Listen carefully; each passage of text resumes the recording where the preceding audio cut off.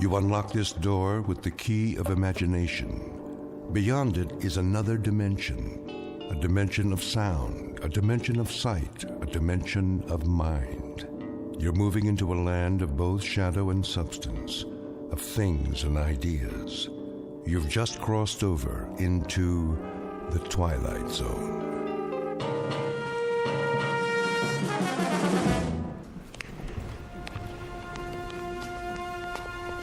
Here we have the famous temptress from ancient Egypt, Cleopatra. Her beauty almost brought about the destruction of Caesar, Mark Antony, and the Roman Empire. And now, if you will follow me, the last group of figures in our little wax museum. The piece de resistance, if I may say so. The most infamous black-hearted killers of all time. This is not for the faint of heart, so if there are any who would prefer to stay behind... I don't like this place. Come on, honey. They're made out of wax. But... No? Very well, then. Feast your eyes upon... Jack the Ripper, Henri Landru, and the dreaded Burke and Hare. It's Burke who's smothering the poor lady with the pillow, while Mr. Hare assists by holding her feet to the bed. And last but not least, in the sailor's garb, Albert Hicks, about to sink his gleaming axe into the skull of his hapless victim, one Martin Senescu. Move in, please. They look so real. Closer. Closer. But not too close. Allow me to introduce Mr. Senescu, the curator of Murderer's Row. Thank you. Thank you. I'm sorry if I startled you. I thought he was one of the dummies. Oh, nothing to be afraid of. Perhaps not, young man. But who can tell what evil lurks in the heart of the man standing next to you? Go ahead, Martin. Introduce your friends. With pleasure. Albert W. Hicks, mate on the oyster smack E.A. Johnson, a gentleman. Yet one day, in 1860, off the Atlantic coast, he murdered everyone in his crew with an axe, exactly like this one. Why did he go mad? I'm afraid we'll never know. Not to mention Burke and Hare, two more monsters of their time. But do they look like monsters? What torment drove them so late in life to behave like ghouls? You see here how they suffocated their victims. A technique called burking. Think of the agonies they endured. Which one's he talking about? Search me. Both of them, sir. All of them. Surely it's dreadful to be murdered, as our victim here would tell you, if she could talk. But to commit murder, to take a life with your own hands, again and again, and not be able to stop yourself. Can you begin to imagine the horror? Nope, but why don't you tell us about it? I wish I could. But somewhere in the world, now, at this very moment, there is someone who can. Yeah? Who? Well, no one knows yet. But if his torment is great enough, and he kills as these poor creatures did, then future generations will know. For he will end up here, immortalized in wax, remembered as you and I will never be, like Henri Landru, so filled with love and hate. He loved nearly 300 women in his lifetime, spinsters and lonely widows. He too must have felt agony as he strangled the life out of them. A master of the garret, identical to the one you see in his hands. That looks like some kind of cord. Just a piece of string. Let me see that. Get away from there. Get away from there. I was only... Mr. Sinescu is right. The figures are not to be touched. They are too rare and valuable. Besides, the museum can't be held responsible for what might happen to you. And here, another soul in torment. The Ripper himself. Of all the faces in London's Whitechapel district, which was his? And why did he feel driven to kill those pathetic drabs with one sweep of his knife? Identical to the blade you see before you. Step closer, young lady. What? Go on. It's only a prop. Lean forward. There. That's quite all right. Look deep into his eyes and remember them so you'll never fall prey to such a man yourself. A man who carried a long, sharp weapon which he slashed across women's throats. Like this. That knife, it swung at me. It almost... Spring in the arm. Pretty good trick. A trick, yes, but one that serves to remind us how near death is to all of us. When we look at Hicks, at Burke, and Hare, at Landru and the Ripper, we see what appear to be ordinary men. What devils pushed them to their bloody fate? We can only guess. Thank you for your kind attention. Thank you, Mr. Sinescu. Ladies and gentlemen, this concludes our tour of Ferguson's Museum. Exit to your right, please.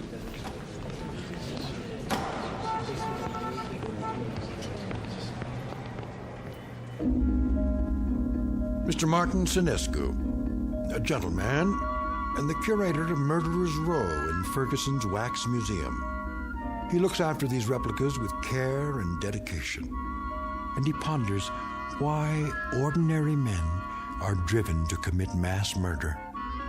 What Mr. Sinescu does not know is that the groundwork has already been laid for a special kind of madness, a torment found only in the Twilight Zone.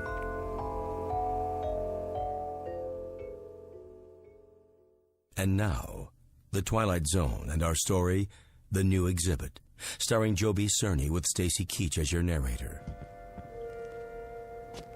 There now, Mr. Landru. Collar turned up just so. Easy to see why you're a real lady killer. We have to do something about that suit. Martin, Yes, Mr. Ferguson? I'd like to talk to you. All right. I'll be through here in a moment. That can wait. What I have to say to you is rather important. You know, sir, I think Landru needs a new suit. This one is 10 years old and shows it. Something wrong, Mr. Ferguson? Well, yes and no. I think we'd better discuss it in my office. All right, if you like, sir.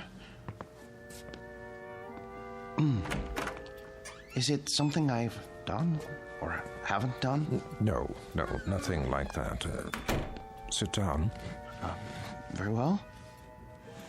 Martin, I'm abandoning the museum. Abandoning? I'm afraid so. Is this a joke, sir? No. But you can't. You mustn't, sir. I know how you feel, Martin, but there isn't any choice. I don't understand. I've been offered a large sum of money for this property.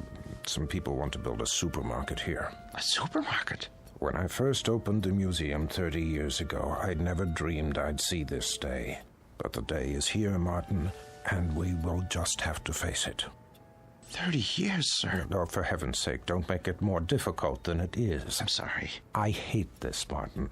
You're the best employee a man could have.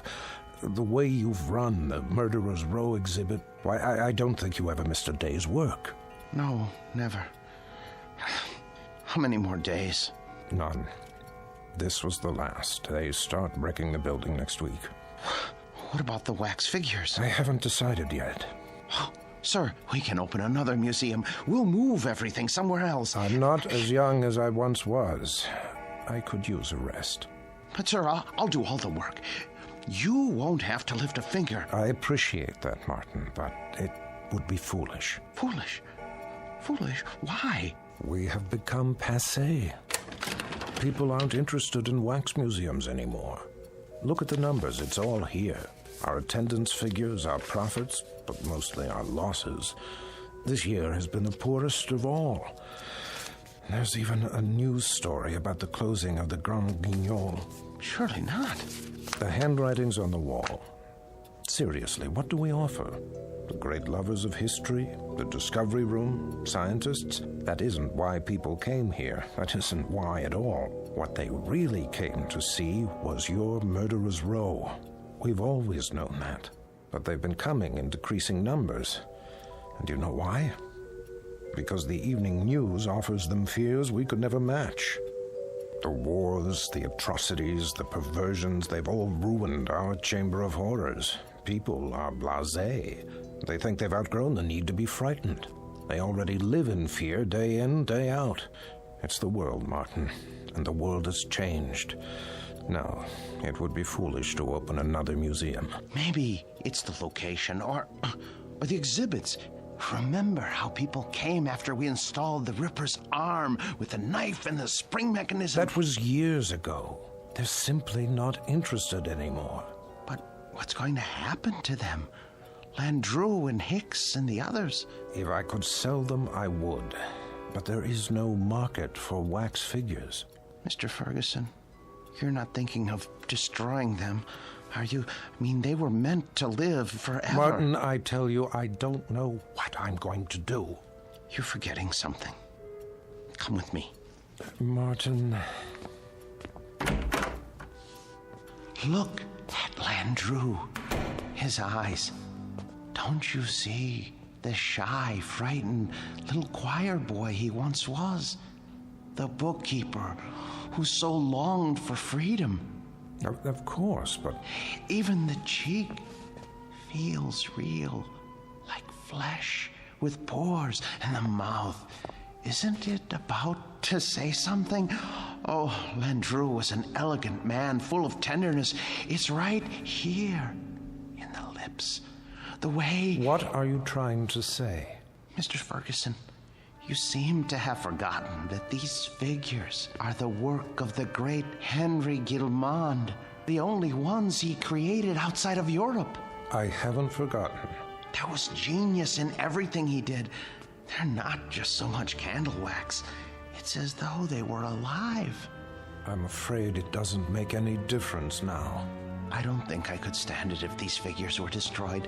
It would be like losing 5 close friends. I won't destroy them, Martin. I give you my word. But where would I store them? You know how vulnerable they are to changes in temperature. I could take them. You? Yes. What would you do with them? I wouldn't put them in an ugly warehouse, I'll tell you that. They need constant care. I'll put them in my basement. That's ridiculous. Think about it. What would Emma say to having the figures of 5 famous murderers in her basement? Oh, she wouldn't mind. She rarely goes in the basement. It's my space. She'll understand. I'll put air conditioning down there and a heater for colder days. Oh, you'll see. I'll take care of them, just as I always have.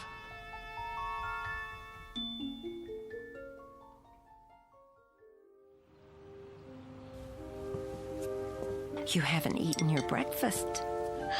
I'm not hungry. They should have arrived by now. They'll get here when they get here. Now, how long do we have to store them? Not long. What time is it? You asked me that 5 minutes ago. Oh, maybe something happened. It's not like moving furniture, you know. They should have let me ride in the truck. What if they dropped one of the crates? There they are now. Just relax. You Martin Sinescu? Yes, are they all right? The boxes? They okay. They didn't break, right? Nope. No bumps? No bumps. What do you want? Look, carry him to the rear of the house and down to the basement. Carefully. Take your time. Well, wait a minute, how much time will it take? I don't know, an hour maybe. You gotta pay by the hour, you know. Sign here. With pleasure, and please, hurry. You see? All here safe and sound. Easy! Please, don't jiggle them. Will you stop worrying? It's getting warm. What? I say, it's getting warm outside. They're very delicate. They can't stand more than 80 degrees. I didn't think they were so big. They're not. The boxes are big. The actual figures are not any bigger than you or I. See? Landru's in the first one. The next is Jack the Ripper. Oh, Emma, I'm so sorry I got mad. But it's gonna be like opening Christmas presents. Mr. Sinescu? Yes? Miller's Appliances. Got your air conditioner in the van. Where do you want it? Oh, good. I'm glad you're here. Look, put it there, the basement window. Oh, please, hurry. I'll do my best. Thank you. You bought an air conditioner? I had to. They can't stand the heat. How much did it cost? Don't worry about that. Well, I am worried about it. Please, leave me alone. Just leave me alone with my friends, all right? Now, if you don't mind, I have to go downstairs.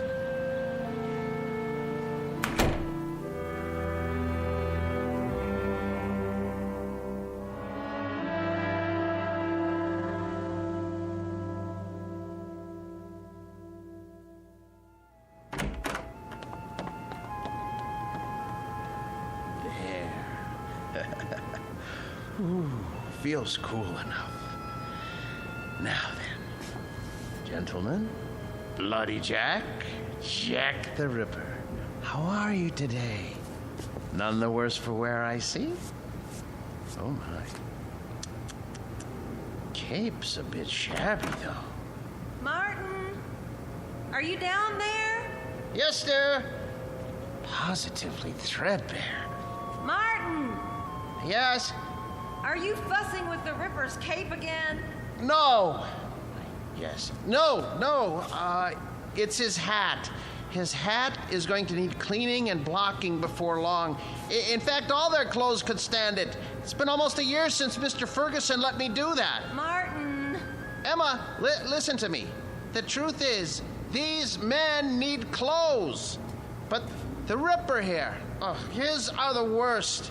Part of his coat back's come undone, and... Martin! What is it, dear? We're not buying them any clothes. Oh, Emma, listen. It's not just buying. It's tailoring to fit their bodies. I don't care, Martin. Oh, you don't mean that. Yes, I do. No, you don't. Honestly, Martin, you pay more attention to those murderers than you ever did to me. Oh, Emma, listen, that's not true. You practically live down there. Emma, they're a trust, a sacred trust. These figures were made by Guy Lamont. They're masterpieces. All right, so they're masterpieces. But you told me it would only be for a few days.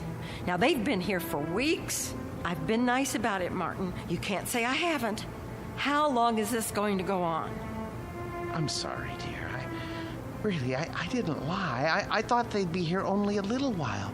I really did. But, well, I can't find anybody to finance the museum. Well, how can you find anyone if you spend all your time down there? Well, I phoned, but everyone I talked to never even has heard of Henry Guillemont. Can you imagine that? What's that? The electric bill. You see how much this air conditioner is costing us running around the clock?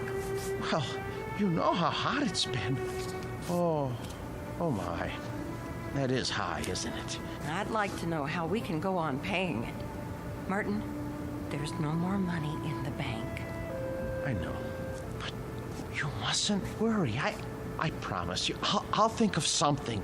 There must be somebody somewhere. Mr. Ferguson. No. Why not?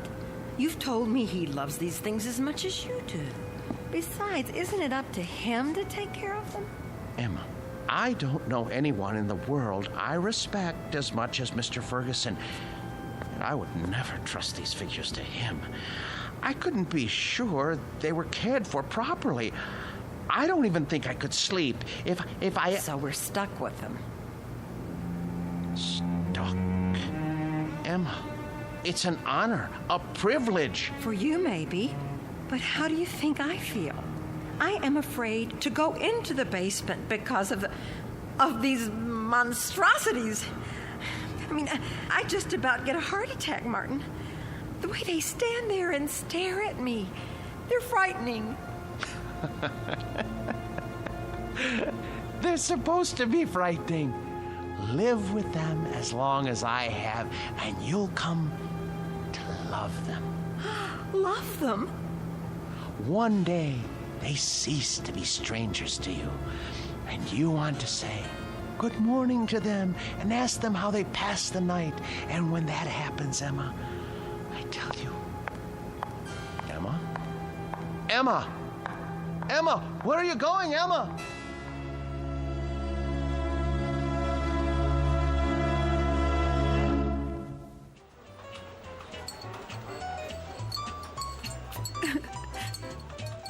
So I just don't know what to do. I mean, we can't borrow any more against the house. That's true. There's no chance for a refi without proof of income. And then today, when the electric bill came, I realized we've been spending a fortune just to keep the basement cool. You should have told me about this. I know, but I didn't want to bother you. I'm also your brother, remember? Oh, Dave. If only one of those people would loan him the money to open the museum, everything would be all right. Now, Emma, listen to me. Nobody's going to put money into a crazy scheme like that. Old Ferguson knew what he was doing when he sold out, and he was smart getting Martin to take care of those dummies. I shouldn't complain. It's just that you know how much he loved his job, and it was such a shock losing it.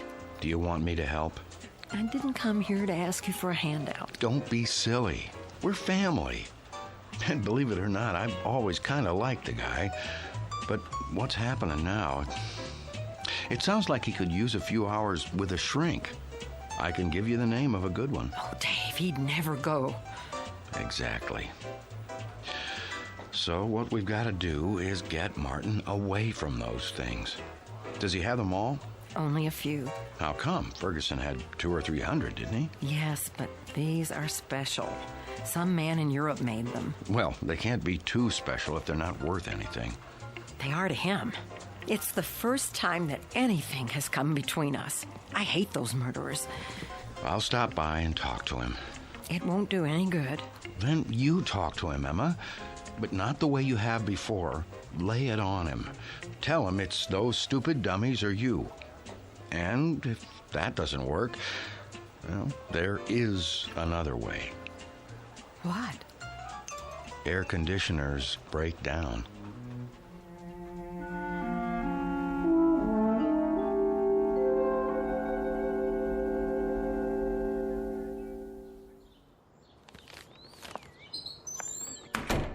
Emma? Emma? Is that you?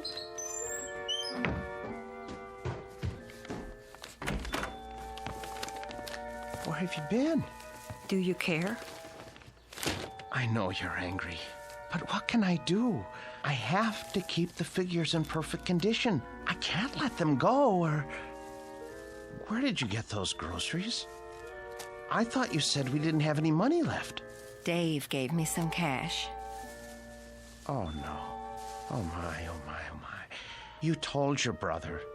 Martin, we can't go on living like this. I'll borrow some money from Mr. Ferguson. Borrowing isn't going to solve anything.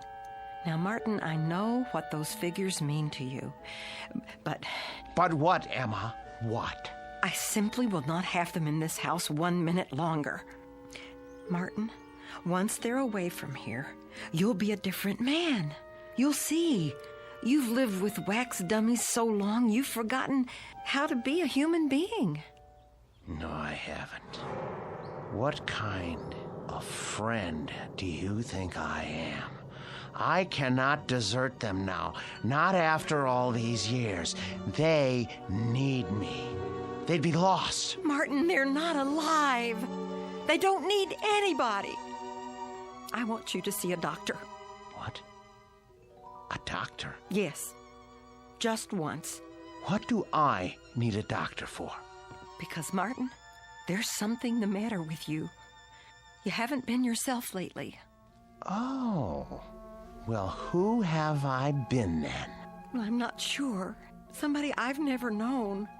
But Martin, staying down in the basement all day and talking to those things, honey, it's not natural. I know it's not natural, but it's my job. I'm not the only husband who brings his work home with him. This was your brother's idea, wasn't it? Well, you go back and tell him to mind his own business.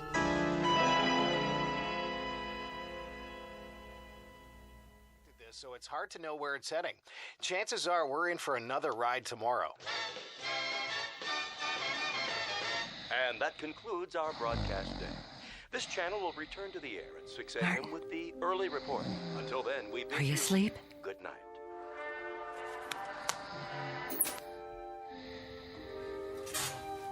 God forgive me. It's time for the air conditioner to break. Oh, it's so dark down here and cold. Well, it won't be for much longer.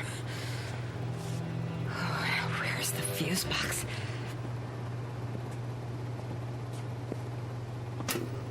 Let's see now. Which one is for the air conditioner?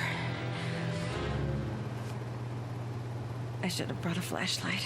I can't see a thing. Here it is. Good.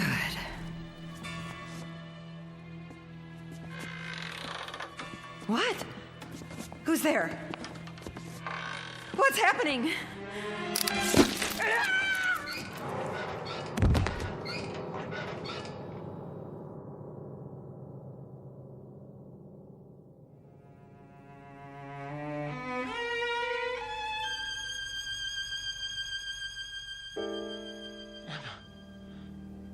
Where are you? Emma? Emma? Are you down in the basement? What are you doing? Emma?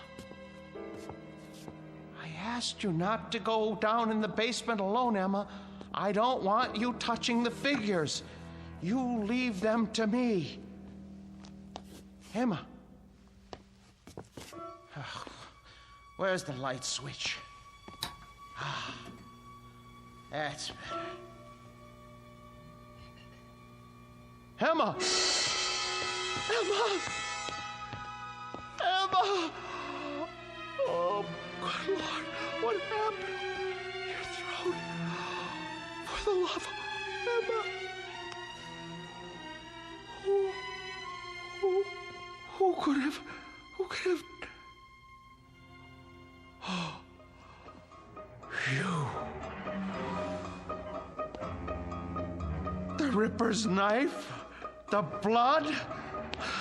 Oh, so no. No.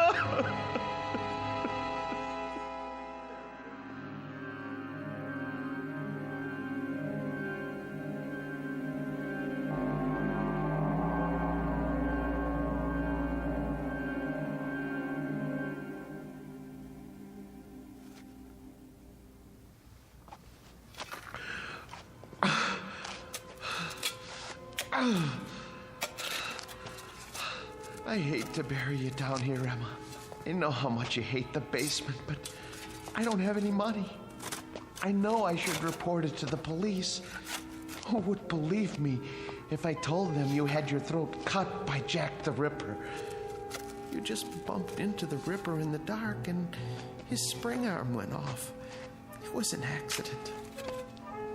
Besides, if I go to prison, who will take care of the figures? It's better this way.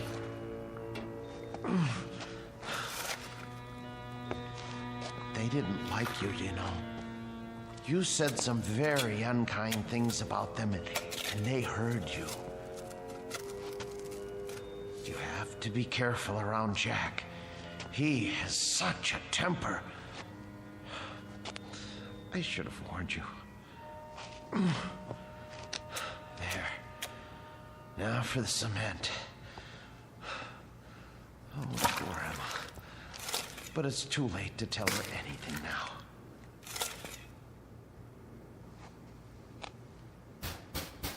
Yes, man. Come back later.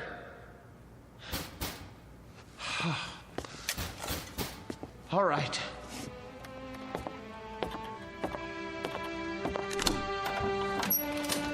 Hi, Mr. Snesku. I gotta read the meter. Hey, careful of the cement. It's wet. Oh, yeah. Doing a little patching, huh?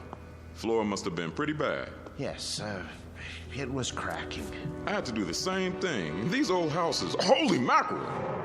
Something the matter? Woo! For a minute there, I thought they were real. How'd you ever get statues like that? Yes, well, they're wax, actually. From the museum. I'm taking care of them. Boy, they're the most realistic things I ever saw. You sure they ain't alive? Well, not altogether. Well, you could have fooled me.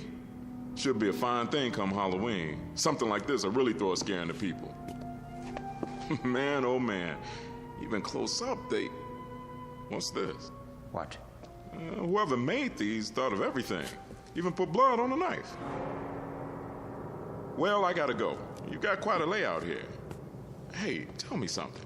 Yes? Don't they ever give you the creeps? Not when you know them as well as I do. You're a real joker, Mr. Sinescu. Wait till I tell the wife about this. Hey, do you think it'll be all right if I bring her over for a look? No. Well, I mean, we're going to be gone. I don't know when we're going to be back.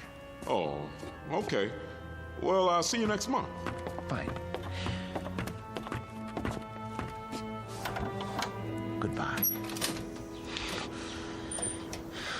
Best to keep the outside door permanently locked.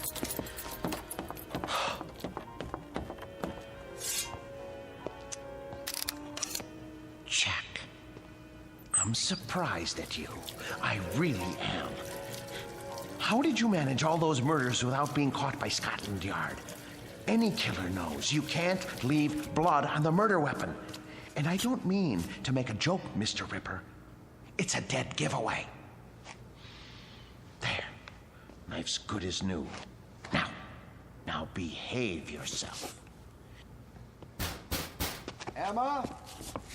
Oh, no. It's her brother. Martin, you in there?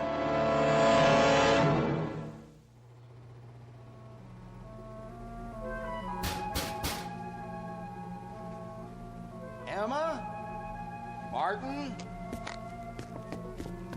Where are you? Gotta lock the basement door. Martin, if you're in there, open up. Now. Martin, are you in the basement? Yes. Yes. Is that you, Dave? I'm down here. Open the door, will you? I can't. Why not? I'm painting the stairs. Look, give me a second. I'll go out the cellar door and come in the kitchen. Okay.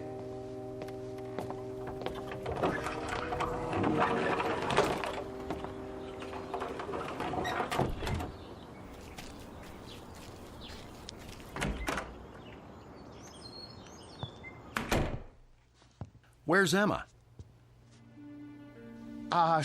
She went out to get some air. Just as well. Mind if I sit down? Why? What do you want? You sit down, too. Dave, look, I don't have time. I'm in the middle of something. Now, just tell me what you want. Emma came to see me yesterday. I'm very embarrassed. She told me about it. She did, huh? Well, that'll make it easier. Perhaps. Oh, you two have an argument? Yes. But look, everything is settled now. Glad to hear it. She was pretty upset when she talked to me. I know. You didn't treat her square when you brought those dummies home. That's been changed. Well, now, I guess I had you pegged wrong. You got rid of them. Yes. Must have been pretty hot in here last night, huh? What? For a bunch of wax dummies. Hey, what's that humming noise? I don't hear anything. It sounds like it's coming from the basement. No, is that the air conditioner? I don't know what you're talking about. What are you driving at? Why's this door locked? I told you, the steps are wet from paint. I don't smell any paint. And why's the air conditioner still going if you got rid of the dummies? Well, I thought it might help the paint dry. Yeah? I thought it might get rid of the fumes. Is that all right? This is my house, isn't it? I think you locked it because you don't want me going down there. You better open up. Are you threatening me in my own house? You didn't get rid of those things at all. Where's Emma? Look, I am tired of answering questions. I've had a busy day. I'll thank you to leave now. All right. I don't want to cause trouble for Emma, so I'll go. But have Emma call me when she gets back, here? I will.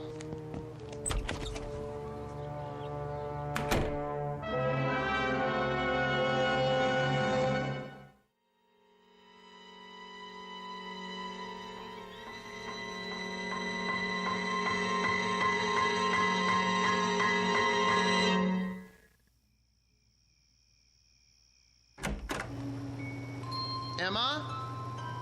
Boys? You can breathe easy. I'm going to bed now. Sweet dreams. Good night.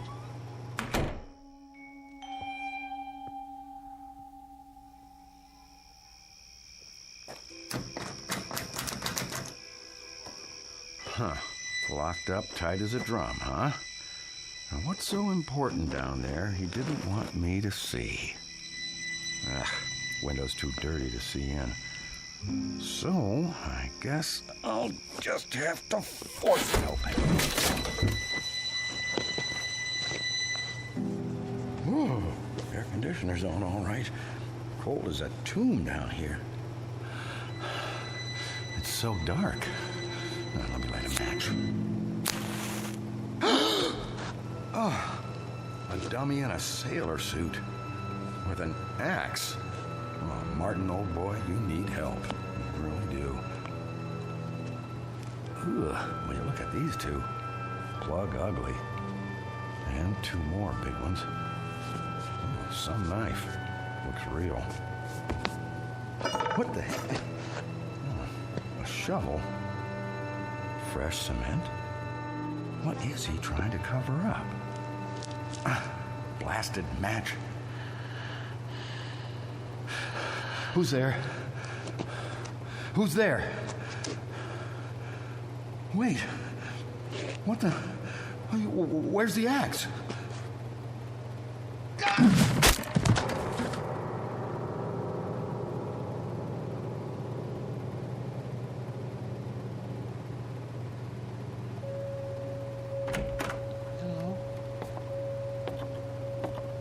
Hello? What's going on? Who's here? Hicks. Where's your axe? Dave. Dave. Oh no. Mr. Hicks. When I took your axe away from you and put it up in the rafters where you couldn't reach it, I tried to make sure that nothing like this could happen. How did you get it down from there? Why did you take it off the rafter?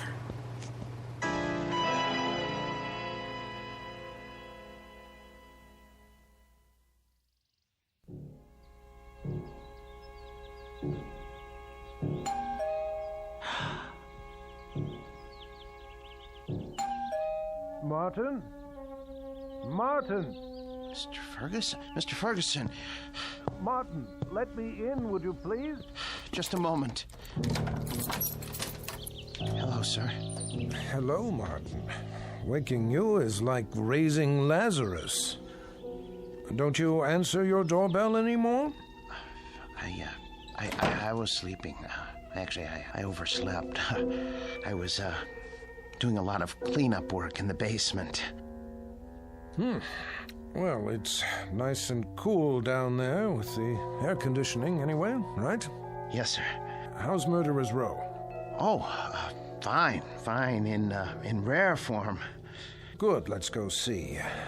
I would have come 2 days ago when you first called, but things haven't been finalized yet. What things? I must say, you've kept them up well. But I have done my best. We get along so well. You don't know what a relief it is to see you.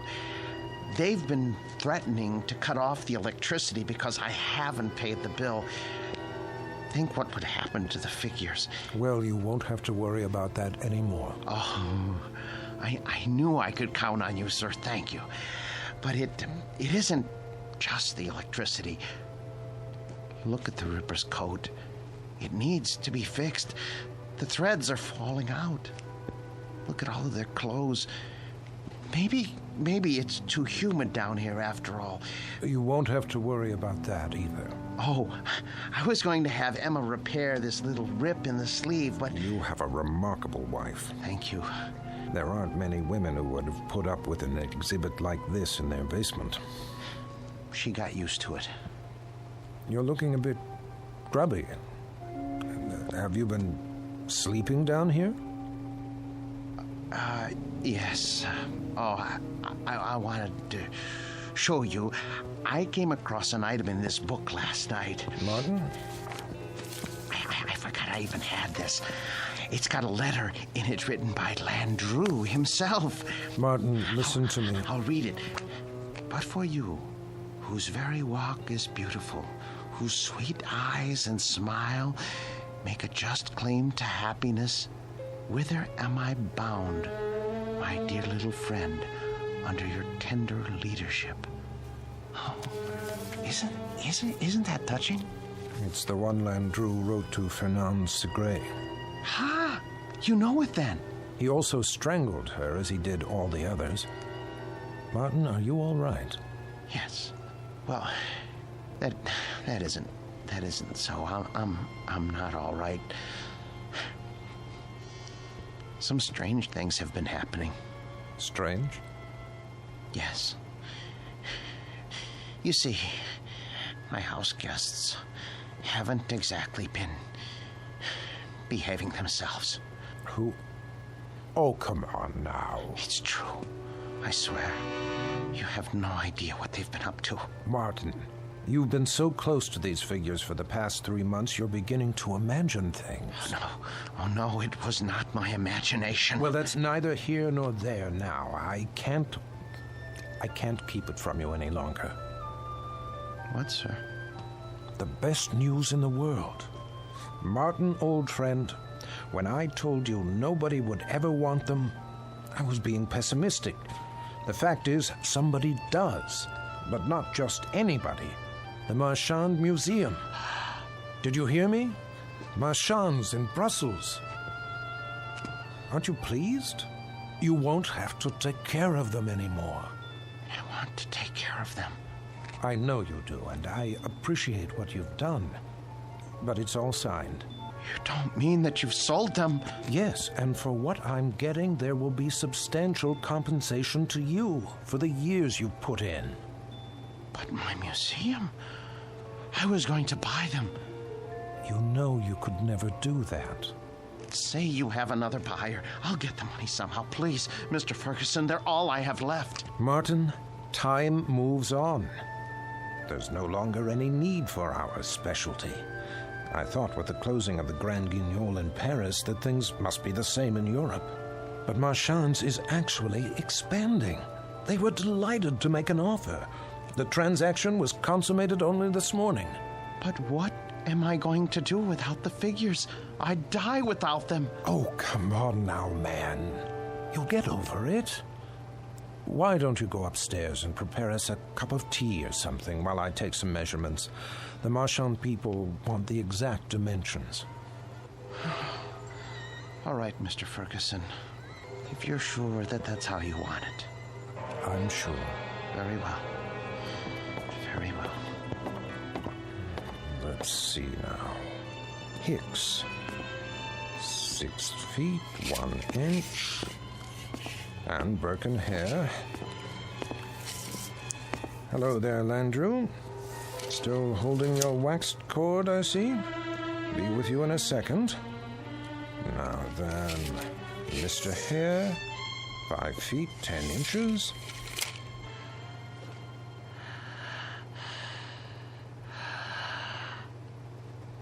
What? What?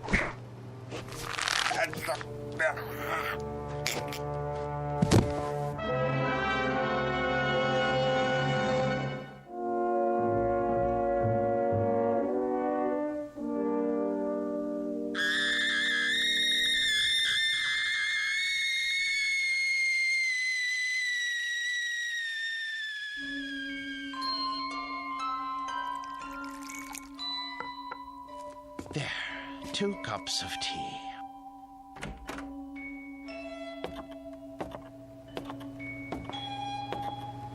Mr. Ferguson, I don't remember whether you take cream and...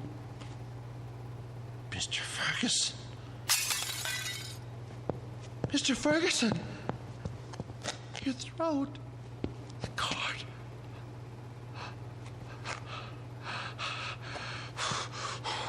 Why did you strangle Mr. Ferguson?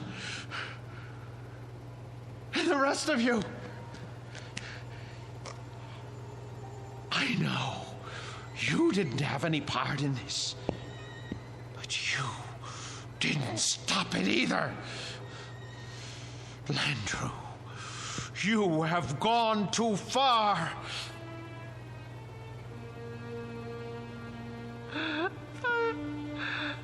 I gave all of you my best years. You wanted for nothing. I washed you. I cleaned your clothes. I waxed your shoes.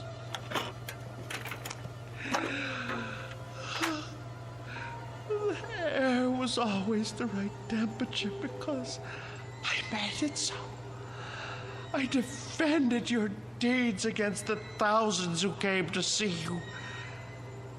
And when Mr. Ferguson sold the museum, who spoke up for you? Who wanted you? And now what have you done to repay me? Murdered Mr. Ferguson? He was a good man. The books were right.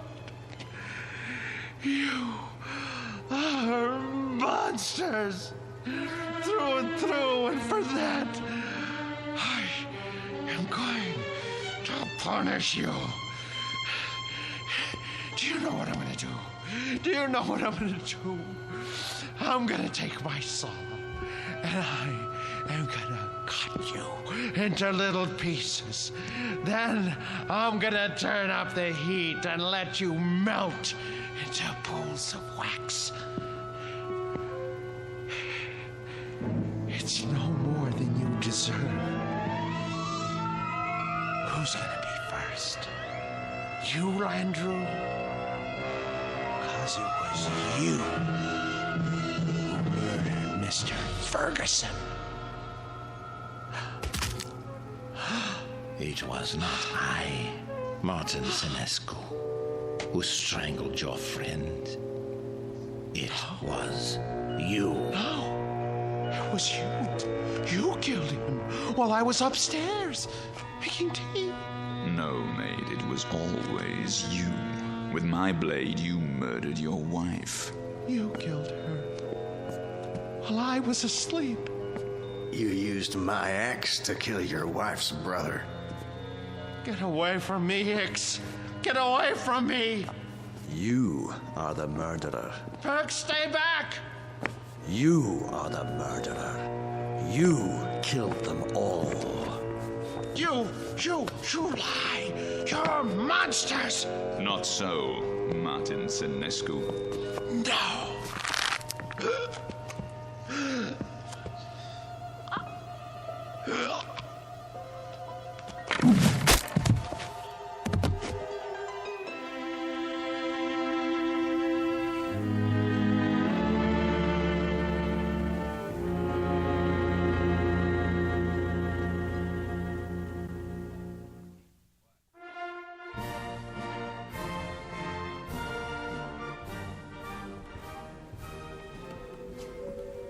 And here is the latest addition to Marchand's Wax Museum, Murderer's Row, complete with its newest cast member, Martin Lombard Senescu, a remarkable and most versatile man.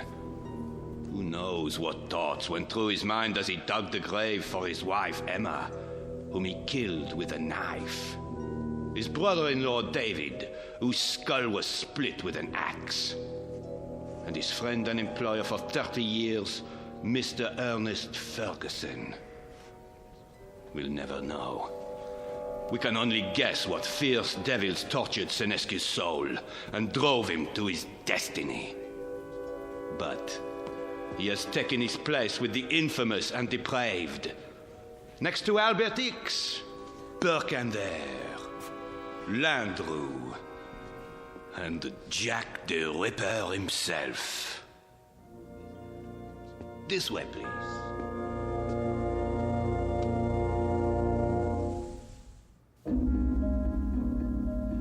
The new exhibit became very popular at Marchand's, an instant hit.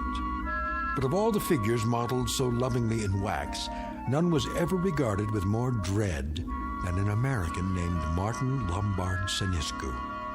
There was something about the eyes, people said, dazed, vacant, as if he had seen too much and come to understand it a moment too late.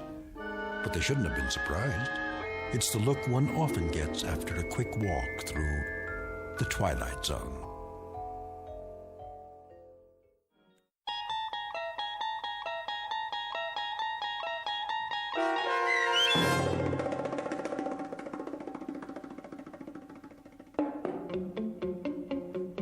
The New Exhibit, starring Joby Cerny with Stacy Keach as your narrator, was adapted for radio by Dennis Etchison and Joby Cerny, and written for The Twilight Zone by Jerry Soule and Charles Beaumont. Heard in the cast were Jim McCants, Nancy Baird, Richard Hensel, Nick Sandys, Tom McElroy, Christian Stolte, Damian Arnold, Roderick Peoples, Craig Harris, Martin Aestro.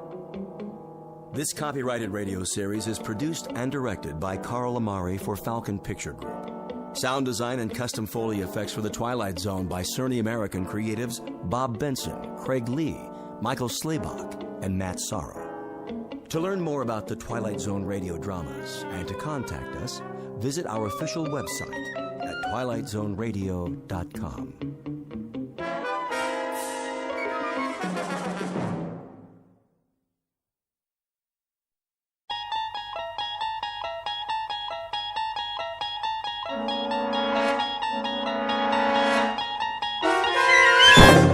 You're traveling through another dimension.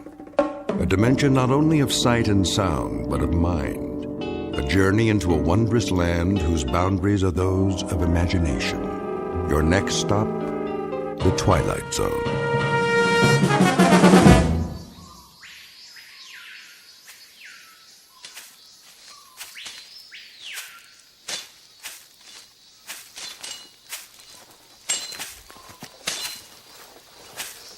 Go on.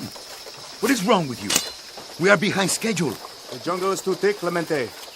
Use your machetes, all of you. We have used them. Now they are dull. Then sharpen them. The burros need water. He's right, Ramos. If we lose another animal, we cannot make it. Very well. Make camp here. Alto. We rest.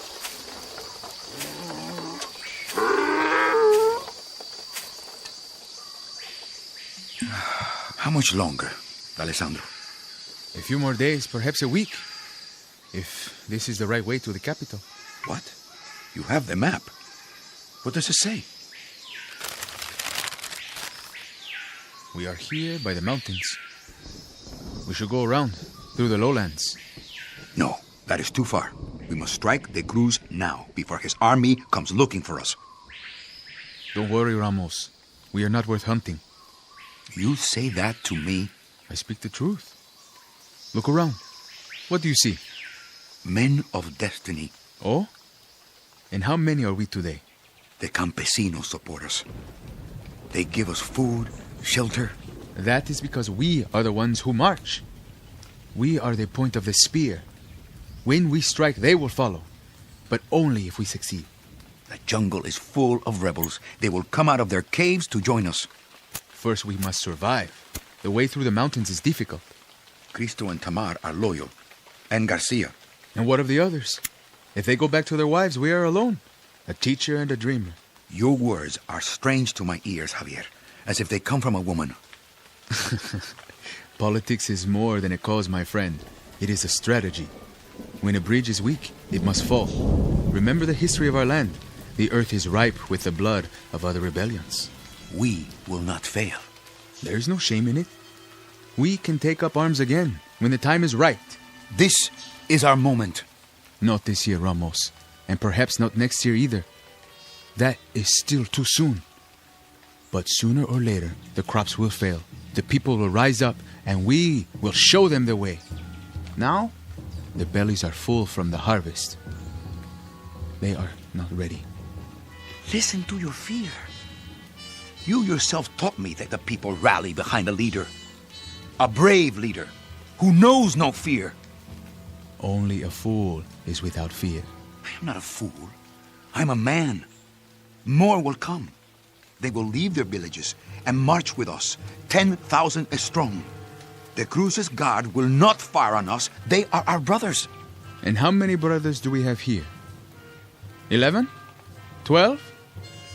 Turn back now, my friend, before it is too late. Too late? Hear me well, because this, I swear, 1 week from now, we take the capital.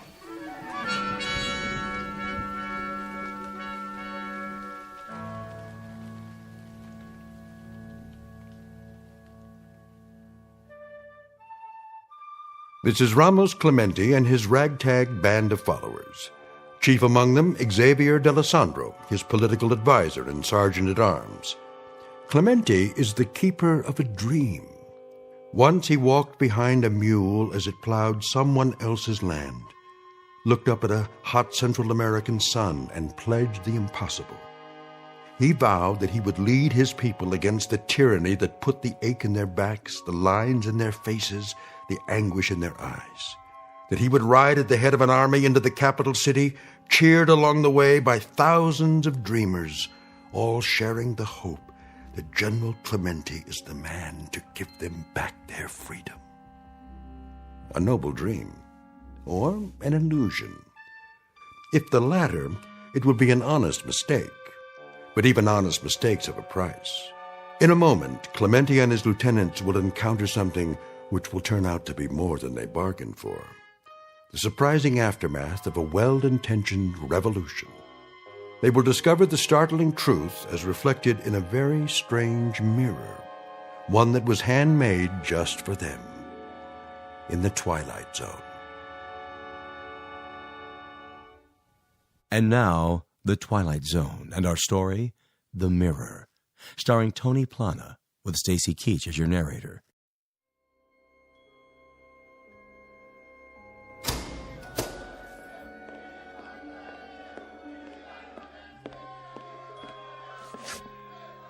Do you hear that? See me, General. They are calling for you. They are. They are. Let them see you, Clemente. Yes, from the balcony. Perhaps I should. Just for a minute. Go on, Ramos. This is your palace now. It is your right. Very well.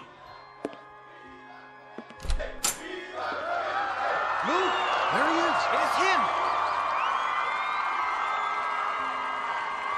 my countrymen, a new day. I promise you the time has come. The president has fallen.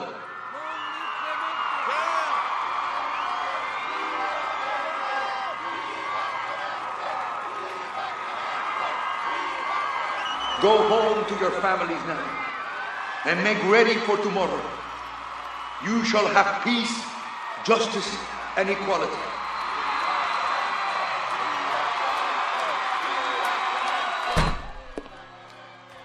Do you hear? Viva Clemente! That is me.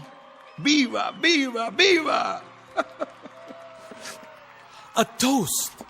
Yes, with some of the Cruz's precious wine. The glasses.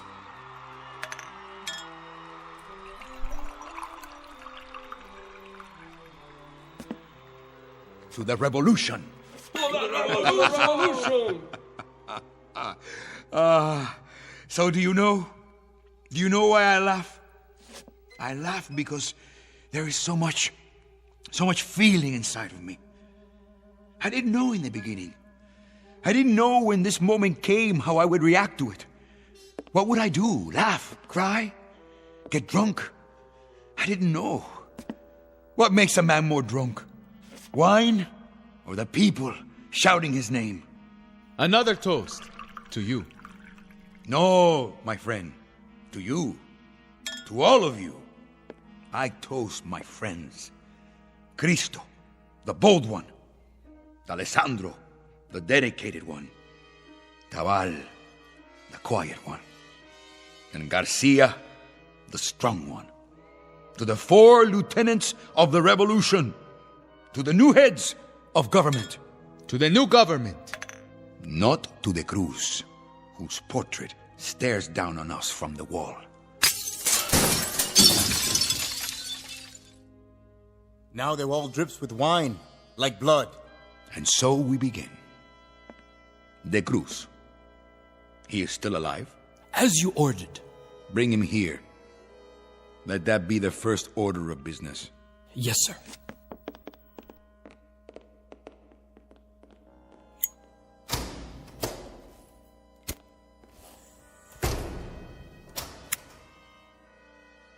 You will have to find another picture for the wall.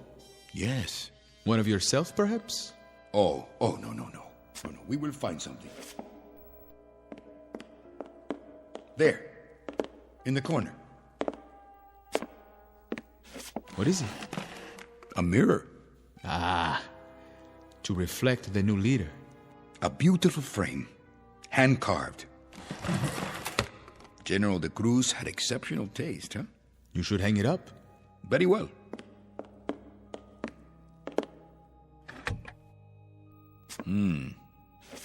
I look tired.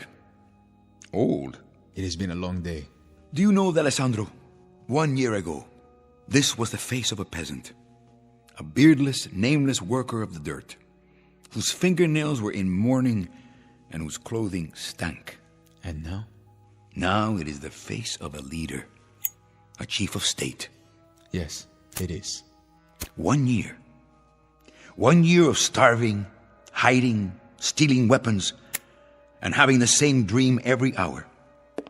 And from the dream came an army, and from the army came a rebellion. And now I have liberated the masses of other nameless workers of the dirt. I have broken their shackles. And what of him? The one whose portrait you have taken down? The memory of him will soon be forgotten. What is your plan? A trial, Alessandro. Of course. A lot of trials. A lot of brick walls and a lot of firing squads. A lot of bloodbaths, you mean? To cleanse us of the past. Are you sure that is the way? It is only fair. Their blood now, in repayment of ours. In here, pig. The General is waiting. Take your hands off me. Now, show respect. You disappoint me, De Cruz. You are not like your portrait. Who are you to judge? I don't recognize him. The man in the picture had arrogance, a full braid on his uniform. Where is he now? I see only an old man in dirty, torn clothes. What do you want of me, Clemente? What I want? Not what I want. What they want. Look, the dictator! To the wall with him! To the wall! To the wall! To the wall! To the wall! You hear? To the wall, they say. But I won't stand you against the wall with a blindfold. That is a cheap death for underlings. Firing squads are for followers, not leaders. No. Old man, you are too good for that. You are a special case. You, I will strip naked and cover with honey. I will tie you spread-eagled on the ground under the sun, and then I'll let the ants eat you. And every time you scream, I'll drink wine. And every time you beg for mercy, I'll laugh out loud, because I want you to take a long time to die. 1 part death for every acre of land you stole. 1 part death for every morsel of food you took out of a peasant's mouth. And 1 part death for every voice you stifled by decree. Now, what is your plea? Or will it be a cry for mercy? I will not oblige you, Clemente, with a cry or a plea. You can strip off my flesh, because it is here for you and easily done by any animal. But my manhood, you greasy little peon, this is as far from you as the moon. Peon? You dare to call me a peon? Stop! He is to be judged, not tormented. He is the animal. And you are not, eh? You are the purists, the idealists, the saviors, the avenging angels. Gentlemen, you will soon be disillusioned. You are me. You are De Cruz. You are Baptista. You are Trujillo. You are Noriega and Duvalier. You are the keepers of the grab bags. You can wave your flags and put up your statues and embrace all the people, from the oldest to the youngest. But we are of the same breed. We are the spoilers. We care for no one but ourselves. You insult me, peon. Enough. He presents his case and we are his best witnesses. We corroborate everything he says. You cannot help but do it. You think this room, the people out there, you think these are the fruits of victory? The spoils? No. They are simply a legacy, Clemente. What I pass on to you. Power you shall have. Certainly, power. Enough to make you giddy. But there are other things in the inheritance. You will find them soon enough. What things? Fear. The chief legacy. Fear of assassination. Fear of disloyalty. Fear of rebellion. Fear of another Clemente hiding in the hills. Fear even of the Norte Americanos who offer you money and supplies. God help you. God pity you. Take him away. On your feet. Guards!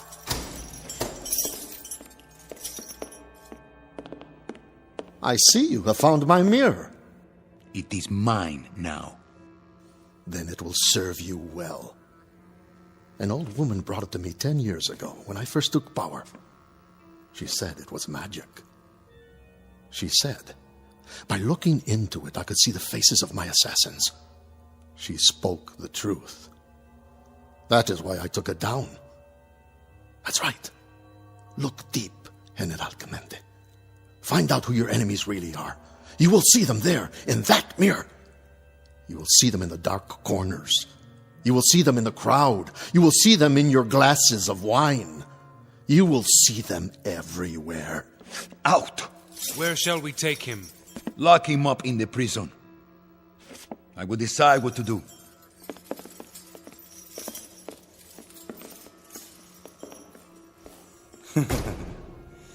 Assassins, come out wherever you are. Come on, assassins. Come out of the mirror. Yes, a joke. A stupid, ignorant joke. Assassins in the mirror.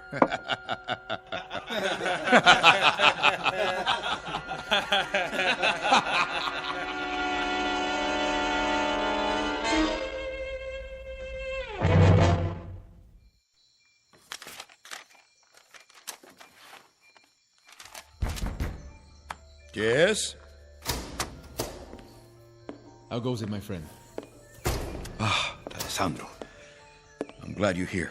It is dark. The chandelier, let me turn it on. No, please. I need to think. The candles, then? Only one. That is enough.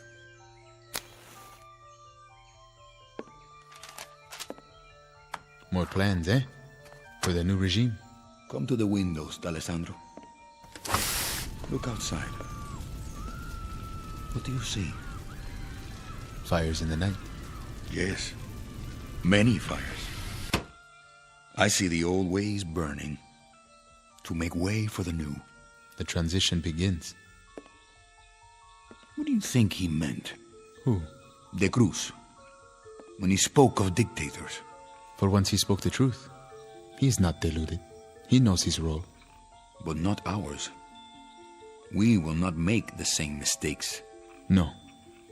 But be cautious, my friend. It is easy to slip. Too much blood and the crops will not grow. We will know a season of poverty before the people are reborn. False friends will come to you, offering help. We must make alliances. There is always a price. Their influence, like fish hooks to bind us to them. From our neighbors to the south and the north. From lands across the sea.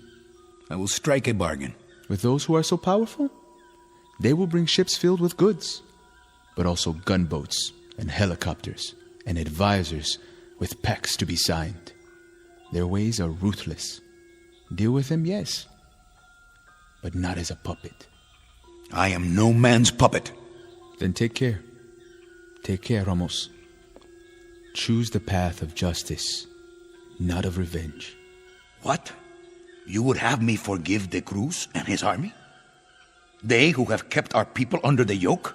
Not forgiveness, banishment. The prison is overflowing. We do not have enough bullets to liquidate them all. So they go to another land and rebuild their army.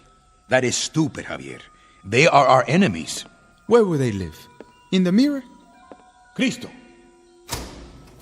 Sir. How many prisoners are there? In the capital? About 1,000. Start shooting them. When? Tonight. Yes, sir. Right away. I see. There is no time for trials. But for murder, there's plenty of time? What are you? A chameleon? The ease with which you strip off one color and put on another. You turn my stomach. I thought you were with me. I am. But not with mass murder. Murderers can never be murdered. They can only be eliminated. You clean your house with a reckless hand. Go, Cristo. Give the order. Gladly. You should look in that mirror and see what face looks back at you.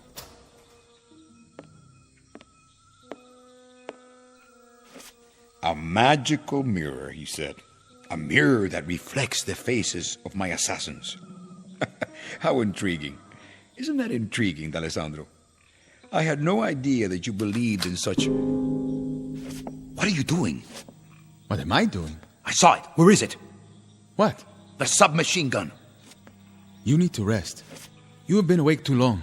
Tomorrow we will go into the fields, the villages, meet with the people.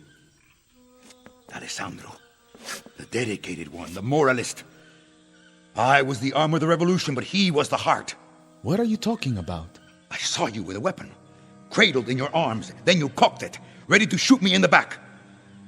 Where are you hiding it? Ramos, listen to me. You're not making sense. A man can believe his own eyes. I saw you in the mirror with the gun. I should have known. What gun? Ramos, you sound demented. I should have known. Of all of them, it would be you. It would have to be you, D'Alessandro. What are you doing?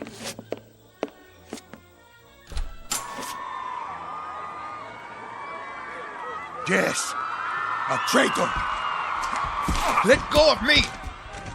See him with your own eyes. See the assassin. Do with him what you will. I am not an assassin. I am your lieutenant. Your conscience. No!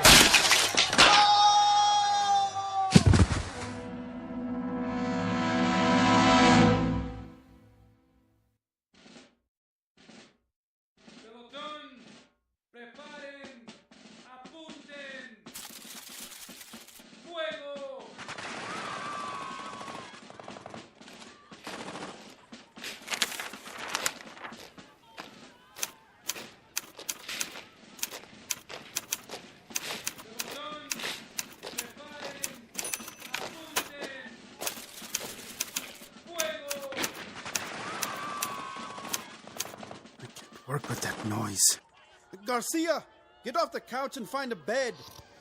What? Huh?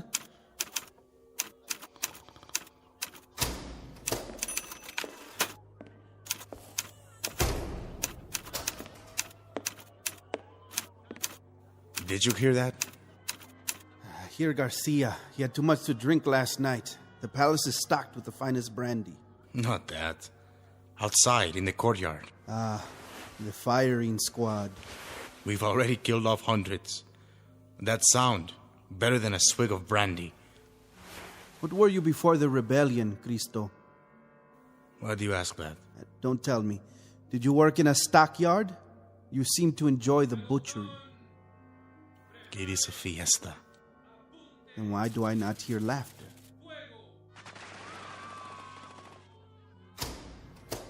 The crowd is getting bored, I think.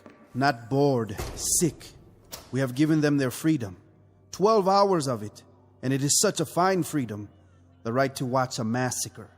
10 executions at least, every 5 minutes. You would like more? Good morning, Clemente. We did not give them their freedom, Tabal. What? You said we. It was I who gave it to them. And I'm sure you'll continue to give it to them. Why are they quiet? They scream for justice, and when you give it to them, they become weary. Like an audience in 1 peso seats at a burlesque. Their entertainment must be varied, costume changes every 5 minutes, or they lose interest. New bodies every few minutes. But even that is not enough. I know them well. You fill their stomachs and it empties their brains. They have cheap tastes and short memories. Clemente. Something to say, Tabal? No. I have papers to check. The figures for De Cruz's treasury. Is there nothing more? Something that sits heavy on you?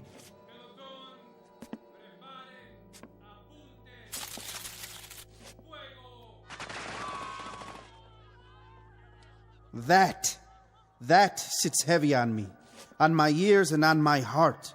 Why should it? Execution is not a time of joy. But even this is not as bad as the death of a man who was my friend. That is a sword in my chest. D'Alessandro? An assassin? And that's the worst lie of all. It was no lie. He was no assassin. What? What's the matter? What's going on? Oh. Still at it out there, huh? Yes, until their work is done. Good morning to you, Senor Garcia. How handsome you look in the mirror. What do you see there? I see only a tired soldier. A man who needs a change of clothes. Is there a bathtub? Many. Take your pick. Oh, I'll go then. And that is all? You don't see any assassins in that mirror? No, I see nothing but my ugly face. Even an assassin might be better.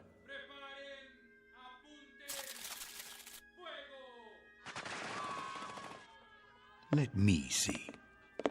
No, leave the mirror alone. Why? You can talk yourself into an illusion. You can make yourself believe anything. Let go of my arm.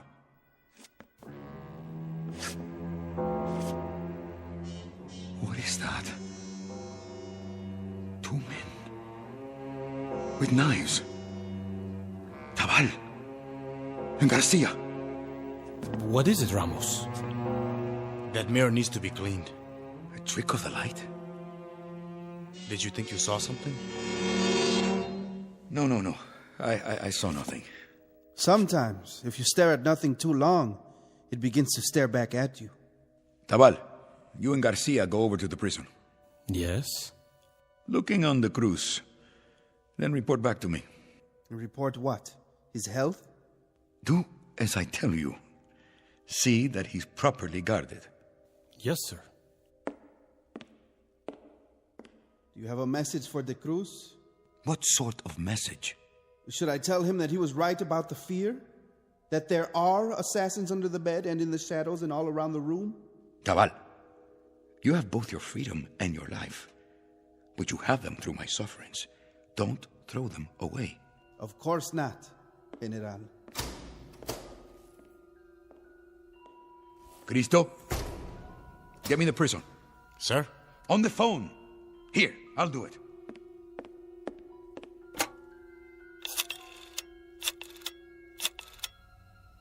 Hello? Hello? Are you asleep down there? It's General Clemente. That's correct. This is urgent. I want the prison. No, not the office, the front gate. That's right.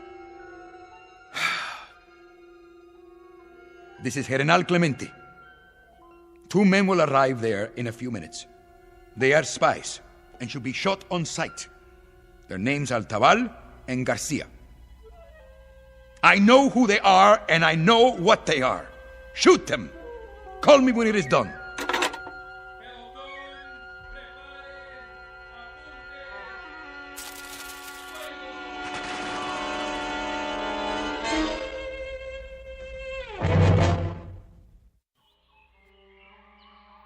Move the bodies out. Yes, sir. Right away. I think maybe I'm still asleep. I wish you were, and me as well. Did you ever have a dream that... never mind.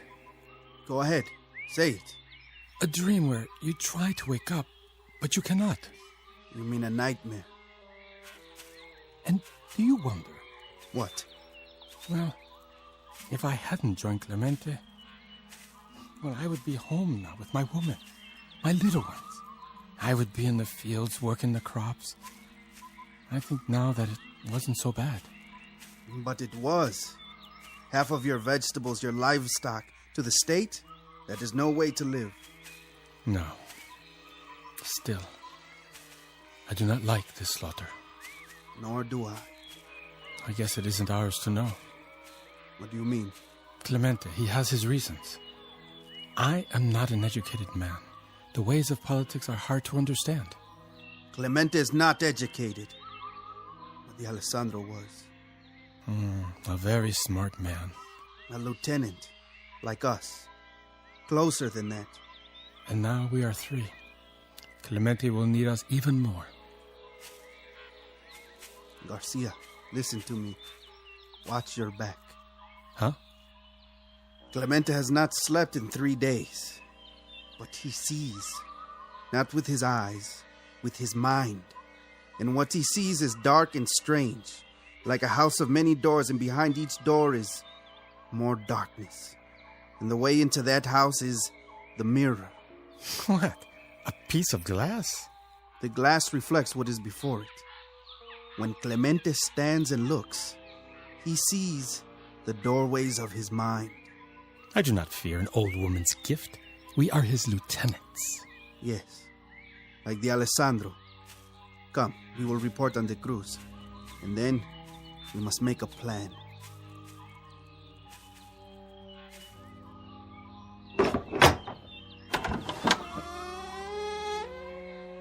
Señor Garcia, Señor Tabal. You know our names?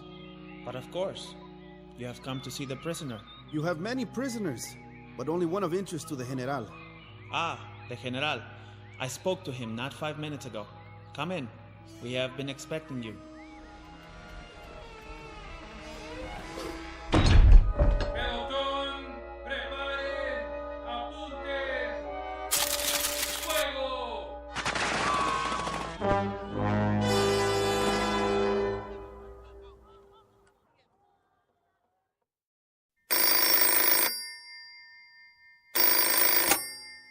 Clemente, are they there?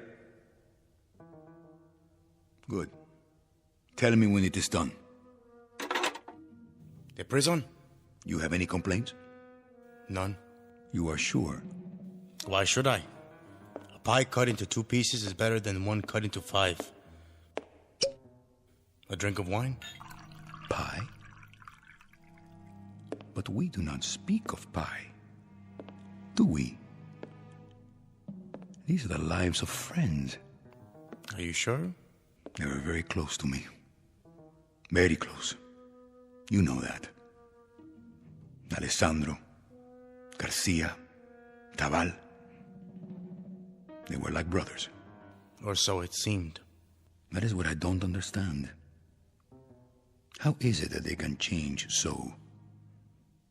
And even more curious, how can I crush them underfoot like ants and feel nothing? Men cannot be brothers and assassins. No. They must choose. It is to be expected. When a man has power, he has enemies. And now, you have enemies. Enemies, yes. I understand that. But are all my friends to be my enemies? From now on, Ramos, you have no friends. You have only followers and competitors. This is the breakdown of your world. You must live with it. And how do you classify yourself, Cristo? Myself? I am a follower, General. For how long? That is a strange question. For how long will you be a follower? Until some quiet moment when my back is turned? Oh, no. Only until that moment when you prove to me that you cannot lead. Only until the moment when I think that perhaps... Perhaps what?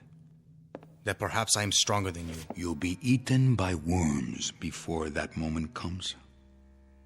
Besides, if my back is turned to you, I will see you in the mirror. As I do now. What is it? What do you see? Only you. At the desk. Holding out a glass of wine. Of course. Here is a glass for you. Now you pour it. Take a drink. It will make you feel better. But you poured it before. I saw you in the mirror. Your eyes are tired. Go ahead. It will help you sleep. It will help me sleep. But for how long, Cristo? How long will I sleep after drinking it? For all eternity? Why did you do that? What did you put in the glass? A powder? You point a gun at me? Only at traitors. But there is no reason. I have a desire to live out my life. I am allergic to poison. You have gone crazy. Mark your words carefully, Cristo.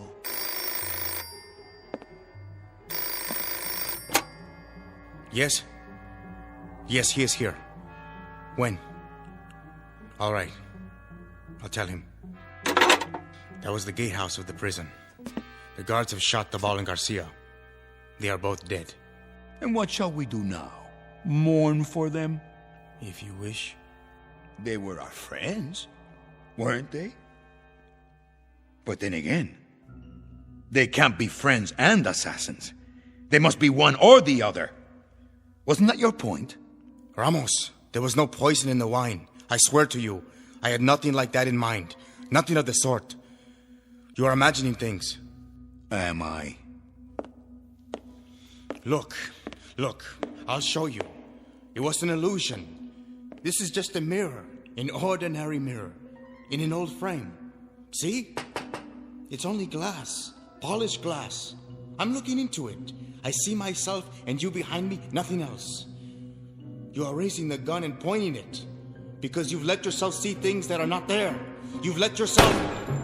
Ramos! Ramos! What have you done? Only what I had to do. A terrible mistake. Now, you will be very lonely. You will be all alone. You have just killed the better man. The better man. Ramos.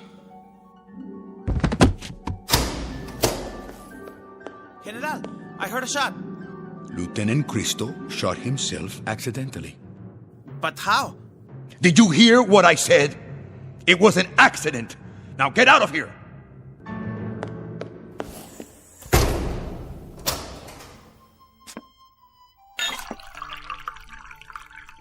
To the 4 lieutenants of the revolution, to the new heads of government, to the Alessandro, the dedicated, Tabal, the quiet, Garcia, the strong one, and to Cristo, the bold one.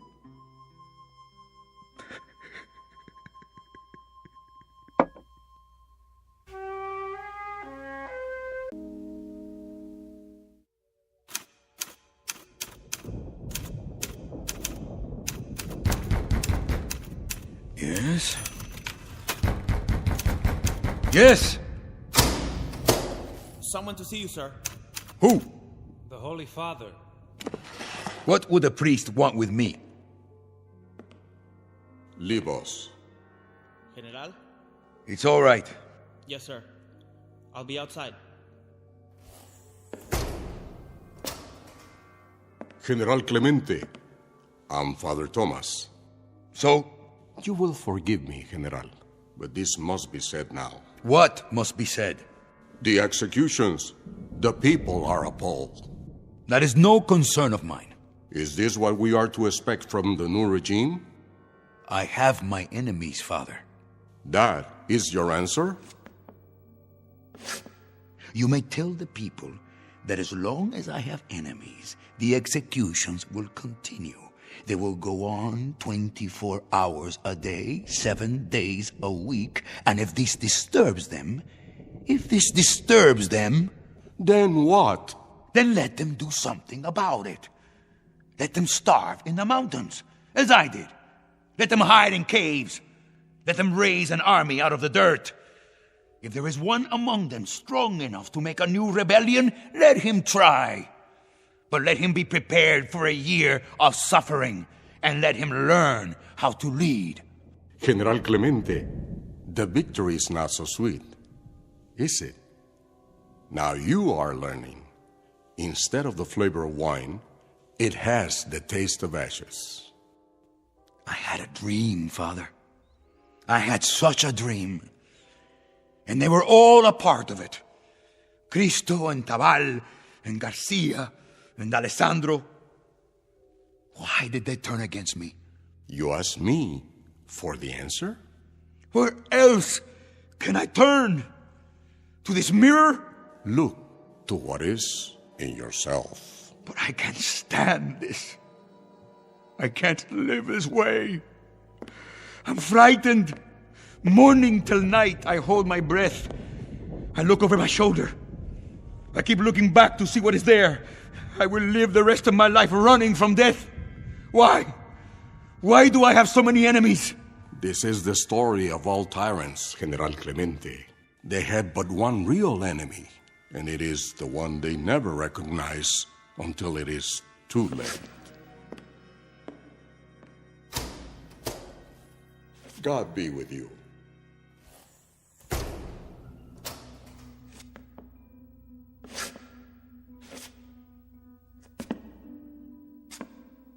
You. I see you looking at me. What do you see? What do you see?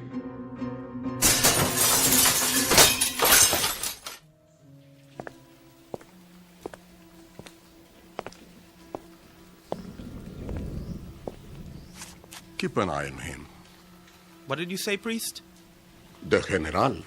He's not well. General Clemente is a great man. He might have been.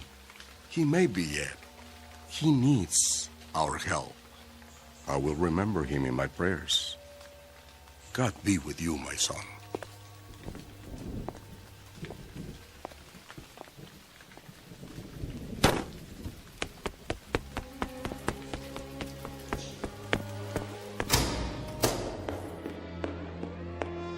My General, the blood. Who has done this terrible thing?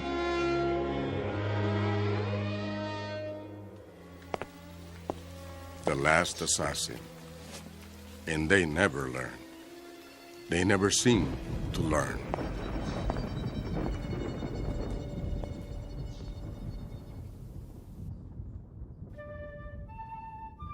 Ramos Clemente, a would-be savior in khakis, his brains blown out by an illusion.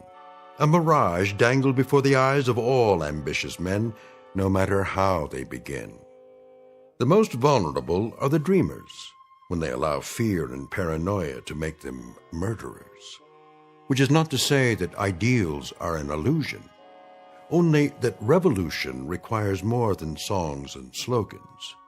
Courage helps, as does character, a touch of luck, and something along the lines of superhuman strength, whether it be found here or in the Twilight Zone.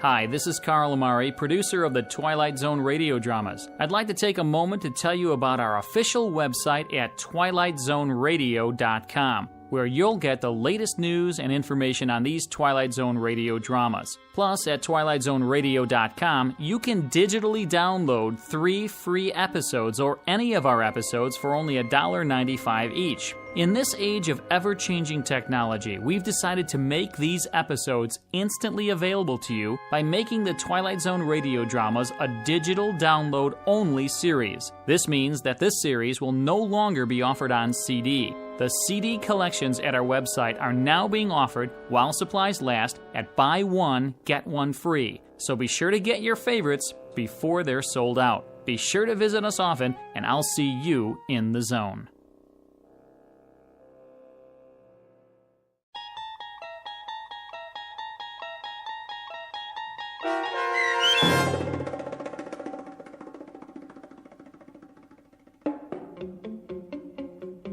The Mirror, starring Tony Plana with Stacy Keach as your narrator, was adapted for radio by Dennis Etchison and written for The Twilight Zone by Rod Serling. Heard in the cast were Tony Sancho, Rick Vargas, Eddie Martinez, Tony Castillo, Ricardo Gutierrez, Ivan Vega, Florentino Mitchell, Arturo Montemayor, and Oliver Adolphi. The producers of The Twilight Zone wish to thank CBS Enterprises and the Rod Serling Estate for making this series possible. This copyrighted radio series is produced and directed by Carl Amari for Falcon Picture Group and Westwood One. Sound design and custom Foley effects for The Twilight Zone by Cerny American Creatives Bob Benson, Craig Lee, Matt Sorrow, Tim Cerny, and Todd Beyer. To learn more about The Twilight Zone radio dramas and to contact us, visit our official website at twilightzoneradio.com. This is Doc James speaking.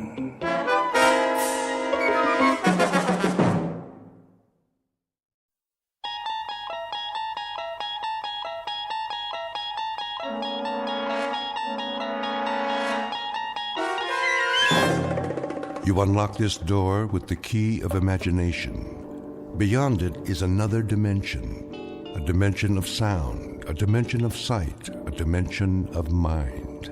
You're moving into a land of both shadow and substance, of things and ideas. You've just crossed over into the Twilight Zone.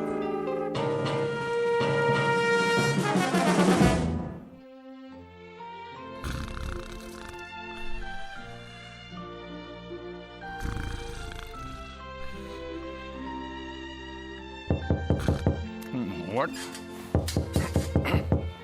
Go away. Ed, you in there? Yeah. Where else would I be? Open up. It's me. Oh, all right.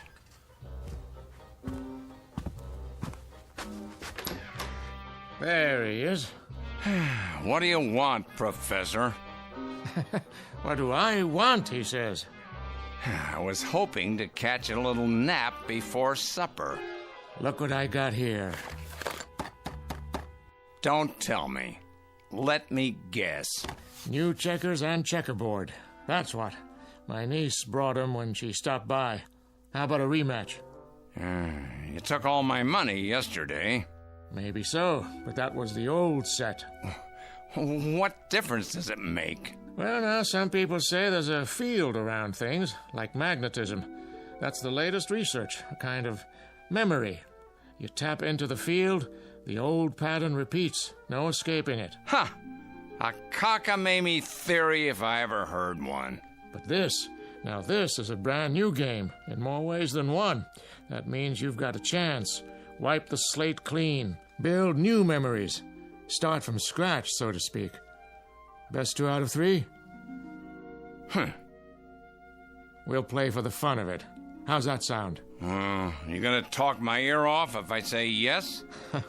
My lips are sealed. Where? Sitting room's available. The television's in there. Nobody's watching it. Too early yet. You sure? Last time I looked. Of course, the longer we stand here talking. All right, Professor. You're on. Good man. Just give me a minute here. You got rid of the old radio, I see. No, I didn't. Just put it down in the basement for safekeeping. Till you get it fixed, huh? It doesn't need to be fixed. Works fine. Oh, I thought... Well, I haven't heard you play it for years. That's because there was never anything on. I beg to differ. You know how many stations there are in the U.S.? More licenses than ever. FM as well as AM. Yes, and none of them worth listening to. Talk shows. Rock and roll. Huh. Well, I don't know what stations you were listening to. All the same nowadays, it's a disgrace to a radio like that. The craftsmanship. You don't see fine cabinets anymore like that. Wood veneer. And the speakers inside, 12 inches. Bass you could feel. Puts those dinky little jobs to shame. Too bad it's in storage. I might just get it out of storage so you can hear what a real radio sounds like, huh? Of course, you'll need an antenna. Why? I never needed one before. Can't get anything upstairs. It's the angle to the transmitter. You see, the radio waves... Yeah, sure. You'll see, Professor. One of these days, if you're lucky, I might let you listen in. I look forward to it, Ed. I really do. But for now, how about some serious checkers? Unless you're chickening out. Not on your life. Let's go. Heck of a console, I'll give you that. Never saw one quite like it.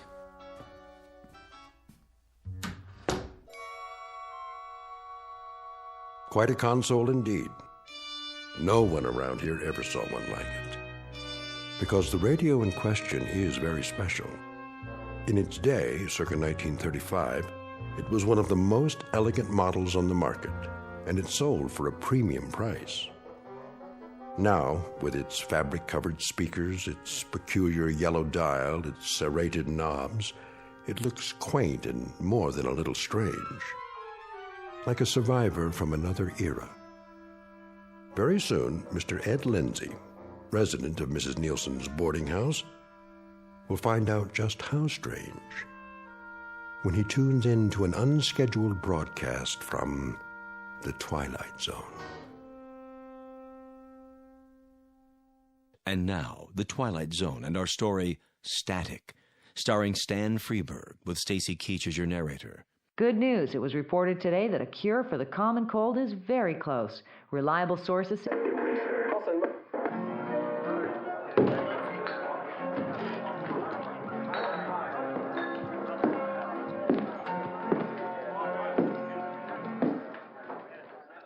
All right, lads. Move away from the bar. I've had all I can take from you. Everybody ready? Whatever you say, Father. What did you say, Mrs. Nielsen? Dinner. It's almost ready. You hated your brother. Not for a few more minutes. The program isn't over yet. How about you, Vinny? Any time at all, Ruth. I'm not particular.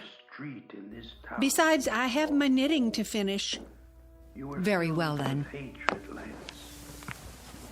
But I It's understand. pleasant just to sit here, don't you think? All of us together like a family. You're gonna draw her, ain't you?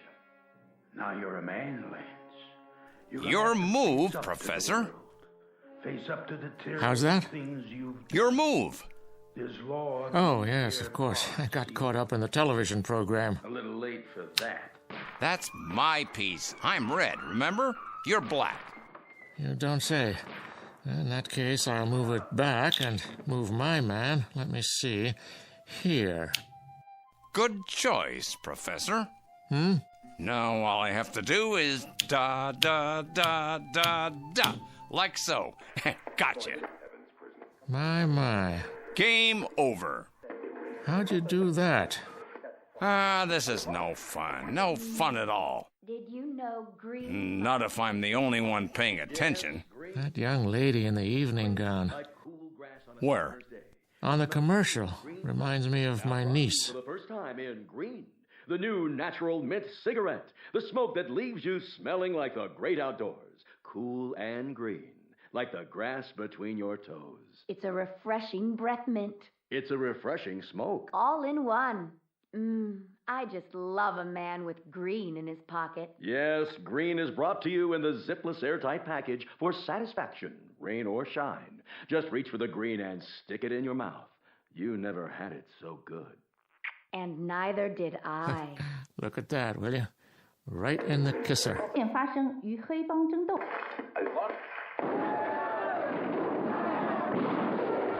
What's the matter with you, Professor? What's the matter with all you people? Speak for yourself. Are you hypnotized? Have you gone out of your blessed minds?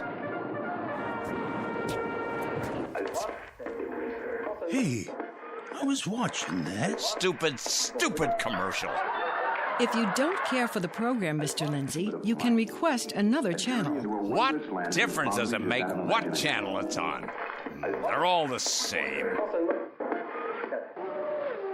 And it's a beautiful day at the Green 500. Another lap, and number 54, Jeremiah Jones takes the lead. Jeremiah Jones, my favorite reckless driver.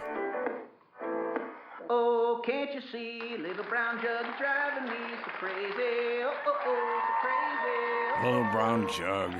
And again, it's hammered. America's leading vacation development. A spectacular golf course with challenging sand traps, a beach-like atmosphere, rainfall of less than 1 inch a year, Fine, if you're and a man-made hermit lake crab. soon to be constructed. What are you doing there? At the Green 500. Where's my program? Right here. Nowhere. And that's where you'll all be if you keep watching this pap. See here, Mr. Lindsay, you've no call to say a thing like that. If you don't enjoy the programs, you can keep it to yourself. That's the least you can do. You're right, Mrs. Nielsen. That's exactly what I plan to do from now on. I'm going to find some real programs to listen to. And if I can't, well, I'll listen to nothing.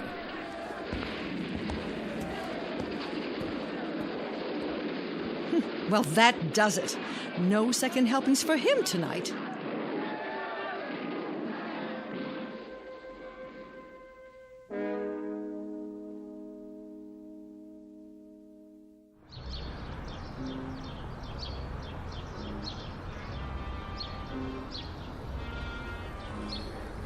Hey, Tommy. Hi, Mr. Lindsay. Tommy, come over here, will you? I gotta get home. Now, this'll just take a minute. My mom's got dinner ready. How would you like to make 50 cents? Gee, 2 whole quarters? All right, I'll make it $1. I need your help with something. Like what? There's a box down in the basement. Yeah? I'm not so good at lifting anymore. Oh. Leave your skateboard by the porch there. Okay.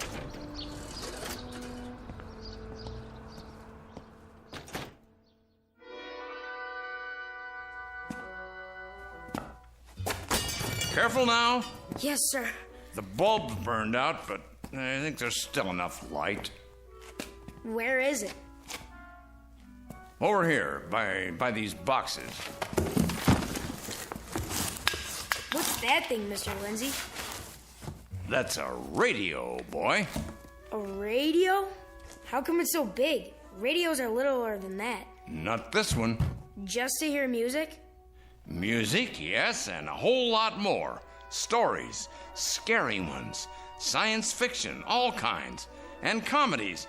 Jack Benny, Fred Allen, Edgar Bergen and Charlie McCarthy, Red Skelton, and music. Oh, such great music. What do you need a big old radio like this for? Just turn on the TV. TV. This is much better. Yeah? What's it do? It does everything a TV does, and then some. No, it doesn't. Where's the picture? In your mind, Tommy. In your mind. Now let's just slide it across the floor there and then carry it up the stairs. Yes, sir.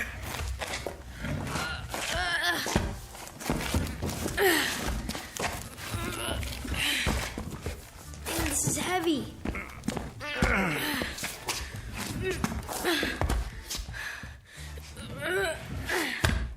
Don't worry, Mr. Lindsay. I got it. There we go. Good boy. Now, that wasn't so heavy, was it? Nah. Where are you gonna put it? In my room. All we have to do now is get it up to the second floor. Don't hurt yourself. Not a chance. Well, now, what have you got there? What does it look like? A radio. Is this the one? Why, I remember that set. Do you? I thought you'd thrown it away years ago. I never throw anything away that's worth keeping. Need some help? No, thanks. Listen to him, Ed. It's no trouble. Come on, boy, let's go. What do you think I'm paying you for? Yes, sir.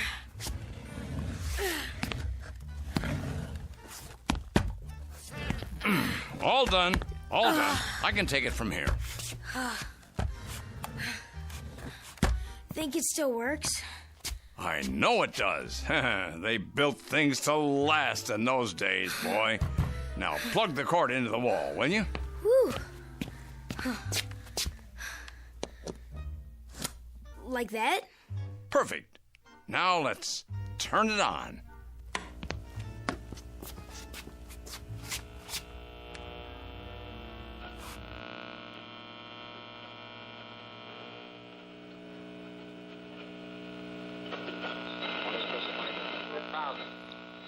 And now for the weather, more of the same. Tri-City area.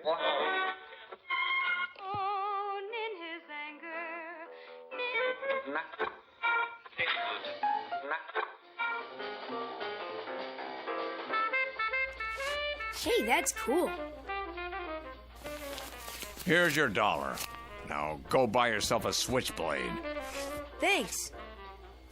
Well, take it easy, Mr. Lindsay. Yeah, sure, boy. Now, let's see what we can bring in here.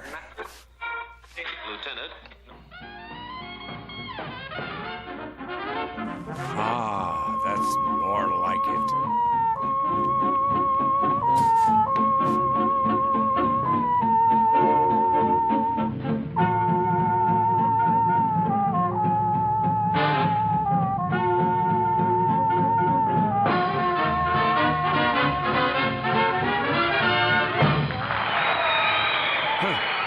Shame I missed that. And now, here is Major Bose. Now you're talking. Good evening, friends. On this opening day of autumn, we spin... This is station WPDA in Cedarsburg, New Jersey. Returning. Wait, not now. Come on, come on. Are you in there? Yeah. Perfect timing. perfect, I tell you.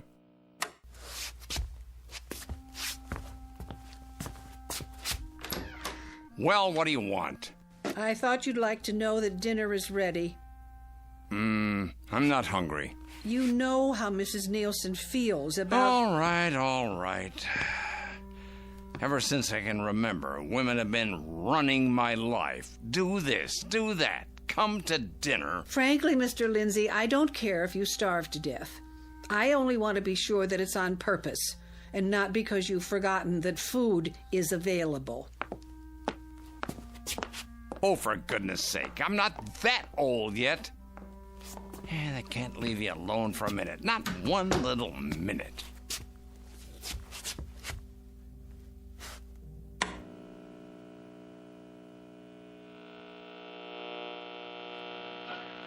City, from Mansfield, Helen Dixon, a coloratura soprano, a heart that's free. There we go. That's good the old name of the Major song. Bowes. Your home is in Mansfield, Helen. I was born there, Major Bowes. I'm a stenographer for the Sheet and Tin Plate Company. Mm-hmm. Are you enjoying New York? I haven't seen much yet, but it looks very exciting, and oh, such handsome men. Would you please look into the microphone if you will? That's it. All right, a heart that's free. Let her go.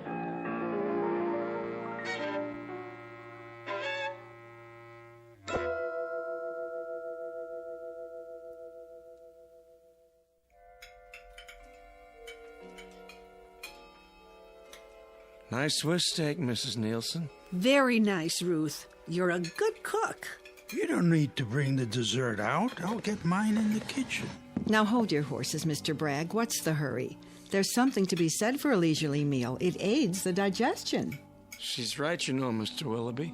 Okay. Mr. Lindsay! What? You're humming at the table. Was I? What was that, anyway? That melody. It went, Oh, not you, too, Professor. You remember it? It's called Getting Sentimental Over You. Oh, yes. I heard it on the radio a while ago. That's an old tune, isn't it? Tommy Dorsey. He was playing it direct from... Tommy Dorsey, you say? The one and only. Direct? That's impossible. You don't say. Yeah. He died a few years ago. What about Major Bowes? Who? Major Bowes. I remember Major Bowes. Never heard of him. You wouldn't. Well, he's dead too. But I heard both Major Bowes and Tommy Dorsey this afternoon, live on the radio. Couldn't be. Bragg, how is it that a man with such a tiny brain can have such a big mouth? Now, wait a minute. Please, Mr. Bragg, I think what Mr. Lindsay means, what he intended to say, is that a local radio station was broadcasting recordings of some of the old programs. Isn't that right? They didn't have tape back in those days. No, but they had wire, and before that, discs. And I'll tell you what else they had. Good music. Plays that meant something. Comedians that made you laugh. Magic. Real magic. I doubt it. Oh, you do you? You doubt it. Hear that, everybody? Mr. Bragg doubts it. Mr. Bragg, who watches television until his mind turns to oatmeal, until his eyes roll down his face into his beer. Mr. Bragg, the modern man, doubts it. Now. Well, I'll show him. I'll show you. Where's the portable radio? Really, Mr. Lindsay, I don't know what you're so... Where's the portable radio, Mrs. Nielsen? In the kitchen, but... He's nuts. Now, really. Nuts, that's all. Miss Brown, you may thank your lucky stars that you never married that man. Ruth! Here, this'll settle it. Listen, Mr. Bragg.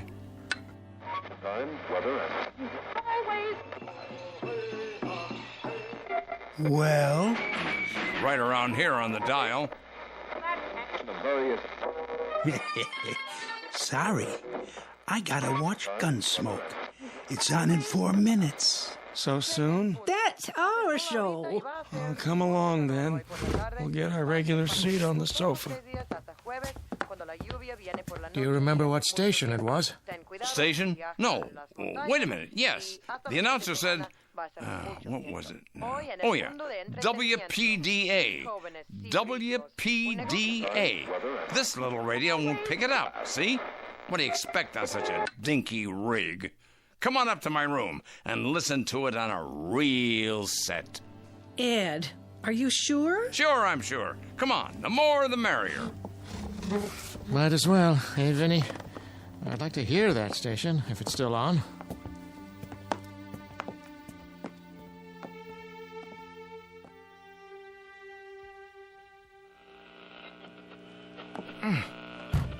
Well, look at it there. Right where it used to be.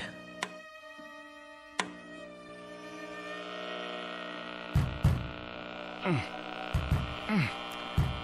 can't seem to get it. But I'm positive, I tell you. Maybe they're having some kind of transmitting trouble. Do you really think so, Professor? Why don't we call the station? Yeah, that's a good idea.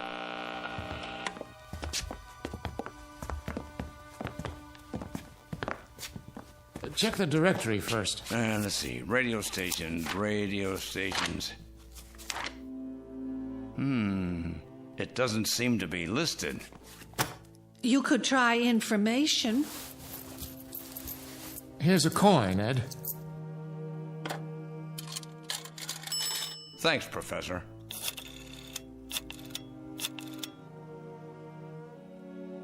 Hello? Information? Could you please give me the number of WPDA? That's a radio station. Yes. WPDA in New Jersey. Right. Yes, I'll hold on. You say you heard Major Bowes. Major Bowes, that's right. Around and around she goes. And where she stops, nobody knows. Yes, hello? Are you sure? Could you check with your supervisor? You did. Well, thank you, operator. Well?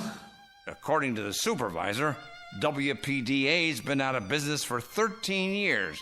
Can you beat that? Maybe you heard some other state or some other country.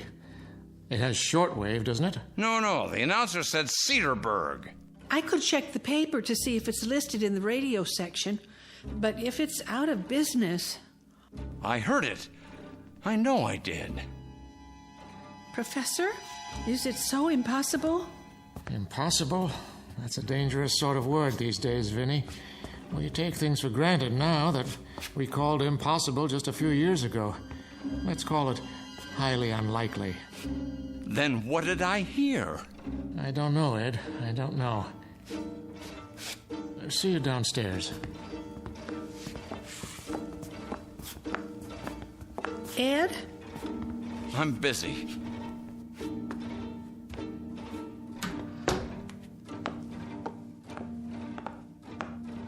Professor? Yes? Do you believe he heard those programs? I believe he thinks he did.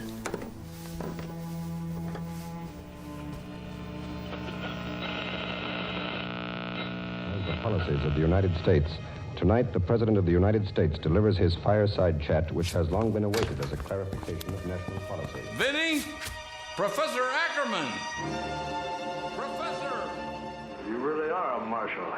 You want to go with him, Abby? Or you want to stay here and dodge? Professor Ackerman! Come back up! Quick! I've got it! Okay, Ed. We're coming. Why bother? You ain't gonna hear nothing but static. Come on, Vinny. Really, Professor, you shouldn't encourage the poor man. That's enough, Ruth. I'm right. You'll see. He's gone completely psychological. I want to teach you a lesson. That's why you made your mistake.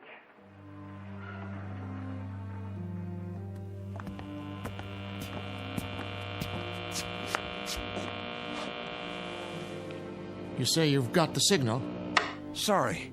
Now I've lost it. I was listening to it, and then I lost it as soon as you came up the stairs. Why should it stop every time somebody else comes around? Why? Well, you keep trying. We're bound to hear it eventually. Good evening to you, Ed. Yeah, we're bound to. I'll get it again. Well, what do you want, Vinny? Nothing, Ed. I just thought we might talk a little. Do you mind? No, talk away, but don't come too close. I might lose control at any second, climb the walls, bark like a dog. Oh, Ed. Well, that's what you think, isn't it? All of you. Poor old Ed. He's gone ding-dong, lost his marbles. No, that isn't what I think at all. If you'll sit down and be quiet, I'll tell you what I think. Sure, why not? Right now, Ed Lindsay, you're just about the meanest, sourest, most cantankerous old man on the face of the earth. Thanks. And I'm not much better. We've been living like two hermits under the same roof for 20 years, staring at each other every morning, day in and day out, for 20 long years, wondering what went wrong. I don't know what you're talking about. Oh, yes, you do. You know perfectly well what I'm talking about, only you won't admit it. We were going to be married, Ed Lindsay.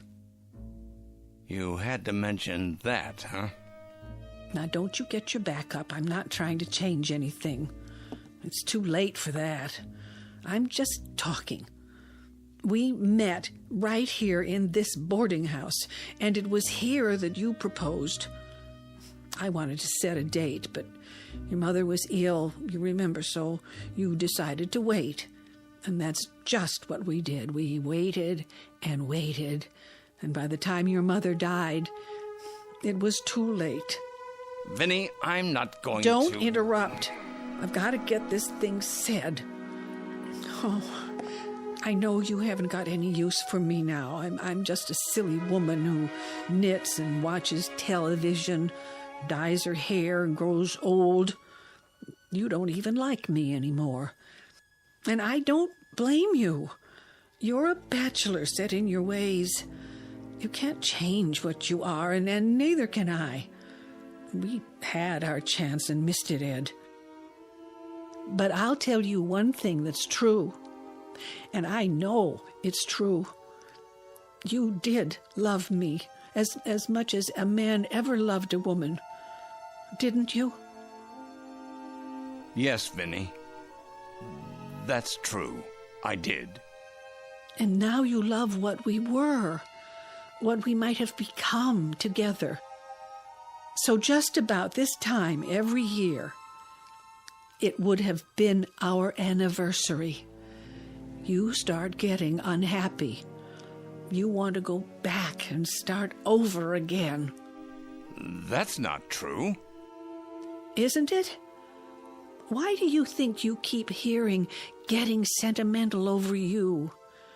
That was our song, Ed, and the programs. We used to listen to them together in the dark. I'd forgotten. When you hear those programs, you're like a young man again, with all of life ahead of you. But it isn't so, Ed. It's all over between us. We missed our chance. We can't go back. Then you think it's all been in my mind, don't you? You think I'm imagining I hear the radio. Well, you're wrong. Get out of here, Vinny. Get out and leave me alone. If that's what you want. Go on. I've got everything I need right here.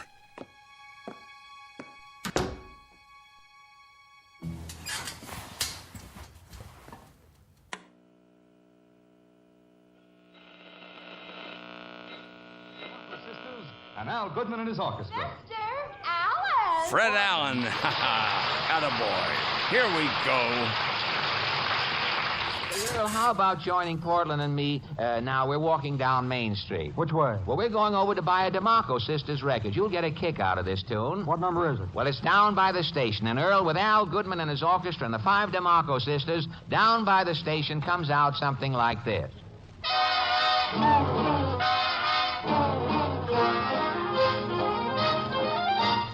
This is for the people who never rode the train, whether in California or even up to Maine. Makes no difference if you're 2 or 102. You'll get a treat when you order a seat on the old choo-choo.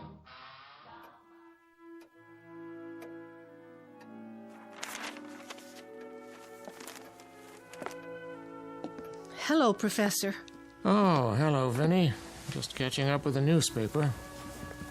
Anything new in the world? No, not really. More of the same. Prices are up, a storm in the wings, an election coming up, a debate in Washington. The more things change, eh? How are you today? Oh, I'm doing all right. Haven't seen much of Ed lately. I know. I hope I haven't... Haven't what? Made a terrible mistake. Why, Vinny? What do you mean? Perhaps we shouldn't have interfered. Oh, that. Oh, don't worry yourself. It's for the better. You'll see. Would someone answer that, please? I'm setting the table. I'll get it.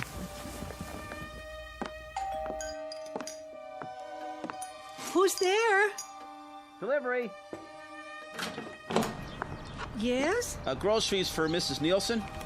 Thank you, young man. Take them on into the kitchen, would you please? Yes, ma'am.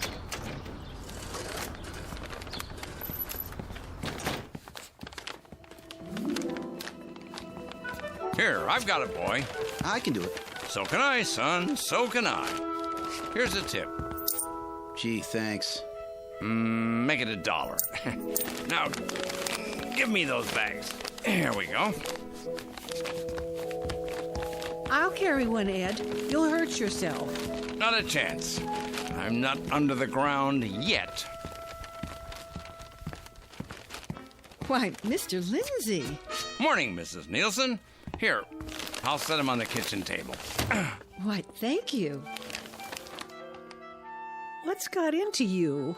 Nothing, Vinny. Not a thing. I'm just feeling my old self is all. Ah, beautiful morning, huh?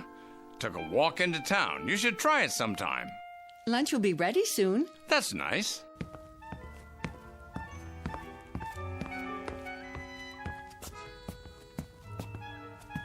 How about a game of checkers, Ed? Can't. Let's Pretend is on in 5 minutes. Then there's Kay Kaiser, and then... Would you like some lemonade? You must be tired. Nope, not me. Hey, what's that funny-looking thing? In the corner, with the rabbit ears on top. Oh, I remember. It's that unnecessary invention called the television. You know, I'll tell you something.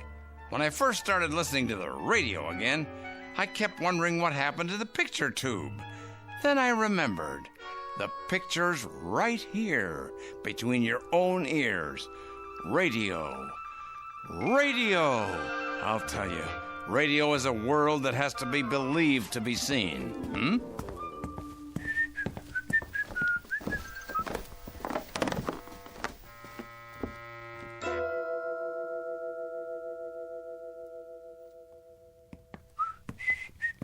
Now, let's pretend. Let's see. What? Who's been in here?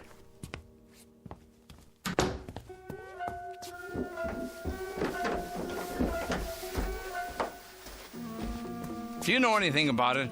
About what? Someone's been in my room. Where is it? Where is it? Calm down. Where? Ed, listen to me for a moment. Where's my radio?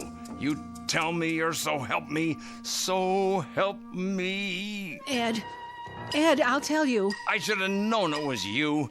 You took away the one thing that meant anything to me. Well, what have you done with it? The junk dealer. What? We were only trying to... You gave my radio to the junk dealer? Ed, wait. Please. Let me explain.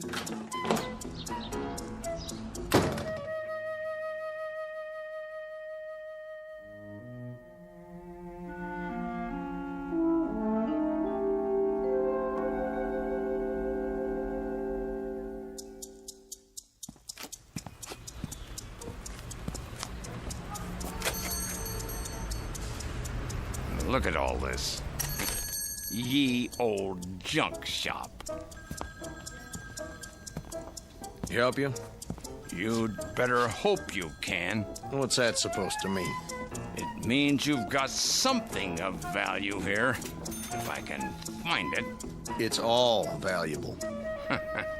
Oh, is that right? I see. Victrolas, washboards, broken lamps, old National Geographics. Must be worth a fortune, eh? Do a land office business, do you? People breaking down the doors to get in? Huh? All depends on what you're looking for. Get many radios? Sure do. What's your pleasure? Philco, Crossley, RCA Victor, take your pick. Great pieces of furniture. I'm looking for one in particular. Which brand? I'll know it when I see it. Had it for years and years. Big floor standing model. Fabric grill. A big yellow dial that lights up. Ever see one like that? Huh? Plenty. Take a look around. I shouldn't have to look far. You just got it in today. Say, what are you getting at, mister? My radio, that's what. Don't tell me you got more than one in this morning. Oh, I get it. Change your mind, did you? No, I didn't change my mind. I never made the decision in the first place. There it is. Move that dirty old box off the top. Careful, fella. It's not yours now. No, it's yours, is it? Don't even have a price tag on it yet. Oh, say $50. Let me get this straight. A couple of misguided friends think they're doing me a favor. You hold it for a couple hours, and you want to charge me $50 for the privilege? Make it 40. $40 for my own property. Not anymore. And you're determined to make a profit, huh? I might go down to 25. You might go down to 0, because that's what it cost you. Nothing. A man's got to make a living. Oh, he does, huh? Well, not this time. Consider it a public service. Returning property to its rightful owner, that's what. Hey, what do you think you're doing? Well, just what do you think? Taking what's mine. My man picked it up in the truck, signed a receipt. Yes, but I didn't get the receipt. And there's only one rightful owner, me. Now, if you don't want to get reported for trafficking in stolen goods, you'll put it right back on that truck and deliver it to the same address by the end of the day, no later. Carry it upstairs and install it exactly where you found it. Is that clear? $10 for the delivery. Where's the phone? I'll call the cops right now. Hold on, old man. And it better still work. I'll tell you that. If it don't, it's gonna cost you. It's gonna cost a lot of people.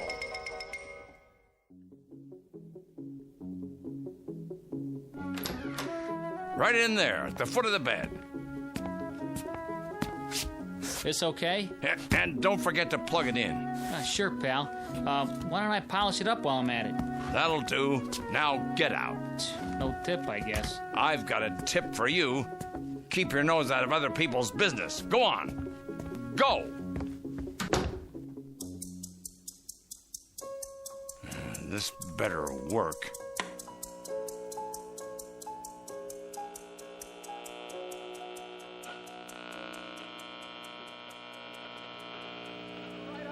It's the Tommy Dorsey Show. Oh, thank God. Vinny! Vinny, come up here quick. I've got it. I really got it now. Ed, what's the matter? What's wrong? Vinny, do you hear that? What? The radio. Come up here. Number 7. 1941. America is at war. This is the great 1940 Plymouth.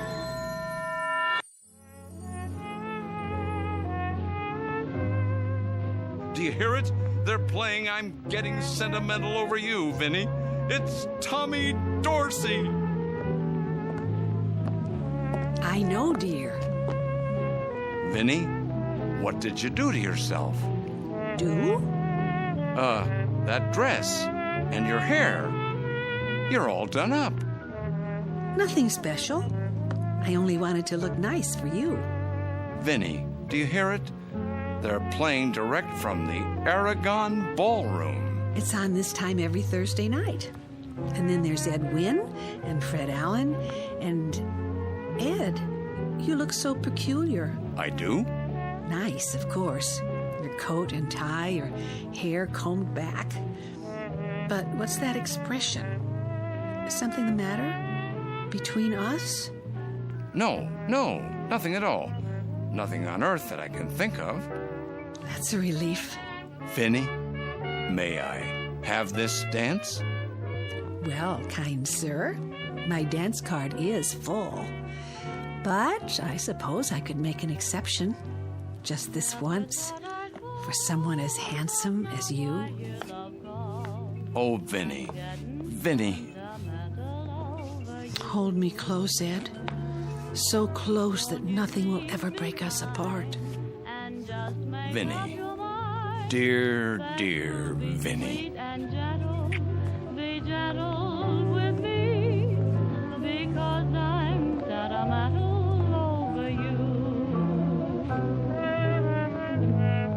Around and around she goes, and where she stops, nobody knows. All Ed Lindsay knows is that he desperately wanted a second chance and was too proud to ask. But he finally got it through a strange and wonderful time machine called a radio in the Twilight Zone.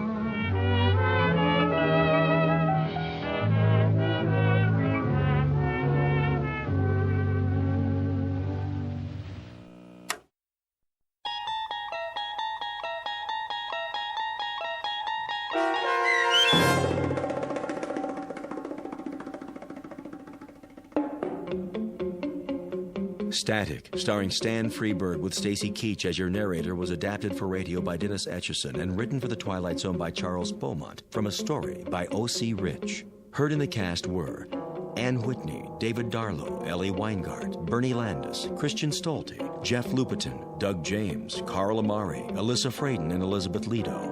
Original radio excerpts heard in this Twilight Zone episode provided by the First Generation Radio Archives, preserving radio's past for the future at www.radioarchives.org. To learn more about the Twilight Zone radio dramas and to obtain audio cassettes and CDs of these programs, visit our website at twilightzoneradio.com. The producers of The Twilight Zone wish to thank CBS Enterprises, Carol Serling, Dennis Etchison, Dick Brescia Associates, Claire Simon Casting, Terry Jennings, XM Satellite Radio, Sirius Satellite Radio, our sponsors, and our radio affiliates for helping make this series possible. This copyrighted radio series is produced and directed by Carl Amari for Falcon Picture Group. Audio editing, sound design, Foley effects, and mix for the Twilight Zone radio dramas are by Cerny American creatives Craig Lee, Michael Slaybach, Bob Benson, and Jason Rizzo. To learn more about the Twilight Zone radio dramas and to contact us, visit our official website at twilightzoneradio.com. This is Doug James, transponding. The Tommy Dorsey Show was brought to you, men and women in the armed forces of the United Nations, by the Special Service Division of the War Department of the United States of America.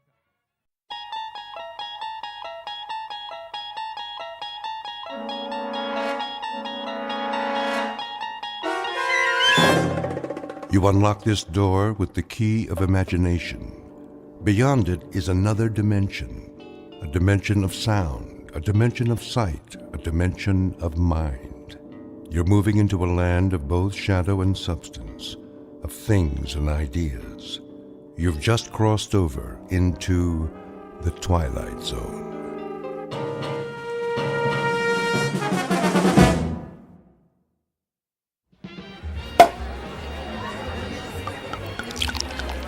Here's to Michael Franklin, in honor of the most stunning, ruthless stewardship of a corporate takeover I've ever seen. Thank you. Thank you, Alan. Thank you, everyone. And may I just say, I absolutely deserve it. I know you've had your eye on that corner office for some time. Well, it's yours. Actually, Alan, I have my eye on the corporate suite. What? That's my office. Exactly. Careful, Michael. Your ambition is showing. Well, my ambition is what made this deal happen. My ambition is what allows our billable hours to skyrocket every quarter. And my ambition is what will eventually lead me to not only your office, Alan, but to your company-paid condo, your company-paid Mercedes, and your company-paid weekly $200 haircuts and manicures. Just kidding. I have to admit, you had me going there, Michael. I have no doubt that someday you will occupy my seat in the company. We'll have to wait and see what the future holds. Tut, tut, no harm in celebrating. Speaking of the future, check out that wild-looking old woman sitting behind the table. Wearing that colorful headscarf with all the jewelry? She looks like a contestant for Best Halloween Costume. No, I think she's telling fortunes. See how she's looking at that guy's hand? Let's go see what she has to say. Alan, you don't believe in this stuff, do you? Of course not. It's just for fun. On the other hand, maybe she can give us a hot tip for our next takeover target.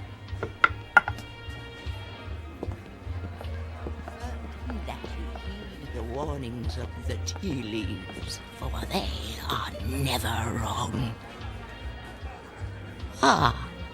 I see there are 2 more supplicants who wish to learn about their futures. Make that 1 supplicant. I'm not playing. Oh, go ahead, Michael. What can it hurt? I put my faith in real things, Alan, like profits and a well-written prospectus and a robust return on an investment dollar. And people? People are the least reliable things on the planet. Well, anyway, I'll spring for your reading. How much is it, please? For this most rare and deep connection to the mystic masters of the cosmos, the charge is $5. $5? Ooh. It's highway robbery. All in good fun and worth $5 to find out what's next for the amazing Michael Franklin. There you are, my good woman. The mystic masters thank you. Yeah, I bet they do. Please be seated and give me your right hand. What's wrong with my left hand? The right hand crosses the body's meridian, connecting directly to the humors of the heart through the intercession of the soul. Oh, I'll say this for you. You've got the sales pitch down pat.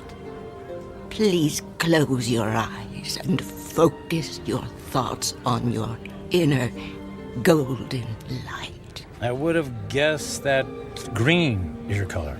Michael, quiet. All right, I'm quiet. I'm focused. Watch as the golden light moves toward you.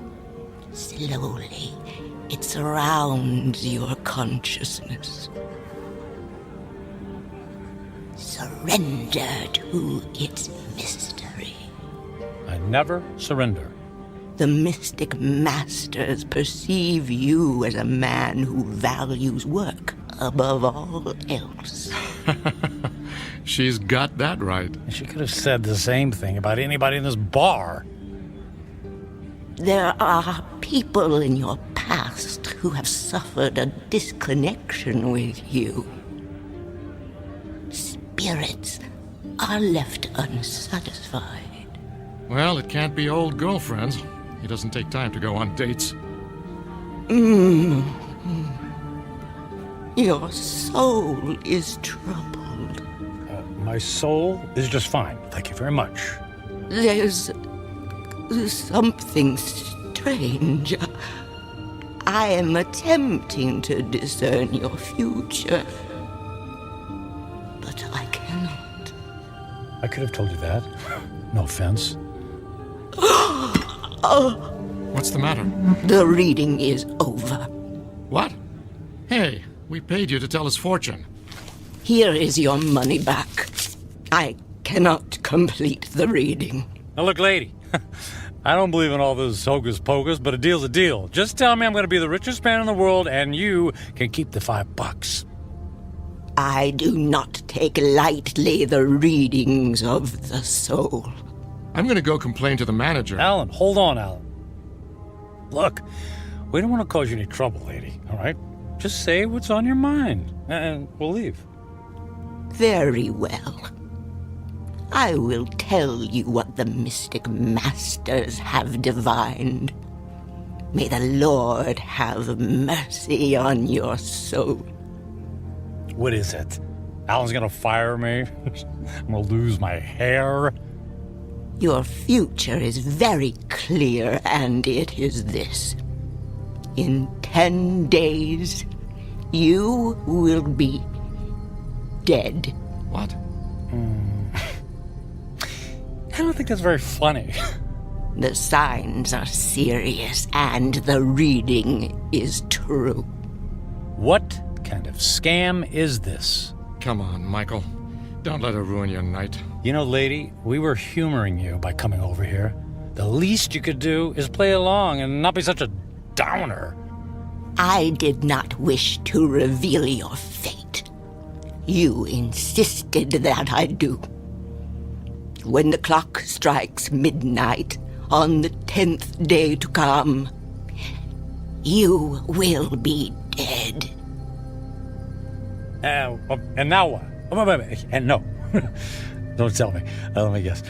I pay you another $5, and you tell me how I can avoid this terrible fate. That is impossible. Your fate is sealed. Let's go get a beer. Come on, Michael. Fine. It's been a real pleasure spending time with you, ma'am. Alan, I'm heading home. I got some paperwork to finish anyway. Are you sure? Oh, yeah. Yeah. Suddenly, I don't know, I lost my desire for celebration. Okay, buddy. See you tomorrow. Yeah, see you tomorrow.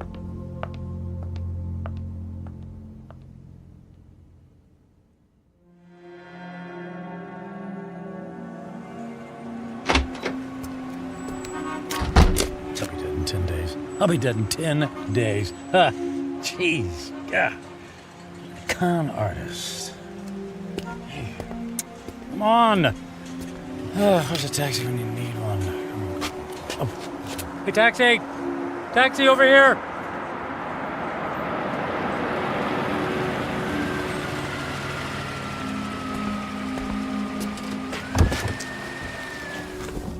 Hey, where to, buddy? Take me to... Hey, pal, you okay?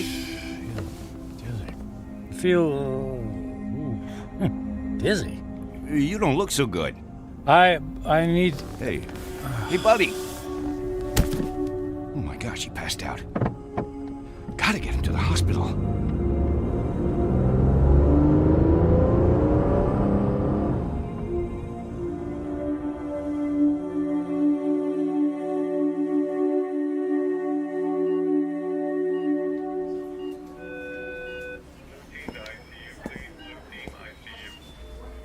Mr. Franklin, can you hear me?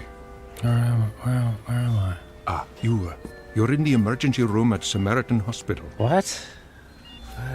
What happened? What's going on? Easy, please. Don't try to sit up right away. You're still recovering from the anesthesia. Anesthesia? Yes. For what? You were brought here because you passed out in a taxicab. Do you remember that? Vaguely. We performed some tests on you. Blood pressure, heart. Everything was normal. Well, then, I don't get it. Then why am I...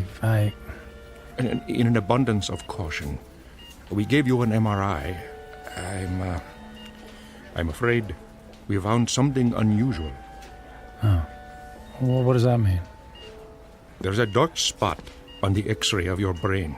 We don't know what it is until we perform more tests, of course, but I must impress on you. This is a very serious situation. Well, what happens next? Well, I'd like to check you into the hospital for further procedures. We can consider options for chemotherapy and radiation right away. But I feel fine. I'm in great shape.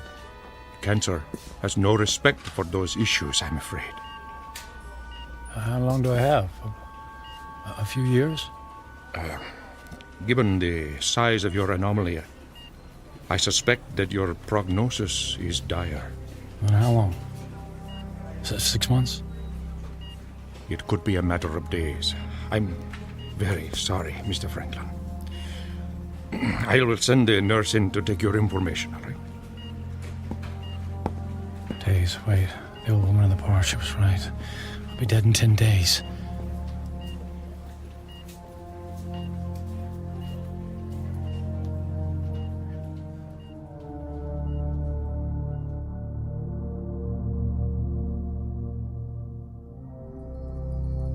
Portrait of a man frozen in the amber of fear. Michael Franklin, workaholic captain of industry, ruthless to his enemies and dismissive of routine human interaction. Given a prognosis that would send a chill of terror down the spine of the most stalwart of men, he is faced with the rising specter of his own mortality. But even worse, he stares into the rear-view mirror of a life only half-lived. Devoid of true friendship, with only a string of consummated business deals to mark his measure, Michael Franklin is about to embark on a frightful journey of self-examination that can only be experienced in the land between regret and insistent memory, a land we like to call the Twilight Zone.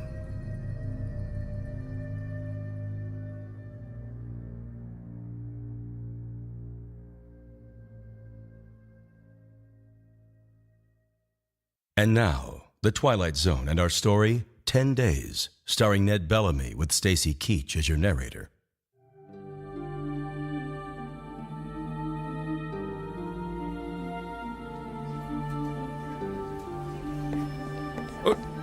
Nurse!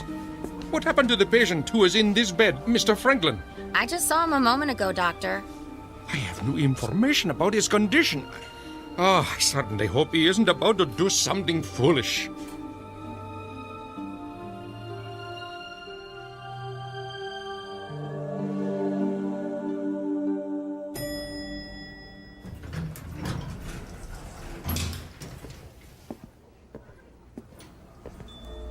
Is Alan in yet? Oh, yes, Mr. Franklin. Are you all right, Mr. Franklin? I'm fine. I don't believe I've ever seen you in the office without shaving or changing your clothes from yesterday. I was in a hurry this morning. Is he in a meeting? He just finished a call. Fine. I'll only need a minute. Oh, but he's got another appointment at... I'll only be a minute.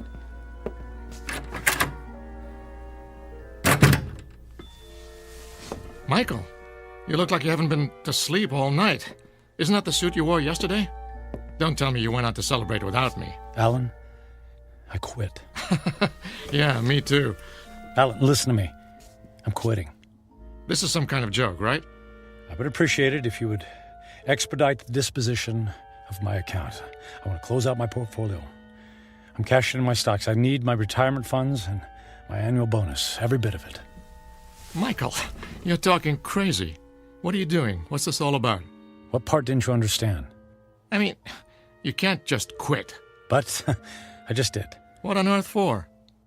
Personal reasons. Personal reasons? After all these years of working together, you offer me that? Correct. Michael, if this has something to do with that crazy old woman who told your fortune last night... It's not that. I just decided to take my career in a different direction. I've just been thinking about making this move for a long time. I don't believe you. Alan, no offense, but I don't care if you believe me or not. I've made my decision, and I'd like you to honor it. You realize that if you disassemble your corporate portfolio early, there will be substantial penalties, not to mention the perks you'll be losing. The company car, the country club membership, the center court basketball tickets.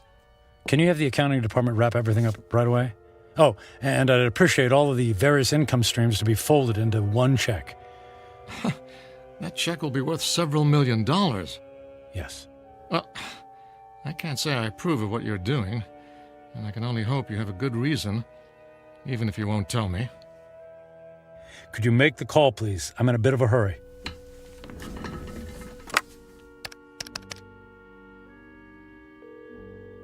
After 12 years, I don't see why there's such a... yes, this is Alan Fisher in corporate. I have it's an unusual request. Michael Franklin has decided to leave the firm, and he wants all of his outstanding monies gathered into one check for immediate pickup. Yes, I understand the amount is substantial. Very good. He'll be right there. All right, Michael. The check is being... Michael? Michael? Where did he go?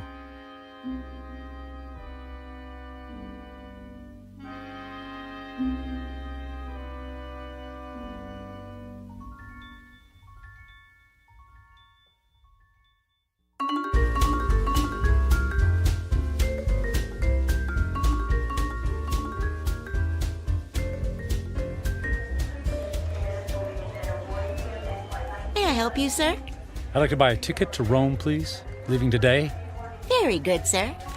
And on what date would you like to return? Just a one-way ticket, please. I just love Rome. The sights, the food, the museums. It's a banquet of... Yeah, I'm in a hurry. Please. If you'll just sign here. Will you prefer a window or an aisle seat? Surprise me.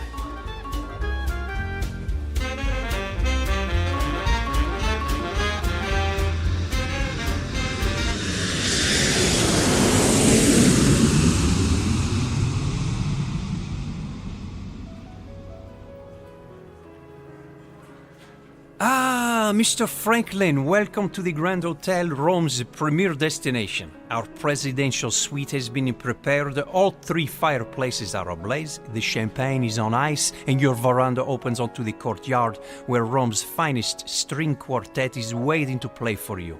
And of course, an entire staff of valets are at your disposal. And the concert tickets for this evening? The limousine will gather you at 6 o'clock. You will be driven directly to the private entrance where a personal elevator will whisk you to the ambassador's box.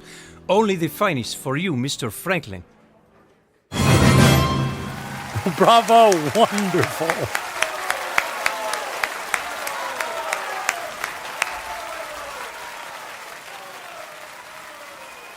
Excuse me, Mr. Franklin. The young lady in the next box has sent this fine wine to you. Well, please ask the lady if she would care to join me. Right away, Mr. Franklin.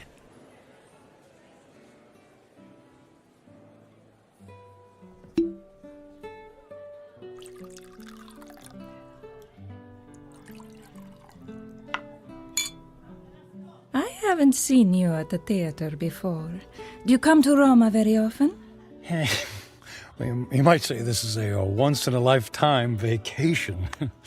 I want to see and do everything. All the finest foods, all the finest wines. I want to hear the best music and experience all the riches the world has to offer.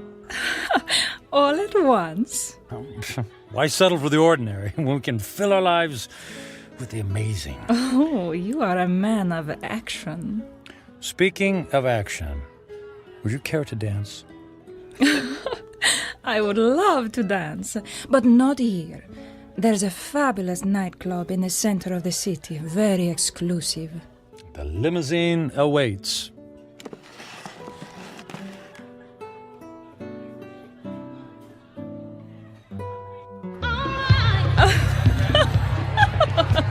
What a wild dancer! It's not me. It's a champagne. You're so funny. I believe I'm slightly tipsy too. Oh, tipsy. What does it mean? It means I've had too much to drink, which means I'll probably have a ferocious hangover tomorrow. Oh, that is too bad. but no worries. The way to prevent a hangover is to keep drinking. More champagne! More champagne! More champagne! And more dancing! And more dancing!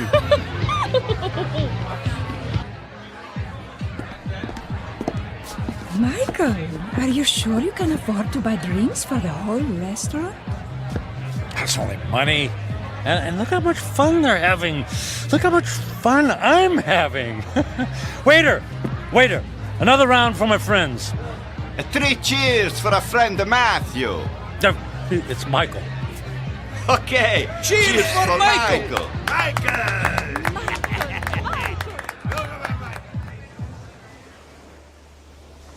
Michael, are you able to walk? It's not me. It's the streets that keep moving. You danced the night away. And we'll do it again tonight. The sun rises over the ocean. If I see a million mornings, I never grow tired to seeing that sight. Imagine if you only had a few more to see. I'm sorry, what did you say? I said, would you care for some breakfast? I'm starving. Then let's go to the best restaurant in the city and order everything on the menu. I've never met a man like you, Michael. If you want something, you just take it. Of course. What's that old saying? Eat, drink, and be merry, for tomorrow we die. Michael, what's wrong? You look sad. Did I say something wrong? Maria, I wanted to ask you something. What is it, Michael? Would you care to join me on a small trip? Where to? Oh, I know a charming village near here. We could have a picnic. Actually, what I had in mind was Paris. Paris, France. And then London. And then Monte Carlo, or Moscow, or Hong Kong. I mean, we can go anywhere in the world.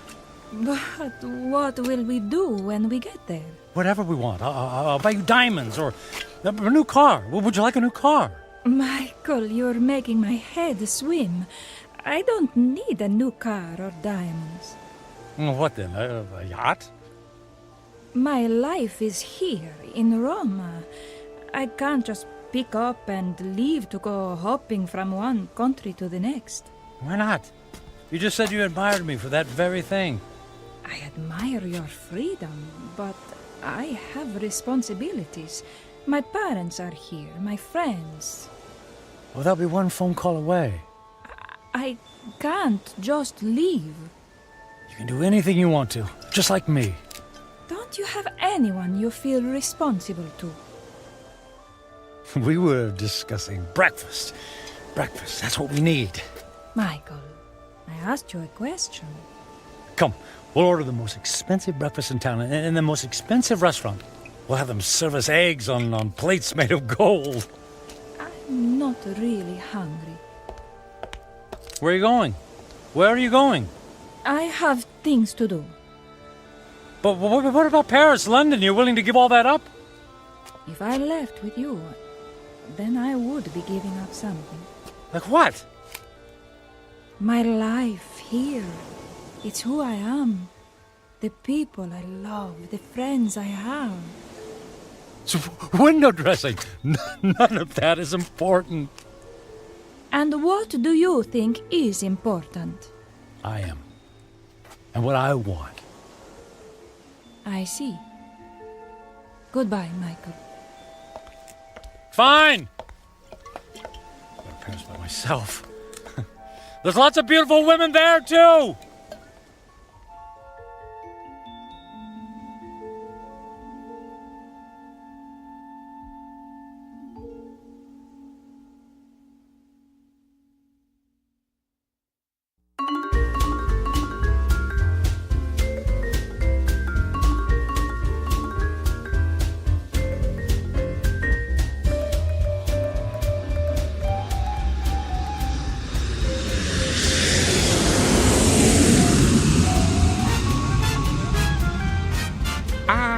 Bonsoir, Monsieur Franklin.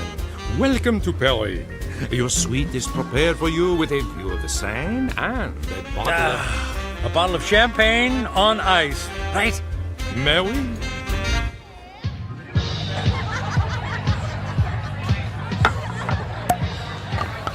What did you say your name was? My name is Angelique. I'll call you Angel, my beautiful French angel.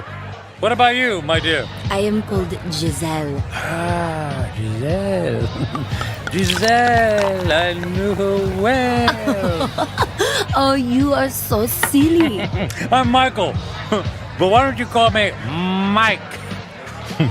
Nobody ever calls me Mike anymore. Not since I was a little boy. Were you as naughty then as you are now? I was a good boy. Very smart. In fact, I was smarter than everybody. Did you know that? I was better than all of them. Oh, you are a good person, Mike. Nobody ever bought me a pearl necklace on the same day I met them. I'll buy you another one tomorrow. Hey, we need more caviar here, garçon. More caviar, s'il vous plaît. But Mike, we have 2 bowls full on the table already. They're 10 minutes old. We need fresh caviar. Freaking caviar. Let's dance. Oh, Mike.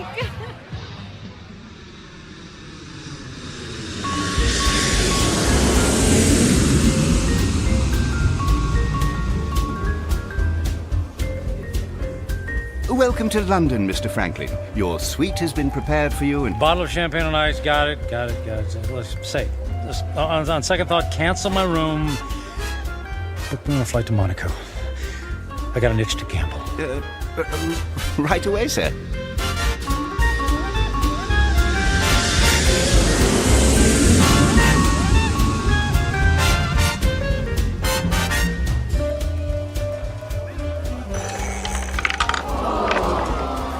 And the number is 29.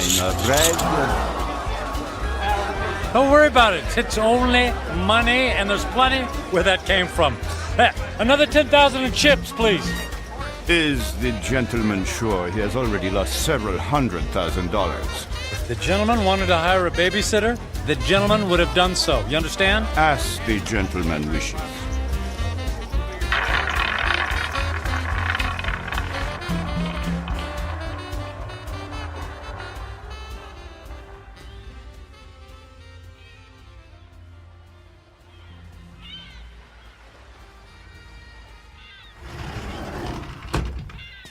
Mr. Franklin. Good morning, Mr. Franklin. Mr. Franklin? Hello? Mr. Franklin, your branch is here, sir. Shall I place the champagne bottle next to the bed? Shall you... Who are you? Where am I? I am Captain Philippe Duchette. This is the Fandango Dancer, the luxury yacht you rented last evening. I rented? Was I alone? The gentleman was escorted by several very attractive ladies, and there was a request for the boat to take you to Australia. But, as you may know, that trip is beyond the range of this vessel. Wanted you to take me to Australia. After we received the Alaskan crab, Russian caviar, and of course, the champagne. I hope I never see another glass of champagne. What shall I do with the cases that are on the deck? How many cases did I order? 10. They're yours. Merry Christmas. Do you wish to proceed with the cruise? No, I don't think so. Very good, sir. All right. For a week, I've eaten the finest foods, drunk the most expensive champagne. I've slept in the most exquisitely comfortable beds with the most luxurious silk sheets. I've held beautiful women in my arms. I should be the happiest man on earth. I should have a permanent grin tattooed on my face. Why am I so miserable? I'll have a few days left to live. A few days. I need to be somewhere where someone knows me, where I don't have to pay for the company of people. I need to go home. I need to go home.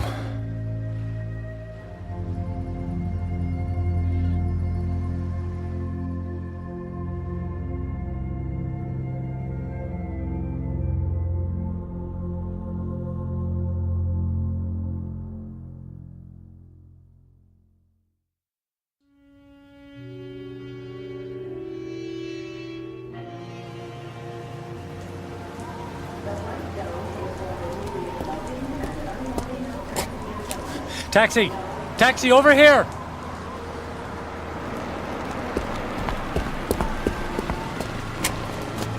Hey, where to, mister? 1020 Clark Street. Hop in.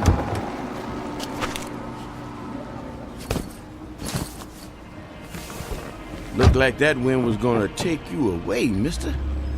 We flew in through the storm. It was quite a bumpy landing. Well, it'll probably blow over soon. Say, I don't think I've seen you around here before. Well, I haven't lived here for quite some time. That must be it then. Oak Grove being such a small town and all, I know just about everybody around. Yeah, well, as I said, it's been a few years. Just visiting? That's right. Family? Not really. What'd you say your name was? I did, but it's Michael Franklin. Your dad was the high school teacher. That's right. Oh, I don't think I remember seeing you at the funeral. What was it, 4 years ago? I wasn't here for the funeral. You didn't come to your own father's funeral? Not that it's any business of yours, but I had meetings in Japan and couldn't fly all the way back here. Is that all right with you? Is it okay with you? Look, if you don't mind... You'd prefer if I stopped flapping my gums, right? Well, I wasn't going to put it like that. Not to worry. The wife says I'm 99% hot air.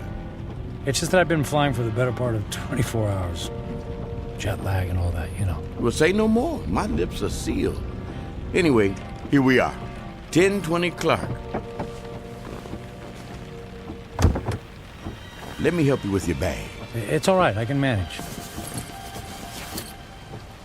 Here you go. Keep the change. Mister, do you know you just paid me with a $50 bill? Huh? Oh, yeah. Yeah, that's fine. Well, you have yourself a really fine day, because I sure will. And you be careful in that wind, you hear?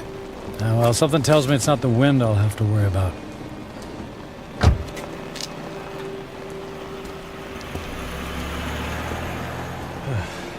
Here goes.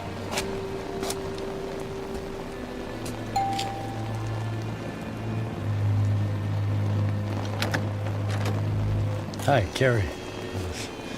Surprise. Michael? What are you doing here? It's a long story. May I come in? Well, It's pretty windy out here. I suppose so. Thank you.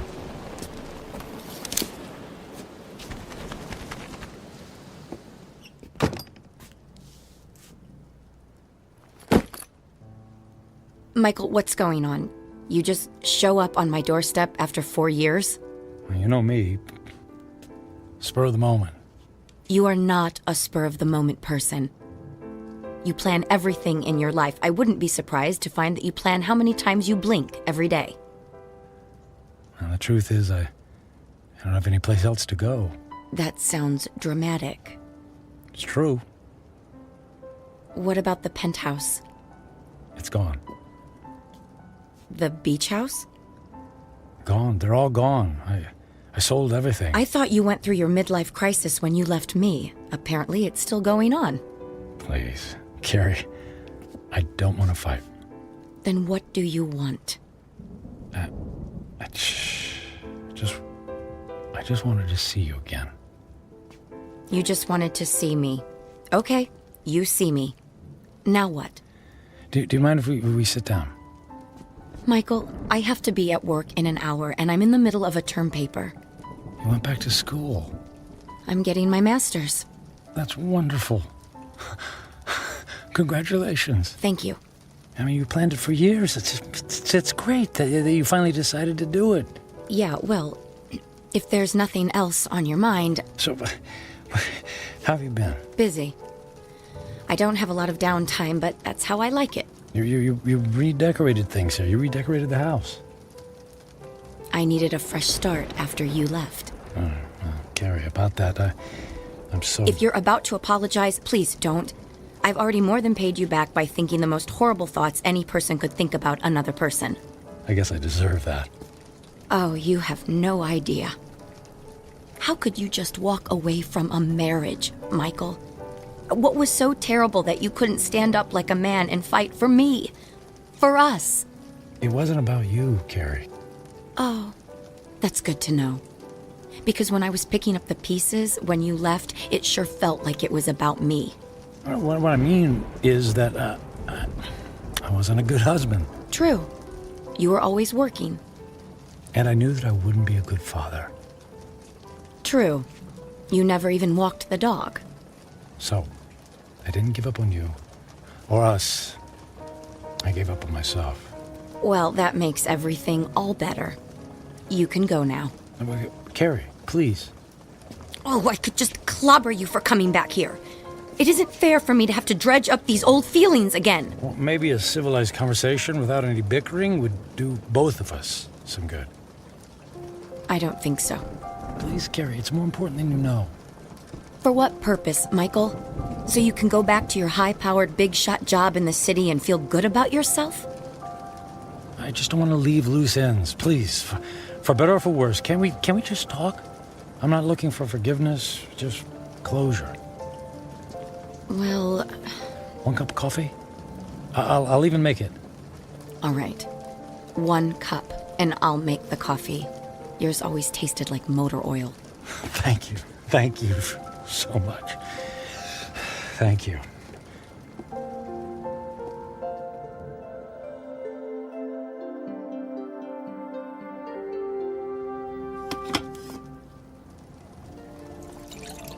So you quit your job, sold your homes, and now you're here.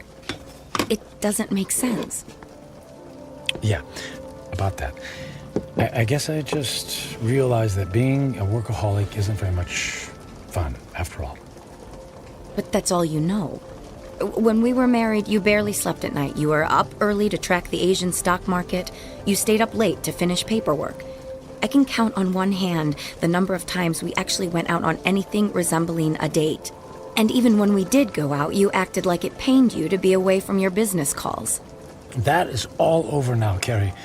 Money doesn't mean a thing to me. I find that hard to believe. Believe it. It's true.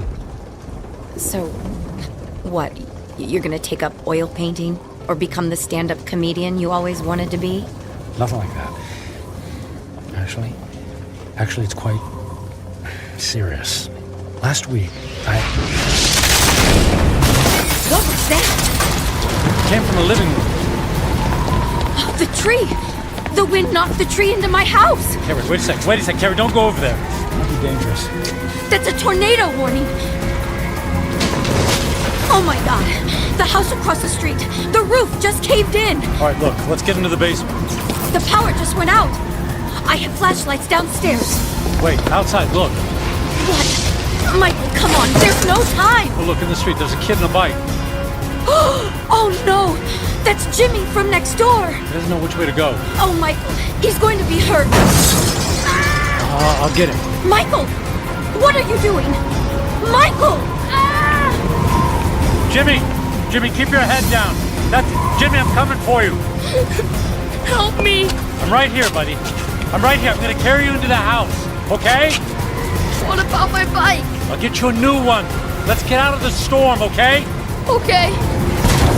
Put your arms around my neck and hold on. I'm trying. Squeeze real tight, Jimmy. I'm scared. And I'll be brave for the both of us, Jimmy. Okay? Got to get this door open. Michael, I can't budge it. Carrie, push. Push as hard as you can. Carrie, push. Pushing. Harder. As hard as you can. There, you got it. We made it. We made it. Into the basement. Come on. Come on, Jimmy. That's it. Let's go get safe. Okay.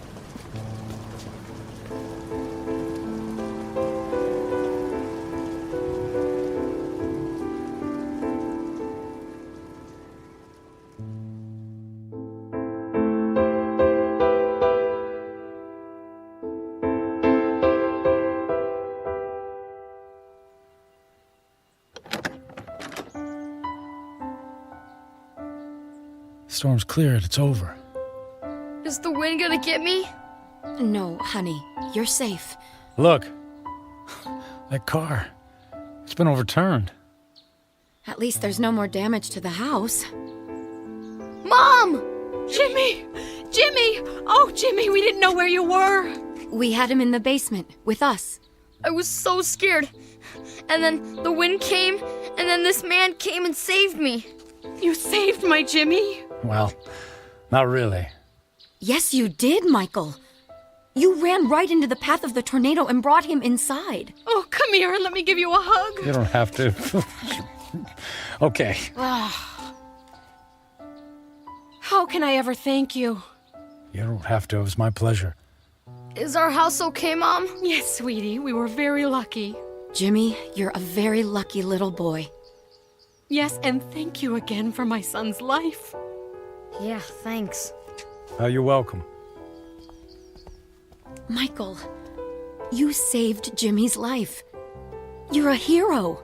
I didn't even have time to think. I just saw him and ran.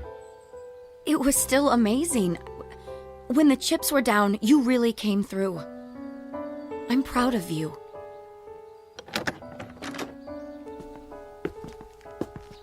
Oh, look. Look at the damage in your living room. No, it's okay. All of that can be fixed. The main thing is that we're all safe and healthy. Right. Listen, Carrie. Those repairs, they're going to be expensive. I have insurance. Yeah, but that will only cover the basics. Let me take care of the costs. Michael, you don't have to do that. No, but I want to. And I can afford it. But you can't just drop that kind of money on a problem that isn't yours. And listen, all I know is that when I helped Jimmy just now, it felt good. It felt better than anything I've done for a long time. And the idea of helping you out with bills feels good, too. So please, just let me do this. Well, I'm not in a position to turn down a gift like that. But what about you? Before the storm hit, you were about to tell me something. You said it was serious. It doesn't matter now. Are you sure? Yes, I'm sure. Here, let me write you a check before I leave. Are you going so soon? You just got here. Yes, I think I got what I was looking for. Here you go. Now listen, don't you look at it until I leave, okay? I promise.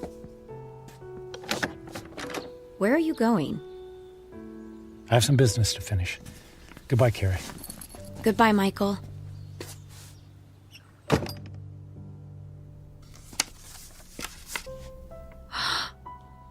$1 million? Michael! Michael!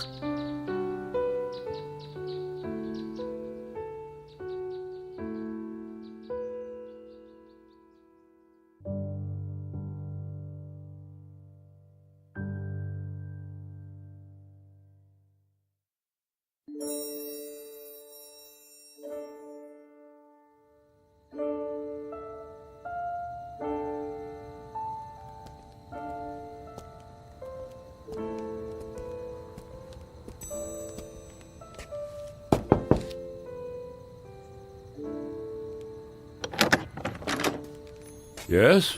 What is it? Forget the late hour, Reverend. I realize it's nearly midnight, but I wanted to visit the chapel and the door's locked. Unfortunately, in these times, we must protect ourselves against theft. The doors remain locked overnight. Is there any way I could just go inside for a few moments? No, I'm sorry. If you can come back in the morning, yeah. But you see, tomorrow morning will be too late. I only have tonight. Mm-hmm. It always seems that way, my son. But have a little faith. Please. Go home. Get some sleep. I don't have a home anymore. I've just come in from the airport. I came straight here. Please, it's more important than you know. All right. You seem to be in great need. Thank you. Thank you, Father.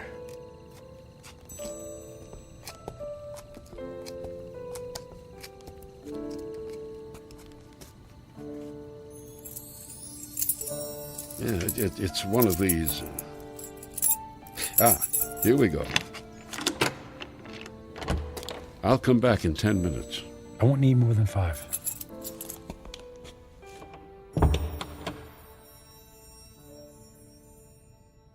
And now that I'm here, I don't know what to say. It's been a long time since I've set foot in a place like this. In fact, I can't remember the last time.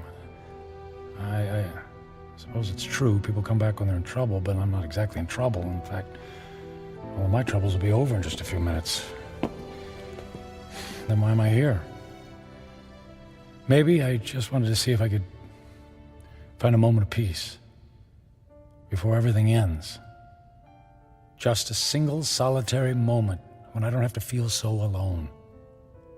The truth is, I'm alone because of my own actions, by the selfishness of the man I've become.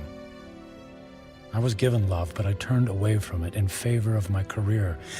I gave up friendship in favor of business colleagues who couldn't care less if I lived or died. So what did it all mean? What is the sum total of my life? I have no job, no home. I'm gonna die without a single friendly voice in my ears. I did have some good times with Carrie. Thank goodness for Carrie. I don't blame her for being angry. And despite her anger, she took me into her home. She forgave me. And Jimmy, I saved his life. He'll have a chance to grow up, to have a family and a little boy of his own. I gave that to him. I did make a difference after all. Maybe I had to go through it all so that I could be there to save his life. If that's true, then it's worth it. I'm glad things turned out the way they did. I did something worthwhile. My life mattered after all.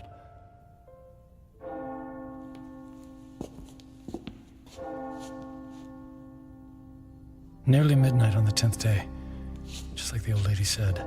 When the clock strikes midnight on the 10th day to come, you will be dead.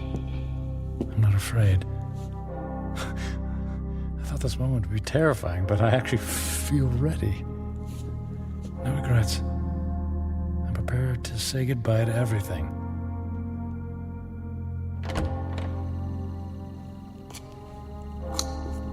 Excuse me, sir. I'll have to ask you to... Okay, it's time. I don't know what to do. I mean, if I should... How do I... Oh. Church bells. They stopped. Okay. It's midnight on the 10th day. I'm still alive. Nothing happened. Okay. Nothing's happening.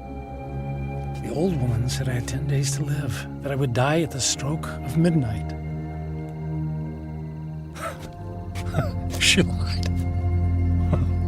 She lied.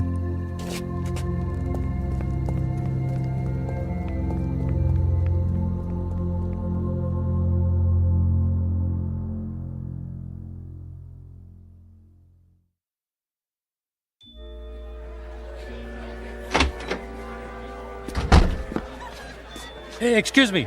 The old lady, the one who reads fortunes, is she here? She just left a few minutes ago.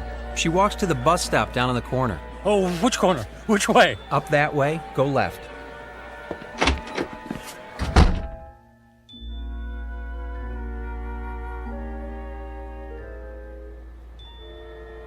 Where is she? Don't let her be. Ah, there she's in. Hey, don't get on that bus. Wait. What is it? Who is calling? You lied to me. Who is it? Who are you? What do you want? Look, I'll stand in the light so you can see my face. Now, do you remember me? Ah, yes. The angry man. And I'm still angry. You told me in 10 days, at the stroke of midnight, I'd be dead. 10 days are now over. I sold my home. I shut my life down because I believed in you. Yes, I told you that in 10 days you would be dead. So? And I was correct. The man I spoke to 10 days ago is dead. What do you mean? That man was selfish and cruel. That man was friendless and meaningless. Can you say the same things about yourself today? I guess not. He's gone. Bury him. Give yourself the rarest of all gifts in life. A second chance. A second chance? Huh. Sounds too good to be true. And yet, here it is, yours for the taking. You're right, things are different now. I don't know how to thank you. Live for someone other than yourself. That's the best thing any of us can do. Actually, there might be someone willing to let me try. And her name is Carrie. Thank you. Thanks for the second chance. Thank you.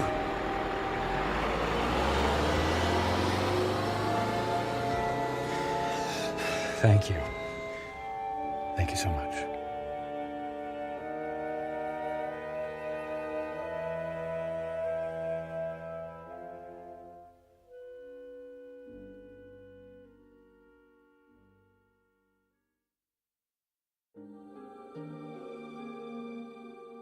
Michael Franklin, a man on a mission to burn every bridge even before he made his way across. Stung by the terrible knowledge of his impending demise, his journey toward redemption faced a detour of intoxication and self-indulgence. As he now knows, such things are not the stuff of satisfaction, only empty calories and heartache. Ironic, then, that a man who placed such a premium on personal wealth could only feel full upon losing everything. A stark, lonely truth, but an eternal one. Upon such truths are built second chances, here in the Twilight Zone.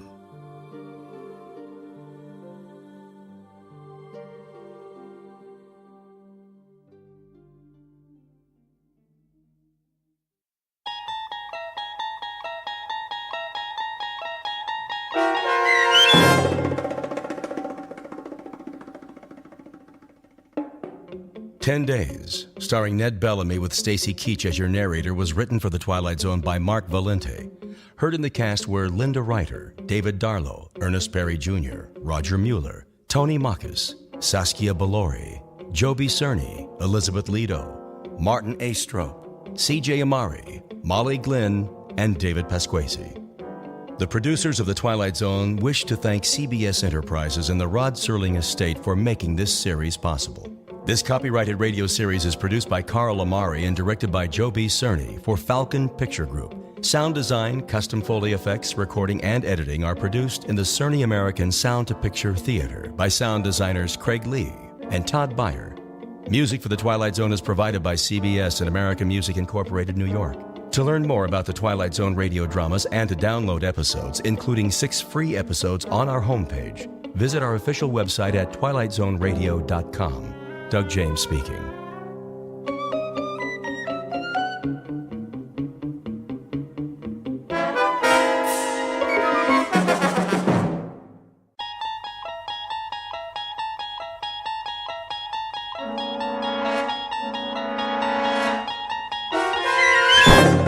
You're traveling through another dimension.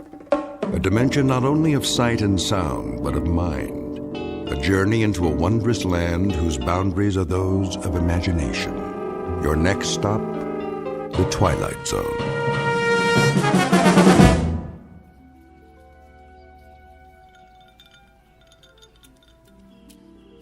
Diane, What? come here and sit down. In a minute. What are you doing? Going for a swim. What does it look like? Now?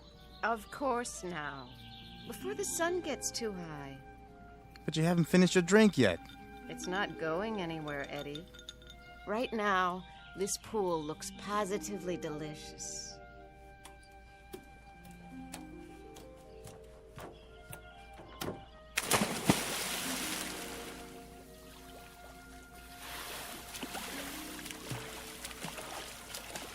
Nice form. I give you a 10. You'd better say that.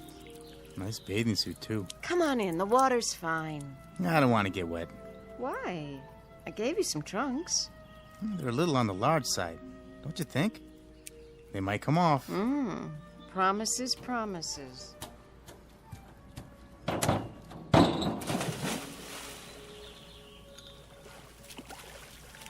Diane, please. I'm lonely over here.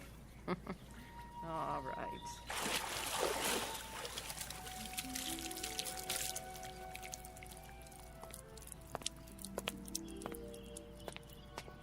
I brought you a towel, Mrs. Templeton. Thank you, Marty. Can I get you anything else? Not just now. I came down to join Mr. Page for a swim. Yes, ma'am. So I see. Has Mr. Templeton left yet? In another few minutes. Good. I mean, that's fine. Tell him I'll see him when he gets back. Very good. Oh, Marty. Is that your name? Yes, sir. Would you mind mixing up another one of these? What do you call it? Mimosa. Yeah, another mimosa, s'il vous plaît. Make it 2. One for the lady. Certainly, sir.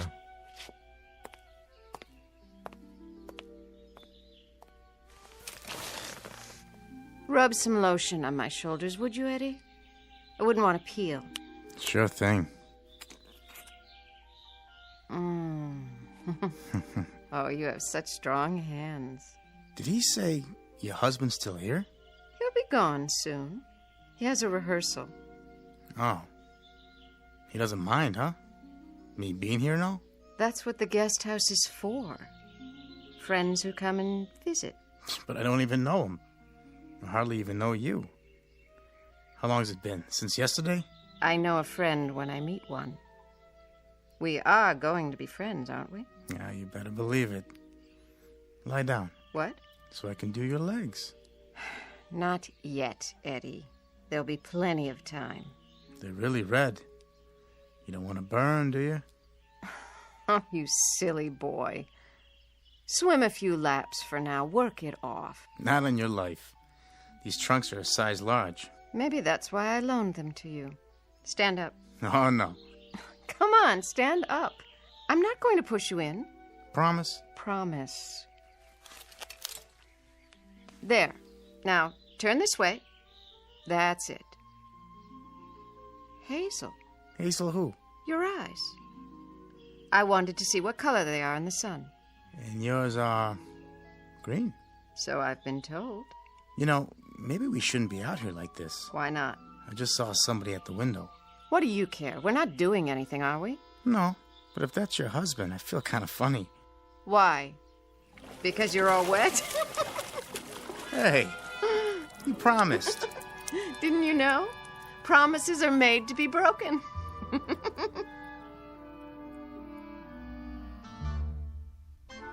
The young woman is Diane Templeton, the wife of Booth Templeton. In a moment, you'll meet Mr. Templeton himself, the subject of our story, who, up to this point, has remained off stage. During a long career, he has had the lead in more than 30 Broadway plays. Today, he's a bit late in getting to the theater because, as you will see, he's not feeling up to par. In theatrical terms, his heart's not in the role.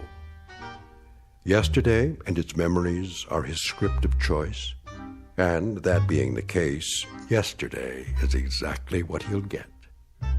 Within the hour, his years and troubles will threaten to descend on him like a final curtain. To avoid being crushed, Mr. Booth Templeton must escape from the theater and this world, only to make his debut on another stage in another world, one we call the Twilight Zone. And now, The Twilight Zone and our story, The Trouble with Templeton, starring Michael York, with Stacy Keach as your narrator. Ah, yes. yes, fun in the sun. Good morning, Mr. Templeton. Oh, hello, Marty. Ready to pick out a necktie? I suppose. Let's see. How about the blue stripes? I was thinking this one. Very smart. Laura gave it to me. Oh, it must have been 30 years ago now. Did she? Excellent taste. Well, she certainly had that. Help you with a knot? No. I can still manage to tie a Windsor, even with these hands. I had your jacket pressed. Thank you. Say, Marty? Yes, sir? Our new guest at poolside. His name is what?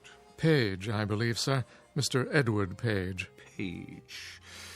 Page. Has he been here before? No, sir. He's new. Aren't they always? Oh, and don't forget your pills. Are they new, too? The same ones. Every 3 hours. Mrs. Templeton is not very discreet these days, is she? I'm sure I couldn't say. Well, her discretion was an early casualty. It didn't last long. And now, perhaps she's waiting for the day when these pills won't, do what they're designed to do. Perhaps I'm waiting for that day, too. Mr. Templeton, you shouldn't say that. Oh, don't distress yourself, my friend. When a man my age marries a woman her age, she gets exactly what he deserves. Come now. I'm ready for my jacket. Here you are. Glad you're here. I'm old, Marty. Mr. Templeton, you'll never be old. Old, and getting older every minute we stand here. They say, or at least the authors said it in most of my plays, that when a man achieves a certain number of years, he achieves reason and contentment, a reassuring sentiment, only I haven't quite accomplished that yet. Wonder if I ever will. Mr. Templeton, may I make a suggestion? Well, perhaps this isn't a good day for you to go down to the theater. They're only just beginning rehearsals. I could telephone and explain that you can't start today. Thank you, Marty, but I'll go there. I shall rehearse this play, and it will open on schedule. I shall cover the years with makeup, and I shall stand in the right place and hope to say the right lines. And when it is over, they'll say to me, "You were wonderful, Mr. Templeton, as usual." And the stage manager will see to it that I'm properly delivered to you, so that you can properly deliver me back here, and I can prepare to do it all over again the following night. I won't see or particularly care about what's going on out there, or in the guest house, or in this house. All I'll want will be to go to bed, Marty, alone. That's the best place for me. Sleep. Oblivion. Now, sir, you mustn't talk like that. Oh, it doesn't matter. I don't love her anymore. I don't remember when I did. You know, I can't recall one single contented moment with Diane. I haven't had many contented moments in my life, though I do recall a few long ago with Laura. Did you know that this was her music box? Please, Mr. Templeton. She was the freshest, most radiant creature God ever created. 18 when I married her, Marty. 24 when she died. We didn't have long together, my first wife and I. But I'm forever grateful for those years. Sir, don't do this to yourself. You know, there are some moments in life that have an indescribable loveliness to them. The world is transformed. The sky, the sun, a single blade of grass. The simple act of waking up, knowing that each day is full of treasures beyond compare, such as those moments with Laura. They're all I have now. You understand that, Marty?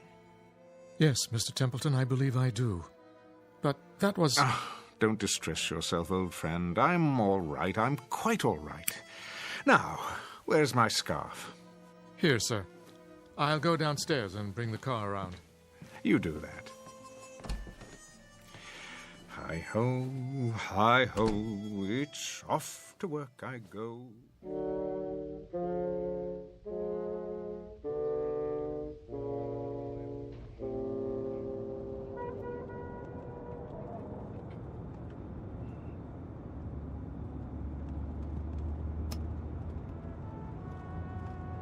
The Savoy, isn't it, sir? Indeed. The site of countless famous productions. The Locked Rooms of the Heart, the O'Neill One-Acts, and the comedies. Dixie Dugan at the races, her simian husband, oh, so very many. I see the theatre just ahead.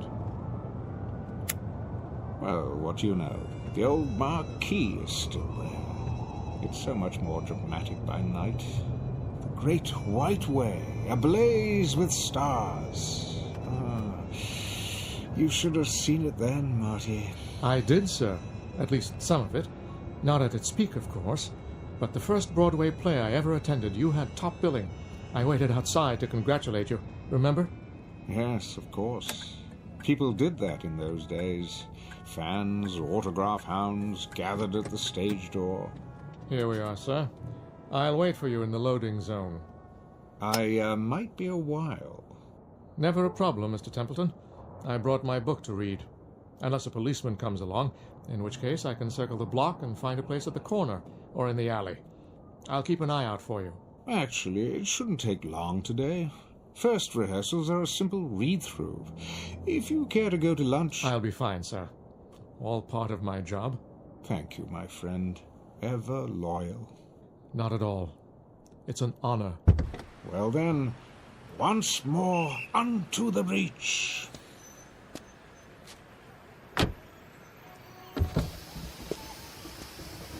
Oh, and sir... Yes? Do break a leg, so to speak. Very kind of you. I will. I will.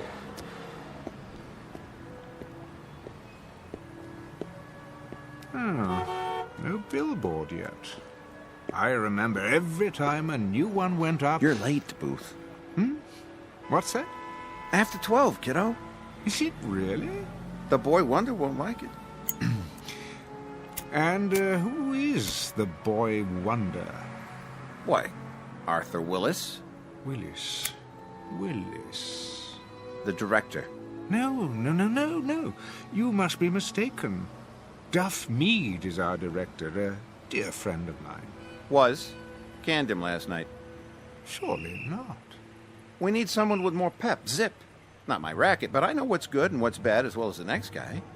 I wanted to drop by this morning and let everybody know that I'm personally interested in this thing. Art Willis is okay with you, isn't he? Well, I've heard the name, of course, but I don't actually know him. Mr... I'm Sid Sperry. Remember that name? Why, I believe I'm your angel. Beg pardon? That's what they call them, isn't it? My money's backing this play. Oh, yes, Mr. Sperry. I'm rather forgetful about names. Always have been. Okay by me, just as long as you don't forget your lines. I'll do my best. Come on, I'll walk you in. Just stepped outside to have a smoke myself. Yes, of course. I can hardly wait.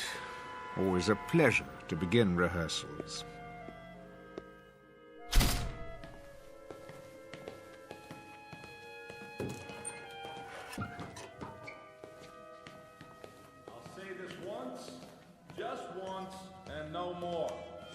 I'll say it now and expect each and every one of you to understand it. Wonder Boy, I take it. Shh, the man's a genius. Michael Franz is producing The Angry Lovers. Mr. Combs has written it. You have all been hired to act in it. And I have been contracted to direct it. So, make no mistake about what we are here to do, and make no mistake about me. A ship has only one captain. I am in charge. I will direct every aspect of the production my way at all times. Is that clear? Yes, Mr. Willis. Quite clear, Mr. Willis. I like that. Like it very much. In control, that boy, right from the start. We're in good hands. We, Mr. Sperry, Templeton, Sperry. Oh, yes, Mr. Sperry. I apologize. How impolite of me. I won't forget again. Yeah, I'm sure you won't. So, now that we're all here... Almost all of us. The elder member of the cast. Call us home. Yes, Mr. Willis. Call him and tell him that if he's not here, I'll have no choice but... That won't be necessary. Well. Booth Templeton, Mr. Willis, is it? Never mind, Janine. Yes, sir. So, you finally decided to put in an appearance. No offense intended. How do you do? Hello. Welcome. It's a pleasure, sir. Thank you. Some members of this company are young.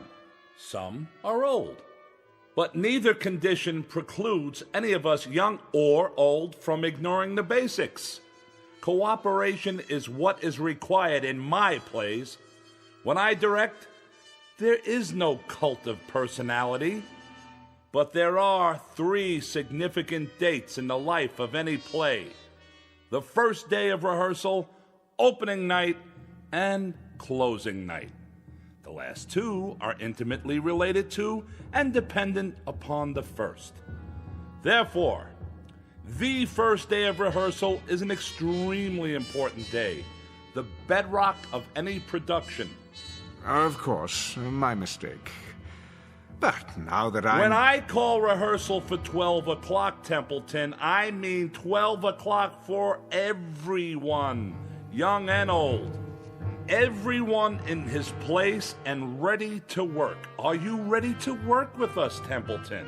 Why, I asked you a question. I expect an answer. Speak up, Templeton.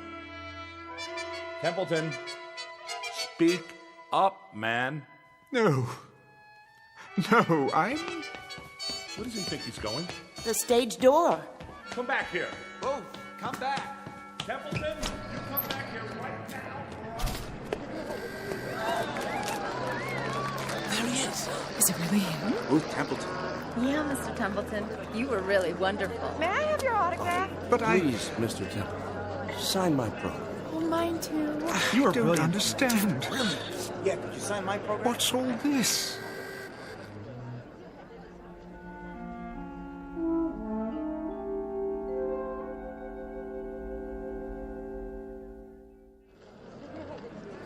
I've seen every play you've been in, Mr. Templeton. I've never missed a performance. You're my favorite actor. I think you're the best, Mr. Templeton. Why, thank you. When are you going to Hollywood to be in talking pictures? Talking picture? Have you met Greta Garbo? You'd be great together. Just one autograph, please. Sign mine. That profile is so handsome. Please, I'm very tired. If you'd let me through. This way. What? Around the corner. Can't believe I just met Booth Templeton. Bye, Mr. Templeton. See you tomorrow for the matinee.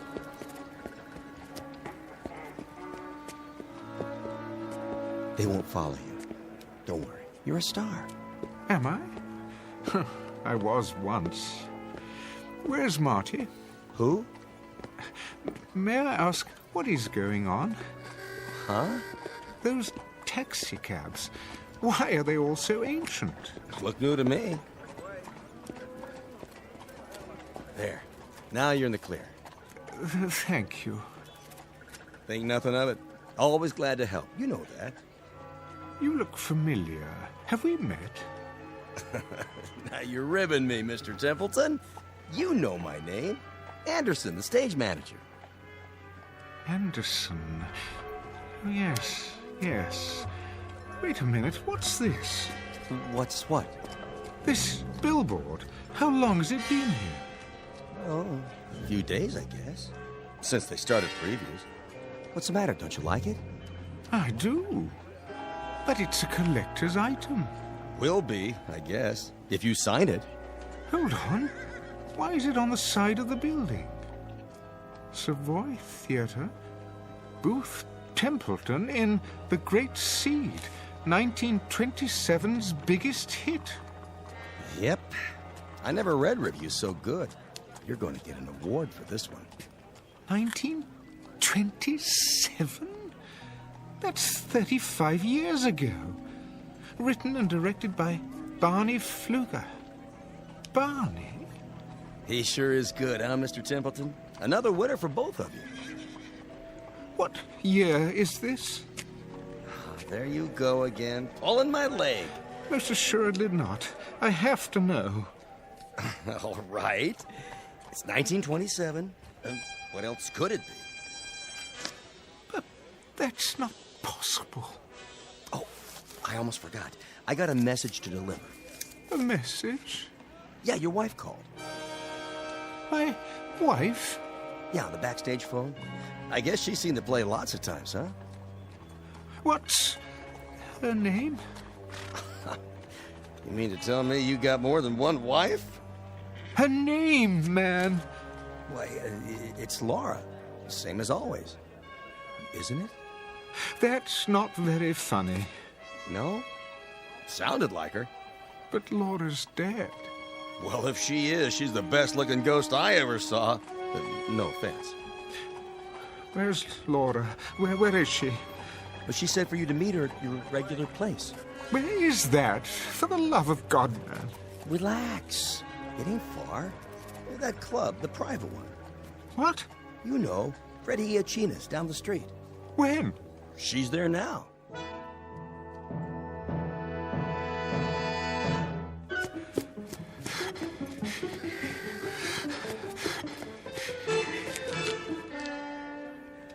Oh, it isn't possible.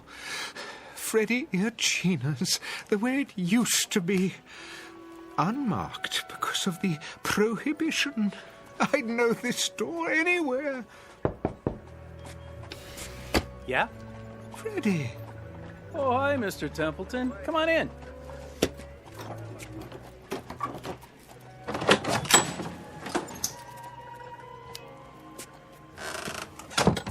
Freddie, it is you. What'd you expect? But I'd swear this is your old speakeasy. Can't be too careful these days. Always expecting a raid or something. Why, this is fantastic. Where the elite meet to eat. Nick! Make my friend a drink. What'll it be? Nothing right now. Suit yourself. One Manhattan, one old-fashioned, a screwdriver, and a glass of beer. Table 7. Coming right up. Freddie, my wife. Yeah? Is she here? Sure. Came in a little while ago. But she's not at our usual table. Table 3, over there. What do you have tonight? Steaks or chops? Nothing. Nothing. Freddie, we're not staying very long. If you change your mind, let me know. I will.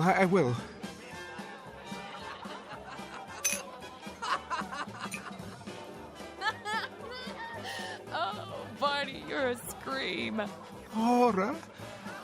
Is it you? Hi! Hey, Booth! We didn't wait, as you can see. Barney? Barney Pfluger? The same, to know him is to love him. But I haven't seen you in years. It only seems that long. How soon they forget. Sit down, old man. I'll be right back. Laura, darling. Oh, my goodness. Relax. The Kansas City steak's great tonight. So juicy. Right? Laura? What's the matter, honey? You look worried. I hurried over as soon as I heard. Heard of what? Ugh, Booth. How many times have I told you to take off your makeup before you come in here? Makeup? This isn't the green room. It makes you look old. Laura, darling, let's go somewhere else. We already are somewhere else. I mean, where it's quieter, where there aren't so many people. Well, I happen to like people. The more the merrier. I want to talk to you. Why? Well, about several things. Very important things. Well, I want to have a good time. Oh, yoo-hoo! Yes? Could you get me another one of these, please? And make it the good stuff, not that watered-down hooch. Coming right up, Mrs. Templeton. But I have to talk to you. So go ahead. I'm all ears.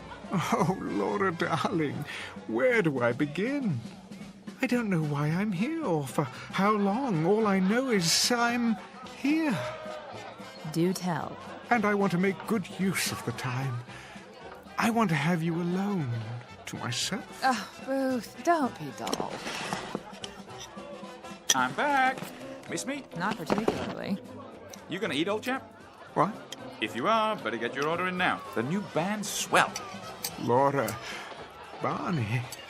So are the steaks. The jumps are a bit chewy, though. He's right, honey. Now listen to me, you two. I have something important to say. So do I. Barney, do you have those pages with you? Pages? The script you were working on. Let me see it. I don't think that's a good idea. I need something to fan myself with. It's so hot tonight. Oh! Yeah, it certainly is. Be my guest. Your drink. Thanks, Toots. Laura, we need to talk now before anything else happens. What could happen, old boy? The police won't come in here. Hey, George! Bring me another. And one for the gentleman, too. Coming right up. I'd be glad to get into a cold tub. Laura, please, put that down. Give it here. Look at you, Booth. You're ridiculous. Will you tell me one thing? But that's what I'm trying to... Why on this glad green earth are you wearing an overcoat on a night like this? I mean, really. You look like Rudy Valley. I'm not so sure that it is a glad green earth. Oh, Laura, darling, Barney, I'm not so certain of this earth or anything else right now. Please, listen to me, won't you? Don't be such a wet blanket. Listen! Something's happened. Something very strange. Please, try to understand. This isn't makeup. I have grown older, darling. In another world for many, many lonely years. I've had only a memory of you to live on. You too, Barney. Why, you were my best friend. But both of you have been only memories for a long time. And now, tonight, or today, or whatever it is, wherever I am in space and time, I have you back again. You're alive. You didn't die. Life is going on here. It's as if you never died, either of you. You do understand, don't you? Oh, sure. Laura, do you understand? Come on, let's have a good time, huh? Laura, why are you so different? I don't remember you drinking like this. Well, that's the kind of hairpin I am, Booth. That's just the way it is. I mean, what did you expect? Yes, old chap. What did you expect? I don't know. But you were my love, Laura. Everywhere, at all times. Why, we couldn't walk down a street or sit in a restaurant without everyone knowing that we were in love. Are you finished? I don't like what you've become. Oh, really, Booth? He's having us on, that's it. Shut up. Shut up, both of you. You silly old fool of a man. Laura, come away from here. That's for me. Who wants to dance? Laura, come with me now. Hey, take your hands off. Stop it. Stop it. Leave me alone. Why don't you go back where you came from? We don't want you here.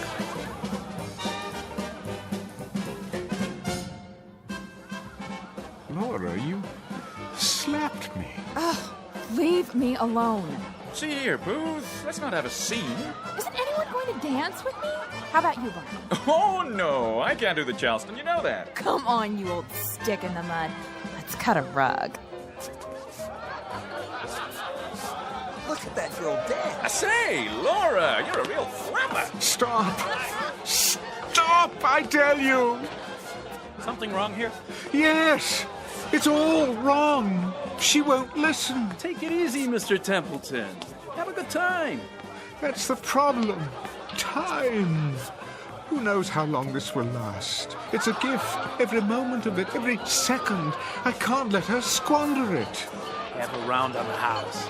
No, you don't understand. I'd say you're the one who doesn't understand, old boy. This place is for the young. If you can't get with it, perhaps you should go somewhere else.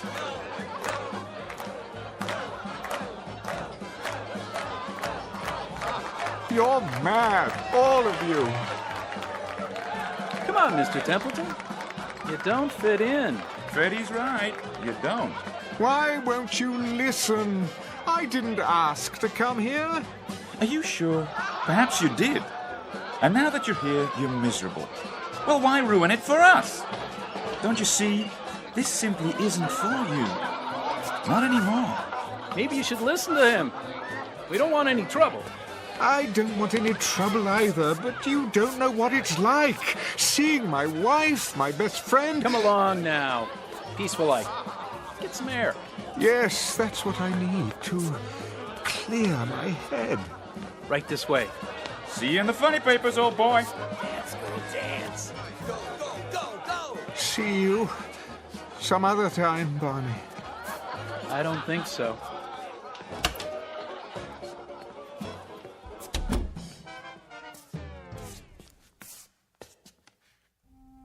Oh, Barney. What have we done? What we had to do. I miss him. Me too. Do you think he knows? If not right away, then later. He'll figure it out. But when, Barney? It's for his own good. You love him, don't you? I do. Then try to remember that. Hold on to it. For his sake.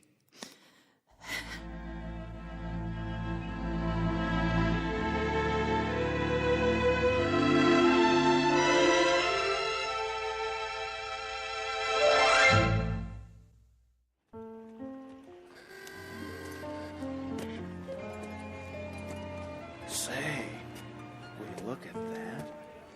Is that him? Sure is. Mr. Templeton? What do you want? My wife's your biggest fan. We just saw the great seed.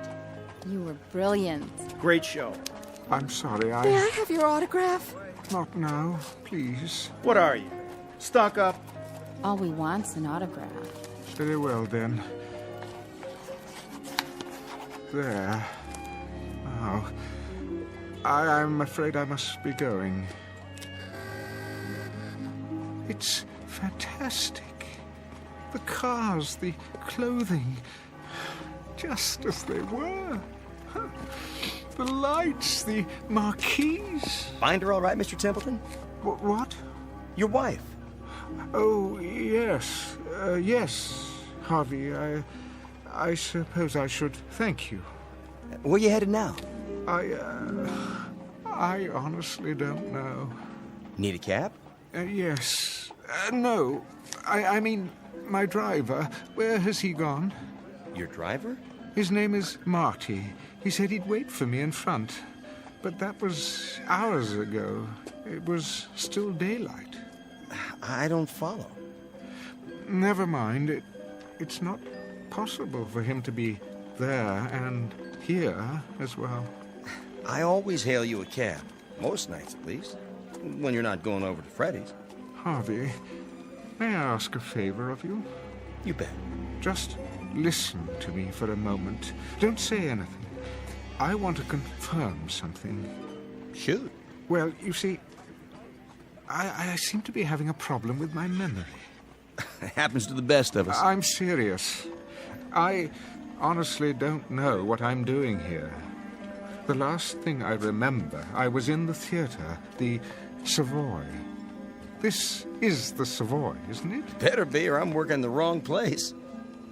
I was here this afternoon to begin rehearsals. For what?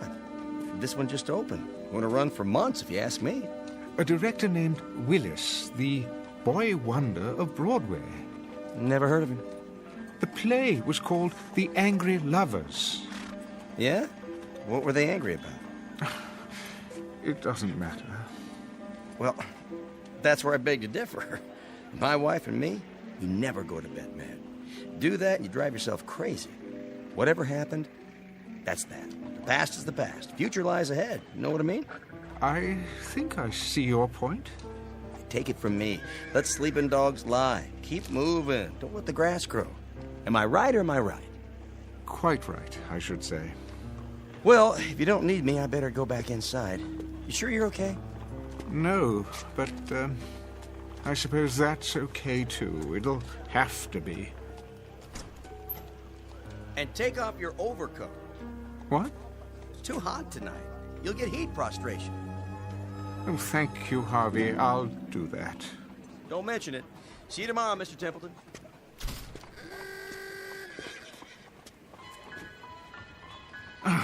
Why did I wear this blasted thing? What was in the pocket? Oh, Barney's latest play. Not a very long one. Looks like a rough draft. What in the... What to do when Booth comes back? Setting, table and speakeasy. Enter Booth as Laura throws back her head and laughs too shrilly. Laura. Oh, Barney, you're a scream. Booth? Laura, is it you? Barney. Hi, Booth. We didn't wait, as you can see. Booth? Barney? Barney Pfluger? Barney? The same. To know him is to love him. Sit down, old chap. I don't believe this. It is a script, but for what? Laura, why don't you go back where you came from? We don't want you here. They were acting the whole time. But why? For me? Yes. Yes, that's it. They wanted to tell me something, to leave them here, in the past, to go back to my own life and live it. That's what they wanted me to understand.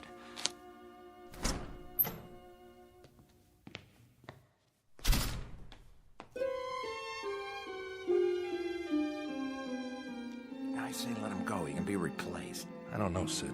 He's a major star. He was. He's still a draw. If we make the announcement now, it will sound like the production's in trouble. There he is now. Let me handle this. Templeton. Mr. Willis, I presume. One question. Are you in? Or are you out? I am definitely in. And it is definitely Mr. Templeton, especially to one so young as you. Now, wait a minute. Excuse me, Mr. Sperry.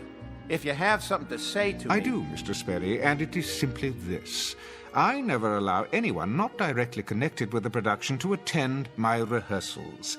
That is a matter best left to the artist you hire to do their job, which, as I understand it, is to give you a hit play. Say... And your job is to remain out of sight and not interfere. In fact, I insist upon it. Just who do you think you are? I don't think, I know. The name is Booth Templeton. Yeah, well, I don't care. Sidney, run along. But... I said I'll handle it. Yeah, right, all right. But see that you do. Now then, shall we start rehearsal? I'd like that, Mr. Templeton. I guess I came on too strong before. I don't blame you for taking a break. Think nothing of it, young man. What's past is past. I like your attitude. I've just had a remarkable experience. For a moment, I almost forgot who I am, and when. I couldn't possibly expect you to comprehend. Perhaps I'll tell you about it someday. I look forward to it. Booth Templeton. Is that you? I don't believe I... Harvey?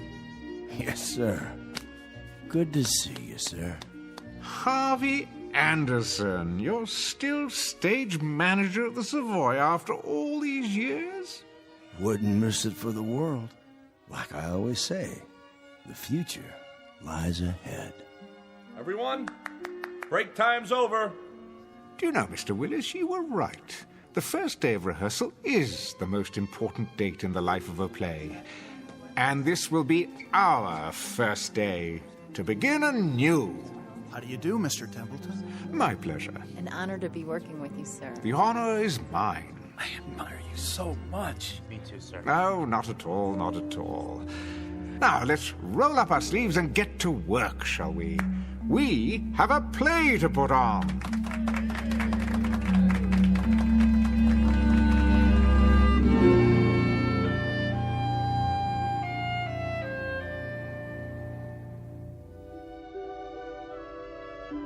Mr. Booth Templeton, who shares with most human beings a hunger to recapture the distant past, moments that soften and blur with the years.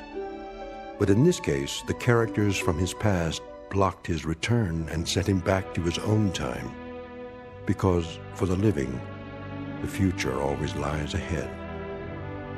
Mr. Booth Templeton, who discovered in his pocket a round-trip ticket to the Twilight Zone.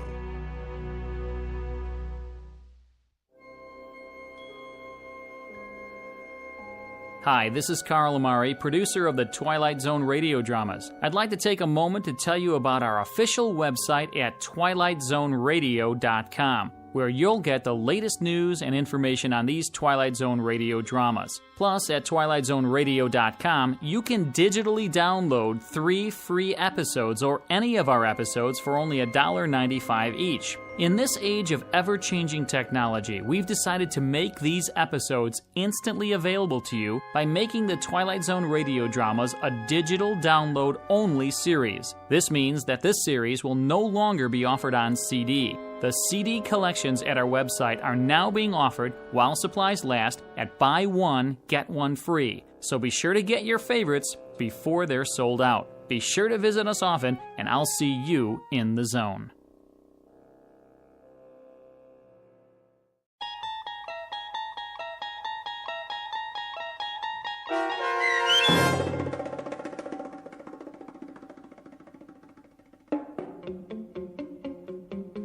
The Trouble with Templeton, starring Michael York, with Stacy Keach as your narrator, was adapted for radio by Dennis Etchison and written for The Twilight Zone by E. Jack Newman.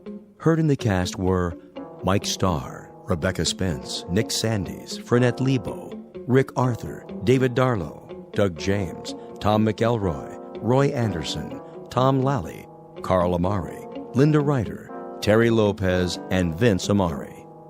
The producers of The Twilight Zone wish to thank CBS Enterprises and the Rod Serling Estate for making this series possible. This copyrighted radio series is produced and directed by Carl Amari for Falcon Picture Group. Sound design and custom Foley effects for The Twilight Zone by Cerny American creatives Bob Benson, Craig Lee, Michael Slaybach, and Matt Sorrow. To learn more about the Twilight Zone radio dramas and to contact us, visit our official website at twilightzoneradio.com. Doug James speaking.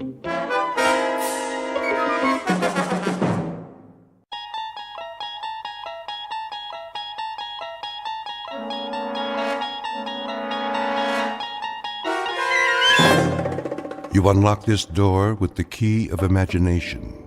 Beyond it is another dimension, a dimension of sound, a dimension of sight, a dimension of mind.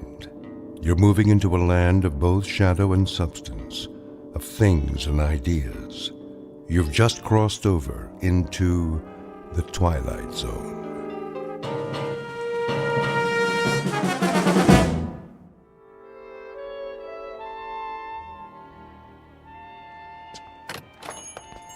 Yes, and will that be all then? No. What time is it in England? I thought you made an appointment. I did. Oh, come on, honey. You're not in that much of a hurry, are you? Yes. What about mad cow disease? Well, clear the room then. Tell them they're keeping the head of McClellan Enterprises waiting. Tell them that we... All right. You want to forget the whole thing? No, I don't want to forget the whole thing. I just want to get this nonsense over with. Send you a postcard. Oh, that would be wonderful. Bon voyage. Ta-ta. Yes, ta-ta. Come on. Hello. May I help you? Mr. Spirito? I am he. We're the Ransoms. My wife called for an appointment. Oh, yes. Please be seated. Now, where exactly do we intend to go? We intend to go to London. Splendid. Of course, you've been. Oh, no. Charming place. You have picked a rather bad time of year, though, but... Excuse me, we're kind of rushed today. I wondered if you'd... certainly. Now, have we decided on an airline? No. Well, then, if I may suggest... We're not going by plane. I beg your pardon? I said, we're not going by plane? Ooh, but you must, unless you're planning this for some time in the future. No, it has to be right away. Oh, then I'm afraid a ship would be out of the question. You see, it's the off-season, and the liners have all been booked up, or put on short runs. All of them? All the acceptable ones, yes. I hope you won't mind my saying this, Mrs. Ransom, but, you know, airplanes are perfectly safe nowadays. I realize that some people feel a certain trepidation, but there's absolutely no reason... Eileen, if it's the only way... May we see a list of boats that are running? If you wish. You promised. I know. It's important, Alan. We agreed on that. I'm afraid these are the only passenger-carrying vessels bound for England in the next 30 days. Some are freighters, but it's sometimes possible... What about this one? The Lady Anne? I don't think so. Why not? Well, it's very nearly the oldest ship in the water, and the slowest. 13 days till Le Havre. Another half day to Southampton. Forget it. No. Wait. This says it leaves on Thursday. We'll take it. Please, Mrs. Ransom, the Lady Anne is a veritable antique. Listen to the man, Eileen. We can relax when we get there if that's what you want. Don't make such a big deal out of it. It is a big deal to me, Alan. A very big deal. Give us 2 tickets. For this relic? Yes, that's right. The Lady Anne. Oh, very well. A few extra days won't matter, will they? I don't have anything better to do. Check okay? Of course, sir. But, Mrs. Ransom, the Caravan Travel Agency takes pride in its service. I beg you not to do this. Well, it isn't going to sink, is it? With a ship that old, you can't tell what might happen. Oh, give me that check. Here. We'll pick up the tickets. Come on, Alan. You can go back to work now. Thanks for your help, Mr. Spierto. Very well. Bon voyage.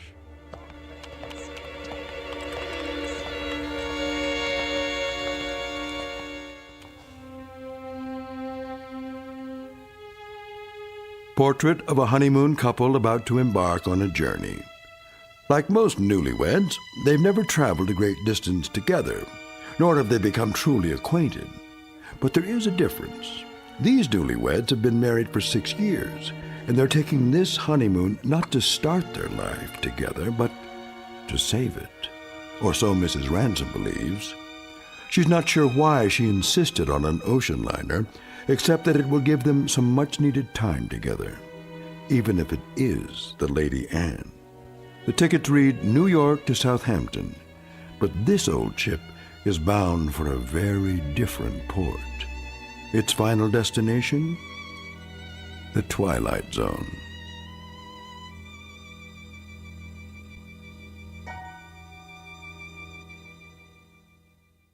And now, The Twilight Zone and our story, Passage on the Lady Anne, starring Martin Jarvis and Rosalind Ayres with Stacy Keach as your narrator.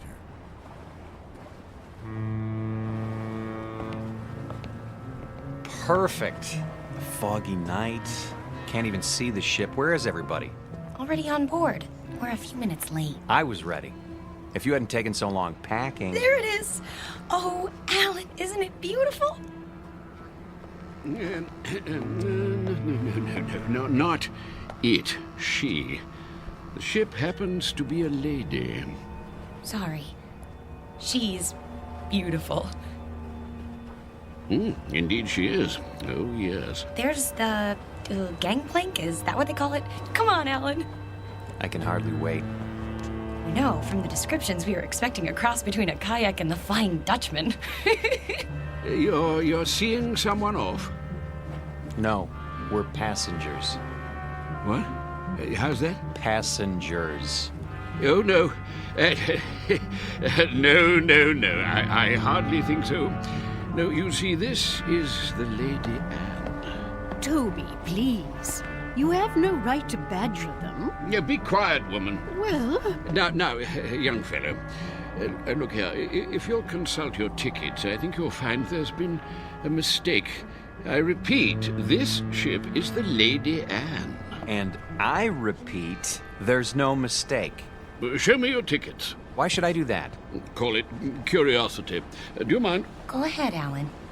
Oh, all right. Let's see. Mr. and Mrs. Alan Ransom, New York to Southampton. You're not going to read the fine print, too, are you? Well, they seem to be in order. Thank you. It's good to know that. Well, there must be an error. This is a private passage, you might say. A mistake in booking it. No, it's a terrible mistake. Come along, dear. But, Millie, I don't understand. I really don't. I said come along,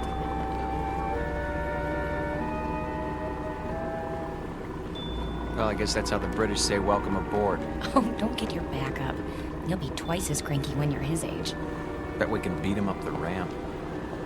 Not too late to turn back, you know? I mean, think of being cooped up with me for 14 days. I made a promise and I'm going to keep it. Isn't that good enough? Sure. Not very steady. Really gives you confidence, doesn't it?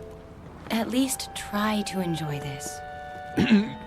One moment, please. Your names? Ransom? Yes, I see it on the list. Do you want to see our tickets, too? Everything seems to be in order, sir. Stateroom 24, down that flight of stairs. Thank you.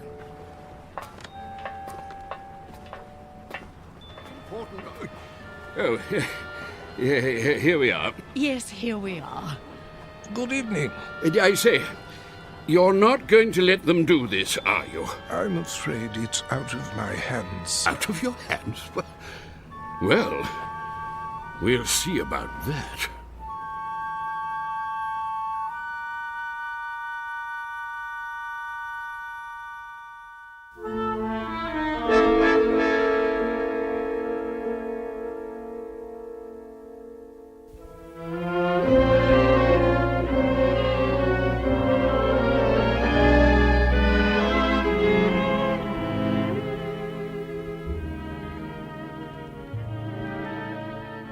I hope they got the luggage on board.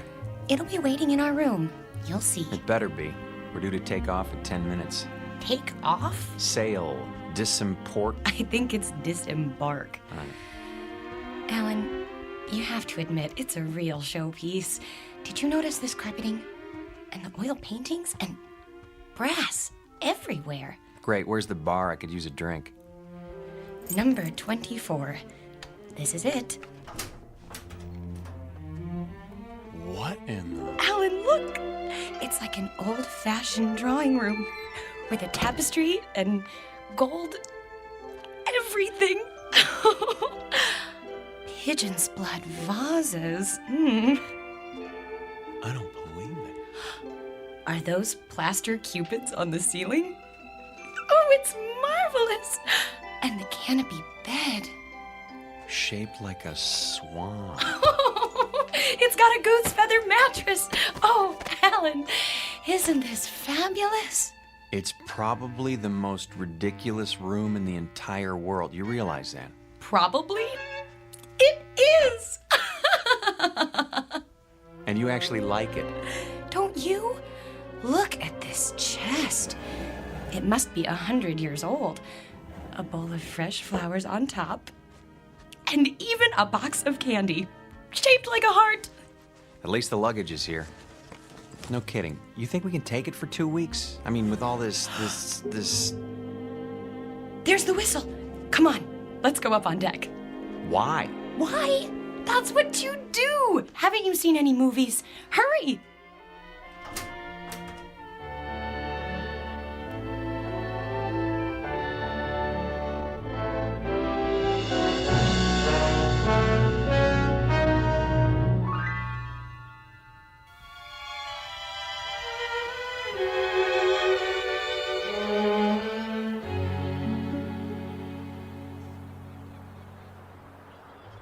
Over here, Alan. We can stand at the railing. Those are the ones I mean, Burgess. Not the ones going with us. Yes, I tell you. Nonsense. Obviously a silly blunder. No. They have tickets. Calm yourself, Mackenzie. This needs to be settled at once. Very well. Here they come. Hello. Hello. How do you do? Oh, very well, thank you. Now then, no doubt you young people aren't aware that this is a rather, well, how shall I say, private sort of cruise, you see. Very tight. Dear me, yes, unquestionably a slip-up on the part of the, Look, mister, we're getting a little tired of this routine. Try to understand. There hasn't been any slip-up. This is our ship, and we are sailing to England on it. Her. What did I tell you? They're determined. This is bad news, very bad indeed. Oh, really? For you or for us? Don't argue with them, Alan. See here, please, this may seem odd to you, but we are actually trying to be of help. Yes, exactly so. You see, there are things you don't know about this ship. Yes. But what does that mean? Well, for example, it isn't common knowledge that... Burgess. No, Mackenzie. We've got to tell them. But... this vessel is over 50 years old. We knew that. Oh, but there are other things you couldn't possibly know, because you haven't had time to look. Such as? Well, she's falling apart everywhere. The deck chairs wouldn't support the weight of a baby. Well, yes, that's true. And the staircase is about to collapse at any moment. And the food, dreadful. It's positively poisonous. Ptomaine, you know. Yes. But the worst of it is the danger at sea. Those boilers, not to be trusted. They've been ready to burst for years. Oh, yes, for years.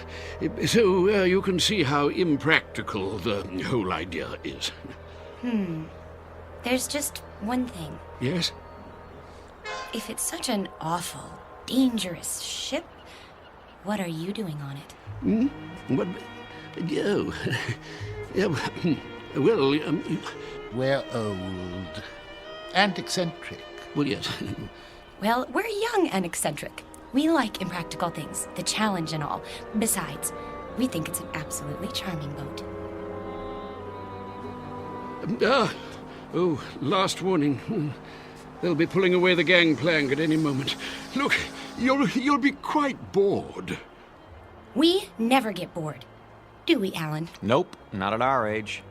You're sick, then. Yes, you'll get sick. No stabilizers. She rides like a washing machine, I can tell you. Sounds like fun. I think I've heard about enough. Wait. I have my checkbook. What's that for? I am prepared to pay you double the amount of your tickets. This is ridiculous. No, I want to hear it. Pay us to do what? If you will abandon your plans, I'm sure you'll find another booking, something more suitable.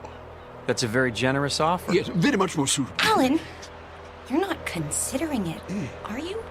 Well, what do you say? Not a chance. Triple the amount, then. Yes, triple. No. Very well. I am forced to extremes. Sir, madam, if you will leave the Lady Anne at once, I will give you the equivalent of, let me see, 50,000 American dollars. 50,000 American dollars. Yes, which I will match. Well, I haven't got to go on me, but Making it a total of 100,000. Yes, 100,000. Well. You're talking my language now, gentlemen. Alan! Let's say pounds sterling, shall we? In pounds? Or better yet, an even $250,000 U.S. currency will be fine. No, that amount is completely unreasonable. I'm sorry. No. In that case... But... Sorry. Let's go, honey. You must reconsider. You don't understand the implications. Look, fella. Ever since we picked this tub, people have been doing their best to discourage us. I don't know why, and I don't care. But if you're worried about brash Americans crashing your cozy little tea party... No, it isn't that at all. Forget it. From now on, leave us alone. I'm proud of you. Thought I'd take the money, didn't you? Well, for a minute there, I didn't know. Oh, look! We're moving! Off to a great start. I could use that drink now. Me too.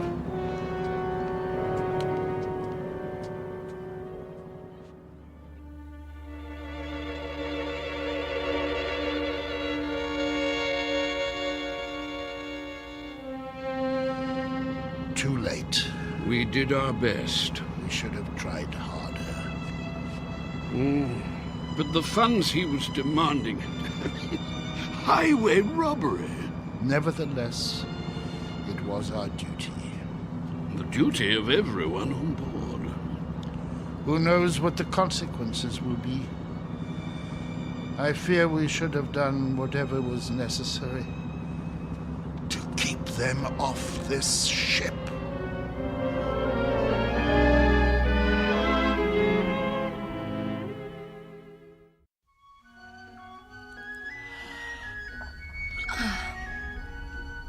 Alan?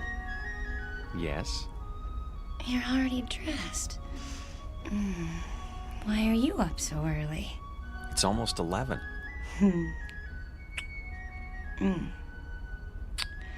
Don't tell me you're nervous. We're not going to let two cranky old men spoil our second honeymoon, are we? A lot more than 2. Better get dressed. Fire drill's in 15 minutes. What?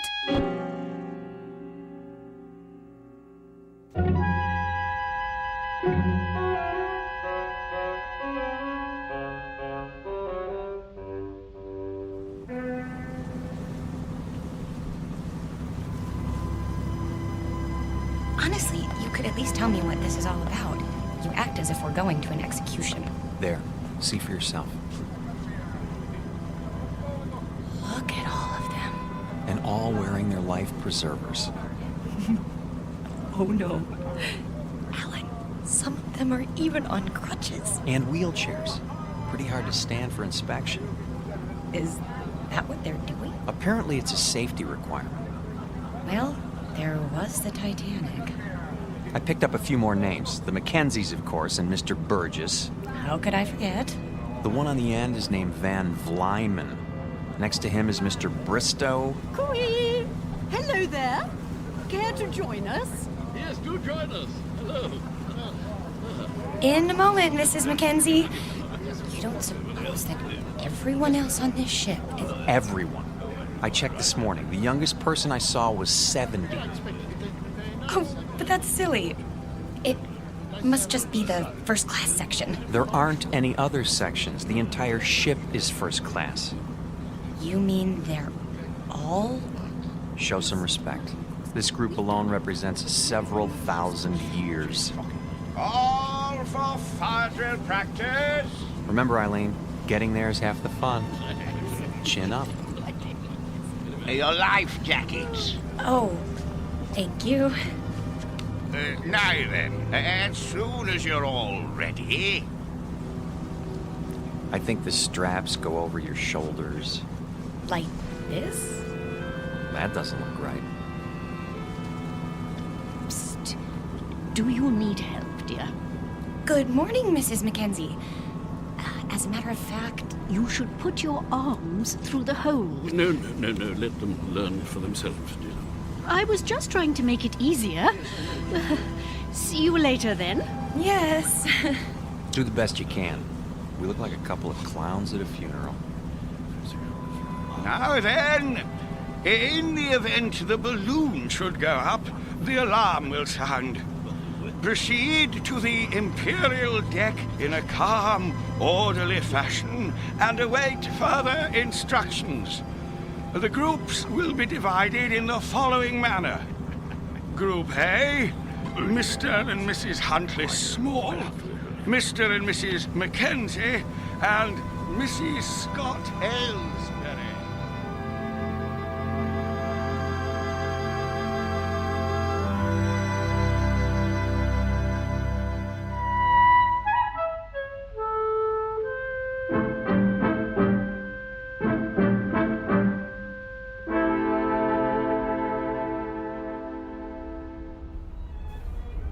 Here we are. The Imperial Lounge. Looks like we're in time for the noon orgy. Alan, I think it's elegant. Like a private club. That's the problem. We're not members. This isn't a ship, it's a floating rest home. Shh. You wish something from the bar? Do you suppose you could fix us up with 2 double martinis? Very dry? Yes, sir. Alan, I'm sorry. I didn't know it would be like this. But it doesn't matter that much, does it? We didn't want to mix with other people anyway. We wanted to... Stop saying we. If you'd listened to me, we'd be in London by now. And you'd be in a business meeting. Not necessarily. Yes. And it would be the same the next day and the next and...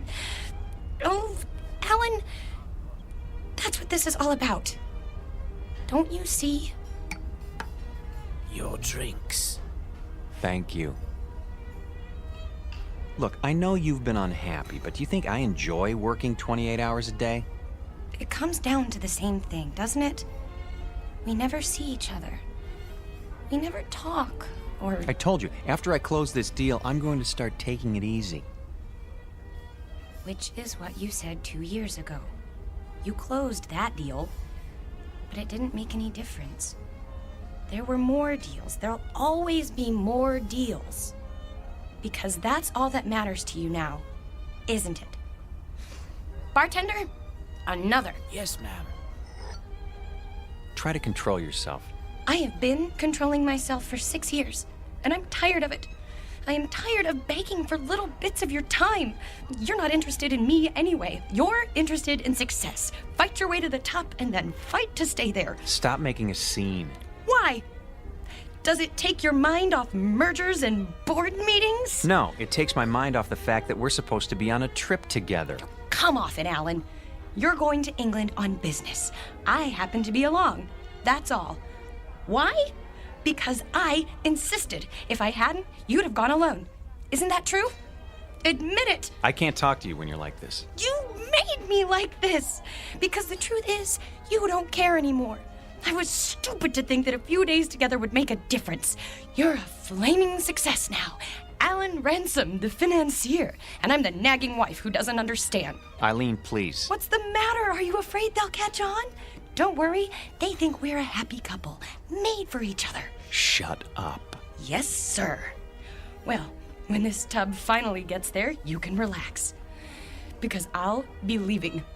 That might be a good idea. Oh, it is. You'll have all those nice deals to keep you warm with no silly woman around. It should be marvelous. It will be. For now, I'll be on deck reading the Financial Times. Here's for the drinks.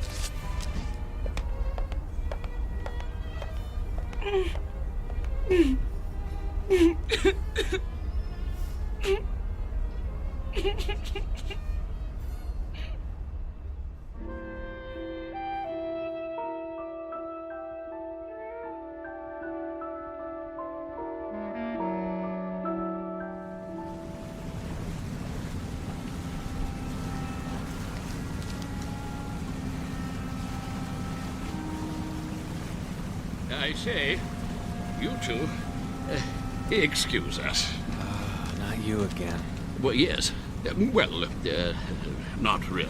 How do you do, dear? Nice to see you, Mrs. Mackenzie. If you don't mind, I'm trying to read the paper. My wife, Millie, yes. I say my wife, I mean we would very much like you to join us for tea, if you'd be so kind. Because I'm wearing my tweed jacket? No. Tweed jacket, I see. That's I think we're very British. No, we simply want to chat. Is it a date then? We'd be delighted. In about an hour? Yes, in the Imperial Lounge. We'll see you there. And thank you. Not at all. An hour then. Jolly good. Looking forward. Why did you do that? Because you and I don't have anything more to say to each other. You know it's true. We're finished. But you said it yourself, we're stuck here. So we might as well call a truce for now and make the best of it. Agreed.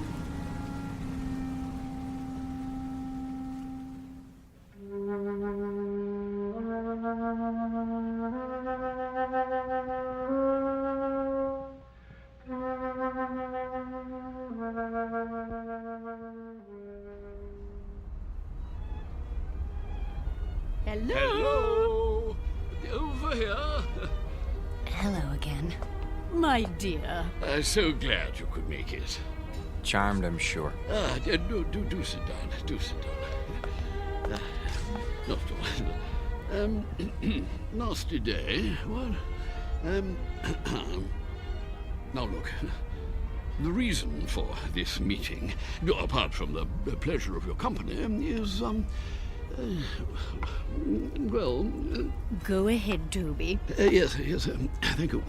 Millie, that's my wife, Millie pointed out that we've all been, something less than hospitable to you, if not rude.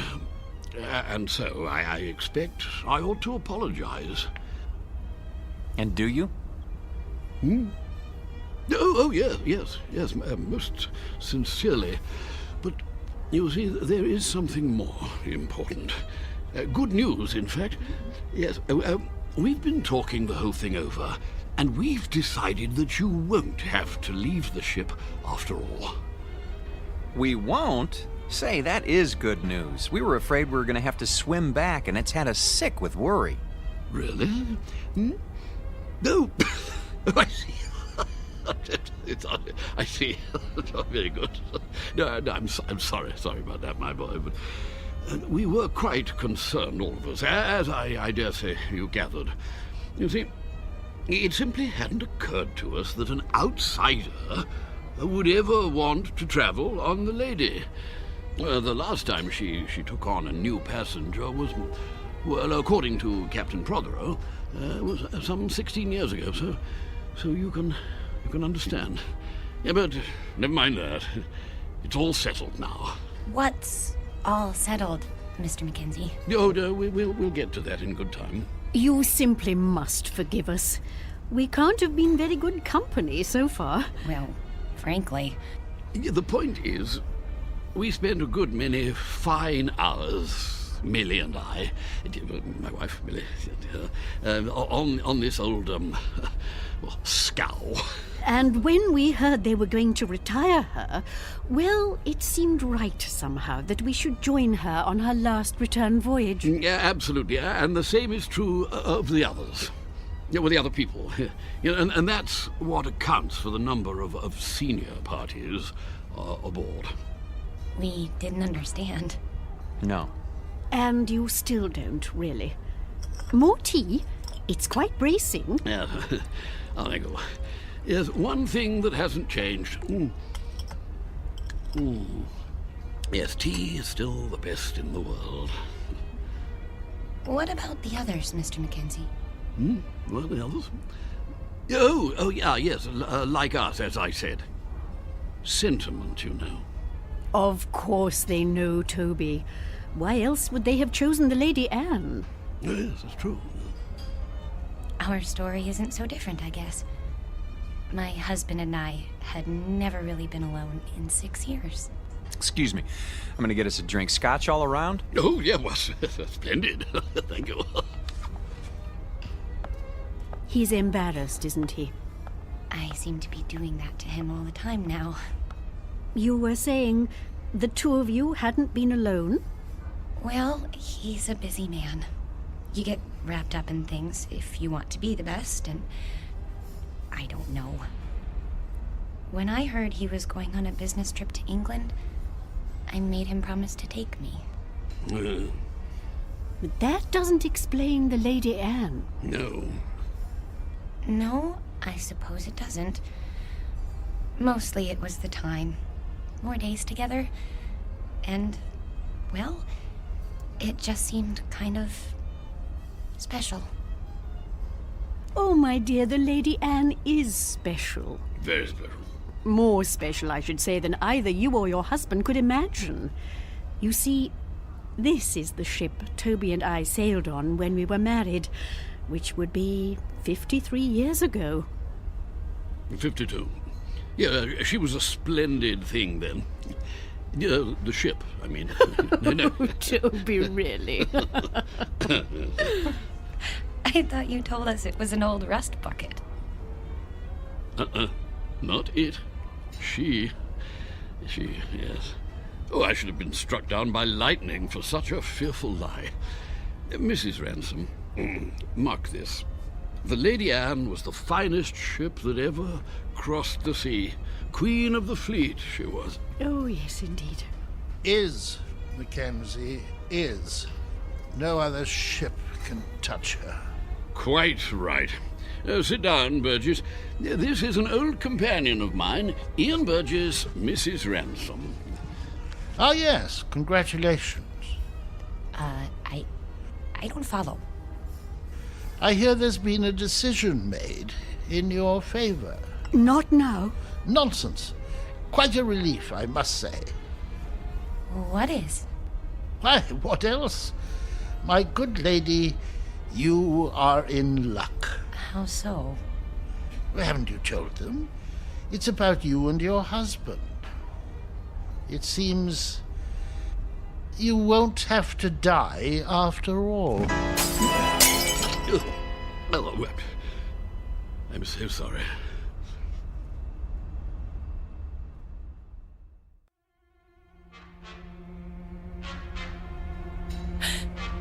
What did you say?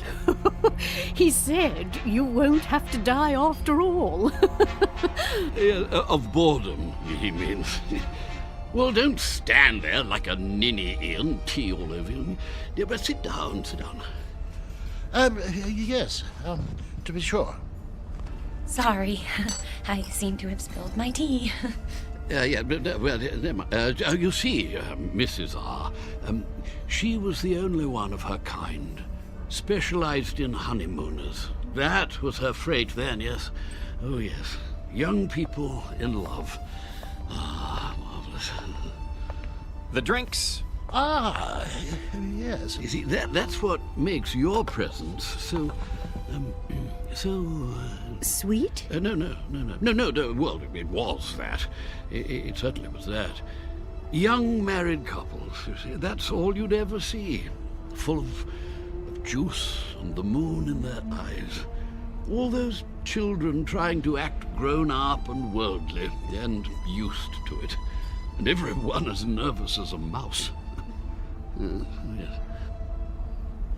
But that sort of thing, it lasted for only a few days. The Lady Anne gave them time to know each other. Oh, she was a wise ship. Cheers. Cheers. Cheers. Everything was arranged for young people. Love has its own point of view, you know. It sees things larger than life. Nothing is too ornate or too fancy or too dramatic. If it is a good love, it demands the theatrical and then transfigures it, turns the grotesque into the lovely, as a child does. With it, we can see what we wish to see in people. Without it, we cannot see at all. We can search forever. How a shipping line ever found that vision, I cannot imagine. But they made the Lady Anne into an enchanted gondola and took that moment of happiness and pure sweet pain all lovers have and made the moment live for 2 unspeakably pleasant weeks. Well, they get the drift, my dear. There's no need to go gooey. But I feel gooey. The same is true for all of us, actually. Bolshia Jones and his wife over there, the bald chap. Engineer in his day, and a good one. The Whiteways. Next to them, Lord Bristow, with his cigar. Nice enough, but he's getting on. And there's old Champion. Innes Champion, the writer, adventure stories, that sort of thing. Quite a droll fellow, though you wouldn't guess it now. Widower, you know. Aye, and his wife. There was a wild thing. She passed on in... Oh, can't be sure of the date. What about you, Mr. Burgess? The same. We'd planned this trip together, but... Have you a picture? In my breast pocket, over my heart. She's very beautiful. Ah. Oh, my dear, please. This is purely temporary. I shall be with her soon. I'm so sorry. Oh, there, dear. It's all right. None of it really matters if you're in love. You are in love, aren't you, Mr. Ransom? Yes, of course. Well, that's the only thing that counts, you know. Everything else perishes. Now you've made her cry. Oh, perfectly all right. I cry all the time, don't I, Toby? All the time. Well, I don't. Why don't you two go out and get some fresh air? Do you good. Fog or no fog. That might be a good idea. Yes. We'll see you later. Of course you will.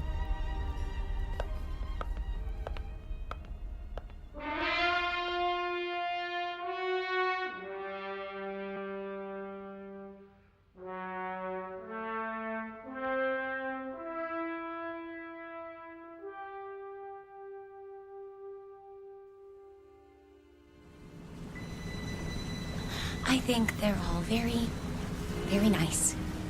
What is going on? The sun. What about it? It's behind us. It was over there, and now it's... We're heading north. So we're heading north. We should be heading east. Blame it on me. Everything else is my fault.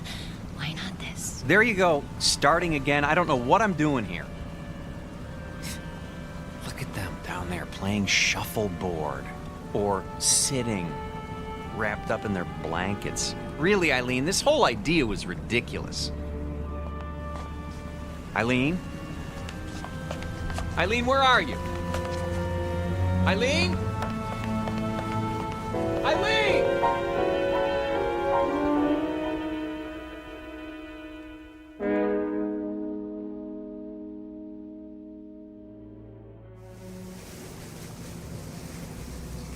I thought you did get rather gooey there, my dear, but you know, I rather liked it. Doby. No! Oh, Mr. Ransom. I say, is something the matter? I can't find my wife. We were standing over there at the rail. She was right behind me. You don't think anything could have happened to her, do you? Oh, no, I doubt that. It's rather difficult to fall overboard. Oh, yes, yes. Eileen! Eileen!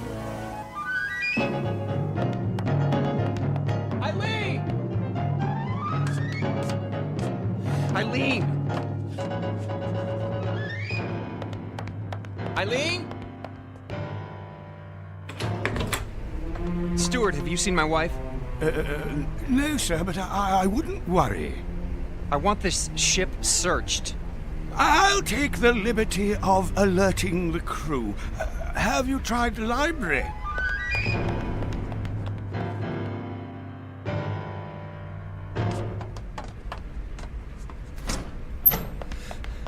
Eileen?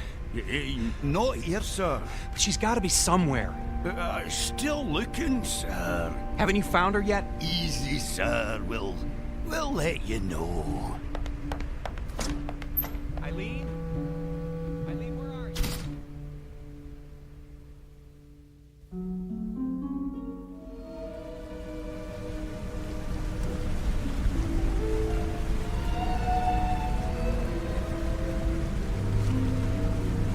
I say, not turned up yet? No, I searched everywhere.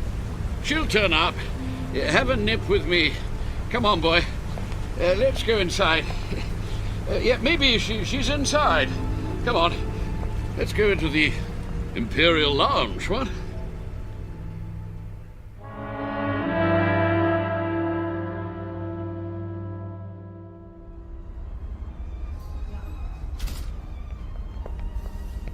Two whiskeys. Make 'em strong. I can't believe it. She's gone. It does seem that way. But of course it isn't so. You've just missed her. You don't know how much. A toast to the Lady Anne. Here, here. Oh, yes. Here Yeah, we are. yeah. The Lady Anne. Yes. It's a pity. What's going to happen? A crime. An evil, black-hearted crime. Easy, Burgess, easy. Easy? Gad, they want to scrap the lady. Outlived her usefulness. Nonsense. A little slow, perhaps. Speed. That's all that counts now. Why? What's the rush, eh, Ransom? I see your point. Freddy, another gin. That's the state of the world today. It's a plot, doubtless of communist origin. Who wound him up? Burgess, do sit down. Haven't you eyes, man? The Lady Anne was condemned because she represents a better way of life. She's grace and manners and tradition. She's the Empire. I say, somebody turn him off. Silence, Adicott. The beasts are at the gate, and we stand about like statues, with our medals gone to rust and our swords broken. Soon they'll reach up their hairy hands and pull the Queen down from her throne. Scrap the lady? They'll scrap the world. Poor chap. He'll feel better later at the party. Another drink, Mr. Ransom. Mr. Ransom?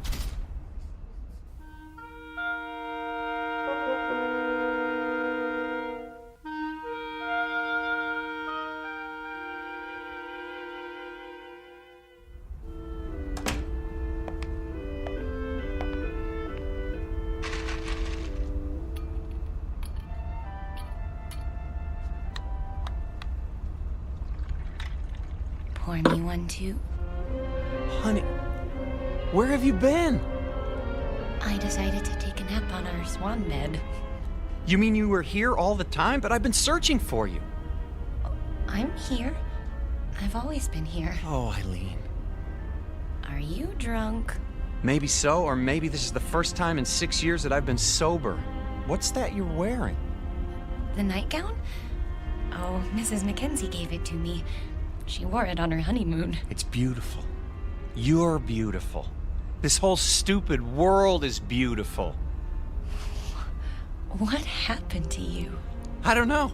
But I'm going to try not to forget. I'm going to try very hard. Oh, Alan?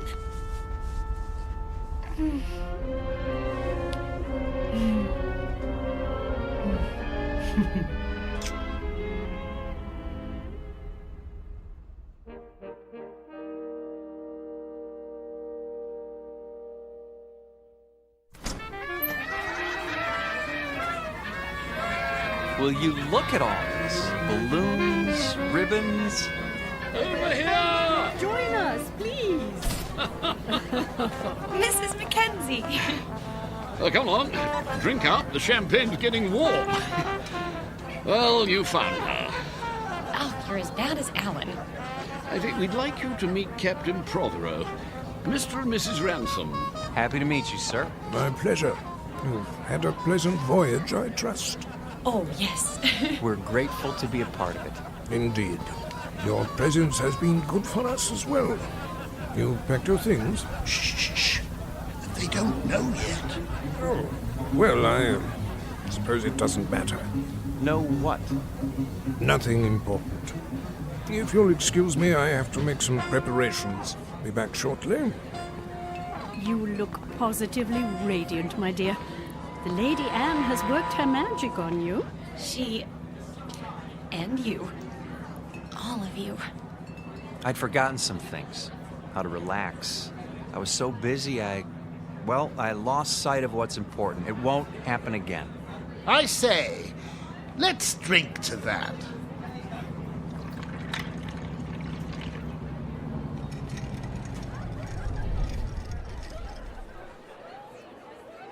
Have the engines stopped?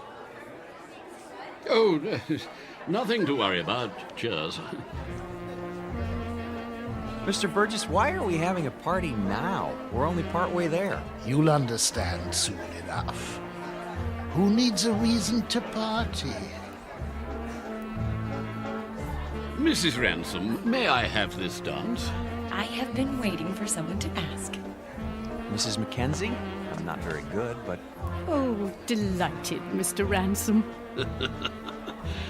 Oh, splendid.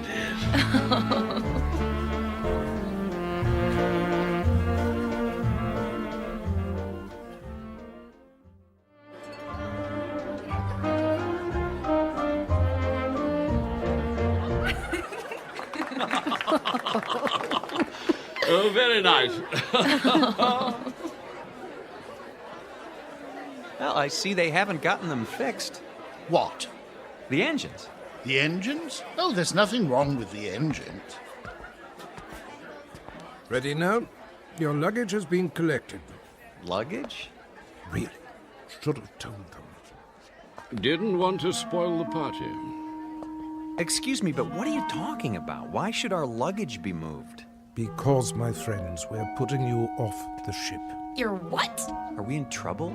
No, nothing like that. They'll come to understand.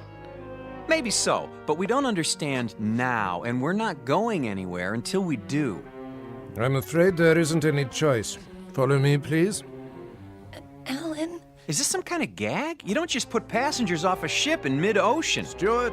Captain! Draw your pistol. Yes, sir. You're kidding, aren't you? If you'll do as the captain says. This way. I tell you what, we'll all go. Alan, what's going on?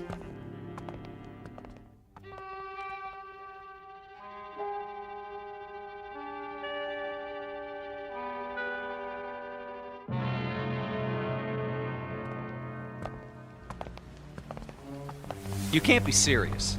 There's nothing to worry about, my boy. Your exact position has been radioed. Even now, help is on the way. Alan, I'm not kidding. Captain, this is outrageous. Your luggage is in the boat. Flowers, a tin of biscuits. Champagne? I thought of that. The lifeboat sends out a signal so you'll be picked up straight away. Everything you need, really. Except a reason. It's time we were off. Into the boat with you. No, please, But why? Is it something we've done? Not a bit of it. Then tell us. You can't do this without a reason. Cause, my boy, you can't go with us. Not yet. Yes, come along. Not where we're going. No, no. Step carefully, please. We liked you people. We thought you liked us. They do, Alan. you see? They do. Throw it away. Don't forget the blankets. Alan, look. Everyone's at the rail. Goodbye. Bye. Goodbye. I say, what are those papers, dear? They're your letters, Toby. Don't you remember, dear? I've kept them for so long. You're throwing them overboard. They deserve a proper burial at sea. I won't be needing them now, will I? No, dear. Not anymore. Listen, the engines are starting again. They're moving. So are we.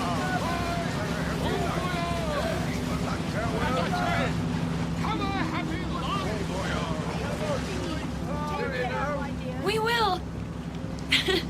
I promise you.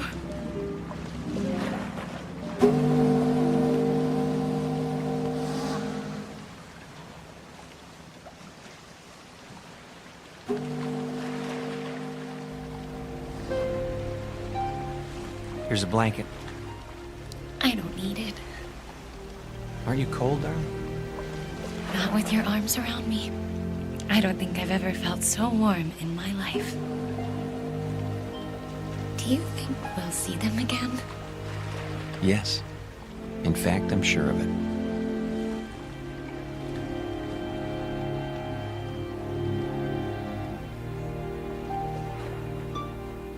Lady Anne never reached port. The ransoms were picked up by a cutter a few hours later, just as the captain promised. They searched the newspapers but found no mention of the Lady Anne. The ship, with all its crew and passengers, went down in the mid-Atlantic, or so it was said. But Alan and Eileen knew better. They knew it had sailed on to a better port, its final destination on a distant shore called the Twilight Zone.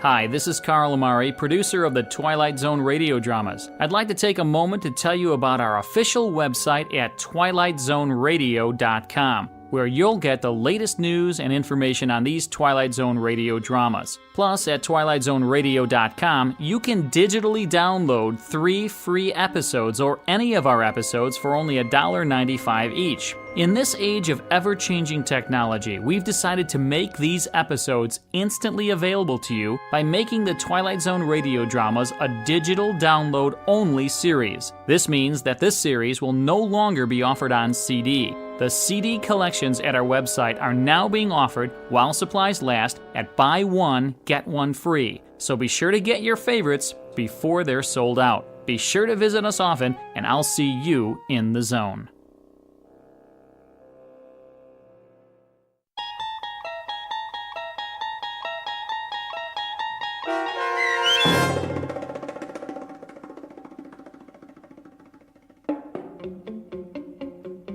Passage on the Lady Anne, starring Martin Jarvis and Rosalind Ayres, with Stacy Keach as your narrator, was adapted for radio by Dennis Etchison and written for The Twilight Zone by Charles Beaumont. Heard in the cast were David Pasquesi, Anne Somerville, Jim McCants, Joby Cerny, Eleanor Weingart, Martin Astrop, and Nick Ruddle. The producers of The Twilight Zone wish to thank CBS Enterprises and the Rod Serling Estate for making this series possible. This copyrighted radio series is produced and directed by Carl Amari and Joby Cerny for Falcon Picture Group. Sound design and custom Foley effects for The Twilight Zone by Cerny American creatives Bob Benson, Craig Lee, Matt Sorrow, Tim Cerny, and Todd Beyer. To learn more about the Twilight Zone radio dramas and to contact us, visit our official website at twilightzoneradio.com. This is Doug James speaking.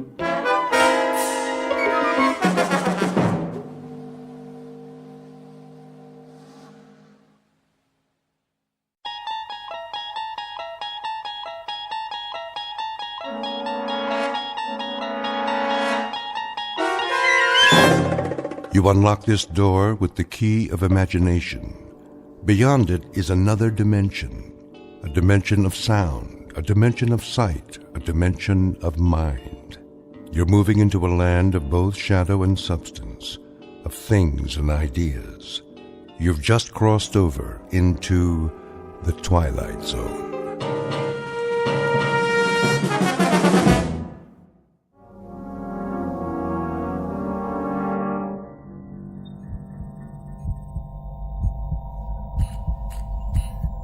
In the beginning was the Word, and darkness, and light. I have trouble remembering light.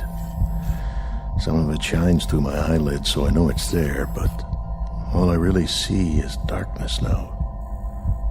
There are pinpoints of light like holes in the fabric of space. I know they're out there, even if I can't quite see them. When will I?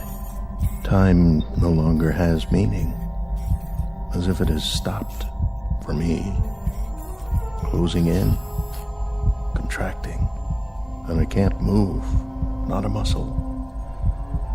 But in this moment, the mind continues, and I wait. Stansfield, Douglas. Scanning vital signs. Life functions, check. Metabolism, stable. Temperature, constant. No adjustments necessary. Only the mind. The mind is memory, and I remember things. They remain through it all. There is more than just darkness, the void. The mind does work. I wonder if they know that. The images are constant, ever present, patterns to savor again and again. It's not just the long sleep that comes when the fear has left. It's a time to recollect, sift, and analyze. Try to understand all that's happened in this infinite moment.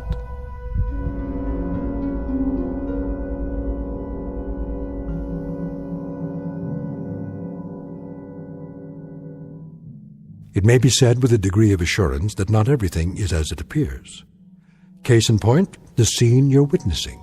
You are not in a hospital. You are in the belly of a spaceship. It is currently en route to another galaxy located an incredible distance from the Earth. This is the crux of our story, the truth behind the mystery flight into deep space. For here, distances are so vast that they are marked in light years instead of miles, while a man's life ticks by in the blink of an eye. It is the story of events that might happen to human beings who, with the help of technology, dare to take a step beyond and are unable to anticipate all that awaits them out there. So fasten your safety belts, because you're on a spaceship.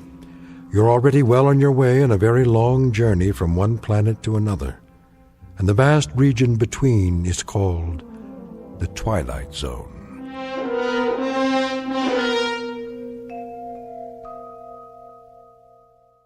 And now, The Twilight Zone and our story, The Long Morrow, starring Kathy Garver with Stacy Keach as your narrator.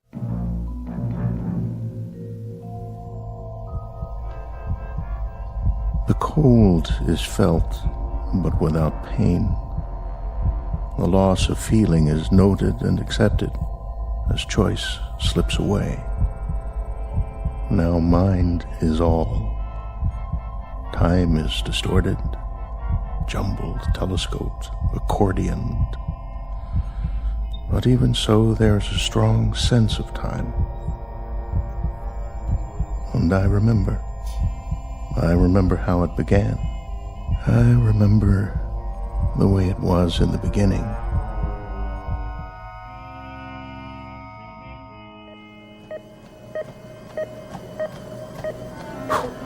How am I doing? Heart rate 84, 88, 90, and holding. Speed 5 miles an hour. That's excellent, Commander. Let's see how long I can sustain it. That's enough treadmill. I can keep going for as long as you want. We know you can. Give it a rest, Commander. You're not a hamster in a cage. I can beat any hamster you've got. I'll bet. We prefer rabbits, though. Why don't you shower up and grab some lunch? What's the schedule this afternoon? Just some blood tests. Again? You know the routine. Check your cholesterol, blood sugar. Take any more blood and I'll dry up and float away. You know who Dracula was, Sherry? Yep, some guy who worked for NASA. Commander Stansfield to Dr. Bixler's lab. Commander Douglas Stansfield, report to the Flight Director's lab. Tell them I'm on my way. After you shower. Forget it. I didn't even break a sweat.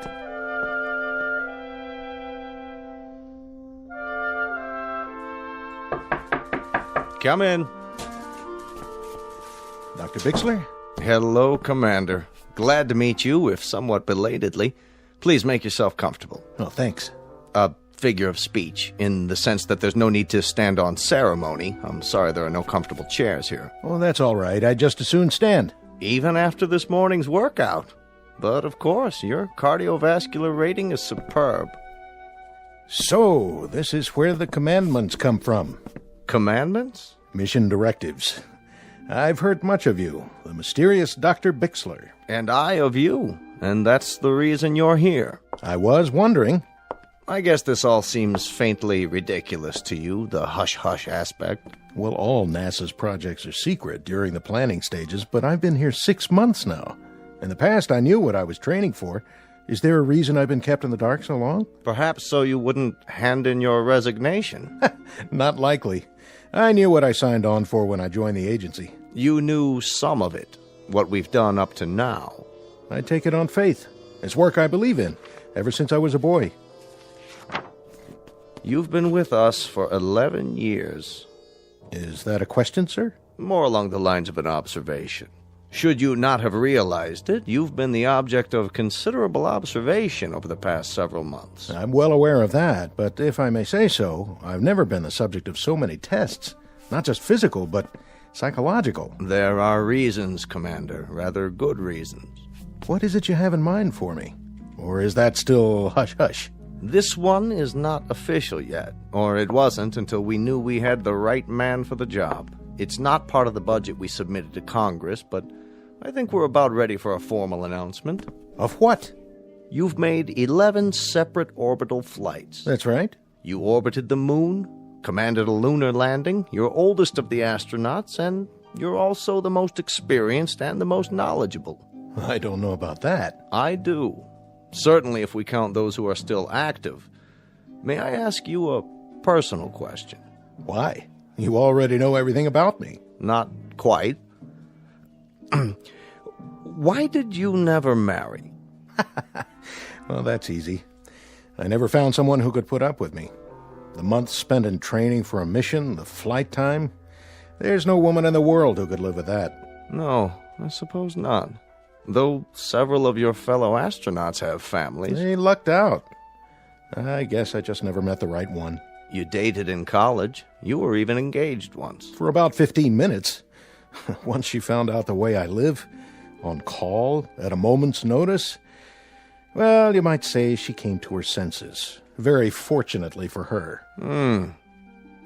When the space agency put me on this project, I was told to keep in mind the scientific problems, of which there are a great many, I can guarantee. I'm sure. But also to be aware of the human factor. And that's where you come in, Commander Stansfield. You're the human factor. May I ask you a question? By all means. How long are you going to keep me in suspense?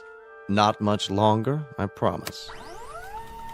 You recognize this, don't you? A chart of the solar system. That's right. The Sun, the Earth down here, our neighbors, Venus, Mars, Jupiter, and so forth, and the moons that orbit them. A lot of places I haven't been to yet. What do we know about our neighbors, Commander? More than we knew a few years ago. Oh, yes, thanks to men like you. Nonetheless, what it boils down to is this. The moon is barren. Mars is a vast, scrubby desert with an unbreathable atmosphere. Venus and Jupiter, both gaseous and poisonous. Pluto and the outer planets are volcanic. In short, our neighbors have only one asset to offer us. They're accessible. They can be reached using current technology. Beyond that, they offer us nothing. Scientific, social, economic, by any standards. They're the Mount Everest of near space. You go to them because they're there. But the accomplishment is in the climb, and once climbed, there are no more challenges. So, Where's the next Mount Everest, Doctor? That may be the wisest question you've ever asked, and the most pertinent. Why do you say that? Take a look at this chart. It's a star system in a galaxy well beyond our reach. To date, seen only through the lens of a telescope. We know nothing of it with absolute certainty, except that there is a cluster of 6 planetary bodies. Where? Here, toward the edge of the picture. The small, extremely bright object at the center is a sun, very similar to ours. It's flaming and gaseous and almost exactly the same color temperature. It provides heat and light for these 5 objects here. The ingredients of a solar system like ours, only a bit smaller. The planets run in roughly the same paths as we do around our own sun. Yes, I see. The equivalent of our 5 inner planets. But the rest? You can tell all that? Our astrophysicists can.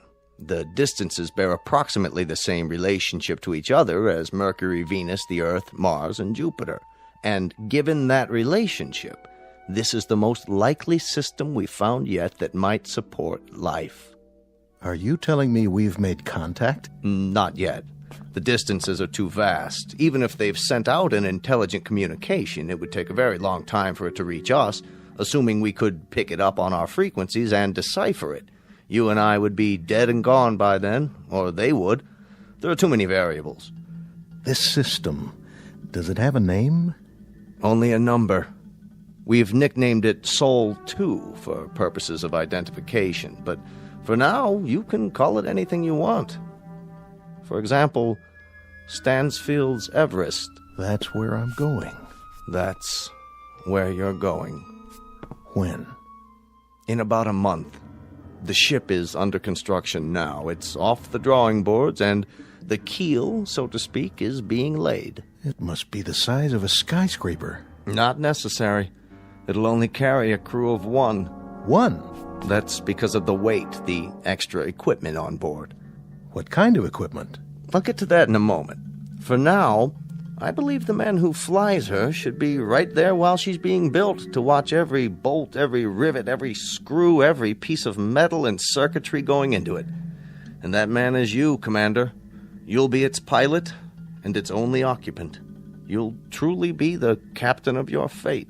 Not that it matters at this point, but I want you to know I like this assignment. I like it very much. That's not surprising, considering your profile. It's precisely why you've been chosen. I've put together a manual of projections and probabilities. I think you ought to see it. I'll read it tonight. There are the usual dangers, the usual unknowns. It was ever thus. No, Commander, it was never thus. How so? In the past, you've had meteor storms to contend with. You've had the usual calculated risks of mechanical failure, landing difficulties, ejection troubles, all the rest. Well, you'll still have those, compounded. There's another factor here, another problem. Distance. Distance, in time and in space. How far? This cluster is approximately 141 light years away. But that means the ship would have to... An ordinary ship. This one will have interstellar drive and an anti-gravity device. It'll be the fastest man-made object ever conceived and launched. Its speed will be like nothing ever dreamed of before. But in terms of the space you have to conquer, it might just as well be an ant crawling across the Sahara. It's a high mountain, isn't it, Dr. Bixler? A very high mountain. The highest, the longest trip in the history of mankind. How long? Your trip there and back will take approximately 35 to 40 years.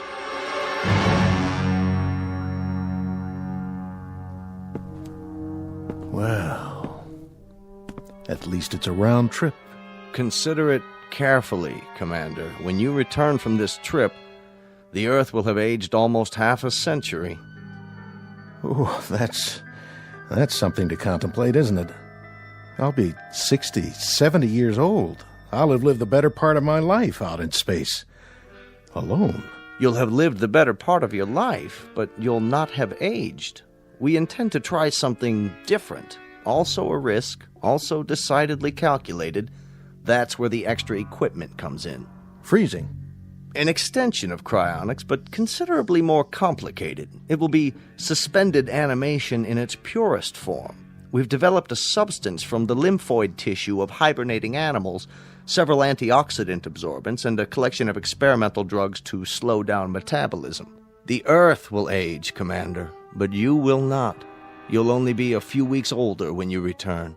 Sort of like dying, and then coming to life again. After a fashion, coming to life again in the sense that there'll be very few people here you'll know or who'll know you. Life will have changed in many ways, Commander, and you'll have to begin living it all over again, as a stranger, as an anachronism, if you will. If you'll forgive this degree of candor, it's one assignment I don't envy very much. That's pretty much been the story of my life, Dr. Bixler. Assignments that not very many people would envy. When do I begin? You already have begun. If you're free this afternoon, I'd like to go over the preliminaries. Tomorrow there's a chartered jet to the Cape where you'll begin your briefing and have a first look at the ship. Unless you care to reconsider. I'll be there. I'm on the payroll, aren't I? When I checked in, it was all the way. Good. That's good, my boy. Glad to have you aboard.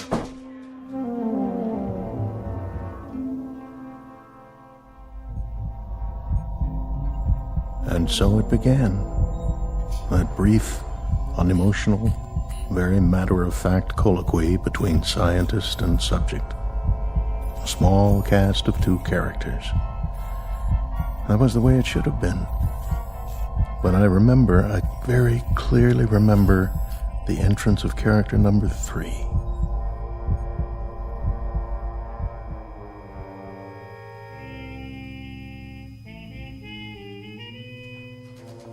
Will Communications Team B8. Communications Team B8, report to Central Control. B8 to Central Control. Oh, excuse me. Oh, my fault. You've dropped your papers. Here, let me help you. Commander Stansfield?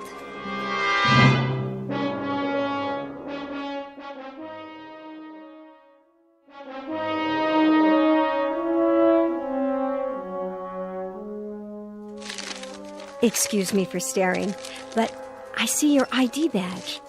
Why, you're the one. I don't know whether to thank you for that or report you for insubordination. Forgive me. We've been hearing Stansfield for close to a year. I was beginning to think that you weren't real.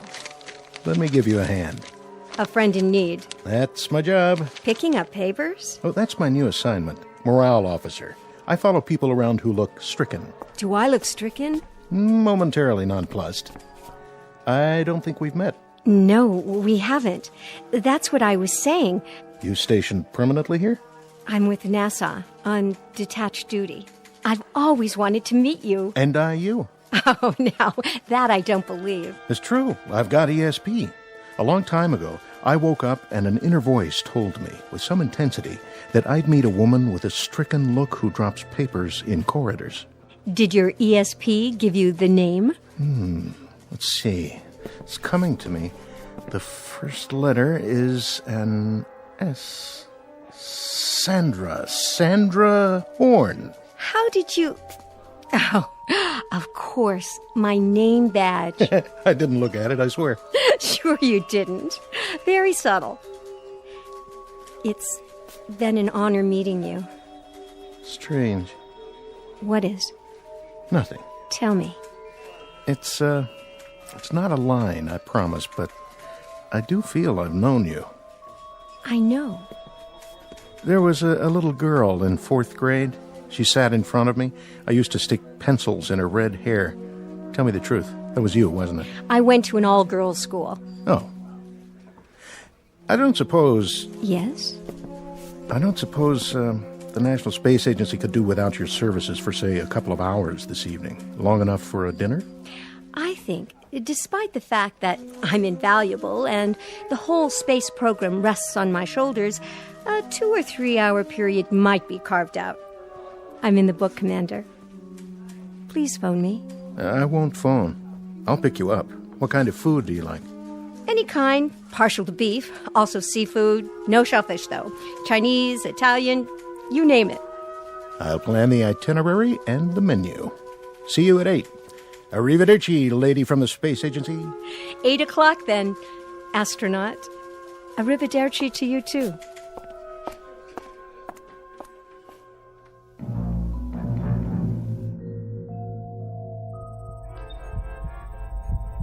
I stood there and watched her walk away. I thought we talked for an hour, not minutes. And I knew everything I needed to know about her, even then. The only time in my life it had ever happened to me. And now I return to these things, these simple things. Now in the darkness, and the cold, the solitude, the stillness without measure.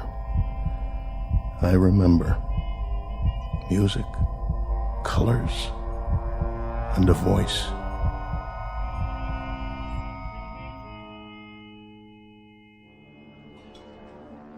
How did you like the meal?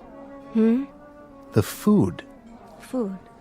Oh, it was wonderful, truly. But you've hardly touched it. Oh, yes, I have. I mean, I had a late lunch. I guess I'm not as hungry as I thought. Well, look at you. You haven't cleaned your plate either, mister. Oh, I was thinking. About what? Do you dance? No, not really. Neither do I. Never learned how. Oh, come on. I missed all the dances at school, even the prom. I don't believe that for 1 minute. Would I lie to you? I really don't know. You can teach me. What? Just the basic two-step or whatever they call it. You're asking the wrong person. Am I? Besides, they wouldn't let us dance in here. They wouldn't notice. A couple of duffers like us. Quick, don't look. How many people at the next table? I haven't noticed. My point exactly. They don't care about us either. Stand up. Oh, I couldn't. You're looking at me. Sorry. Something wrong? It's just that a month from now, you'll be off in space. And by the time you come back down again... You want to talk about that now? Only for the following absurd reason. I've known you for exactly 3.5 hours. Is that all it's been? That's all. 3.5 hours. A long dinner and a short dance. And already... Already what, Sandy? Already, I feel a sense of loss.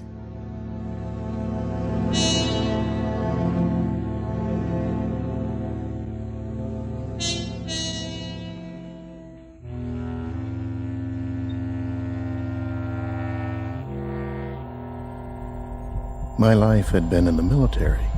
Always. First aircraft, then space vehicles. And it had been missions, projects, and expeditions. There was no time for another kind of life. Intrusions that took the form of a face, a voice, a short month lived by a man and a woman drawing closer and closer together, and finally becoming a part of one another. There's so little time for such a thing, for such a small thing. And then what time we had ran out, then slipped away.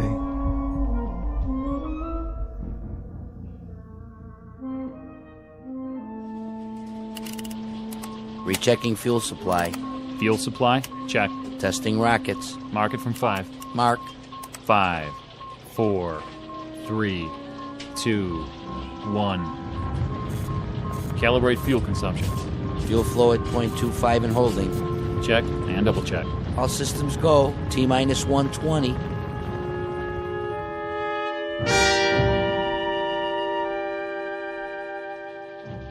Setting countdown, Dr. Bixler. Only 2 more hours. Where is he? He'll be here. Man, oh man, I sure wish I was him.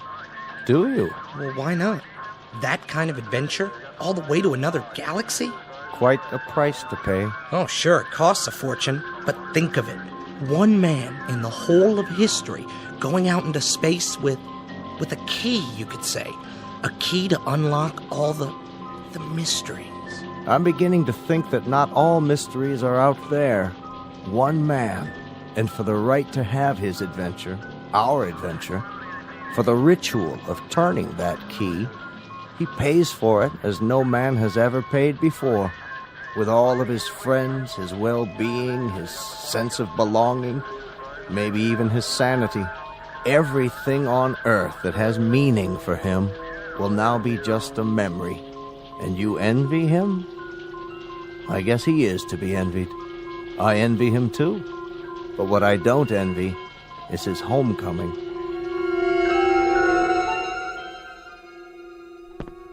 Sandy? Hello, Doug. I thought we agreed. I know, but I had to see you. It only makes it harder. I wanted to give you something. A small, unofficial gesture from one of the lesser bureaucrats of our good, gray, respectable government. Sandy. Unofficial, and very much apart from protocol. But I couldn't let you leave, Doug. Not without saying goodbye. Not without telling you that I loved you very much. That I shall sorely miss you. That my life, whatever is left of it, will be a strangely meaningless, dull, and empty place without you to share it. No. Shh. And this last paragraph. I wouldn't say this to you if I didn't know you were the kind of man you are. If I thought it would even remotely affect you, or at least what you plan to do.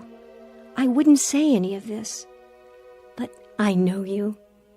I know that you're built out of a very strong alloy, and you may bend a little, but you'll never break. It's a very odd thing, Sandy. Very odd. But when I come back, when I touch this ground again, I know the first thought I'll have. I know the first thing it is I'll want to see. The first thing I'll want to touch. I'll be the little old lady in the lace shawl, the one waving the welcome home sign. So look for me, Doug, will you? Look for me on the fringe of the crowd. I'll be the one carrying the sign.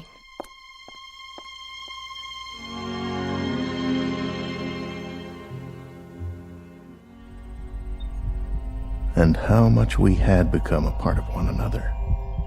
Despite the circumstances of both our lives, despite everything rational, we let ourselves reach into that strange and mysterious sea within us called love, and then watch the ripples grow. Sandy, where are you now? Sandy, across the void, my dearest, through the millions of miles of cold and empty space, through the vastness of a naked desert of sky and stars.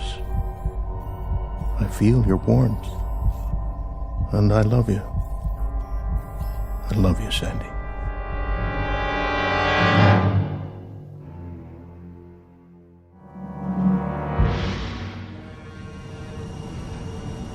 Final countdown. Mark it. All systems 1/2, 3/4. We have full ignition. Blast off.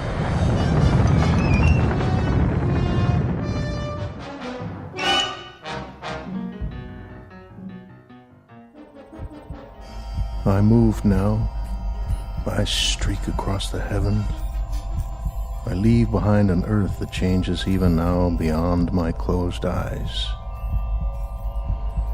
This, then, is the hero's journey. From a warm place of leaves and trees and summers full of dreaming to a cold orb hanging in a dark sky, and a place I do not know. To return one day with stories to tell my tribe on the rock they call home. I feel it growing smaller and smaller and smaller, and time passes inexorably and eternally, and I can do nothing about it. Nothing at all.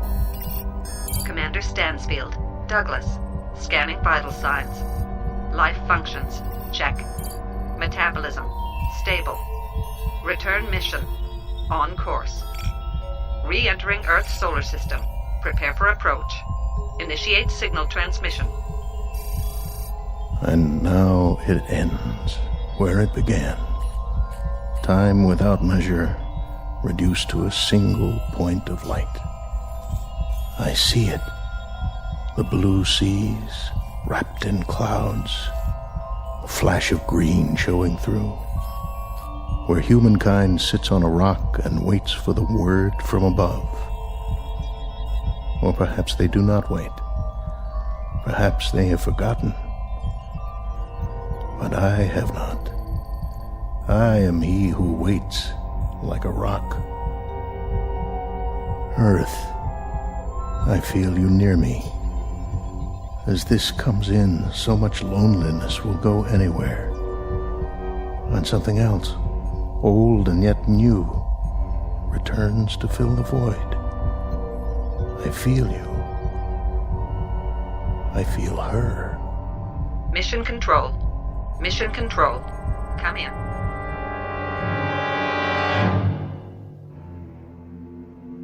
What's this? Where? On the Trivet. Looks like a craft on the approach. Yeah, I see it, but what kind of craft? Could be a missile. Activate the defense shields. Setting coordinates. Locked on. Lasers on standby. This is gonna be easy. Almost too easy. Whoever he is, he's a sitting duck. Wait a minute. Look at the shape of that thing. Some kind of retro design. Hey, bring it up on the holoscreen. I can almost make out the numbers. Run a pattern recognition. That'll nail down the model and country of origin. Scanning for recognition.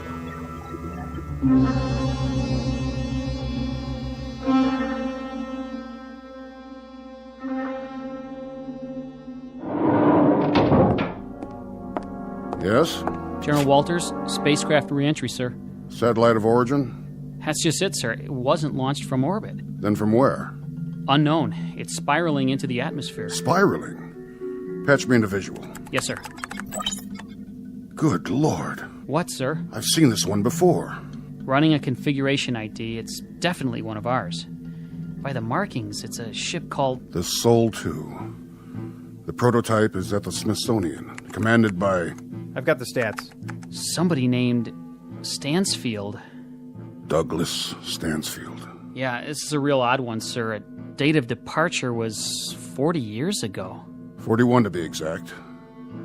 You're not going to believe this, but he was a hero of mine when I was a boy. Send in Vogler. Tell him to search everything we've got in the files. Right away, sir. It's downloading now, General. Who is he, anyway? One of the pioneers. Been in space several decades. Really? Presumed lost a long time ago. Put it on the screen. Here's a report. He's been out of contact. This is the first communication we've had. The date, the log entries. He was tracked on radar when he left Earth space. But communications must have malfunctioned a few hours after he left the ionosphere. 41 years. And now they come back. Every month. Every year. They keep coming back. Like aging birds returning to a nest. For what? That's the question. They went off on missions that became obsolete almost the moment they were out of sight. To blaze trails we've already charted by now. To bring back discoveries that aren't discoveries anymore.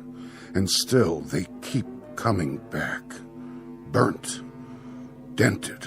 Aged. And they keep coming back. Look at this. What? The footnote. This is a funny one. Let me see.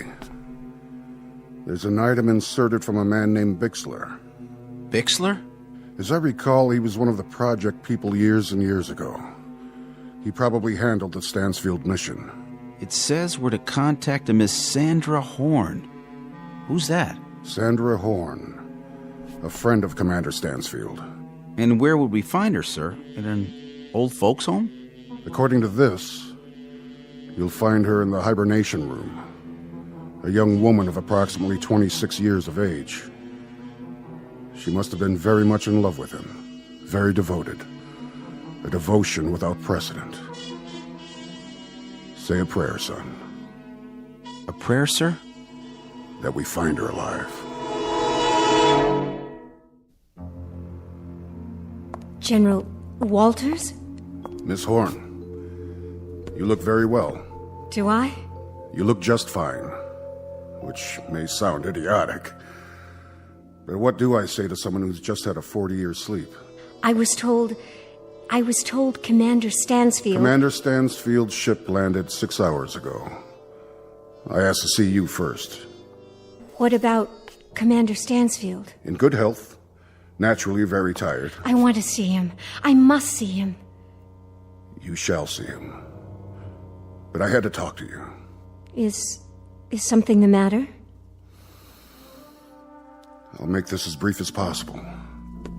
Commander Stansfield had a communications failure. It occurred probably within the first 12 hours of his departure. There was only sporadic contact made during his entire flight, there and back. He reached the other galaxy. He reached it, he landed, he took off, he returned. There was no life where he went. We found that out ourselves 20 years ago. One of the ironies of our progress. We could have saved him the trip. We could have saved him his anguish. I don't understand. His anguish being the following, Miss Horn.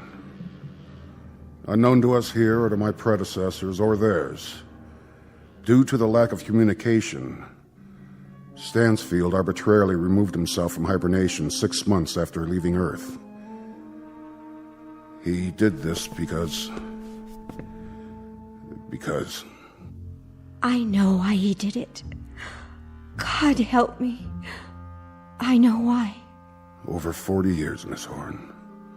40 years in the cockpit of a ship. 40 years of... well... his kind of loneliness must have been something brand new in human experience. For what you both gave up, you deserve far better than this. I wish to God he could have come back to you just as he was when he left. But as it is, I'll leave you alone now.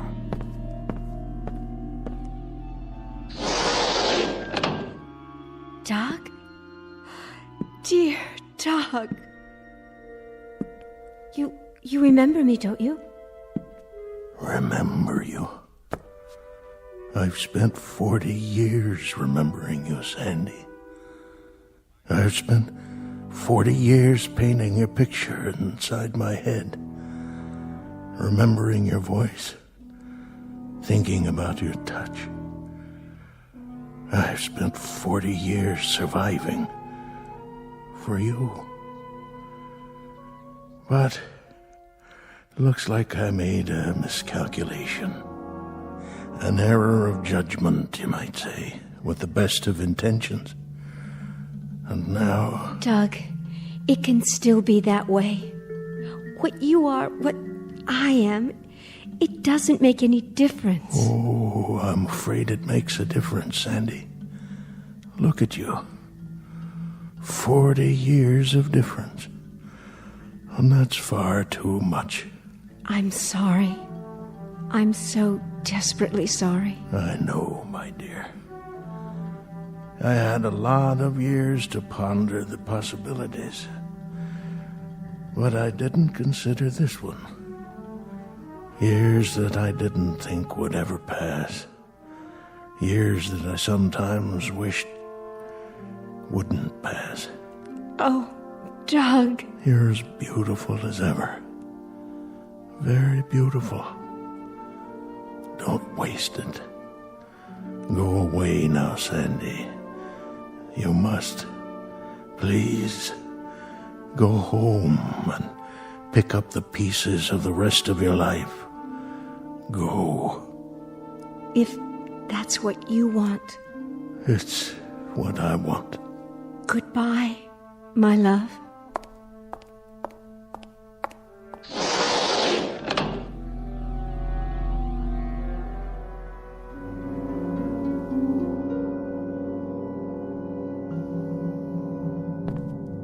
Stansfield, if I may say so, you're an incredible man. Really quite an incredible man. It may be the one distinction I can point to in my entire life. That I knew you. That I knew a man who placed such a premium on love. Truly, truly, Stansfield. Quite a distinction. Goodbye, General.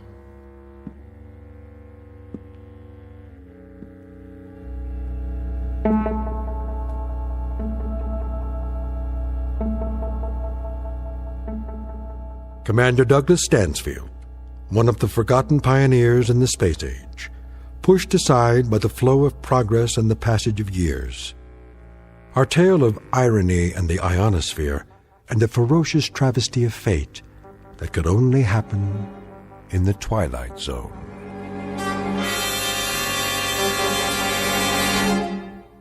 More from the Twilight Zone after this.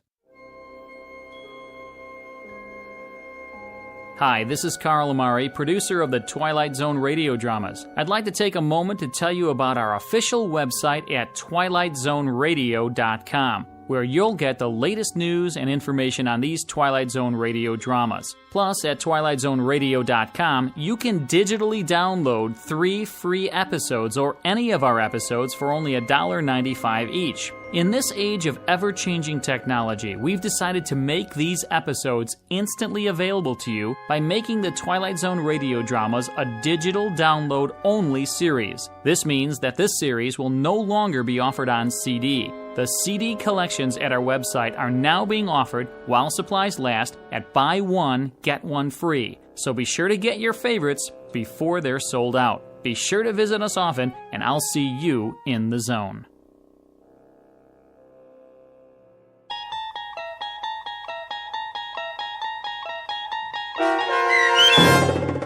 The Long Morrow, starring Kathy Garver with Stacy Keach as your narrator, was adapted for radio by Dennis Etchison and based on a script by Rod Serling. Heard in the cast were Roderick Peoples, Christian Stolte, Rich Komanek, Jeff Lupetin, Meg Falcon, Heath Corson, Susan Hart, Carl Amari, Roger Wolski, and Vince Amari. To learn more about the Twilight Zone radio dramas and to obtain audio cassettes and CDs of these programs, visit our website at twilightzoneradio.com. The producers of The Twilight Zone wish to thank CBS Enterprises, Carol Serling, Dennis Etchison, Dick Brescia Associates, Claire Simon Casting, Terry Jennings, XM Satellite Radio, the American Forces Radio and Television Service, Sirius Satellite Radio, our sponsors, and our radio affiliates for helping make this series possible. This copyrighted radio series is produced and directed by Carl Amari and Roger Wolski for Falcon Picture Group. Doug James speaking.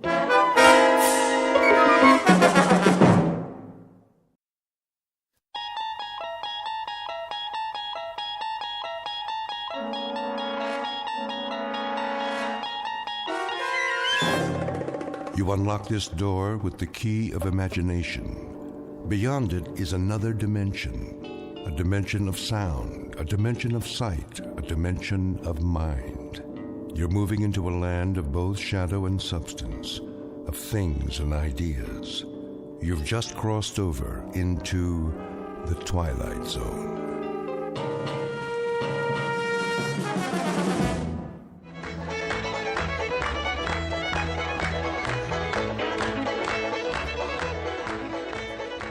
What's the matter, Elwyn? Don't you like to dance? I need a breath of fresh air is all. Well, don't stay out here too long. The dance is just getting started.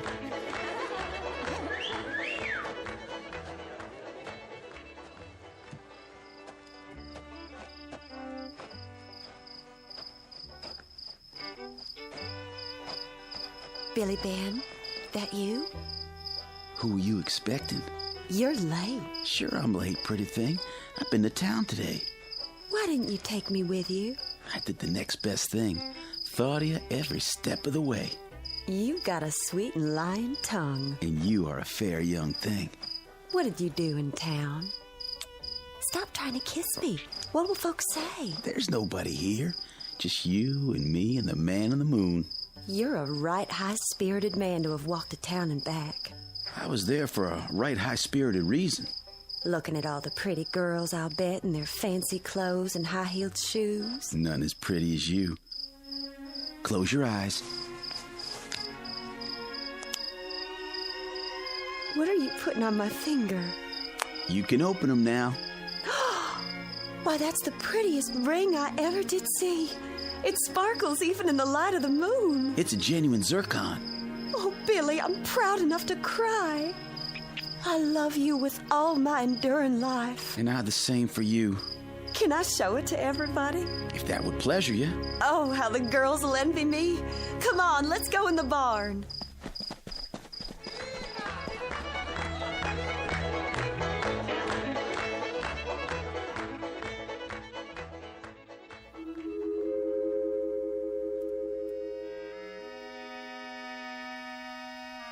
The Twilight Zone has existed in many lands and many times. It has its roots in history, in things that happened long ago and got handed down from one generation to another. And in the telling, the story gets added to and embroidered on until what might have happened in the time of the Druids sounds as if it took place yesterday in, say, the Blue Ridge Mountains. Like the story you're about to hear. Even though such tales are best told by an elderly grandfather on a cold winter's night by the fireside, if possible, in the southern hills of the Twilight Zone. And now, The Twilight Zone and our story, Jess Bell, starring Stephanie Weir, with Stacy Keach as your narrator.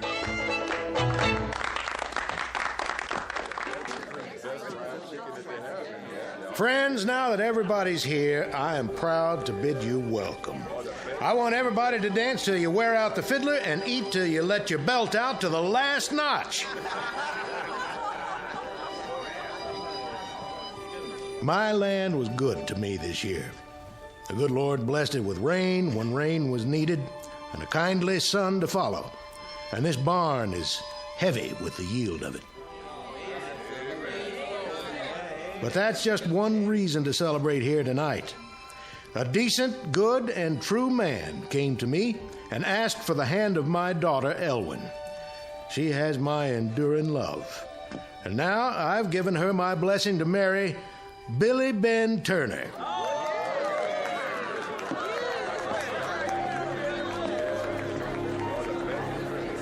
Oh, Elwyn, I'm so glad for you. Thank you. You must be so proud. I am. Excuse me for a minute. Billy? Yes, honey? What's wrong with Jess Bell? Huh? Well, look at her. She's walking out. Going home early, I reckon. See if you can talk her into staying. She'll come back if she's of a mind to. Night's young yet. Ruin my party if folks start leaving early. Go on. Okay, I'll do what I can.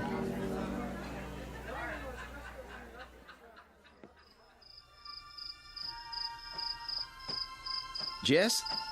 Jess Bell? Don't you come near me. I was hoping you'd wish us well. You'll have nothing from me but my curses. No need for you to take on so, Jess Bell. Do you want me to go in there and throw my arms around her? Tell her I'm glad? Jess, I'm sorry. You weren't sorry the first night you came whistling up Eagle Rock Trail.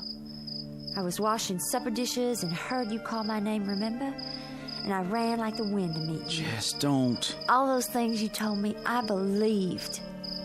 Remember when we clung together in the sweet night grass on Eagle Rock Mountain and the moonlight made the sea of silver mist on the fog below? I remember. And the day we ran together through the Scotch broom field and the sun was blazing down and we fell together and you touched me and the fire in me burned as hot as the white sun. The fire has gone to ashes now, Jess Bell. It still burns inside. It's different with Elwyn and me. Her pretty clothes and her daddy's land. Is that the difference, Billy Ben? No, that's not the difference. I love her in a quiet way. I don't want to know. You tell your love a thing for me, will you, Billy Ben? What's that? Tell her not to start making her wedding dress right away. Why tell her a thing like that? Because she ain't married you yet, Billy. Maybe she never will. Fair was Ellie Glover, fair third was Jezebel. Both they loved the same man, and both they loved him well.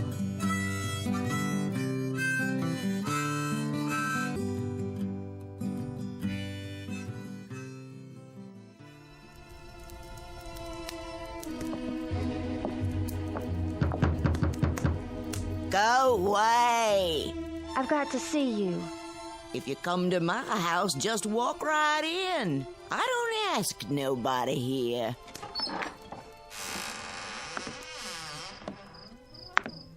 Granny Hart? What are you bothering old woman for this time of night? Folks say you got power. Folks say a lot of things. They say that all of Moses Crowley's cows sickened and died after he shot that hawk you used to keep. That hawk was my pet. He used to roost at the black pine tree outside the door. And when Molly Younger's baby was dying of fever, Molly went somewhere and got a potion for him. Folks said she came here. She did. And that baby lived, too, didn't he? Lived, but he's cursed with fits. His mama don't let him out of the house. What else do they say of me? They say you're a witch. Sugar, if I was a witch, I'd be flying around on my broom instead of sitting here at home minding my own business.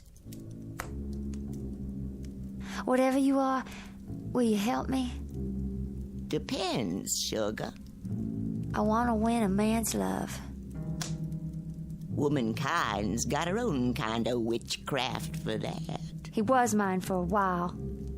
Came sneaking off at night and kept it quiet what went on between him and me. Never took me any place for the world to know. He made me promises.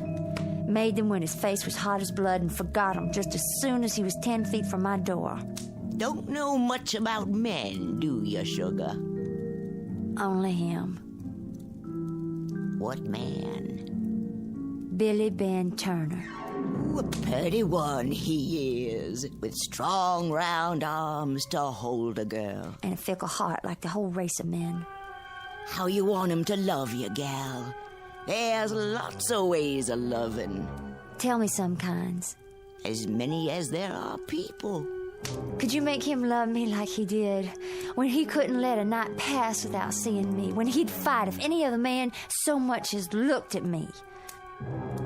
How much money did you bring me?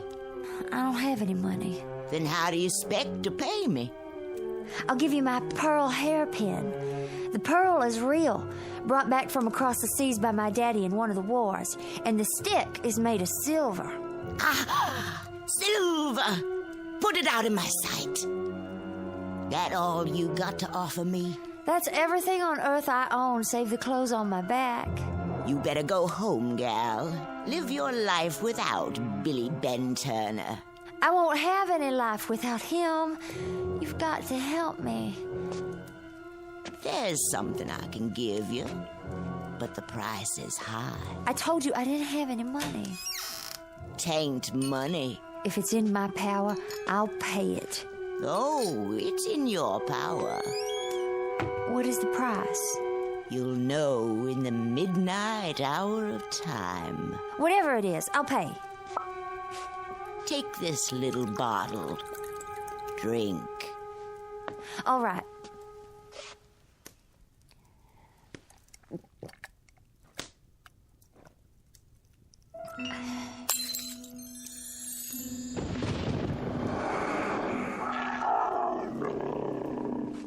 What was that?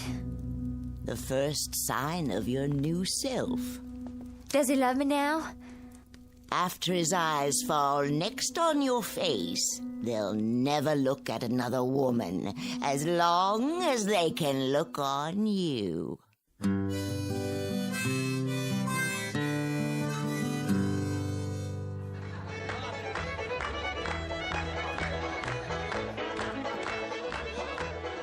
Billy?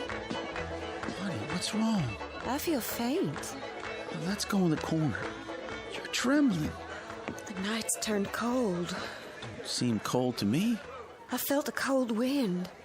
And something on the wind, like my own voice crying far, far away. I wish our wedding were already done. And me. Give me a kiss. Is kissing all you think about? Everybody choose your partners. I'm a fool for dancing, too. Then let's not keep the fiddler waiting.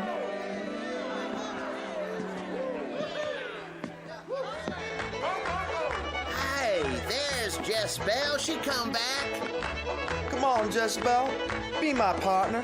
Why, thank you, John. Now change partners and circle round. First man in the circle, choose your girl. Go on round, Billy. I'll be waiting.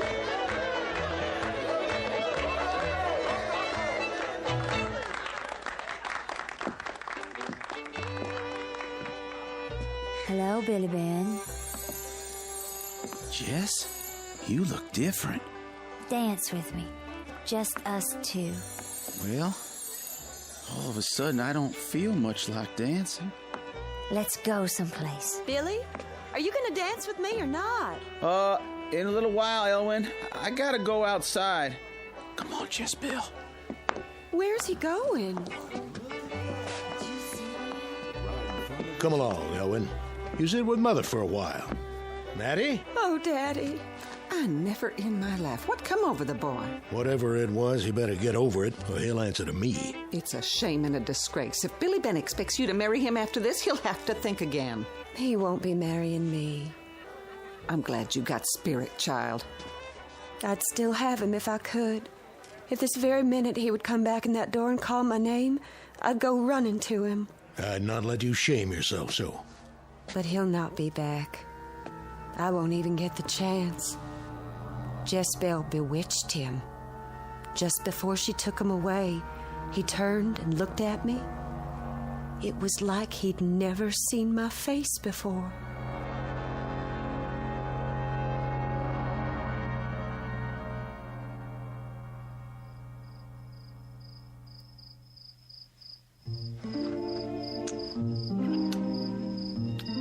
The scent of your hair is enough to drive a man crazy.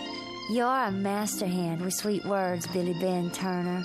When we're married, it'll be hateful to leave you of a morning. I won't let you leave. I'll lock the door and keep you home all day. And how will we live if I don't work my land? When you go into the fields, I'll hide behind a juniper tree and sing songs to tease you home again. And where will the money come from for the pretties I'll buy you? What will you buy me? Dresses of silk and combs for your hair, rings for your fingers, and... There's only one ring I want. If it's in my power, I'll get it for you. Oh, you can get it all right, Billy Ben. All you gotta do is ask Elwyn to give it back. I reckon she's gonna hate me now. She can't hate any more than she can love. What'd you ever see in that girl, anyhow? I forget. You're a right fickle man, Billy Ben. Maybe you'll forget me, too, one day. Hang me for a fool if I ever leave your side. Looks like the moon is going down. I better go. I won't let you. I'm gonna keep you here all night. I can't. Why not? Mama's home by herself. She'll worry about me. You never worried about your mama before. Let me go. I don't want you away from me. Billy Ben, let go of my arm. What'd you do that for? I told you, it's late. I can't be here anymore. All right, then. It don't matter, Jezebel. Can nothing change the love I hold for you? I have to go home. Hold up. Just leave me be. I'll walk you, sure enough.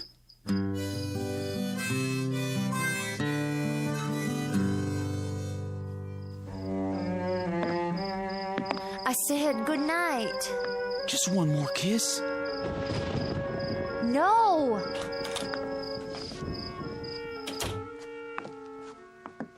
Who was that brought you home? Nobody, Mother. Go back to bed. Honey, don't go right to bed. Come sit a spell and tell me about the dance. In the morning. Good night. Jezebel, what you locking yourself in your room for? Because I don't want you to see what I am now.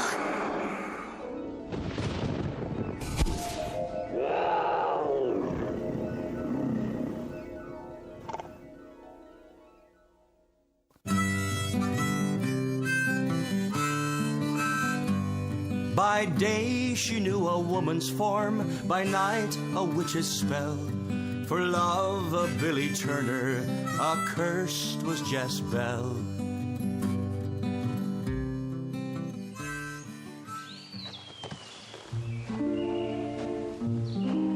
Honey? Oh, Billy Ben. I didn't mean to scare you, Jess. What are you sitting out here in the woods for? I was just thinking. I got something for you. Hold out your hand. Ellie's ring. Jess's ring now. It belongs to the one I love, and the one I love is you. Every minute I'm away from you is a suffering and a torment. What do you know about suffering and torment? I know it's finding a girl who's your heart's craving and having her keep putting the wedding day off. There's all kinds of torment in the world. Like the one that comes from buying something and finding out that the price is dear. What did you buy that cost so dear, Jess? Something I love. Do you love it still? Better than life. Better than me? Nothing I love better than you. I've been to see the preacher today, Jess. What did you want with him? You've been taking so long to set the day. I said it myself. He's gonna marry us next Sunday. I can't be ready by then. I spoke to your mama. Your wedding dress will be all sewed. My house is clean. Everything new and waiting for you. Oh, Billy. Jess, have you changed your mind? No. Then why keep putting the wedding day off? I just can't tell you, Billy. There's no room for secrets between you and me. Wait, where are you going? I have to be gone from you for a while. Stay now, Jess. I got a craving to be with you every minute. Let me go, Billy. Never knew a man could have such love as I hold for you. There's no peace from it, Jess. It burns in my brain night and day. I tell you... Let me go. Ow! What'd you scratch me for? Billy Ben Turner, have you gone and fallen in love with a hellcat?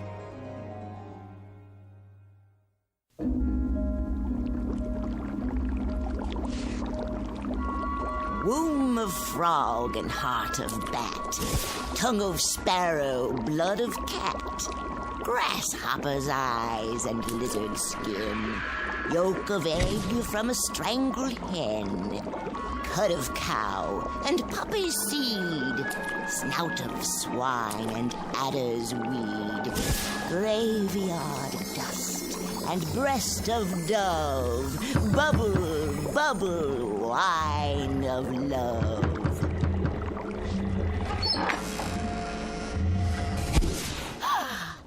Didn't you hear me knocking? Never let trouble in the door if I can help it.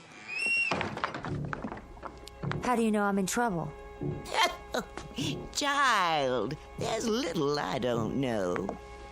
Then maybe you can help me. You change your mind, now you got what you want? I haven't got what I want.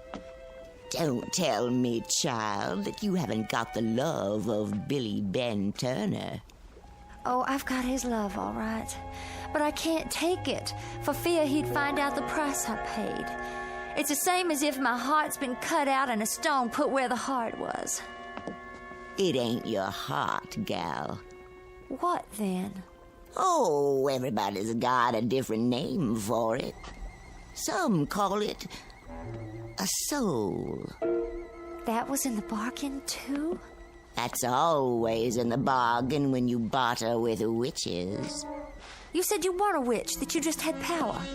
Well, you might as well know the truth, because you're one, too. I changed you, sugar. Then change me back. Gal, you can't ever change. What you are is what you're going to be till you die. Then I hope I die soon. You're looking at it all wrong. Be a witch and take a witch's pleasure. Take the man you bargained for. Don't you think I want to? But how long do you think I'd keep him if he found out what happens when the clock strikes 12? That's the worst of all. Waking up when it's over and not knowing what I've done. Please, I promise I'll pay. Your promises don't mean a thing. You're already trying to get out of paying for the first favor I did you. I can't live this way. Take what you bargained for, gal. It's not fair to Billy Ben. Then go away from here, witch. I've got no time for you. I tell you, I can't do that to Billy Ben.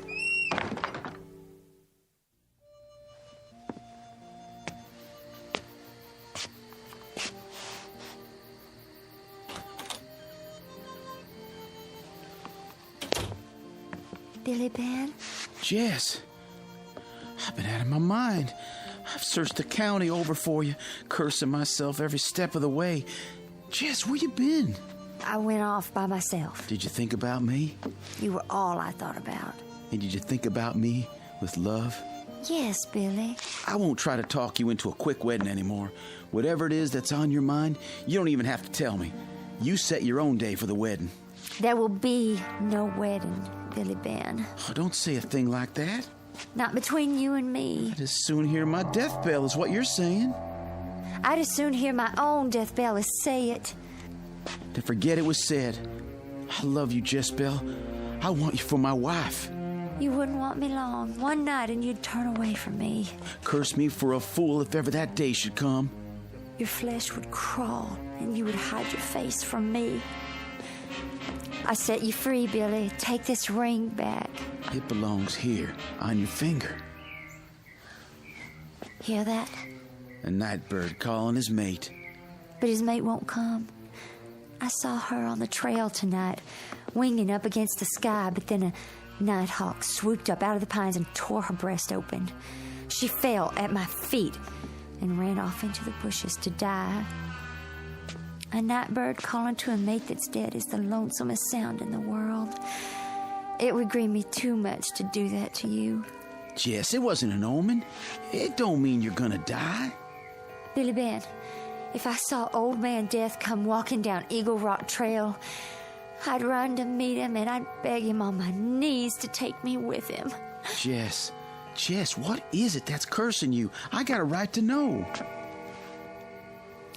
It's late. I've got to go. Not yet. Billy Ben, if you love me, stand aside. It's my time. Jess!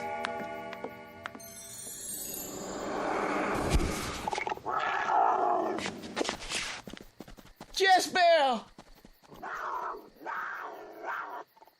An awful night was spent by all. On Eagle Rock did dwell. Strange things were seen by moonlight's fall, but none saw Jezebel.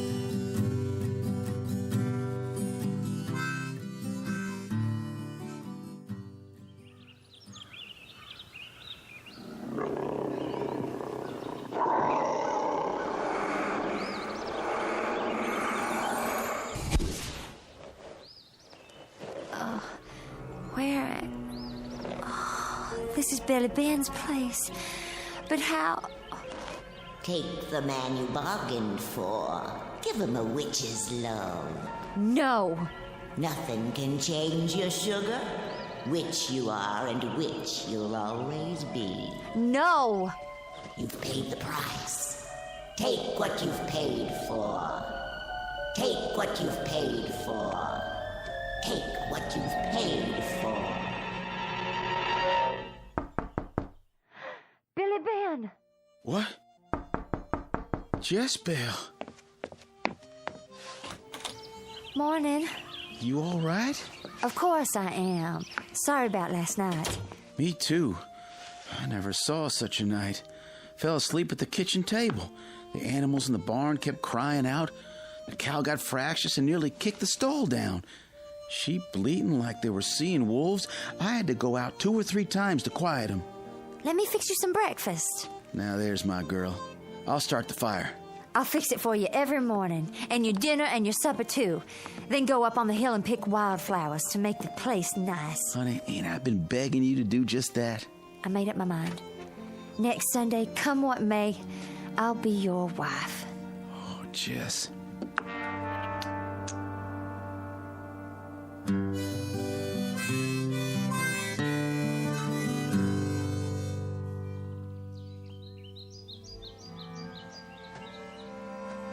You're a long way from home, Ellie Glover. Oh, hello, Jess. What are you doing up here on Eagle Rock? I came to pick some flowers. Same as me. Lots of wild ones around. There's a patch of old maid's fern farther up the mountain. I notice a lot of vixenwort around myself. I just come from seeing Billy Ben. Fixed his breakfast for him. I reckon that's no concern of mine. He's going to marry me when the circuit preacher comes next Sunday. I wish you happiness for his sake.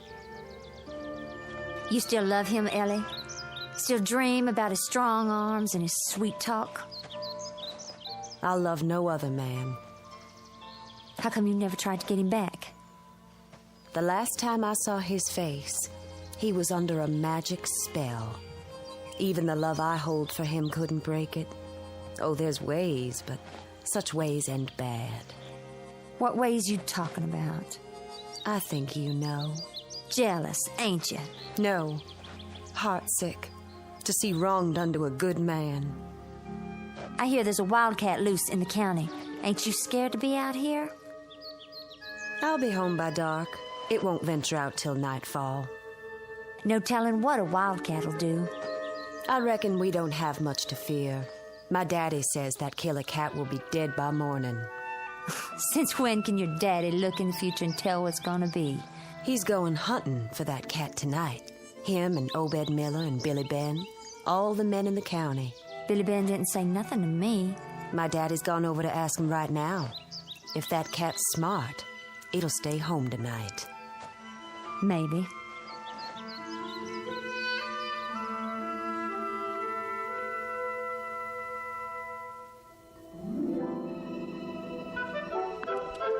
Stand still, Jess. You're as nervous as a fox in a forest fire. Mama, is it going to take you all night to fix that helm? You never would have had such a fine wedding dress without Billy Ben hadn't give me the money, you know that? I saw Ellie Glover today, up on the mountain picking wildflowers. How did she look? Sickly, like she might die soon. Why, I didn't even know the poor thing was ailing. I ought to fix some of that tonic I used to make and take it to her. You and your tonics. You're worse than Granny Hart. Granny Hart? Everybody knows she sells old potions and things. She ain't sold any to you, has she? Don't talk crazy. It always struck me peculiar how Billy Ben turned from Elwyn on the very night their betrothal was announced. Turned from Elwyn and gave his love to you. Loved me long before he ever loved her. Loved her enough to want to marry, then turned away from her. Why, Jess? Don't ask me. Men are strange people. Sometimes they do strange things because of potions and powders. Is that what made him blind to every other woman? Oh, where would I get the money for potions and powders? That old woman don't always ask for money. Jess, how did you pay her? Oh, God, Jess, how did you pay her? With my flesh, my blood, and my soul, and my heart, and my head, I paid dear for Billy Ben. Kneel down with me. Let us pray. It's too late, Mama. My prayers aren't heard in heaven anymore. Then I'll find a way to help you. If you want to see me alive again, bolt my door tonight. And no matter what happens, don't open it till morning comes.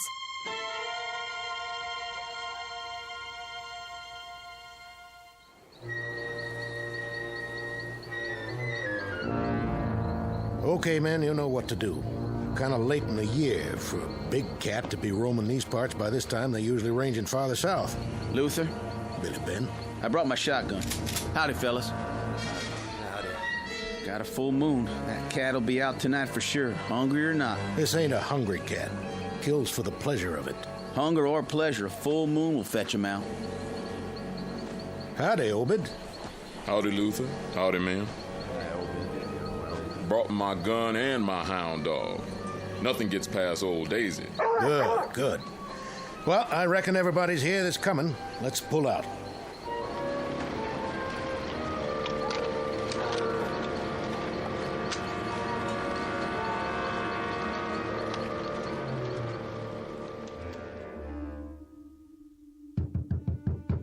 you okay in here, Jezebel? It's late, Mama. Go to sleep and let me be. But it's almost 12 o'clock.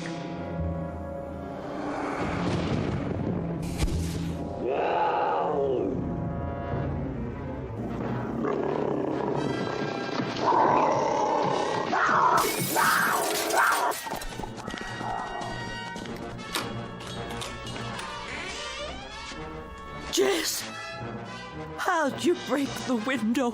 Where have you run off to?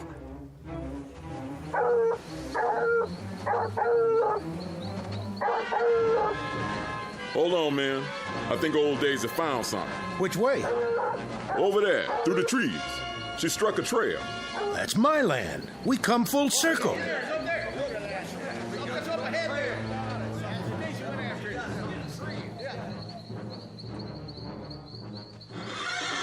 Quiet, Blue. What's the matter with you? What's the matter, Blue? Having a bad dream? Nothing's gonna hurt you. What are you looking at? Something up in the loft? What is it? An owl? Why are you scared of it? Ellie! Ellie! Up there! Look out, Daddy! Daisy, come here. Raise the lantern. Never seen no cat like that. Black as night, it is. Shoot, men!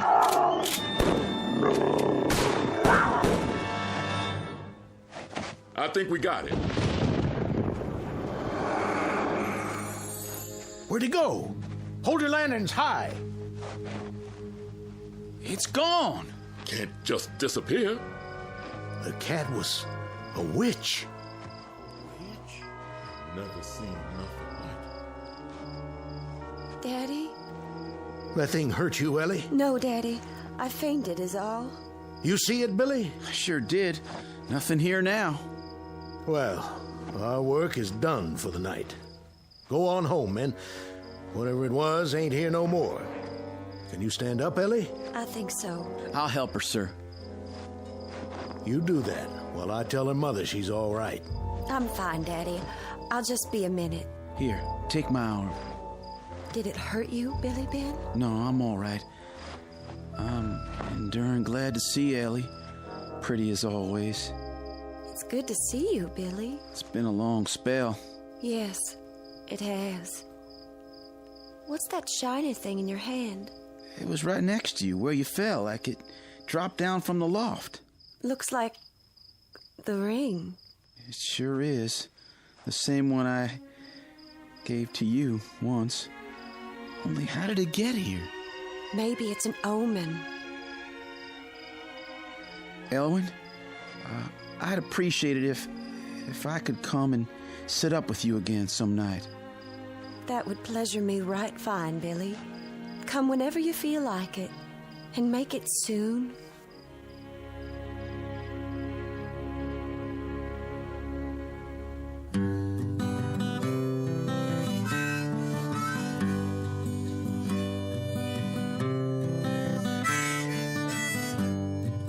Warm was Ellie Glover, cold dead was Jezebel, and husband would be Billy Ben of the one he loved so well.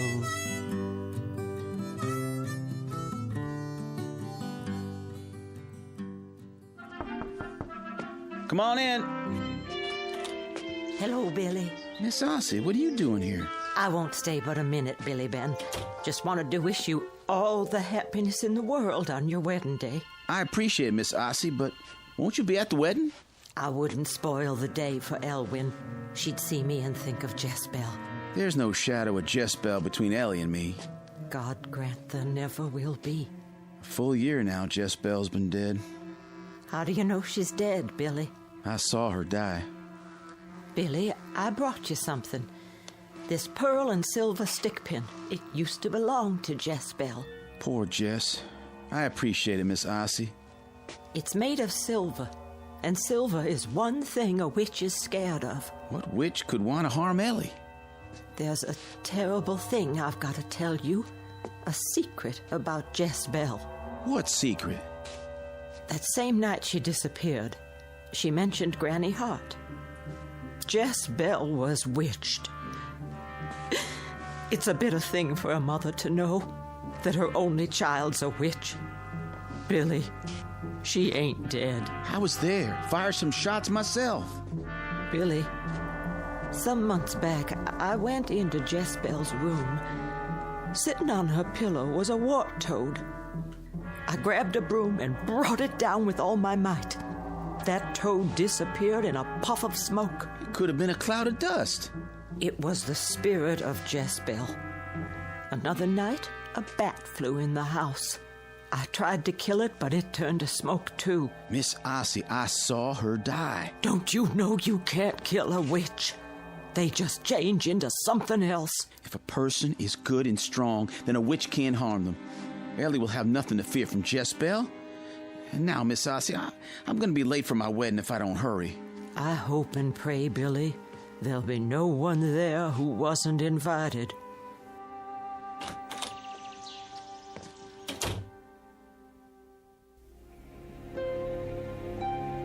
To love and to cherish till death do us part. To love and to cherish till death do us part.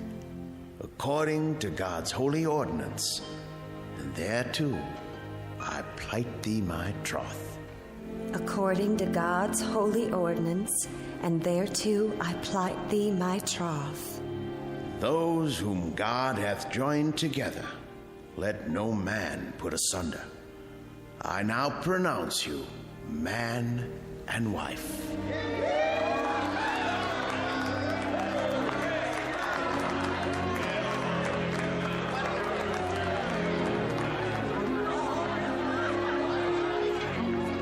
Come on, honey, let's get on home. Yes. Billy Ben looked a mite nervous, like he was going to pass out. Well, I remember feeling the same way when I married you. Oh, you get along now.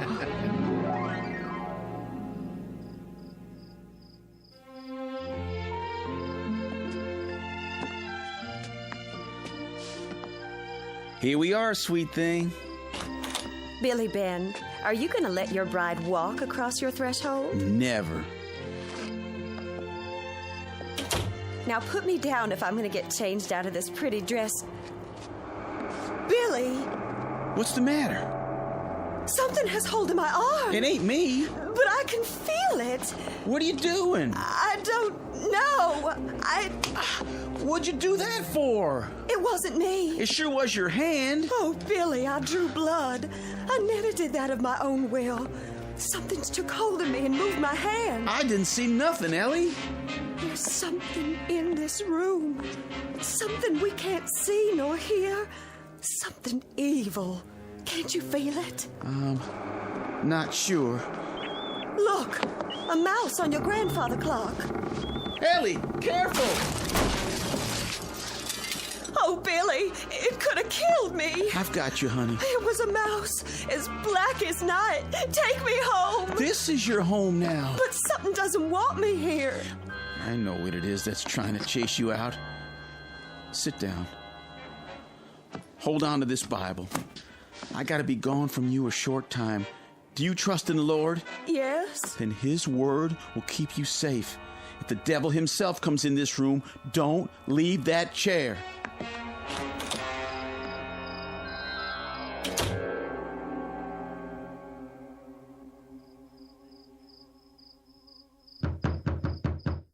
Doors open. Granny Hart, I'm short on time. You need a new sweetheart? I got one, and I just made her my wife. Ellie Glover with the golden hair. Ah, she's a beauty. I'll not have her beauty long unless you tell me how to rid myself of a witch. Jezebel don't like you being married. I'm the one who witched that gal, so she could win your love, Billy Ben. I never wanted no witch's love. Witch's love is wild and sweet. Humans don't know nothing about it. I know enough that if anything happens to Ellie, I couldn't live without her. Jezebel won't hurt your little wife. She's just pleasuring herself a little, teasing and having a good time. Granny, my wife's alone. I gotta get back to her. Then go, boy. Nothing holding you here. How can I rid myself of Jezebel? You could kill her. There's nothing to kill. She just turns to smoke and then comes back again. There's ways. What you gonna pay me? I brought money. Not enough to kill a witch. This is all I got. Take it or leave it. I'll take it. Now go home. Get a dress that Jezebel has worn. Hang it up so it looks like she's standing there. And then, if you're man enough, stab it through the heart with silver. I'll do it.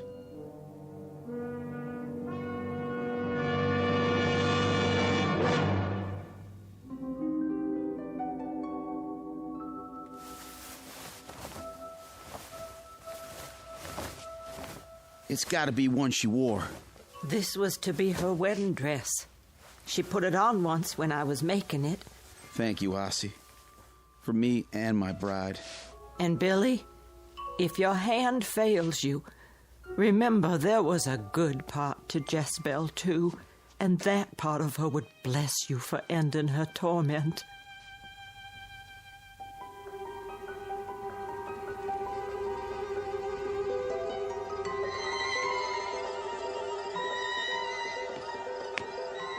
I told you not to leave the house. I wanted to wait for you out here. What's that package? Stay outside a minute longer. That thing you felt was the spirit of Jezebel. She was a witch, Ellie, but I know how to get rid of witches. All right, but... You'll never be rid of me. Jezebel. Come on, Billy Ben. Dance with me in the moonlight. No, get away!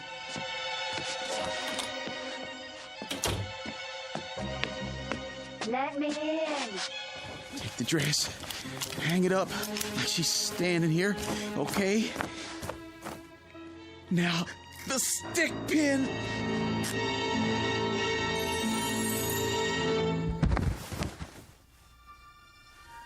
Oh, Billy. Oh, what have you done? Stabbed you through the heart, just like Granny Hart said. Oh. Now I'm giving you your eternal rest. Oh, Billy. Goodbye, Jezebel. I loved you, Billy Ben. Billy Ben.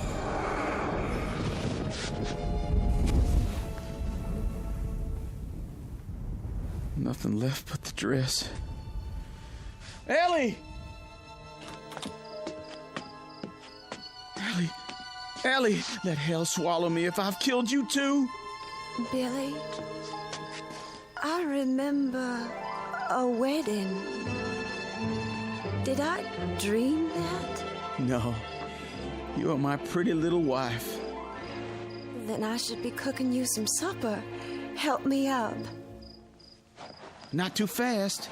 Look up there, Billy Ben. That star just danced in the sky, then went shooting down behind Eagle Rock Mountain. My mama says when you see a fallen star, it means a witch has died. So I've heard tell. Come on inside. It's our wedding night.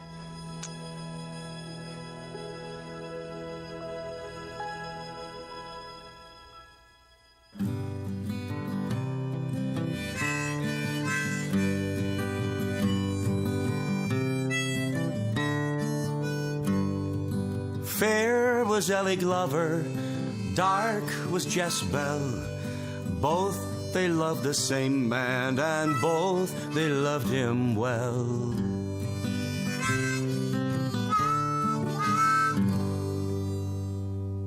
A tale told in one form or another, as long as there have been people to tell it. And if you're thinking it's just a fairy story, here's a piece of advice. The next time the moon is up, put another stick on the campfire. And if you see a falling star, be sure to make a wish. It just might keep you safe from the great darkness out there. A darkness that extends all the way from the Blue Ridge Mountains to the Twilight Zone.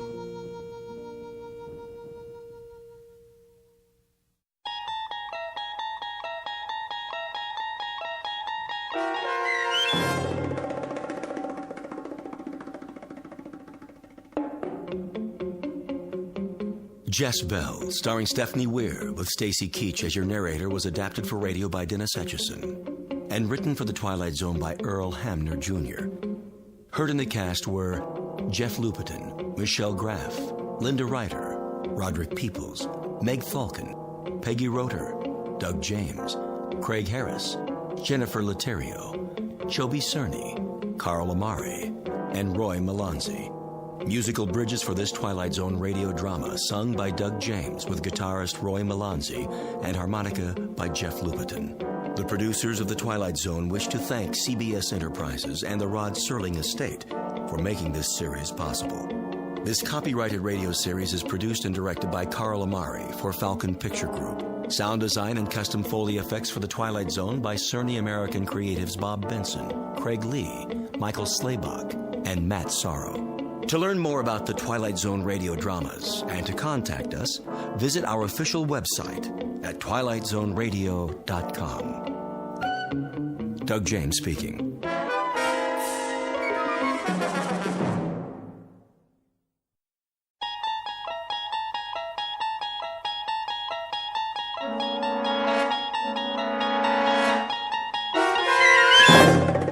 You unlock this door with the key of imagination.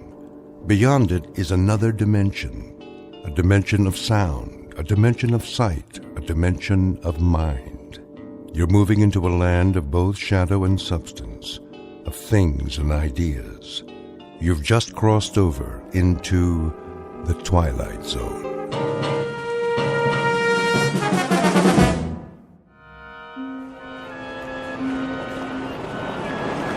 Taxi cab? Who needs a taxi? Over here. There's a cab. Tell him to wait, Wilfred. Quickly, before someone else gets it. Junior, come along. I'm coming. At least carry your mother's suitcase. Her shoulder's bothering her. I got it. Evening, folks. I got your bags. Can you take 4? What's that? There are 4 of us. Sure. 3 in the back seat, 1 in the front. Where's Paula? Don't ask me. I thought she was with you. She's back there talking to somebody. Who? Who? A guy. Who do you think? Paula, come over here right now. Yes, Daddy. Hey, can I get your number? Now, I said. I heard you. And who was that? Who's who? That young man you were talking to. A college boy.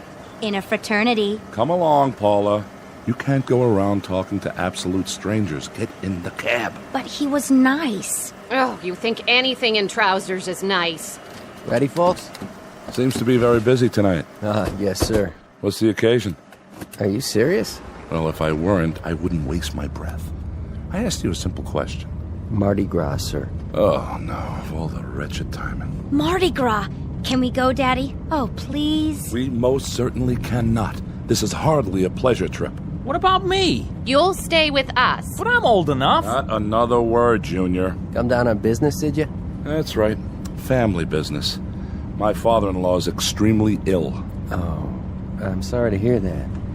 What's the address? 1427 Wistria Lane. Do you know where that is? Sure do. That's in the Garden District. Some nice places around there. There are indeed. And this is one of the nicest. A very valuable piece of property. I'll bet. Can I ask a question? Ask away, son. What's the drinking age in New Orleans? Junior! I just asked. Driver, how do you turn the light on back here? Now, what in the world do you need a light for? So I can see myself in the mirror? I have to fix my hair. Will you all please try to control yourselves? No one wants to be here. That's understood. But now that we are, we'll just have to make the best of it. Step on it, driver. We don't have all night. Yes, sir. Put on your seatbelts, please. I know a shortcut. Otherwise, we'll never get there. They don't call it Fat Tuesday for nothing. Meet the Harpers. Not your typical American family, perhaps, but people who belong together, like birds of a feather. First, there's Wilfred Harper, father and husband, a money-hungry, conniving sort with shifty, piggish eyes that reflect the contents of his soul. His wife, Emily, on the fading side of 45, with a petulant, mousy face and a voice to match, a thin-lipped hypochondriac. Then there's Wilfred Jr., with a face devoid of any suggestion of character. He has inherited much of his father's avarice and all of his mother's weakness. The combination gives him a half-hungry, half-cruel look that one usually finds on cornered animals.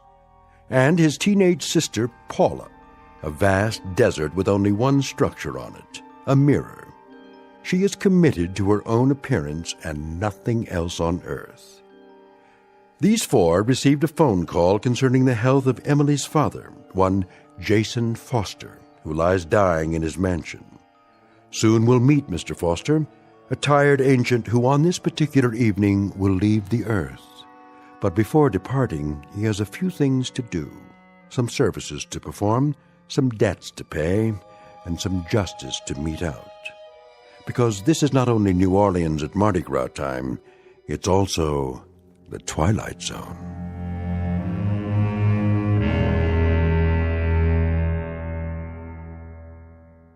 And now, The Twilight Zone and our story, The Masks, starring Stan Freberg with Stacy Keach as your narrator.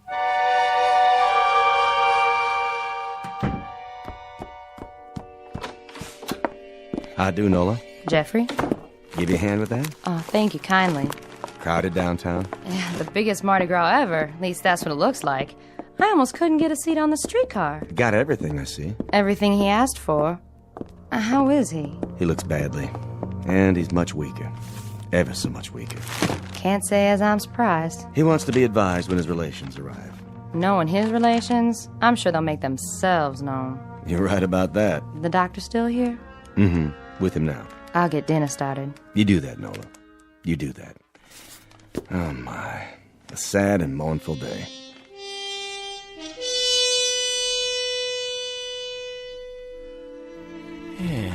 Well, Sawbones, how's the pulse? How do you think? Too fast, too weak, too uneven? For what? What do you have in mind? Where were you when they taught bedside manners in medical school? Trying out for the soccer team? Huh? I've been your physician, Jason, for, how long is it now? 42 years. First time I attended to you, it was for a head cold. I allowed myself one compassionate cluck. Just one. And you threw a lamp at me. That established the pattern right then and there. That's why I've suffered your inept ministrations all these years. Your candor has been a refreshing departure from the modern medical norm. I ask you a straight and simple question, and you give me a straight and simple response. What is it, Jason? The oft-asked question of the condemned man. How long? Well, there's really no telling. How long have I, Sam? A week? A day and a half? Huh? Or is there no need to wind my watch to cover the exigencies of the next 4 hours? My guess is that you may now measure your life in moments. I think it could come at any time. That you've lasted this long, Jason, is a tribute to an inner strength most of us are not privileged to possess. Nonsense! It's a tribute to a streak of recalcitrant, cross-grained, unaccommodating orneriness. And the fact that there are one or two things left for me to do on this earth. That's why I must stay alive, at least until midnight. I hope I see you tomorrow, Doctor. I'm sure you shall, God willing.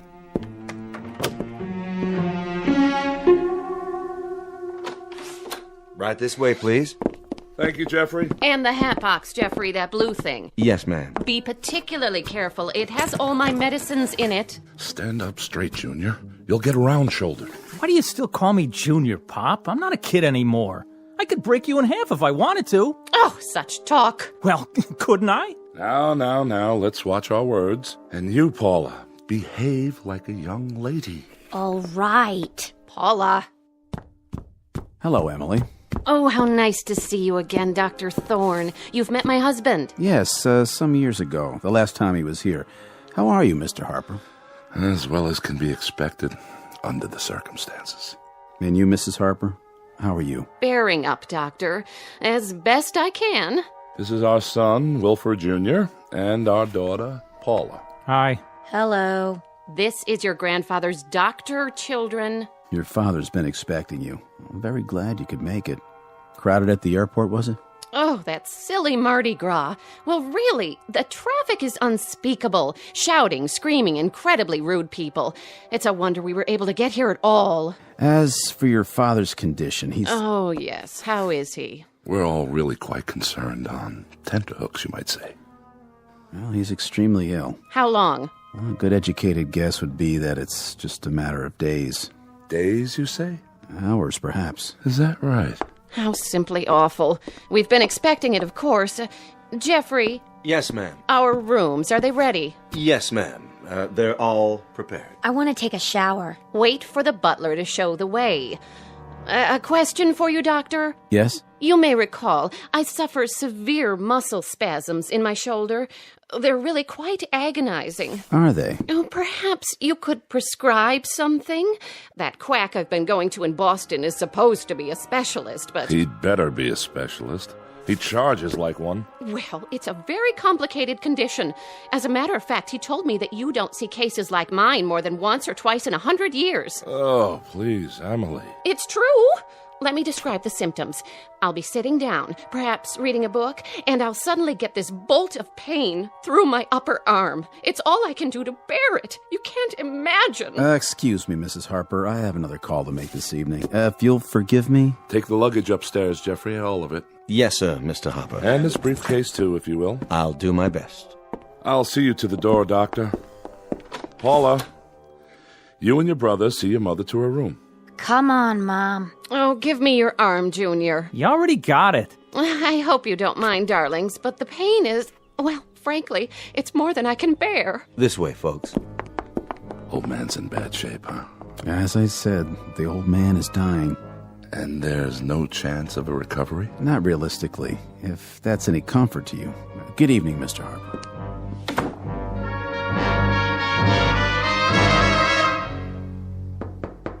Father? Don't worry, I'm awake. Well, don't just stand there. You may as well come in, all of you. How are you, Emily? Bearing up, Father. Bearing up? Heh, you sound like Job, itemizing his calamities. What is your illness this month? Oh, never mind. I'll bully through. What are you doing there, Wilfred? Oh, just examining this piece of porcelain. Wedgwood, isn't it? Yes, and quite old. Say hello to your grandfather. Hello. Hello. I see Paula has found the mirror. It's my hair. I can't do anything with it. You are four of the most changeless people on Earth. Do you realize that? Huh? Oh, I don't like being ill, if that's what you mean, Father. Don't you? Don't you indeed, Emily? That's hard to believe. It really is. Why, what do you mean? Considering that in the past 25 years, you've been at death's door so many times, it's a wonder you haven't worn a hole in the mat. And you, Wilfred, how's business? Oh, you know how it is. Make a little, lose a little. It's a struggle, but I managed to keep my head above water somehow. Your head above water? That's a good one. I think the only book you've ever read, Wilfred, is a ledger. If someone were to cut you open, they'd find a cash register in place of a heart, a profit and loss column instead of a spine, and liquid assets running through your veins instead of blood. Really, that's not fair. Really, it is. And you there, Paula, putting on a fresh coat of lipstick before speaking further, I see? Nice to see you, Grandpa. How friendly of you to say so, considering that you haven't looked at me yet. All you've seen is yourself in the mirror, which, in the final analysis, is all you ever see. That's not true. You're being mean, Grandpa. You shouldn't, you know. We've had such a miserable long trip, and Mother hasn't stopped complaining one instant. Oh, you hear that, Father? The younger generation. He jests at scars that never felt a wound. Emily, my dear, I understand that my troubles include hardening of the arteries and a weakening heart. But if you continue playing Sarah Bernhardt, I may well succumb to an intestinal affliction. What does that mean? It means you're in danger of making me sick to my stomach. And young Wilfred Jr. over there, looking as alert as usual. Willie, darling, tell Grandfather how nice it is to see him. It's very nice to see you, Grandfather. Looks like an English bull, talks like a parrot. How gracious and unselfish it was for you all to come and see me. Father dear, wild horses couldn't have kept us from you. Not even my own agony. Well, I hope you survive, Emily. You're to have an excellent dinner this evening. And then I've planned a surprise. But, Grandpa, it's Mardi Gras. I was hoping you'd know of some parties. We're having a party here, Paula. We are? Have you invited any boys? Better than that. We'll have a marvelous time. I've arranged for us all to wear masks. Masks? How droll, Jason, masks. I swear you people don't just celebrate tradition down here, you succumb to it. I think you'll find that there's absolutely nothing traditional about them. Masks, huh? Well, it might be kind of fun. It shall be, my boy, it shall be. Perhaps not the same degree of satisfaction you receive from torturing small animals as I've seen you do in the past. Oh, come on, Grandpa. I haven't done that in a long time. Willie is doing very well in school now, Father. He made the football team. A chip off the old block, I'm sure. Well, now, why don't you all prepare for dinner? I think we'll have an interesting evening. As a matter of fact, I guarantee it. As you wish. Will we see you downstairs? I wouldn't miss it for the world. Come, children. Emily. Everything all right, Mr. Foster? Jeffrey, get the masks and place them in the study, if you will. Those masks? Yes, those masks. You know the ones. Yes, sir. A tremendously interesting evening for all, I promise.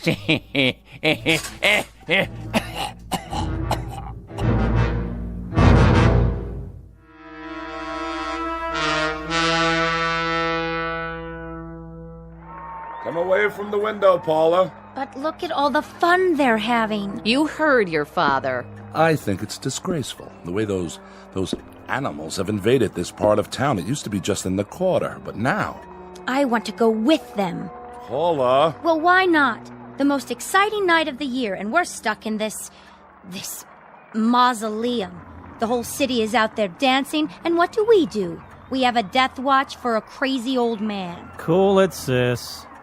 Close the window right now. There's a draft on my bursitis. Great. What did you do in New Orleans, Paula? Did you go to Mardi Gras? Oh, yeah. We wore funny masks and sat around and stared at each other. Look at those stupid things. Don't touch the masks. I'm sure they're very old and valuable. Everything in this house is valuable. They are if Father bothered to collect them. Without question. Look at the chandelier, the furniture, and the paintings. I've never asked you, Emily, is that an actual Matisse in the hall? No, it's a Picasso. Oh, is that all? Here you are, Mr. Foster. Thank you, Jeffrey. That will be all. You sure, sir? I can take it from here. Yes, sir. Well, now, my loved ones, was your dinner satisfactory? Sumptuous, Jason. Really, truly excellent. Must have cost a pretty penny. Father, do you think it wise for you to be up like this? Wise? Probably not, but necessary, assuredly. Have you, examined your masks? Our masks? You must mean they're a gift. Well, in that case, thank you. They're certainly unique, Father. Indeed. They're made by an old Cajun. Actually, made is inaccurate. They're created, each one separately and individually. Is that so? I'd be interested in any provenance you can provide. Their history, ritual meaning. You mean so you can resell them? No, of course not. I wouldn't worry about that just yet. We're simply curious. No doubt, no doubt. I'm told that not only are these works of artistic perfection, but they possess certain properties. Very unusual properties. Can I look at the magazine? No way, I'm reading it. Children, your grandfather is speaking. They're only worn during the Mardi Gras, and there's a ritual to the wearing. You see, one tries to pick a mask, which is the antithesis of the wearer. How so? Oh, for example, the ugly man might cloak himself in beauty, whereas the shy and retiring put on the facade of boldness. Youth wears age, and age, youth. You get the idea. In other words, it's a masquerade of opposites. Very interesting. Now, why would anyone do that, Father? Why question it? This is a special evening. And now, dear ones, let's pick our appropriate masks, shall we? Well, if you say so. You, Wilfred, how do you fancy yourself? I don't understand. Come on, be candid. When you shave in the morning, who looks back at you? Why, I do, of course. I don't see... Please, it's a crucial question. What do you see? Really, Jason, I think we're a little old for parlor games. Let me be the judge of that. Indulgent old man. Oh, all right.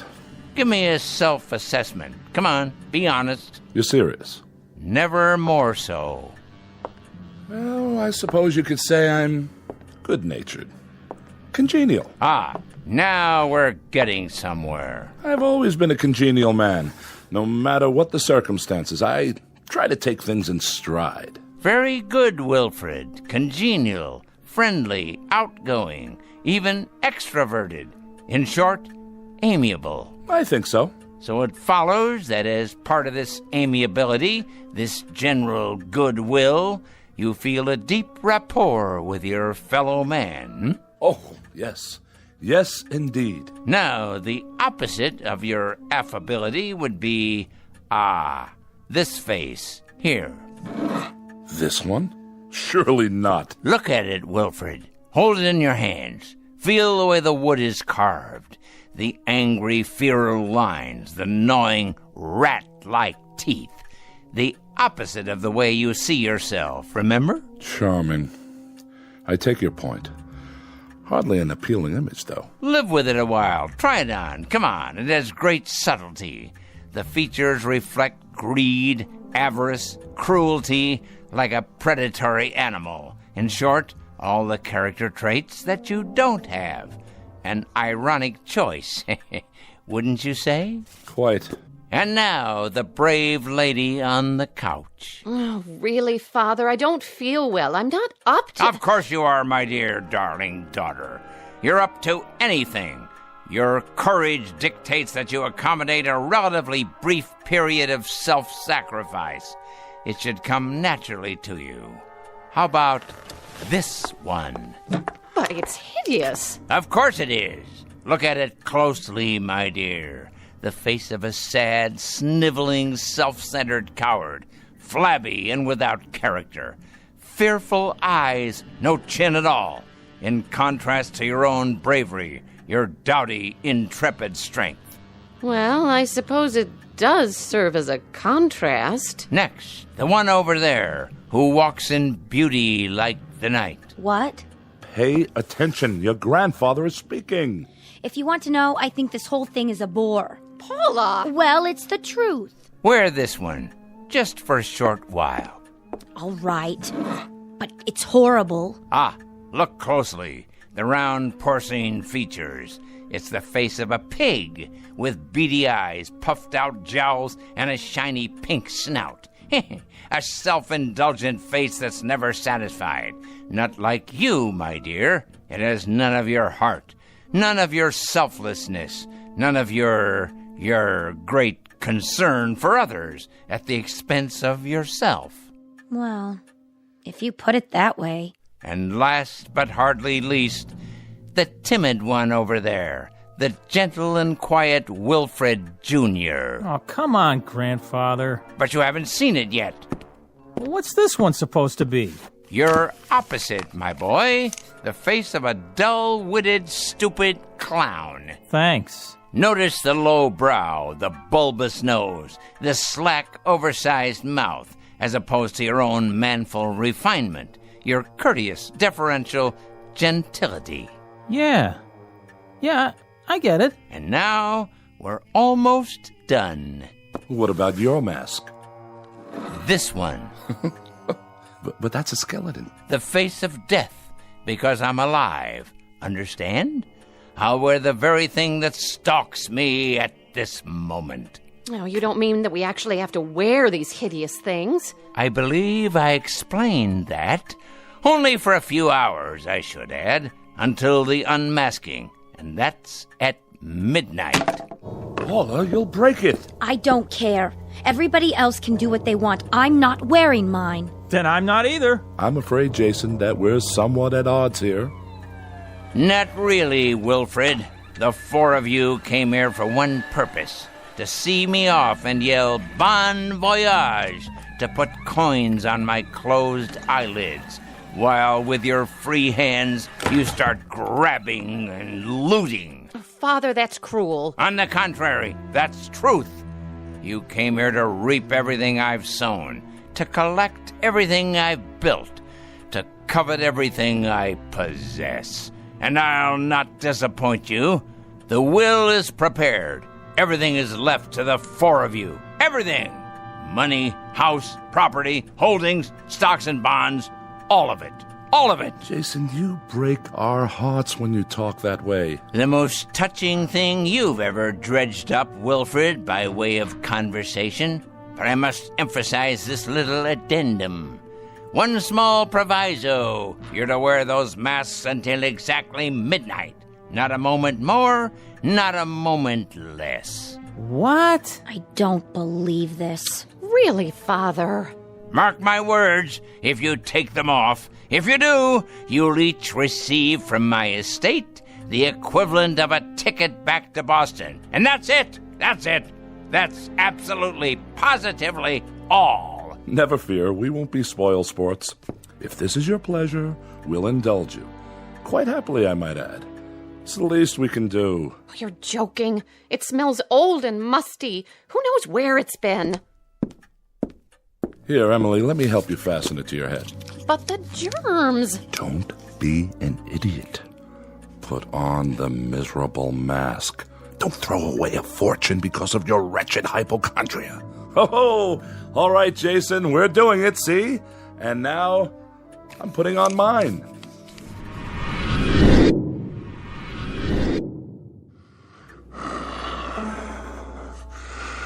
How do I look, everyone?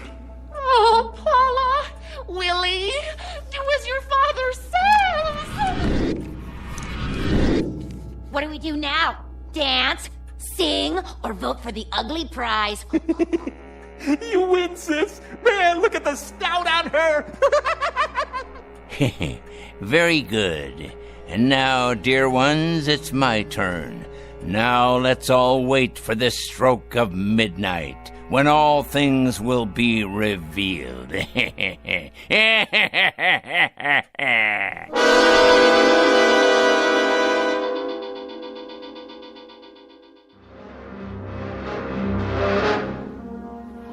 Evening, Jeffrey.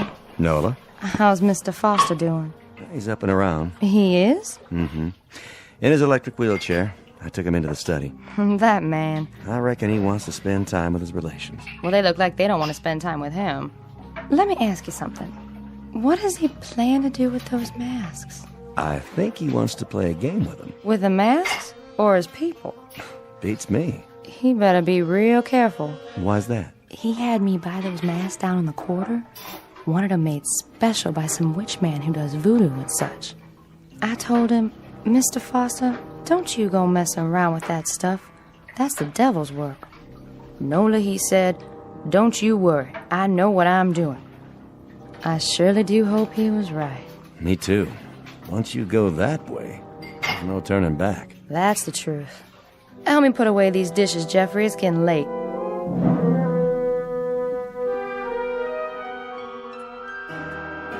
Oh, that's enough, Junior. Please. My head is splitting.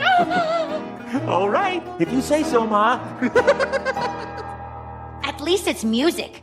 Don't you even have a stereo, Grandpa? Sorry to disappoint you, fair one. Well, this is a blast and a half. I've already looked at every magazine, every creepy old antique. Not everything, Paula. There's no end of treasures in this room. Like what? These books, for example. How old they are, how rare. They're first editions, aren't they, Jason? All of them. All of them. Imagine that. They must have taken you years to collect. A lifetime. Freud, Audubon, William James. Who is this? Lovecraft. I see his autograph in one. The Shadow over Innsmouth. Very rare. You should read it sometime. About people who aren't what they appear to be. Pretty valuable, I suppose. Extremely. Of course, not as valuable as the oils. Hey, you might be surprised.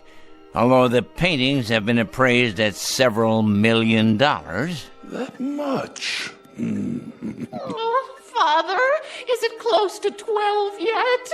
Patience, Emily. Good things come to those who wait. I can hardly breathe behind this mask. I'm suffocating. It won't be long now, I promise. Where's the TV? You gotta have a TV. Sorry, no cartoons for you tonight. Oh, we don't need entertainment. Why would we? We're rocking out right here in this room. We're getting down, aren't we? Having a ball. We're raising the roof. Party on, everybody. Let's play charades. Spin the bottle. Post office. Let's go. Let's do it. Let's... Oh, look what you've done. I couldn't help it. Just lost my head, I guess. It was an accident, okay? Oh, I'll clean it up. The maid will take care of it. But the value, it must be irreplaceable. Not really.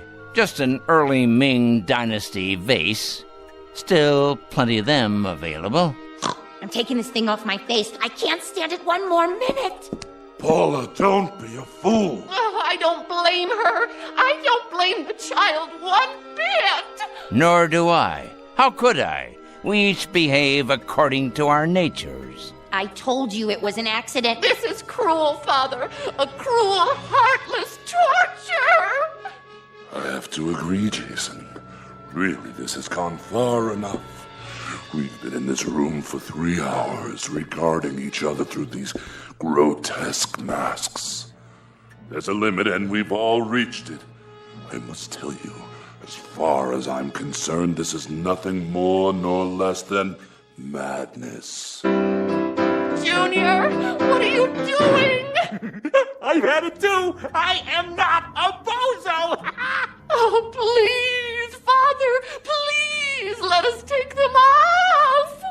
Jason, we're waiting. Speak to us. Have you all had your say now? Anything more from you, Paula? Junior?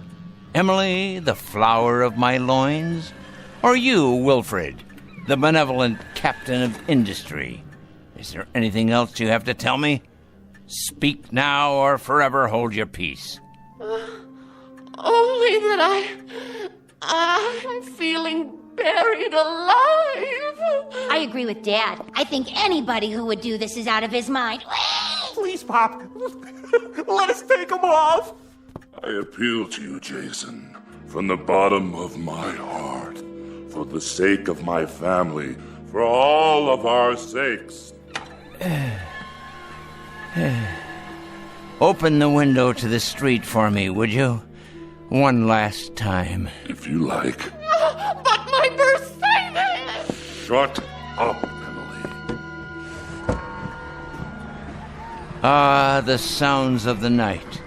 They come from far and wide to partake of pleasure, a joyous celebration of life, unlike you who are without joy. I don't think that's fair. Of course you don't, because you are the object of this particular jape. Listen to them out there. Do you hear whining, complaining, anger? I don't. I hear happiness, simple pleasures, food, drink, the joy of being together, of being alive, as if they know it's fleeting, precious. But those of us in this room, we have a different agenda, don't we? And what of you? What do you get out of it? Satisfaction, a kind of grand culmination. Close the window. What is it? It's what you've been waiting for, I believe. The anointed time when you can all dig deep into the treasury. You're feeling weaker, Father? Ah, at last.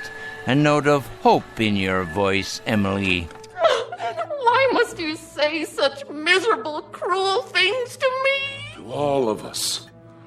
What have we ever done to you? Because you're a pitiful excuse for a family. That's why. This is the only language you understand.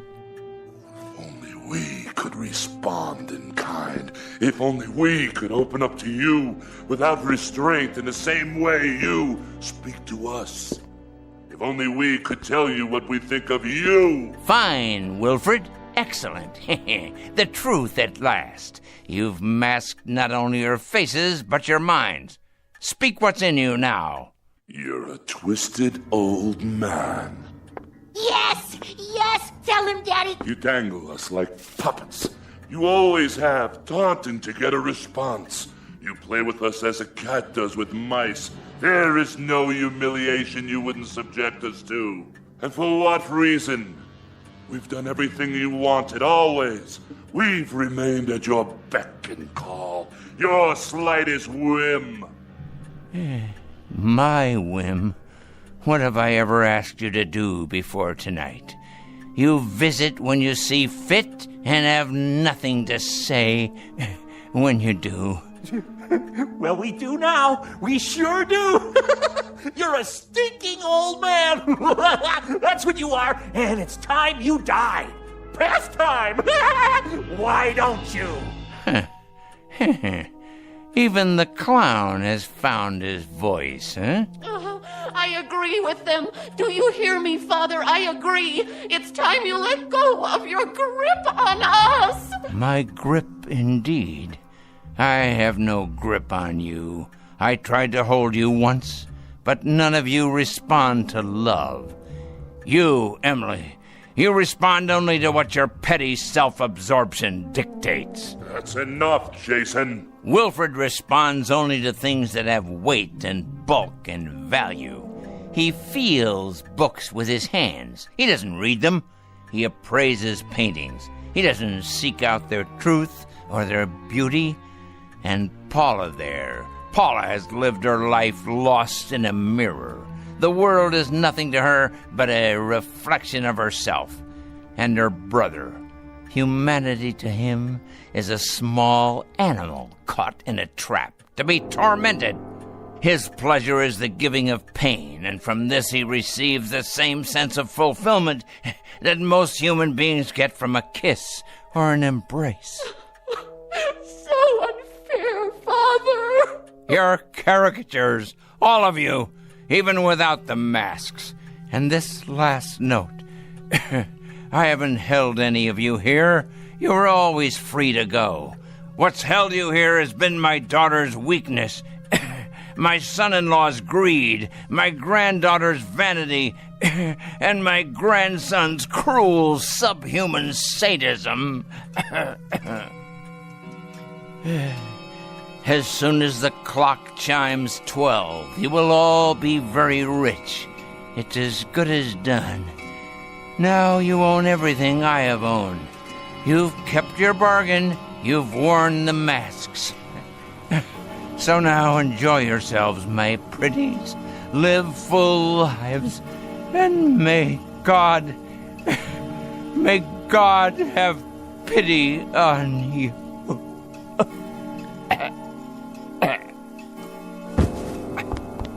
Father! Check his pulse. There is no pulse. At long last, he's dead. So, what do we do now? What do you think we do? We take off the masks and celebrate. This nasty thing, it's stuck to my skin. Mine too! Pull, Junior. Put your fingers under the chin and pull. Watch me. What's the matter with all of you? Your masks are off now. What's... Wilfred! Your face, Wilfred. It's not your face anymore. It looks just like the mask. What are you talking about? Look in the mirror and then look at me. No. It can't be. But it is. What are we going to do? She's right. He did this. That old creep. If he weren't already dead, I'd kill him. No.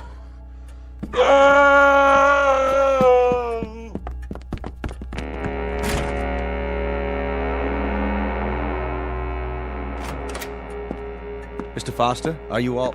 Mr. Foster? Mr. Foster? Sir! Call the doctor! Nola! Call him now! Where is he? In here. I called you right away, even though I knew. Strange mask. Like a death's head. Where are the others? In the room, sir. They practically ran upstairs. Jason. I'll take this mask off for you. You won't need it now, old friend. Would you just look at him? His face. So peaceful. Oh, Mr. Foster. Mr. Foster, sir. Don't cry for him, Jeffrey. This is his true face. Not a line on it. Not a care. No horror, no fear. Nothing but peace. I'll call the funeral home. This way, sir.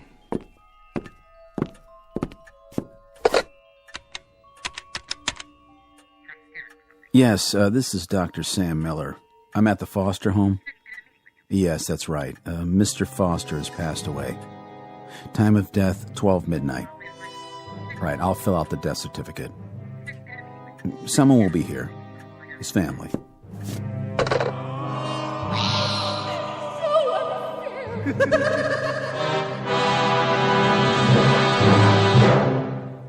Mardi Gras incident. The dramatis personae being four people who came to celebrate. It might be said that they partied with a vengeance. They now wear the faces of all that was pent up inside them. But unfortunately, they'll wear it on the outside for the rest of their lives. Said lives to be lived from this point on in the shadows. Tonight's tale of men, the macabre, and masks in a section of the Big Easy called The Twilight Zone.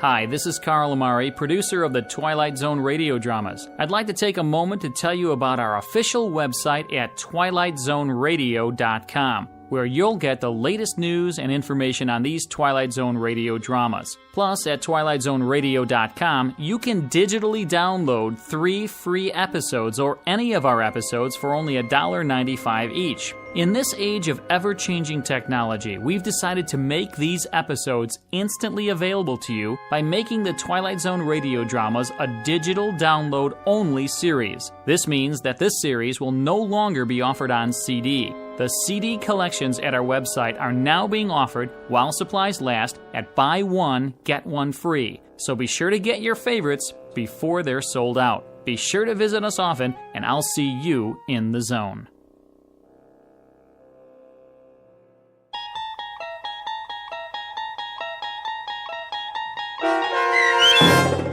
The Masks, starring Stan Freberg with Stacy Keach as your narrator, was adapted for radio by Dennis Etchison and written for The Twilight Zone by Rod Serling. Heard in the cast were Mike Starr, Maggie Carney, Craig Brawley, Elizabeth Lado, Jeff Lupetin, Doug James, Kurt Nabig, Sarah Marks, and Carl Amari. To learn more about the Twilight Zone radio dramas and to obtain audio cassettes and CDs of these programs, visit our website at twilightzoneradio.com. The producers of The Twilight Zone wish to thank CBS Enterprises, Carol Serling, Dennis Etchison, Dick Brescia Associates, Claire Simon Casting, Terry Jennings, XM Satellite Radio, Sirius Satellite Radio, our sponsors, and our radio affiliates for helping make this series possible. This copyrighted radio series is produced and directed by Carl Amari and Roger Wolski for Falcon Picture Group. Doug James speaking.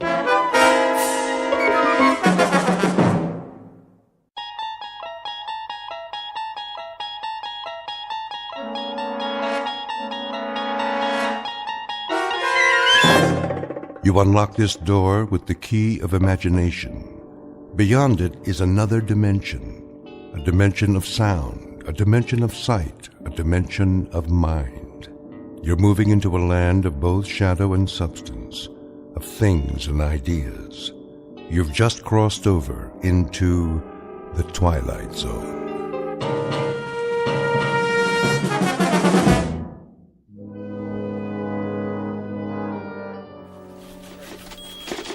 Hey, Miller.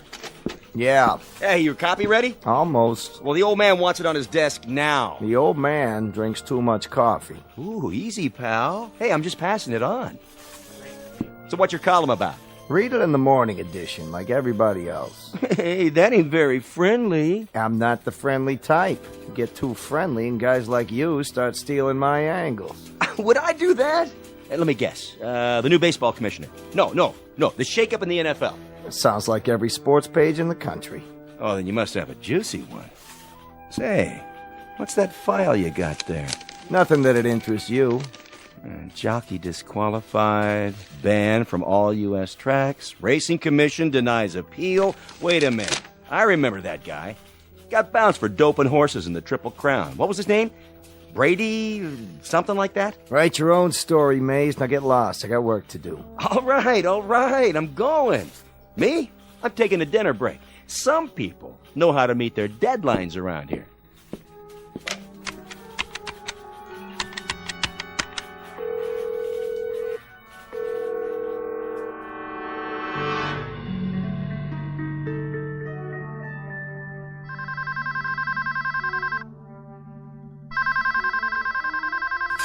Huh? Yeah. Grady. What do you want? If this is the front desk, I already told you. I'll pay up tomorrow. For the whole week. Got that? Tomorrow. Grady, this is Rich Miller calling. Who? I read a column for the Post. Which paper? Oh, yeah. I seen that, Rad. I wonder if I could ask you a few questions. Miller, huh? Wait a minute. I know who you are. You're a creep. Mr. Grady, I just want to set the record straight. I said creep. Don't Mr. Grady me. I can read. Yeah, I can read all right. Every now and then I get a look at your column, and afterwards I need a stomach pump, you know? Because it makes me sick. If you give me a minute, I'm willing to print your side of the story. Look, Fink, don't nuzzle up to me.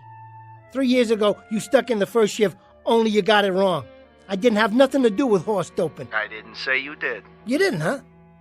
Get off your elbows, you Judas. You had me hung out to dry from the start. A couple of fast pages on the old typewriter, that's all it took. And I got a 60-day suspension. I think you have me mixed up with somebody else. Oh, is that a fact? Well, listen, baby.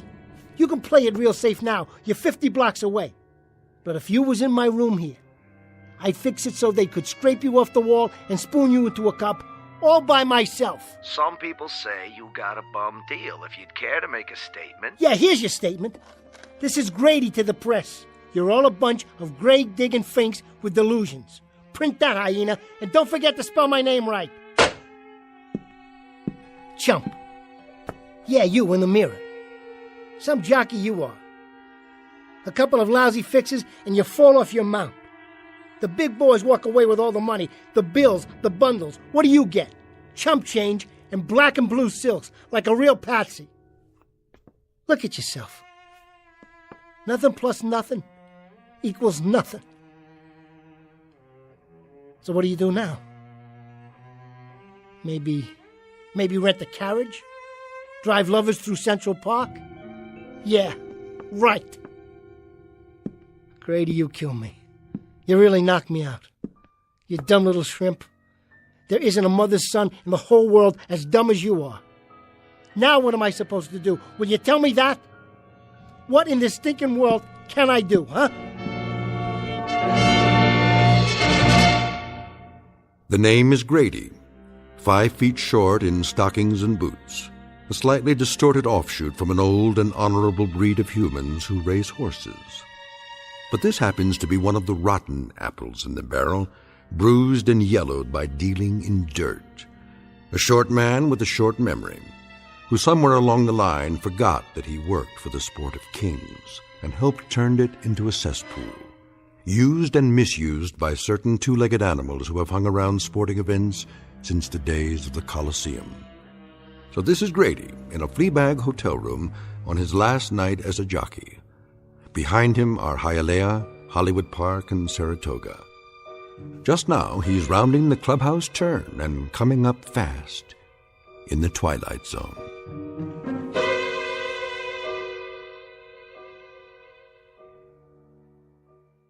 And now, The Twilight Zone and our story, The Last Night of a Jockey, starring Bruno Kirby with Stacy Keach as your narrator. Around the far turn, it's Baby Needs a New Pair of Shoes, 2 lengths back Jazz Bakery, followed by Janine L, Lovely Lita, Stratisfaction, Red Dreams, Double Edge, and trailing is Taz. Now, Lovely Lita makes a move on the inside, passing up Janine L, Jazz Bakery, and challenging the favorite, Baby Needs a New Pair of Shoes. Grady's really using the whip. It's Lovely Lita, and Baby Needs a New Pair of Shoes. Lovely Lita bearing down the stretch. They're neck and neck, and it's Lovely Lita, the winner by 2 lengths.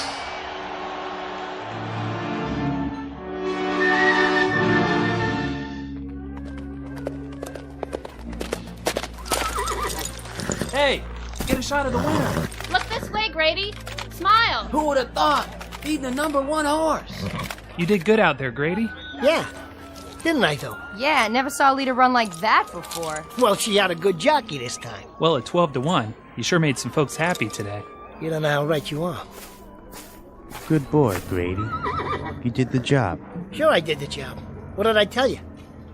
So, Mr. Hanachek, you got an envelope for me? Cool her down first. Then come over to the trailer. The grooms can walk her. I gotta take care of some stuff.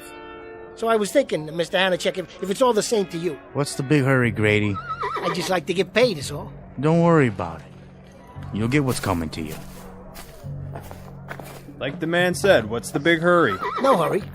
I gotta put my gear away. Like maybe a needle? What are you talking about? Sure came to life in the stretch, didn't she? I wonder where she got all that speed. Some people might say it was amphetamines. So you better watch your mouth, fella. I don't like what you're inferring. No? No, I don't. Who do you think you are anyway? We're from the Racing Commission.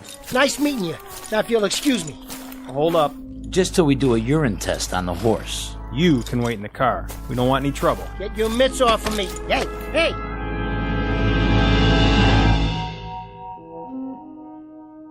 Hey, hey, hey, hey.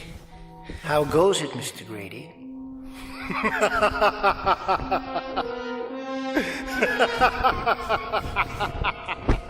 What? Bunched up at the turn? Slowed down by a muddy track? Who in the... Just an interested observer, that's all. With a question for you. How goes it in your world?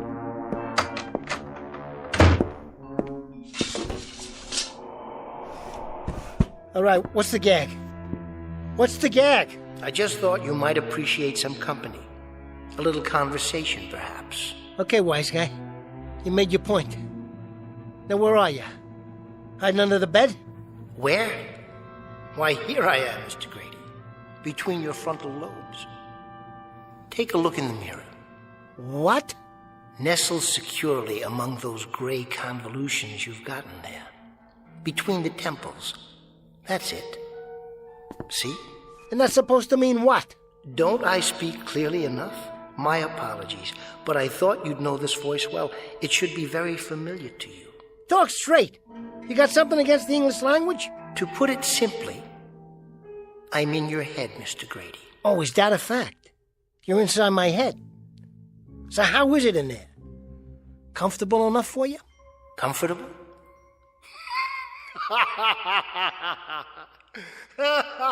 Hey, cut that out, will you? This room ain't big enough for the both of us. You're making my head hurt. You'll forgive me, Mr. Grady, but you must admit it is a funny question. What's funny about it? Comfortable inside your head? It's like sleeping in the middle of 42nd Street during a parade. Noisy, crowded, and quite uncomfortable. To be blunt, I'm sick of it. Time to come out for a while and have a stretch, if you don't mind. What do you mean? Where? Look in the mirror over your dresser. Ah, that's much better. Hey, what is this? Some kind of trick?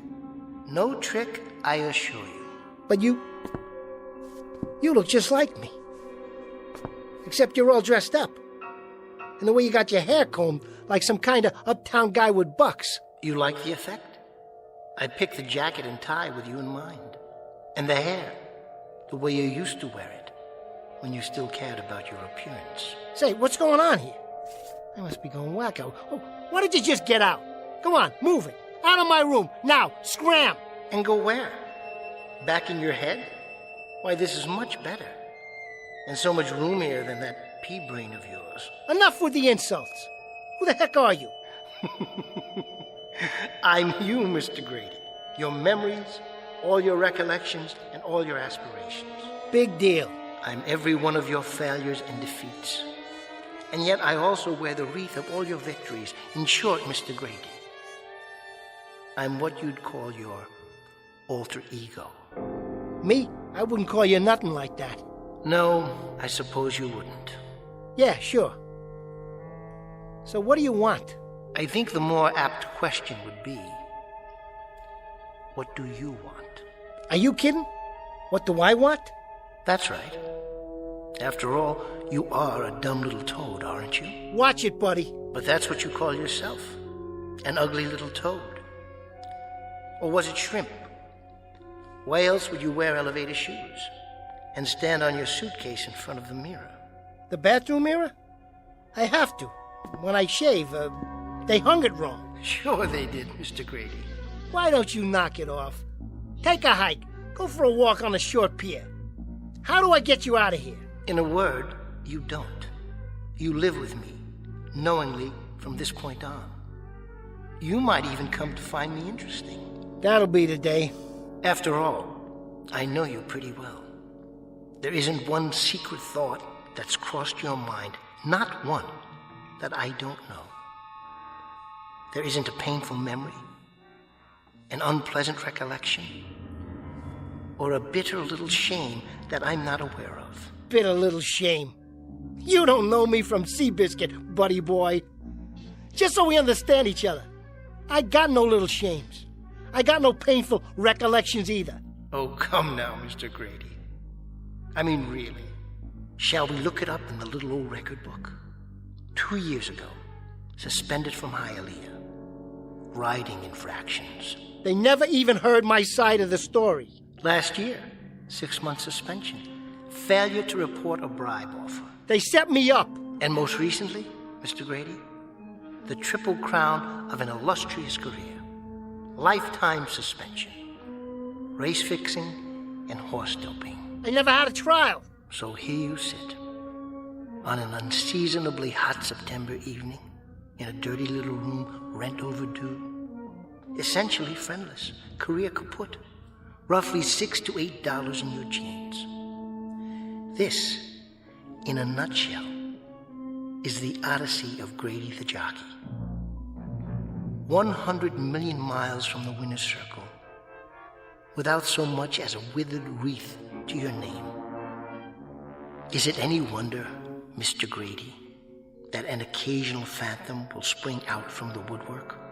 Or should I say, from that solid mahogany head of yours and offer you at least a modicum of solace? You don't have to offer me nothing, and I mean nothing. No? I don't need you. A year from now, you hear me? A year from now, I'll be back up. I'll be right back where I belong, riding 6 winters a day. You'll be driving a carriage in Central Park, Mr. Grady. Or perhaps a fast milk wagon out in the Bronx, unloading homogenized dairy goods. Get out of here. Oh, no, Mr. Grady. I wouldn't think of it. You need me. I'm one of the few uniquely welcome things to happen to you since you first saw the harsh light of day. In short, Mr. Grady, you have desperate need of me. Very desperate indeed. I said split.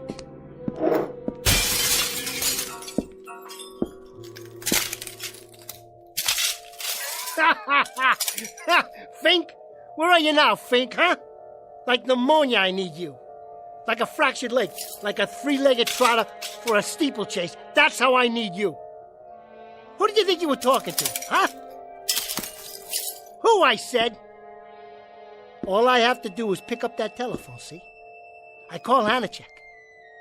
I say to him, Hanachek, I handle the fix. Now let's have the payoff. And you know what happens? Inside of an hour, I got plane fare to Puerto Rico. That's what happens. Next week, I'm riding in the warm sun, and 2 years from now, I'm back here officially wearing my old silks again. That's what happens. Then why don't you? Huh? Why don't you call Hanachek? Go ahead, Mr. Grady. Give him a buzz. All right. I will.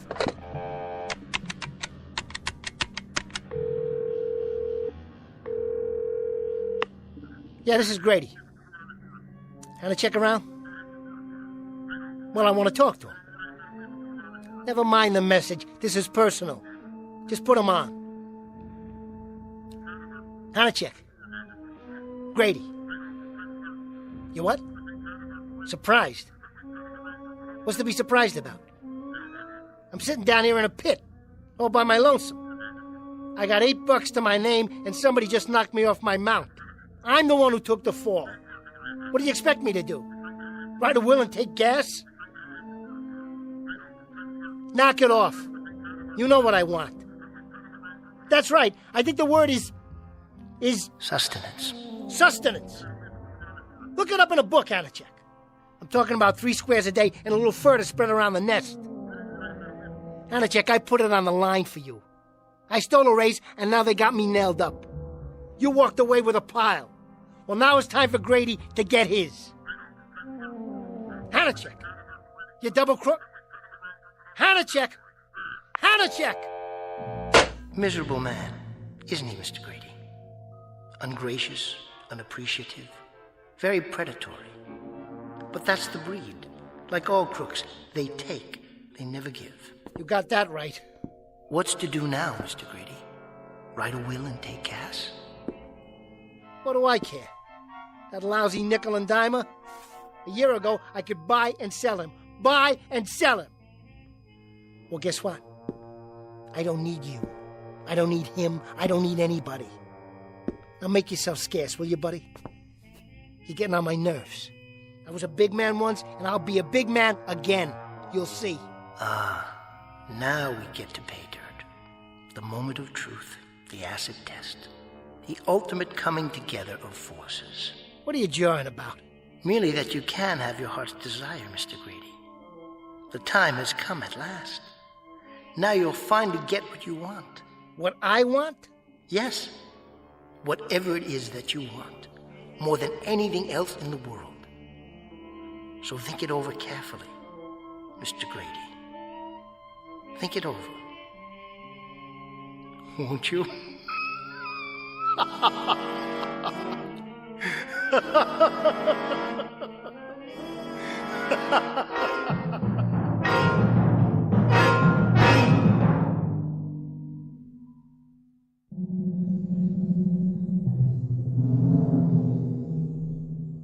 I don't get it.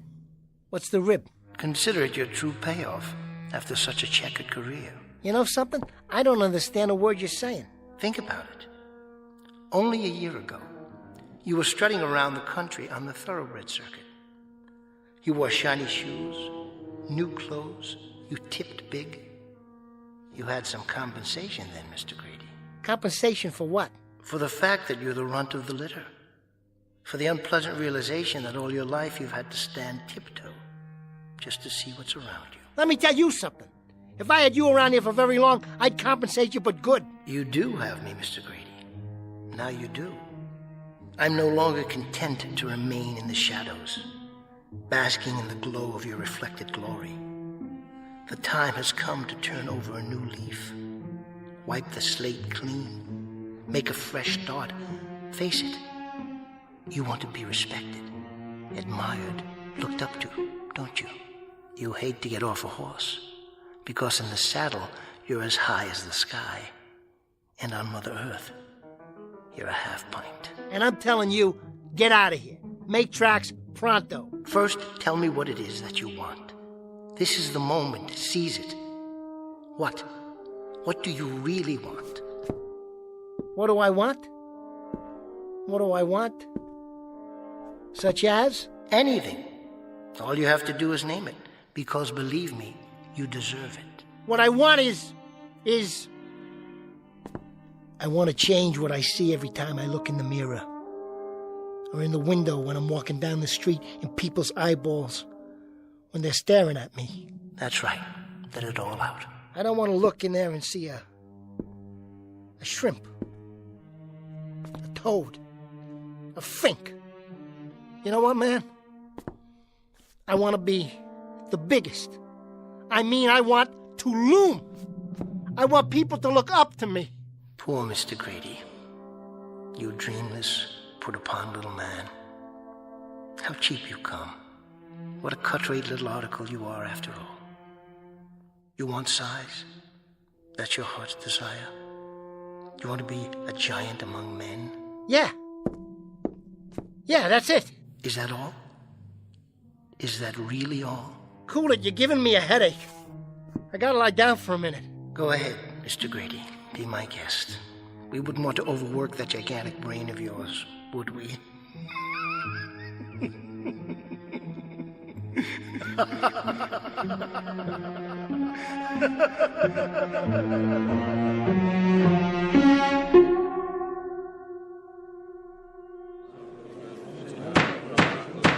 Have anything else to say on your behalf, Mr. Grady? Yeah, Mr. Commissioner. I got plenty to say. I'm a jockey. That's how I make my living. You got no right to take a man's livelihood away from him. What makes you so high and mighty? Racing's a dirty game, all right? But you're making it so dirty, you should go home and take a bath. It ain't me. I'm just a little guy trying to get by. I didn't shoot up no horse with dope. All I did was ride, which is the one thing I know how to do. The only thing. I ride good, get me? Real good. You take away my license, and I can't put food on the table. What am I supposed to do? Fix horseshoes? You know how much that pays? I might as well disappear. Hole up someplace, sleeping in the stalls till I get put out the pasture. But how am I supposed to eat till then? Can you tell me that? You gotta give me another chance.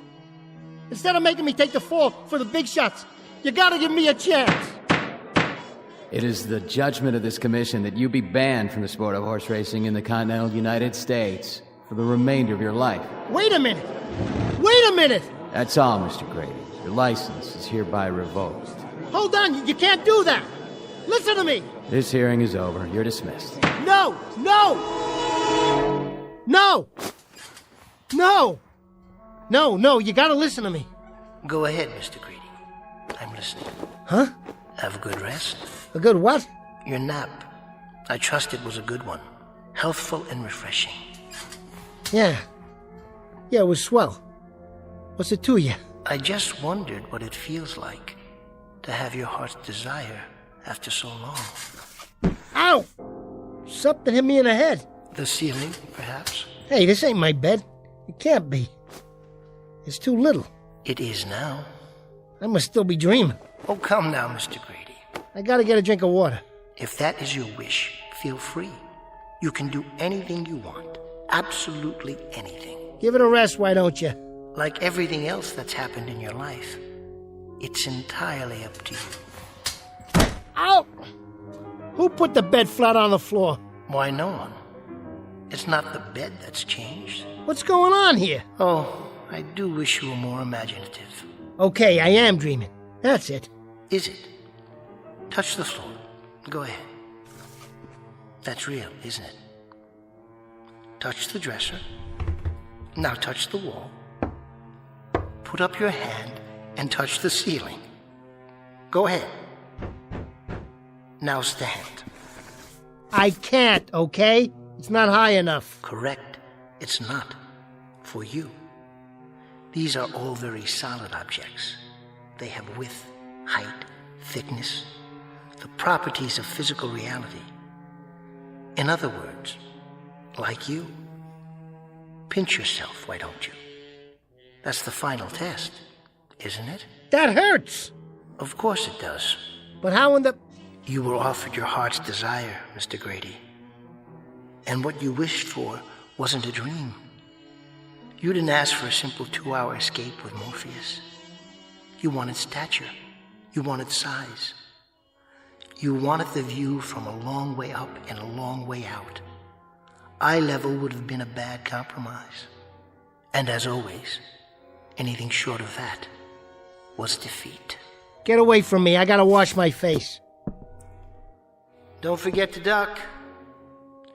You might even have to bend down a bit. And remember, you won't need to stand on the suitcase to see the bathroom mirror. Not anymore. Hey! Look at me! Yes, look at yourself. You're Mr. Big. You're Hercules. Why, you're the most sizable thing since Paul Bunyan. Any complaints, Mr. Grady? Are you kidding? Are you kidding? Look at me! Just look at me! Who's gonna talk down to me now? Who can reach that high? Nobody. That's who. So, the question is, what do you do now? You might want to give that a moment's thought. I don't have to think. I know what to do. Celebrate! Wait, I got something. I forgot all about it. There's a bottle of wine stashed around here someplace. Here, want to have a drink with me? Go ahead, Mr. Grady. Oh, I get it. You can't drink, huh? You do it for me. I'm with you in spirit. Ah, man, that goes down smooth. Too bad you can't join me. I'm joining you now, Mr. Grady. I'm feeling the little heat ripples, just as you are. Well, here's mud in your eye. Oh, man. It's like champagne. You're right. It is quite good. This is too sweet. Am I going to enjoy myself? And what will you do first? Anything I want. That's what. Anything. Tell me, Mr. Grady. I'm all ears, in a manner of speaking. I'm going to get me a dame. That's what I'm going to do. I'm going to go over and get that dame. That dame? Sure, look at me. I'm a mensch now. A real man. She'll flip. She'll fall all over me. Really? Are you that attractive now? Does size mean that much? Bet your last $2, buddy. Watch me. Don't you think you'd better call first? Why? So you won't go all the way over there, only to find that she's not home. Oh, yeah. Okay. Give me the phone. Careful with the dial. Your fingers barely fit. Get away from me. I can handle it. You'll never believe this.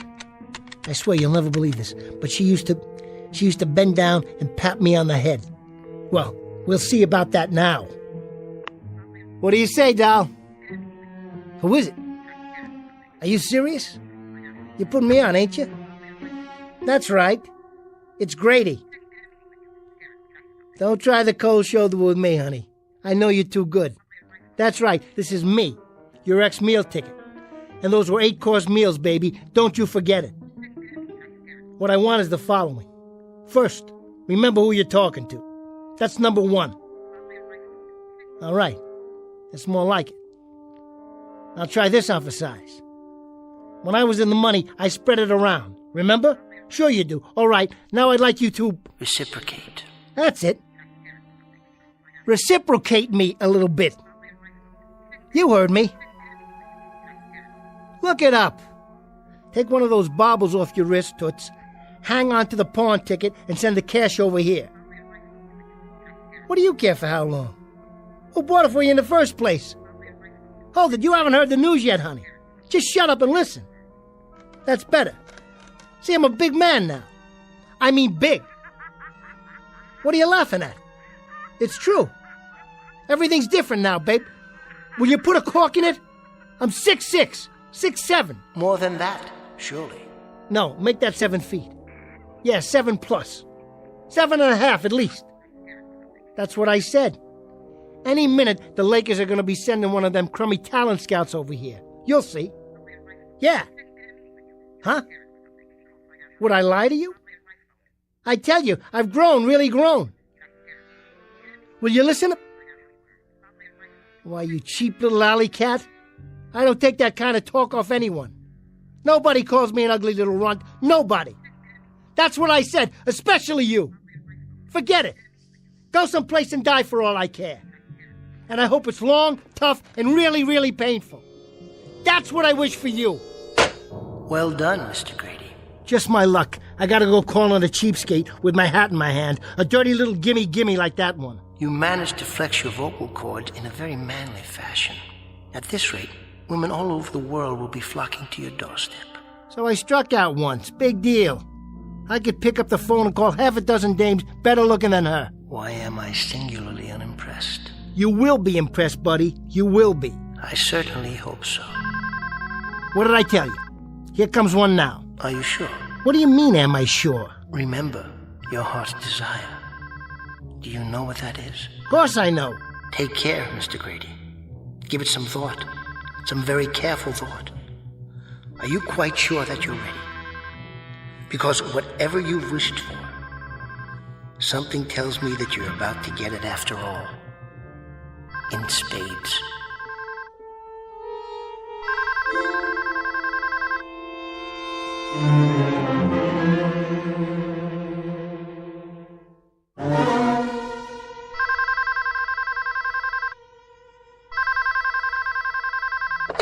Yeah. This is him. What about my voice? Too loud for you?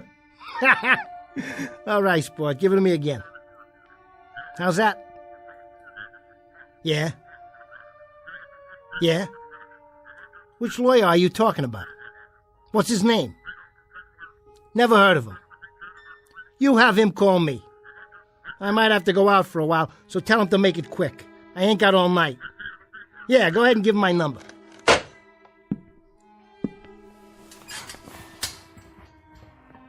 What was that all about, Mr. Grady? Who knows? Some guy from a law office or something? Says I'm getting a call from some other lawyer. At night, can you believe that? Must be important. That's 'cause I'm important now. Sure, that's it. Hey, you still here? I'm still here. How come you're hanging around anyway? I'd say we have some unfinished business, you and I. Level with me. Are you my imagination? Is that it? I'm afraid you don't have very much imagination, Mr. Grady. Then who are you? What are you? What's all this alter ego jazz? I thought you understood by now. I'm your conscience. Yeah, right. You don't look much like Jiminy Cricket to me. Well, I'll put it another way, Mr. Grady. This is something of an oversimplification. But for purposes of identity, I'll try to make it clear and succinct. I'm the fate every man makes for himself. Would you just talk for once and take off the training wheels? I'm doing my best. You generally find me down at the bottom of the barrel. I'm the strength dredged up out of desperation. I'm the last bit of seaweed that a drowning man scrapes for with his cold, dying fingers. I'm the last gasp, Mr. Grady. That's supposed to be clear? Man, I just don't dig you. For my money, you're a big fat nothing with a mouthful of $2 words. Oh, I'm not nothing.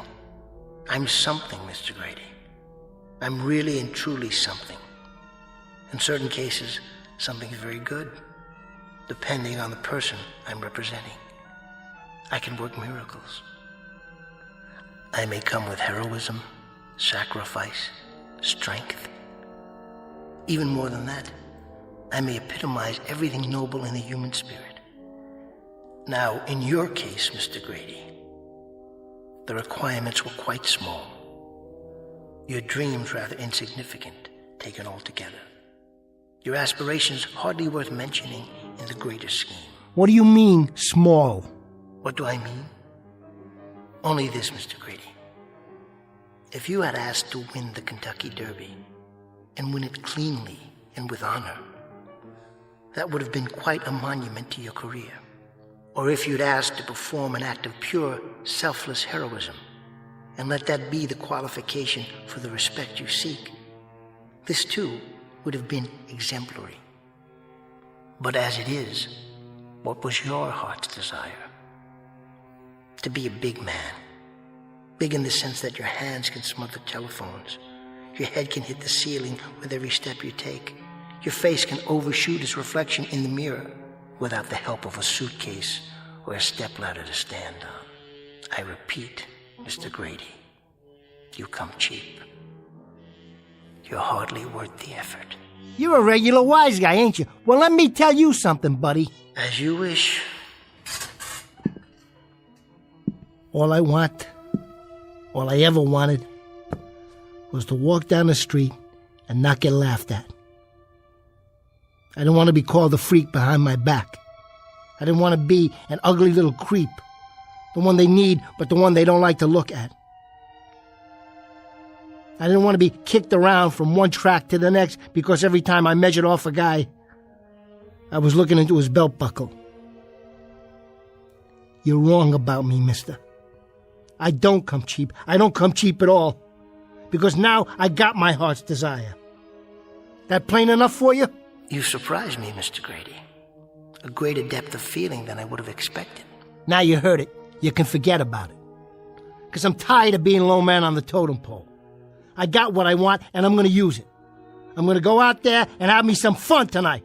The only thing I got to figure out is where to start. I wouldn't begrudge you that. But listen. No, you listen. Open your eyes and look around. The world. And it's just waiting for me. He doth bestride the world like a colossus. What? Someone said that about Alexander the Great. He ended badly too. A sad and tearful man. When there were no more worlds to conquer. You see any tears in my eyes? I'm not crying. I'm laughing. Look at them all down there. Like ants. They got their big cars and their women and their big fat rolls of money. Now it's my turn. Just wait till I walk in any place I feel like. They'll notice, all right. They'll turn around and stare, because every one of them will wish they was me. Give me the two hottest dames in town, one on each arm, and just you watch. I am watching. I'm with you. Imagining it all, along with the consequences. Imagining is something you don't do very well. So let me help. The possibilities are endless, but the trick is in the choosing. What's right for you? What can you wear like a beautiful coat of many colors? Or what doesn't become you? What doesn't fit you? If you choose wrong, it will show. It won't enhance your standing. It will destroy you. The burden may be simply too overwhelming. The greater the heights a man attains, the further the fall. Why don't you shut up? Your words are all empty. Just like this bottle. I'm trying to help, honestly. You may not have chosen wisely, but it may not be too late if you're conscious and careful. Careful nothing. I've been careful all my life. Stand back, everybody. Grady's walking through the universe. Fate calling, Mr. Grady? Fate nothing. It's that dame. She must have changed her mind. Yeah, this is Grady. What about it? Say that again. Would you mind? Are you kidding me? Are you serious? Do I want to race again? Mister, just show me the horse. Listen. I appreciate this. You don't know how much. You ain't gonna regret this. I wouldn't fix a race if I got $1 million per square foot of track. I wouldn't fix a race if... Yeah, I understand. You got it. I'll be there with bells on. Good news? Well, hotshot, now what do you think? You know what he just said? Everything's going my way. One phone call and you're top dog again? Just like that? Just like that. I'll tell you who that was. The Racing Commission. A bunch of horse owners put in a petition for me. Can you beat that? They want to give me another chance. Do you understand what that means? Another chance? I'm gonna ride again. Oh, Grady's gonna mount up and hit the turf like old times. Is that right? Oh, Mr. Grady. Now what's so funny? Tell me, what's so funny? I'm gonna ride again. I'm on top of the world. Think about it. Go into the bathroom and bend down and look at yourself while you're combing that mop of hair. And putting on your best riding boots, which won't fit now. Wait a minute, you're right. I can't ride like this. I'm too big. I'm way too big. I can't ride like this. Hey, please, make me small again. I'm begging you. Make me the way I was. Do it, will you? Will you do that for me, please? You may have learned your lesson, Mr. Grady, but it's too late. Please. Hey, please. I take it back. Will you make me small again? Will you do that little thing? That's all I ask. Hey, listen. I want to be small again. I want to be small. Mr. Grady, you are small. Every time you won an honest race, that's when you were a real giant. But right now, they just don't come any smaller. No! Where are you? Where did you go? Come back! Come back!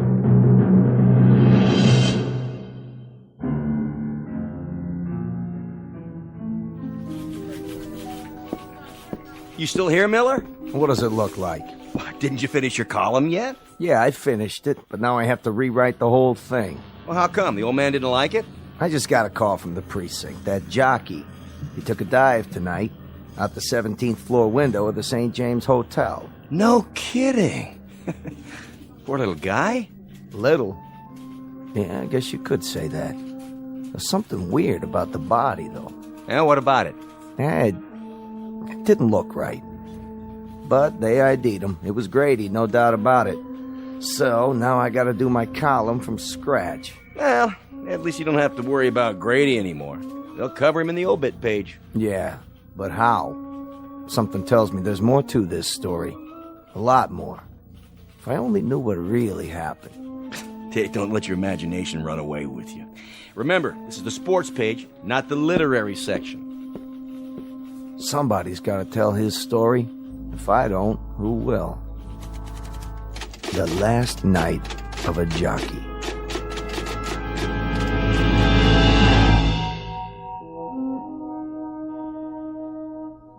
The name is, or was, Grady. 7 feet tall. Or was it 8 or 9? A slightly distorted offshoot of a decent breed of humans who ride horses in what was once the sport of kings. But unfortunately for Mr. Grady, this court jester learned too late that you don't measure size with a ruler, you don't figure height with a yardstick, and you never judge a man by how tall he looks in the mirror. For a giant is as a giant does. You can make a parimutuel bet on that, win, place, or show, at any window in or out of the Twilight Zone. More from the Twilight Zone after this. Hi, this is Carl Amari, producer of the Twilight Zone radio dramas. I'd like to take a moment to tell you about our official website at twilightzoneradio.com, where you'll get the latest news and information on these Twilight Zone radio dramas. Plus, at twilightzoneradio.com, you can digitally download 3 free episodes or any of our episodes for only $1.95 each. In this age of ever-changing technology, we've decided to make these episodes instantly available to you by making the Twilight Zone radio dramas a digital download-only series. This means that this series will no longer be offered on CD. The CD collections at our website are now being offered while supplies last at buy one, get one free. So be sure to get your favorites before they're sold out. Be sure to visit us often, and I'll see you in the zone.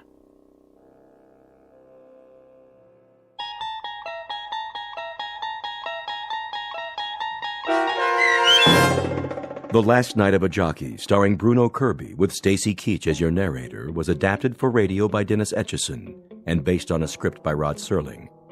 Heard in the cast were Christian Stolte, Doug James, Todd Manley, Andy Herman, Sarah Marks, Rick Vargas, Terry Babler, Paul Patch, Vince Amari, and Roger Wolski.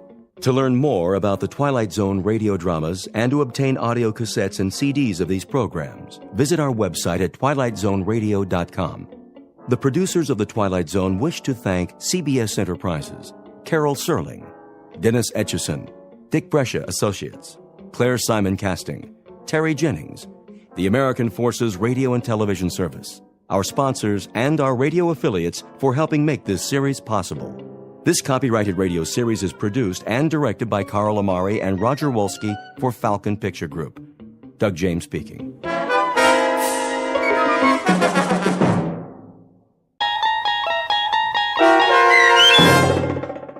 To Serve Man, starring Blair Underwood with Stacy Keach as your narrator, was adapted for radio by Dennis Etchison and written for The Twilight Zone by Rod Serling, based on a short story by Damon Knight. Heard in the cast were Doug James, Alyssa Fraden, C.J. Amari, Amber Lake, Christian Stolte, Jeff Lupetin, Kip Karstedt, Terry Berner, Tony Sancho, Alex Sopener, Steve Keys, Joby Cerny, Kurt Nabig, Amanda Amari, and Rick Arthur. To learn more about the Twilight Zone radio dramas and to obtain audio cassettes and CDs of these programs, visit our website at twilightzoneradio.com. The producers of The Twilight Zone wish to thank CBS Enterprises, Carol Serling, Dennis Etchison, Dick Brescia Associates, Claire Simon Casting, Terry Jennings, XM Satellite Radio, Sirius Satellite Radio, our sponsors, and our radio affiliates for helping make this series possible. This copyrighted radio series is produced and directed by Carl Amari and Jason Mallow for Falcon Picture Group. Doug James speaking.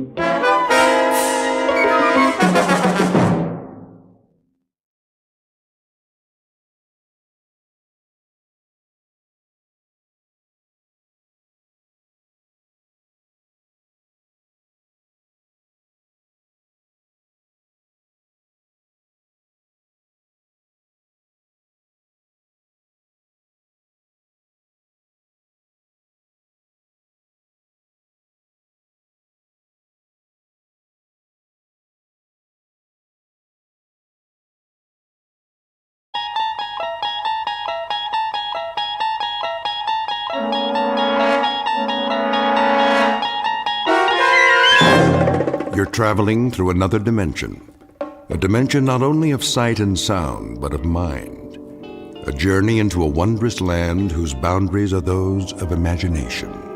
Your next stop, the Twilight Zone.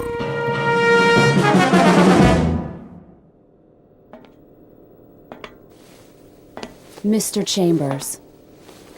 Mr. Chambers. Now what? It is a mealtime. Repeat, mealtime. How exciting. Kindly state your preference, please. You really think I care? We have a full menu on board, suitable for human consumption. It has been designed to meet your dietary needs. I don't have an appetite. That does not compute, Mr. Chambers. I said I am not hungry, all right, ship? Very well. I'll let you know when.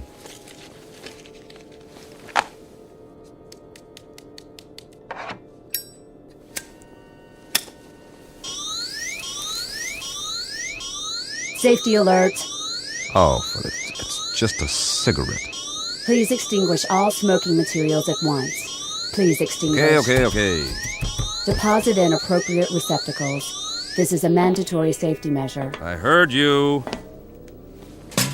Thank you for your cooperation. This is going to be a long trip. It is for your own good. Cigarettes are harmful. They are extremely hazardous to your health. And traveling through outer space, that's not. Comparisons are relative.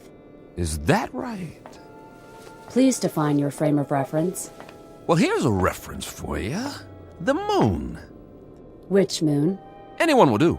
As in, why don't you go take a flying jump at it? Kindly repeat. Forget it. You do not care for food at this time. Leave me alone. You do not care. Yes, I do not care for food at this time. Very well. Very well, very well. Oh, ow! Oh, my hand. Please refrain from striking the walls of your sleep module. How do you expect me to sleep if you won't stop talking? We only seek assurance that your needs are being met. Your well-being is our primary concern. Yeah, right.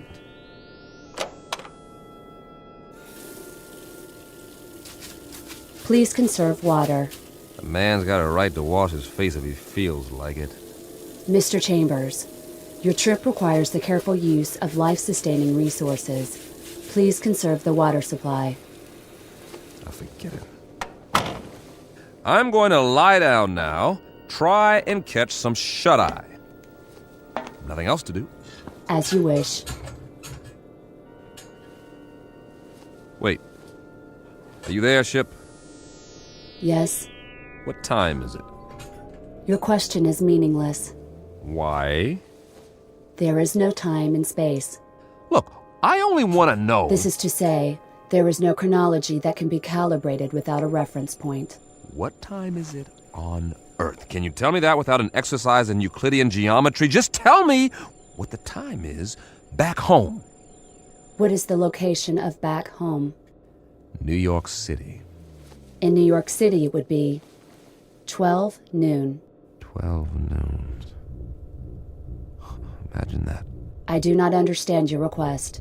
Please rephrase. Leave me alone now. You wish solitude. Yes, I wish solitude. Very well.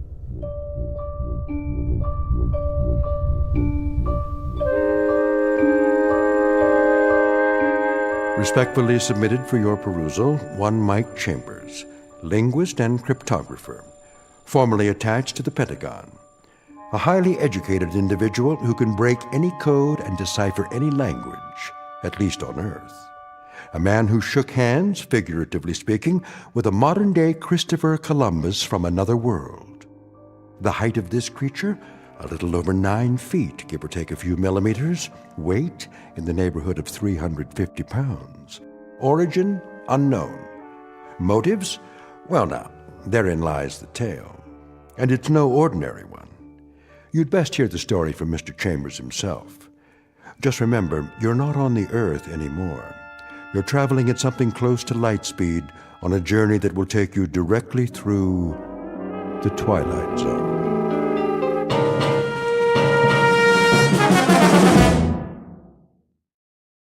And now, The Twilight Zone and our story, To Serve Man, starring Blair Underwood, with Stacy Keach as your narrator.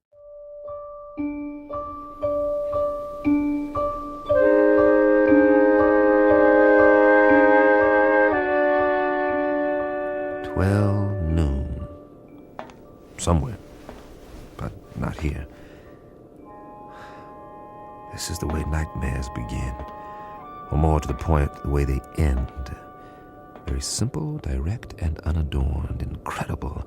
And yet, even while they're happening, we learn to live with them. We digest and assimilate new information as best we can, beginning with the smallest bits, the ones that are easy to process. So, if it's 12 o'clock noon back home, the only home you've ever known, that's what occupies your mind. You don't think about sidereal time or when it will be 12 o'clock the next day or the day after that. We live in the moment, but that's precisely what we should have been thinking of. All of us. Tomorrow and the day after tomorrow. We were preoccupied with the hands on a clock while we could have checked off the days on a calendar, one by one, and appreciated all that we had while there was still time.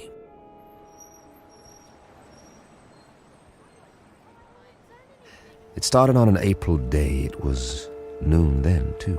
And people walked and drove and bought and sold and fretted and laughed as they have always done. The world went on much as it had, with a tentative tiptoeing along the precipice of crisis.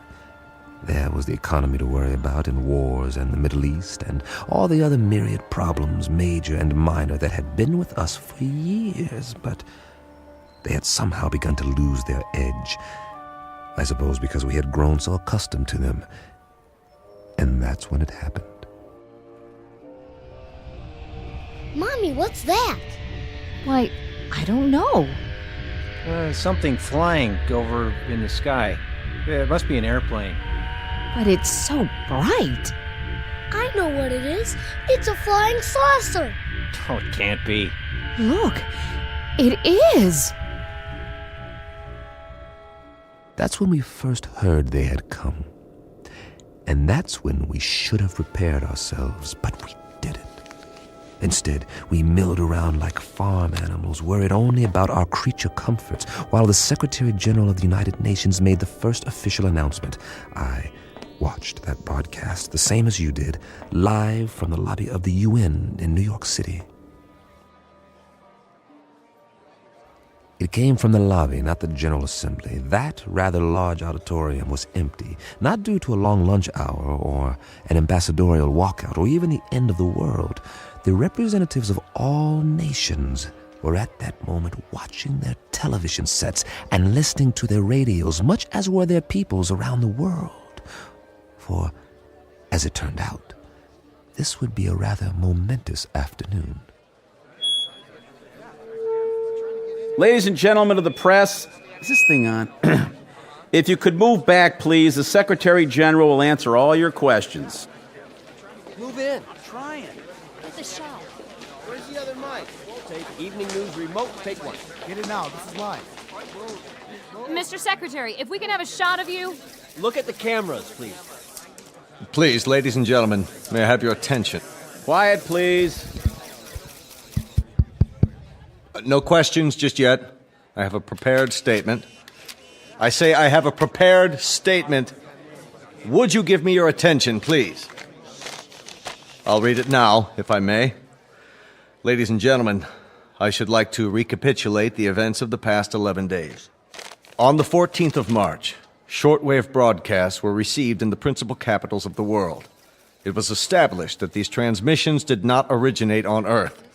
Rather, their origin was extraterrestrial. The first messages were merely announcements that there would soon be multiple landings at various points around the globe. We were assured that these landings would be peaceful and that there was no cause for alarm. Nevertheless, United Nations forces were put on alert. As you know, these broadcasts continued to grow in strength for several days. Is it true that they've landed? Please, no questions yet. At 11 this morning, Eastern Standard Time, the first landing took place in an area outside Newark, New Jersey. We have subsequent reports of additional landings in Russia, Norway, the southern coast of France, Rio de Janeiro, and several other locations. It is the position of the United Nations that it would be premature to assume hostile intent. Our recommendation is that the world's countries remain calm and make no show of force. All governments are being apprised of these events as they develop. The current situation at present is therefore... What do they look like? Yeah, what do they look like? Are they human? Or are they little green men? What do they want here anyway? As of this moment, we do not know who they are or the purpose of their arrival.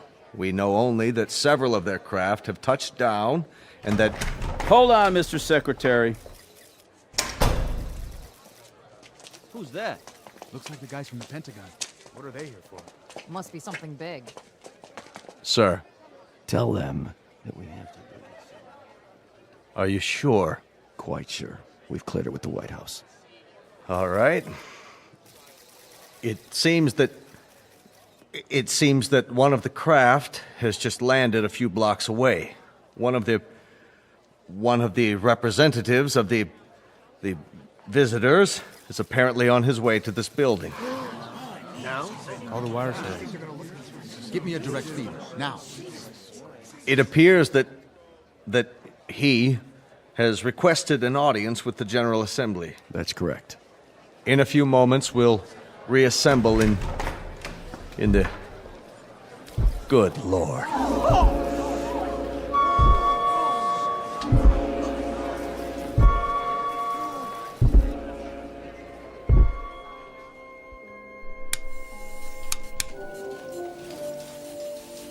Mr. Chambers, Yeah? I think you'd better see this. What is it, a UN proclamation? They're not in session. They've called a special assembly. This looks important. We don't even know where the ships are from. Once we triangulate the signal... Will you look at that? What? They're here. Jeez Louise, the size of him. That was the first time I saw him, or it, or whatever it was. I still don't know. Judging by the Secretary General, it was at least, 9 or 10 feet tall, and I stood there watching the TV screen like everyone else, and just like you, I didn't know quite what to think. Funny, I'd always imagined that first contact would be some kind of transcendent experience with special effects and a heavenly choir, the shock of finally seeing the other. Something not human, that's not from around here, definitely not. But to be honest, all I felt was a kind of detached scientific curiosity. Was it intelligent? Well, it had to be to travel this far. Did it talk? I was soon to find out. We all were. Oh, weren't we?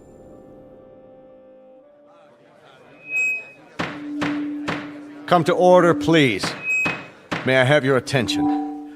Not all of our member nations are here yet, but our visitor has requested an opportunity to address the Assembly. So, for the moment, I would ask you all to be patient. Please, order! Order! Remain calm! The floor is yours, Mr. Or rather... Ladies and gentlemen of Earth, we greet you in peace and friendship. We come from a planet beyond your solar system and well beyond your galaxy. A planet far more developed than yours. Why are you here? To establish Hey, what's that book? Get a picture of it. What's the title? I can't see. He's not even moving his lips. He doesn't have lips, does he? to establish embassies here, and in the near future to set up reciprocal visits between Earth people and Canimets. Cannabis, what's that? Must be what they're called. Write that down. Canimets. How do you spell it? Speaking on behalf of the governments of the people of Earth, we bid you, Canimets, welcome. How shall I address you? I have no name, as you understand the term, but you must have many questions. Please, feel free to ask me anything at all, of any nature. We have a great many questions, but to proceed in an orderly fashion, how did you discover us? How do you know our language? And as to your own planet, what is its political and social makeup? Of course, we most fervently wish to know why you have chosen us to... First of all, we must make the following admission. We do not know your language. Then how... Our own methods of communications are mental rather than verbal. Hence, the voice you hear is artificially generated. Your words, or rather, your thoughts, are received and processed by an automatic translation device. My responses are in turn electronically altered to simulate vocal sounds in a language known to you. You cannot speak, then? Not in the literal sense. Astonishing. We understand you perfectly. As to your other queries, our planet is not visible to you. It lies far beyond what you call the known universe, but it is highly advanced technologically. Its political and social makeup are complex. I cannot describe it without first educating you in the basics of our society. That may be a lengthy process. Are you willing to be interrogated here at the United Nations in a special plenary session? All of our nation's representatives could attend. I'm sure they have many questions. I would be delighted. I believe that is the proper response. We thank you for your courtesy. Until then...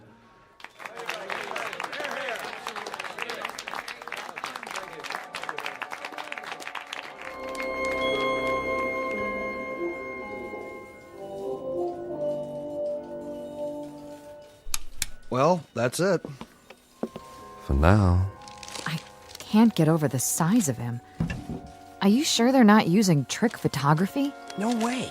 It's a live feed on all the networks. What do you make of that little book?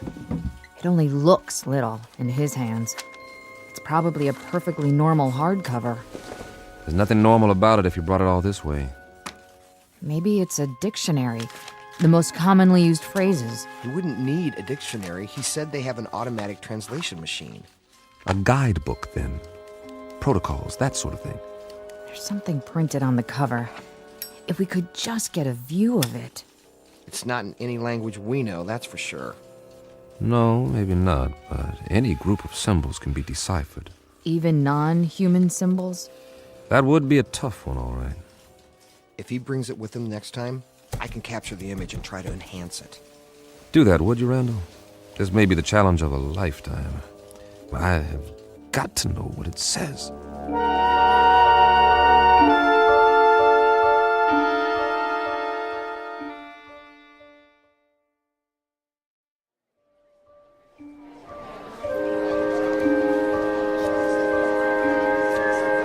Come to order, please. Order. This meeting is now in session. Members of the General Assembly, our visitors, the Canamites, have graciously acceded to our request that their representative appear before us to answer further questions. The meeting is now called to order. We will proceed with the first inquiry. Senor Valdez of Argentina is recognized. Please use your microphone. You may remain seated. Why, may I ask, why exactly have you chosen our planet for this visit? It has come to our attention that Earth is plagued by many catastrophes, both natural and unnatural, all of which could be easily prevented. We are here to help you. Recognizing Dr. Denis Levesque, the representative from France. Your question, please. Monsieur Canamet, my government wishes me to ask you, what is the nature of your help? What form will it take? Indeed, if we should choose not to avail ourselves of this assistance you mentioned, your response would be? We will not force anything on you. You may accept only that which you choose. For example, on the morrow, tomorrow, that is, we will demonstrate an alternative power source, molecular in nature, which can supply a form of electricity to entire continents for the cost of a few dollars, or rubles, or pesos, or any other currency. You will find it extremely economical. Mr. Grigori. Mr. Grigori, the Russian delegate, you have the floor. We would like to ask the Canamet directly, man to man, what are its true motives? Are we to assume that your purpose is totally altruistic? That you have an abiding interest in helping others? Are we further to assume that there is nothing beyond this boundless humanity of which you speak? There is nothing ulterior in our motives. You will discover this for yourselves soon enough, by testing the various devices we make available to you. What devices? I think the representative has answered your question. For example, we can show you a simple way to add nitrate to the soil and end famine on Earth. We can demonstrate the principles of a practical force field to cloak each nation with an invisible wall, impenetrable by bombs, missiles, or any other weapons. This will bring international peace, For all time, if that is what you want. Of course it is what we want. Of course it is what we want. In return, we ask that you trust us. Only that you trust us.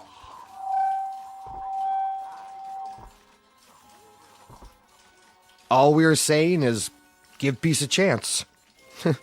Well, why not? Nothing else seems to work. Wait a minute. Enlarge the image. Did I just see what I thought I saw? You sure did. The Kennemet left his book on the podium. Well, I'll be. He doesn't seem to have noticed. Cross your fingers. I want that book. I have a feeling it'll tell us plenty. Everything we need to know. If we can decipher it. Get on the phone and call the floor now. Tell one of the aides to pick it up with a stack of papers. Anything. Stage a distraction if necessary, but get it. Okay. That book may turn out to be the most important one ever printed. Here or anywhere else in the known universe.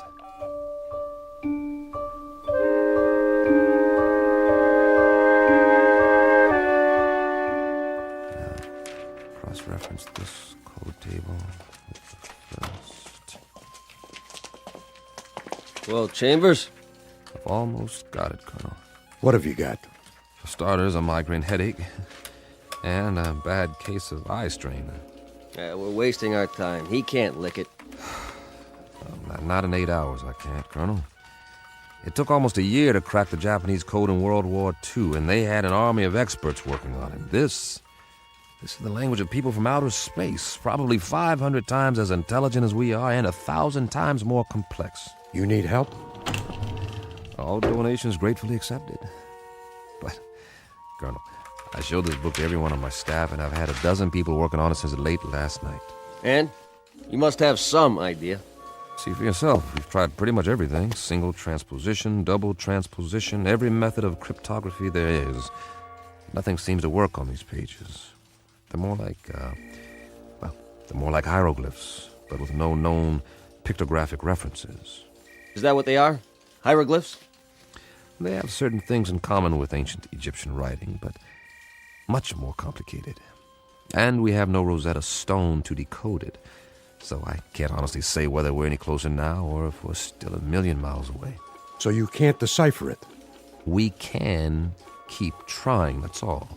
Standard, reverse, direct, systematically mixed, keyword mixed, random mixed, reciprocal conjugate, every sequence we can come up with. But I can tell you something right now, Colonel, both of you. This is a tough nut.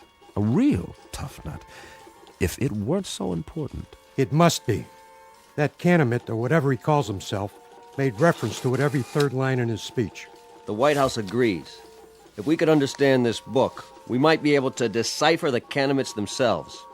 I'm beginning to wonder if they need deciphering. What? Well, they've done all right by us so far. You mean they're demonstrations? As parlor tricks? They don't seem like parlor tricks. That nitrate device they used in Argentina this morning. Now the soil has more vitamins in it than a health food store.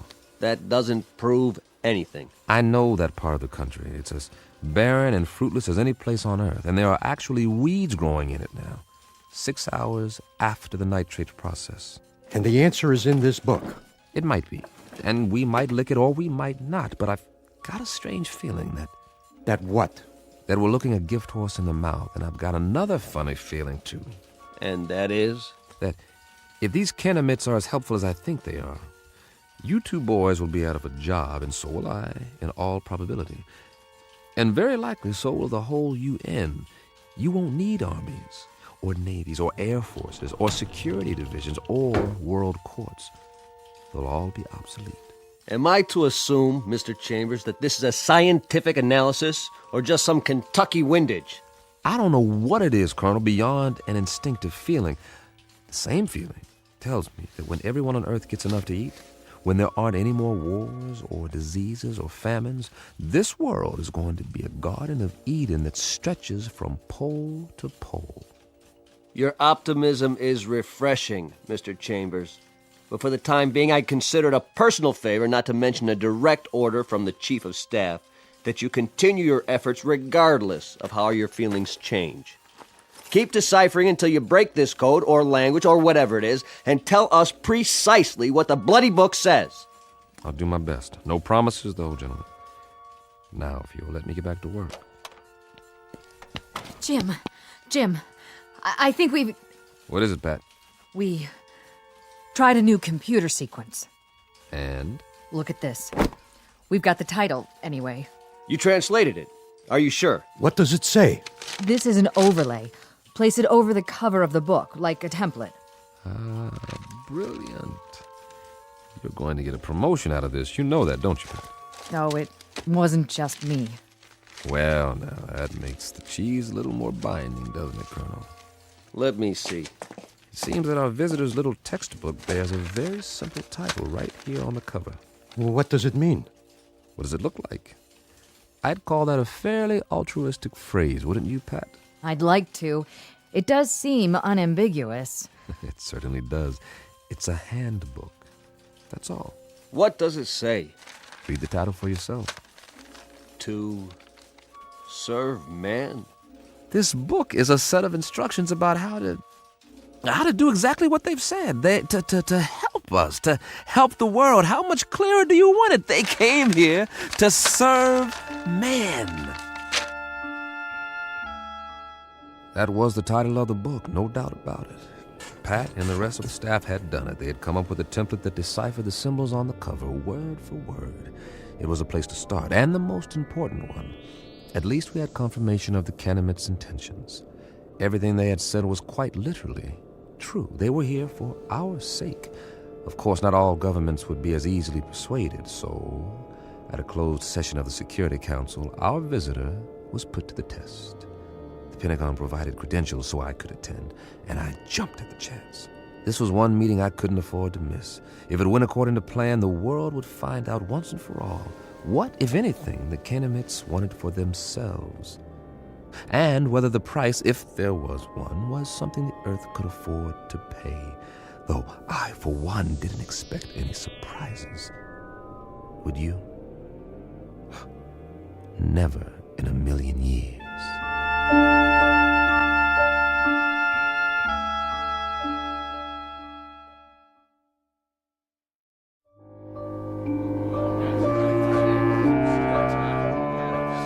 Gentlemen, let's begin. If you'll please be seated. The purpose of this meeting is to acquaint you with certain tests conducted over the past week. At the request of several delegates, and with the full consent of our guests, the Canamites, these tests were photographed and recorded. You may now view the results. The tests were conducted by members of the National Science Academy and witnessed by a team of experts. If you'll watch the monitor at the front of the room. Lights down, please. Begin the tape.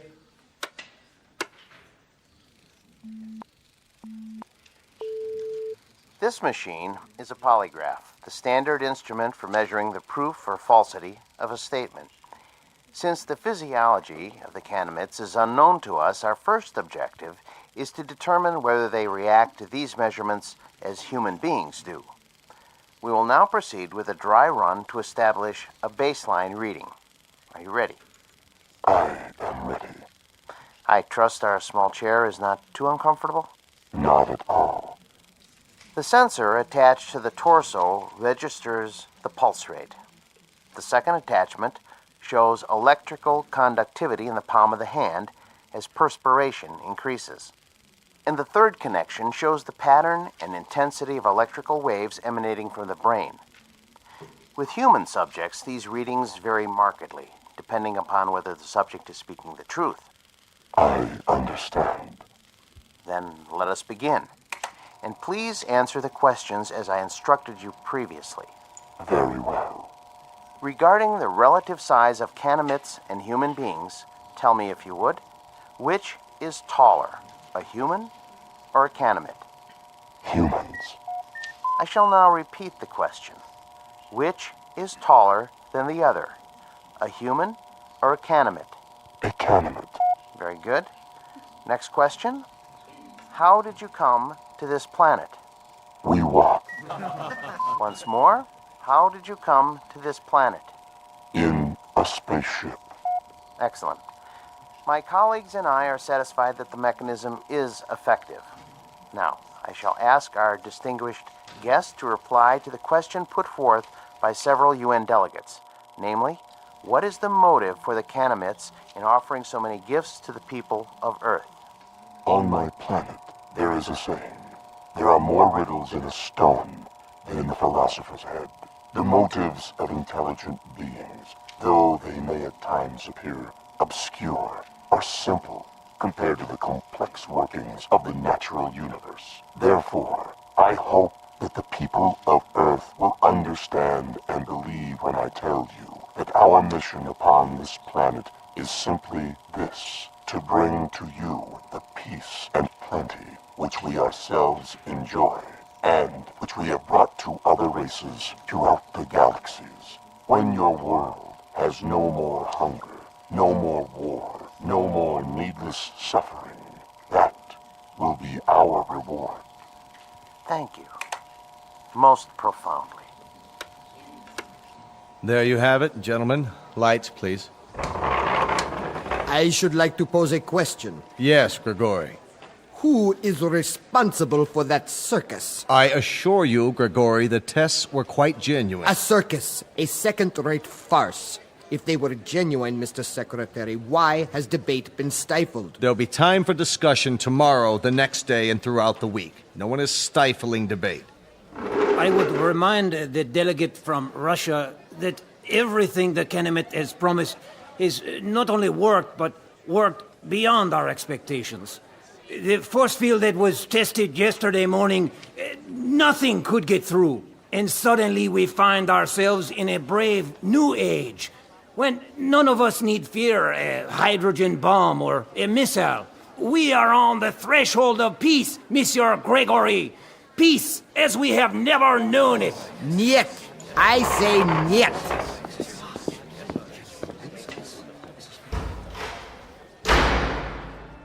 After that, there was no stopping the Canamites. They were everywhere, performing miracles of one sort or another around the world. Famine became a thing of the past as the fertility of arable land increased 100%. The force field proved impervious to any known weapons. Then came a cure for cancer, heart disease, what have you, and all from a simple injection. It's hard to say whether the Canamites enjoyed their role as saviors. Their eyes were so wide apart and set so deep in those big, bland faces that you couldn't read much of an expression. With only a tiny circular hole for a mouth, one that never moved, it was impossible to know what they were thinking because they never spoke. They weren't stern faces, only controlled, placid, almost like kindly masks. And they all looked exactly alike. They sounded the same, two calm, mechanical voices that came out of the translation devices under their robes. And then, one day, we were all out of a job, just as I had predicted. The computers and fail-safe machines in the Pentagon sat idle, covered in plastic sheeting, because no one was needed to run them anymore. As for code breakers, I might as well have stayed home. But something kept me there, as if I was waiting for the other shoe to drop.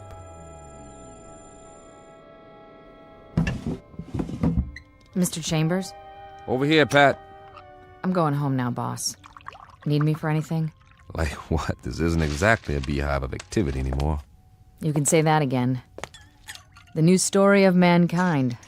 Nobody needs to decipher anything because, well, there aren't any more codes. Because there aren't any more secret messages. I know. Drink? Well... One for the road, on the house. All right. Odd. What is? I mean, not reading about wars or insurrections or anything anymore. There's a rumor that they're going to disband the United Nations inside of a month. Here you go. The new millennium. Cheers. Cheers. How many Canamites are here? Anybody ever figure it out? A few thousand, I guess. They've got embassies in every country now, and for everyone that comes, 1,000 of us take off on one of their ships. The reciprocal visits they promised. Now that's the odd thing, the ease with which human beings adapt. It's fantastic. One day an astronaut orbits the Earth in a little rinky-dink tin can, and they think it's the biggest moment in the history of mankind. A few years later, they're standing in line waiting to get on a ship that'll take them a zillion miles into space, and they act like they're going on a picnic in the country. That's human beings for you. Nothing phases them. Are you going? The exchange program? I'm on one of their waiting lists. What about you, Patty? Oh, I'm on the list, too. The trouble is, their quota fills up 24 hours after they announce a new departure. But while I'm waiting, I may as well continue studying their language. Good idea. Words reflect the values of the people who use them. If we can understand the vocabulary... I've got a fair command of it now.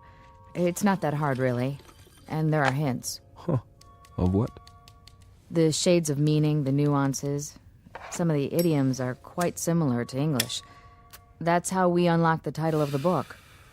I'll get through the rest of it one of these days. More power to you. I gave up a month ago. But if I can help you in any way... Sure, boss. Did I say something? If you can help me. That was the phrase, wasn't it? And I meant it. The only thing you can help me with is... Is what? Help me get rid of this knot in my stomach. What are you talking about?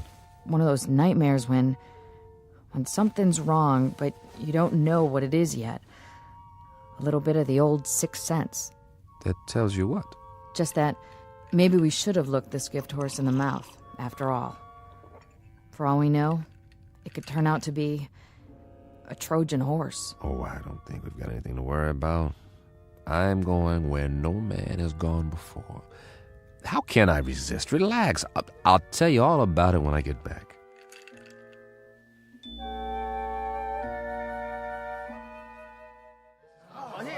Please, get in line. One piece of luggage per person. This way to the loading platform. I'm so excited. I can hardly wait. What do you think it's going to be like? They say they got an average temperature of 76 degrees on their planet, and the sun never goes down. Wouldn't that be something? And their clothing, it's metallic cloth, just beautiful. Kind of like spun gold. My sister has a brochure. The day you land, they take you on a shopping tour, and you can have as much of it as you want for free. It's just one big holiday when you get there. They've even got a form of baseball with leagues and everything. Man, I don't think I'll ever come back. And the whole trip, it's millions of miles, mind you, the whole trip only takes a few days. May I help you with your bag? Why, yes, you may. Oh, they're so polite. Please, keep the line moving. Watch your step. Take my arm. Can we sit together? Yes, you may sit together once you're inside. We're moving. Almost on board. This is going to be wonderful. Did you bring your camera? Look, they're opening the door to the spaceship. I hope there's going to be other kids my age there. Boarding pass, please. Yes, right here. Mr. Chambers, proceed. Thank you. Mr. Chambers? Mr. Chambers! Pat, hi. Jim, please. You are just in time to say goodbye. Don't get on. Are you kidding? I've been waiting for 6 weeks. You can refuse. There's still time. But don't say that too loud, or there'll be 1,000 people trampling over you to take my place.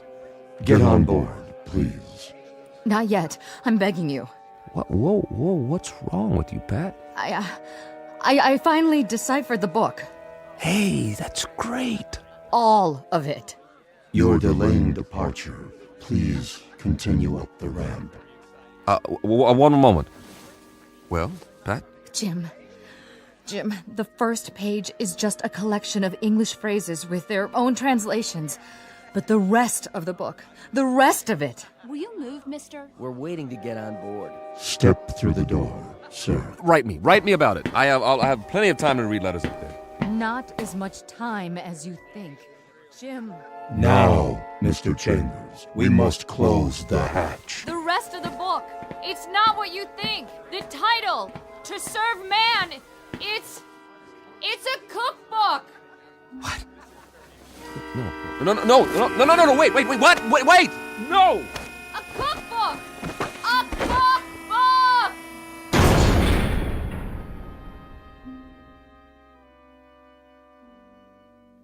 A very specific difference in points of view. To the wee ones, the little race of tourists known as humans, it's a marvelous adventure, a voyage to outer space, a chance to get away on the greatest vacation ever. But to the extra-large, granite-faced individuals known as Canamites, it's nothing more than a cattle car, a very comfortable supply ship, bringing food from the other end of the universe to a place where appetites must be enormous. As I say, it's all in the point of view, a lesson in language and semantics from the Twilight Zone.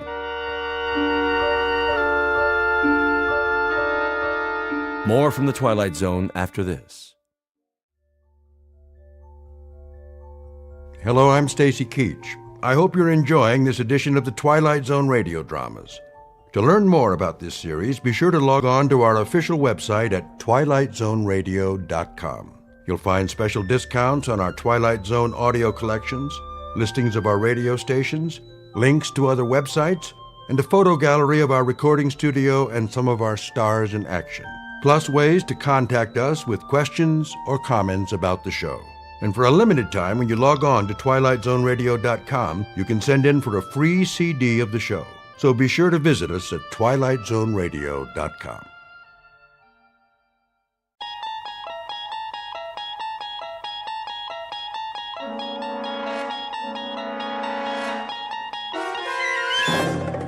You unlock this door with the key of imagination.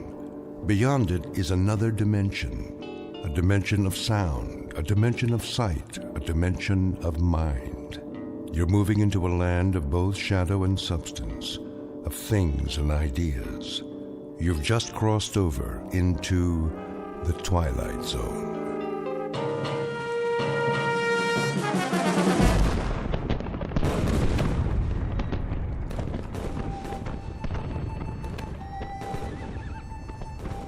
The date is Tuesday, September 11th, 1864. We are encamped outside Atlanta, and the destruction goes on. I know not what history will make of this conflagration, but I have witnessed it at close range.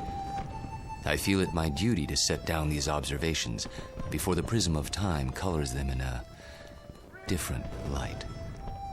As to the present battle, then my words may seem harsh, but I assure you, this is how it was. We charged the enemy's works and carried them with the bayonet. The earth ran red. The air was filled with the screams of the wounded and dying, but we were many, and they were few. And so we triumphed. Nonetheless, and despite urgings to the contrary, the battle raged on. The city was ours. There was no need to destroy save that which could be of use in the fight against us, but Sherman was drunk with victory. He himself started fires, the flames which annihilated that great citadel of grace and beauty. One of us should have sent a ball into Sherman's brain. It would have been so easy. But somehow we couldn't, and that devil knew it. He knew it, and he mocked us for our cowardice. The good die young, I've heard him remark.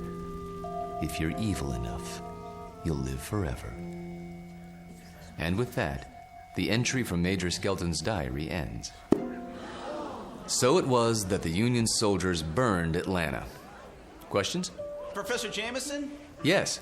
The books I've read don't describe the Battle of Atlanta that way. Oh, I know. Confusing, isn't it? But as someone once said, history is bunk. Who was it now? I should know that. Henry Ford. Yes, of course. That's it. Mr. Ford. Thank you, Professor Kittredge. Helps when a Nobel Prize winner sits in on your class. You should drop by more often, Sam. You seem to do quite well without me. I could always use a good teaching assistant. So, to sum up today's lecture, the Union soldiers did indeed burn Atlanta for no good reason after the battle was won. You may have seen a more pictorial version in the motion picture Gone with the Wind, but I assure you, the conquering troops took no pleasure in their work. They were forced to it by a man they hated more than they could ever hate the rebels. An ugly, sullen, appallingly brutal general named William Tecumseh Sherman. The history books have glorified this monster, attributing to him qualities of courage and integrity. Trust me, he had no such qualities. He was just a small, evil man with tiny red eyes and a dirty beard and a way of talking that made you quietly want to slit his throat. What a great lecture. I really like this class. Professor Jameson makes it so real. I forgot to take notes. Oh, you can borrow mine. When's the test? I don't know. I think it's next Tuesday.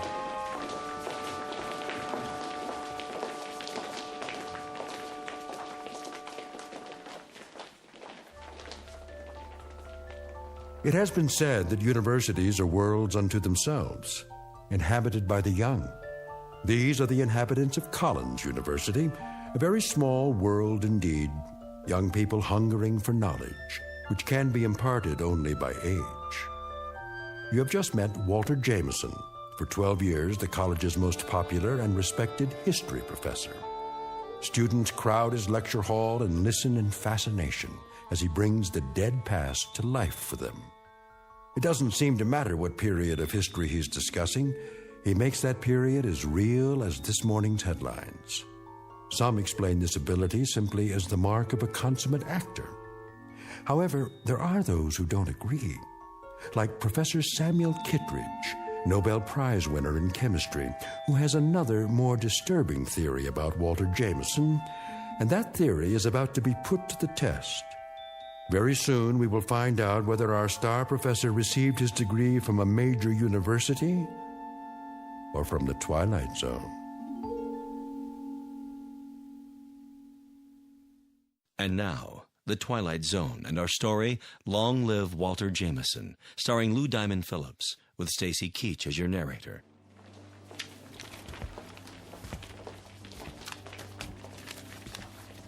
Very vivid, Walter. You had me on the edge of my chair. Thank you, Sam. Coming from you, that means a great deal. Now I see why these lectures of yours are so popular. Is that why you sat in today? Partially. Tell me something, if you have a moment. Certainly. Who was this Major Skelton? Oh, no one important. Just a lawyer who happened to enlist. And you acquired his diary? Yeah, lucky break. As I recall, an auction of Civil War memorabilia a few years back. What regiment? 123rd Illinois Infantry. Remarkable. American history is a hobby of mine, but I must say I've never heard of him. His diary's never been published. A fascinating document. May I see it? Surely.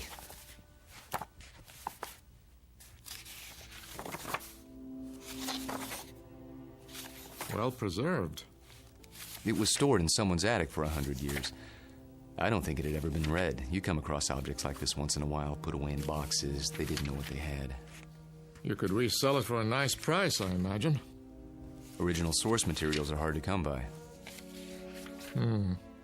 Don't suppose I could borrow it? I never lend books to absent-minded professors. Remember the last time? Yes. I guess you're right.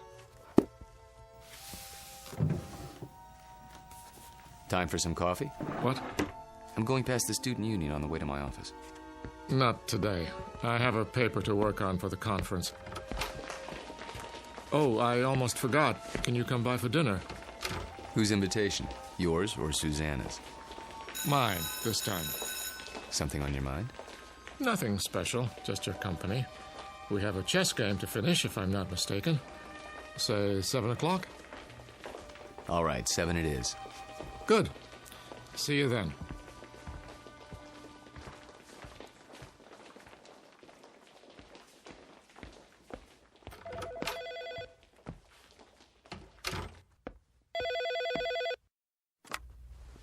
Hello? There you are. Where else? I keep regular office hours. I know. A chance to counsel all those co-eds. Oh, please, Mr. Jameson. I just have to talk to you. It's about my term paper. It's Professor Jameson to you, young lady. Excuse me, Professor? I might have an hour this afternoon. Then we'll have to work fast. You see, I have a bad case of writer's block. I need someone to, well, loosen me up. You don't need me. You need a cold shower and a massage. Speak for yourself. Daddy told me he invited you for dinner. He did. You mind? Not if you don't mind my getting some work done afterwards. My thesis is due in 10 days. How's it coming? Oh, it's coming. I'm just not sure I've said enough. Want me to look at it? Absolutely not. I have to know that I can do it on my own without help from you or Daddy. You will. Don't worry about it. I miss you. Me too. Only a few more days. Then we can spend more time together. We'll paint the town red. Oh, there's my 2 o'clock. I gotta go. Let me guess. Female, age 19, about 5'2", with eyes for her handsome professor. Be right there. Actually, this one's a little old lady. Wants to finish her degree before she kicks the bucket. I'll bet. See you in a few hours, darling. It's a date.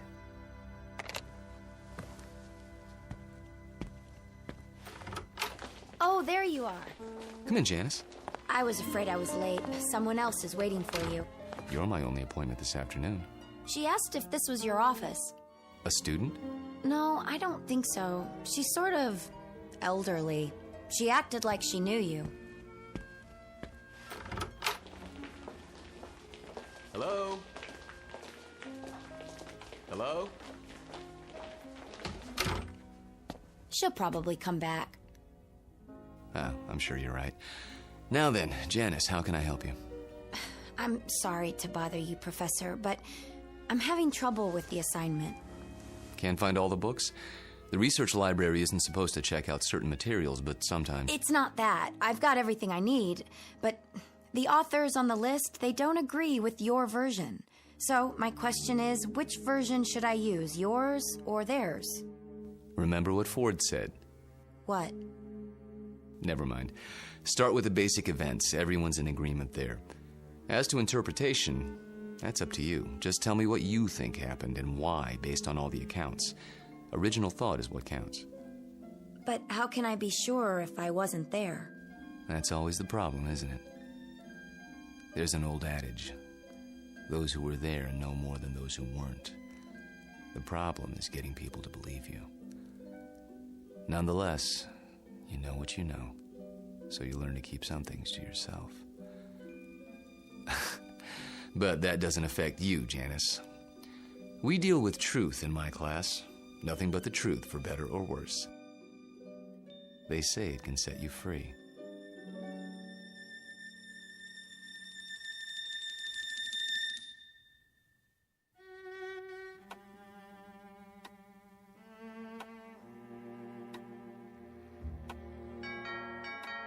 I'll get it, Father.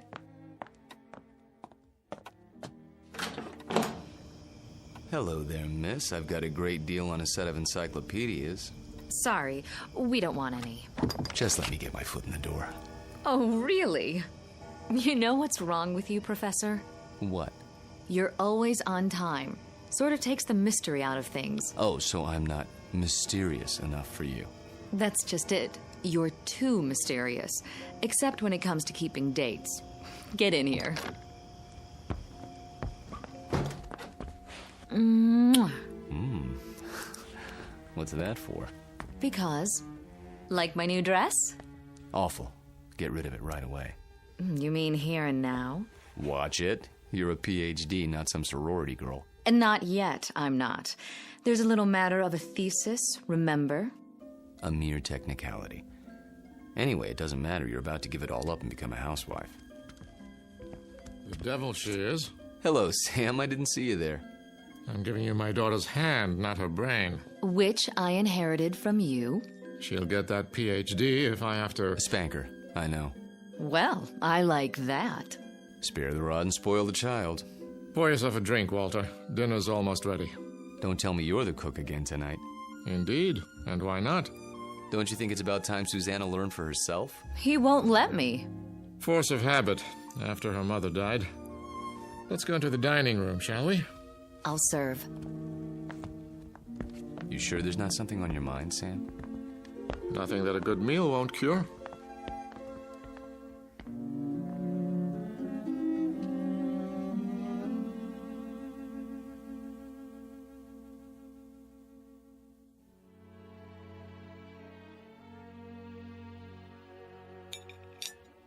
Had enough to eat? I take it all back, Sam. She'll never be the cook you are. I wouldn't even try. Well, you could try. Who knows? Maybe you've inherited your father's talents. What do you think you're doing in here? I'll do the dishes later, unless this is the men's hour. Cigars and brandy and all that. Not a cigar, a pipe. It's not the dishes I'm worried about. It's a little matter of a doctoral thesis. Upstairs with you. Walter and I have some talking to do. I don't believe this. It is the gentleman's club, right here in my own house. Just for a while, Susie. Then you can have Walter to yourself. You're not going to treat me this way, are you? Worse, you might have to support me. Then the wedding's off. Good night, Daddy. See you before you go? It's a requirement.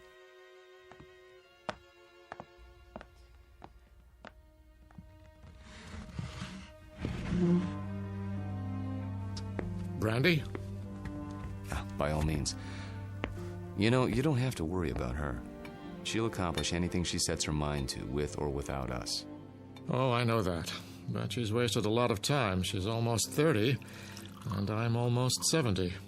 You're talking about chronological age. You're both still very young. I don't feel young lately. Aches and pains. Let's sit down. The chessboard is exactly as we left it.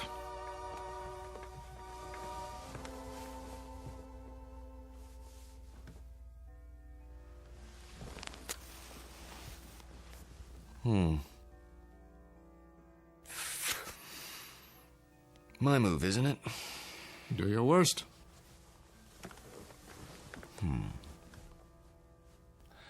How about pawn to king's bishop 4? Look at that. You don't like it? Not the move. Your hands. What about them? Extraordinary, isn't it? They looked very much the same when we met, those two hands. Firm, smooth, not the slightest discoloration. Time marches on. For some of us. Walter, tell me something. Of course. How old are you? You know the answer. 44. My move. I seem to recall that when you applied for a position at the university, you listed your age as 39. That was, 12 years ago, which would make you 51 now. Come on, Sam. So I'm 51. Too old for Susanna, is that it? In a sense. What are you getting at? This is between the two of us. It won't go beyond this room. Really, Sam? Walter, when I met you, I was 58. I had most of my hair, all of my teeth, and hardly a wrinkle. Look at me now. In 12 short years, I've turned into an old man. But you haven't.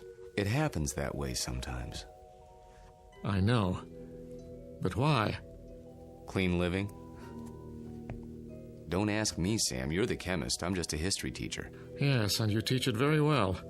Do you know what your students say? They say it's almost as if you witnessed history firsthand. I try to make it interesting. Fake it, you mean? You could call it that. Yes, that's what I thought.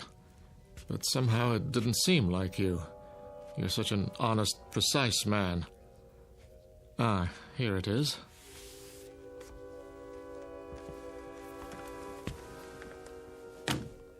What have you got there? A book, a first edition. Photographs, mostly. Taken by a fellow named Matthew Brady during the time of the Civil War. Well, what is it? You look as if you'd seen a ghost. Perhaps I have. Hand me that magnifying glass, will you? I don't see. Was your grandfather in the war by any chance? No. In that case, I'd say we have something of a mystery on our hands. How so? You got me interested in your Major Skelton today. Oh, that. I was curious to see what he looked like. So I went through the Brady pictures, not really expecting to find anything. Here, this is a shot of Sherman and 3 staff officers. Yes, typical of Brady's work. Moody, grim, not a smile between them. Look closely. The one with a pistol in his belt is identified as Major Hugh Skelton. This photograph was taken in the 19th century, and yet it looks exactly like you. I'd know those eyes anywhere. In fact, Walter, I'd have to say, it is you.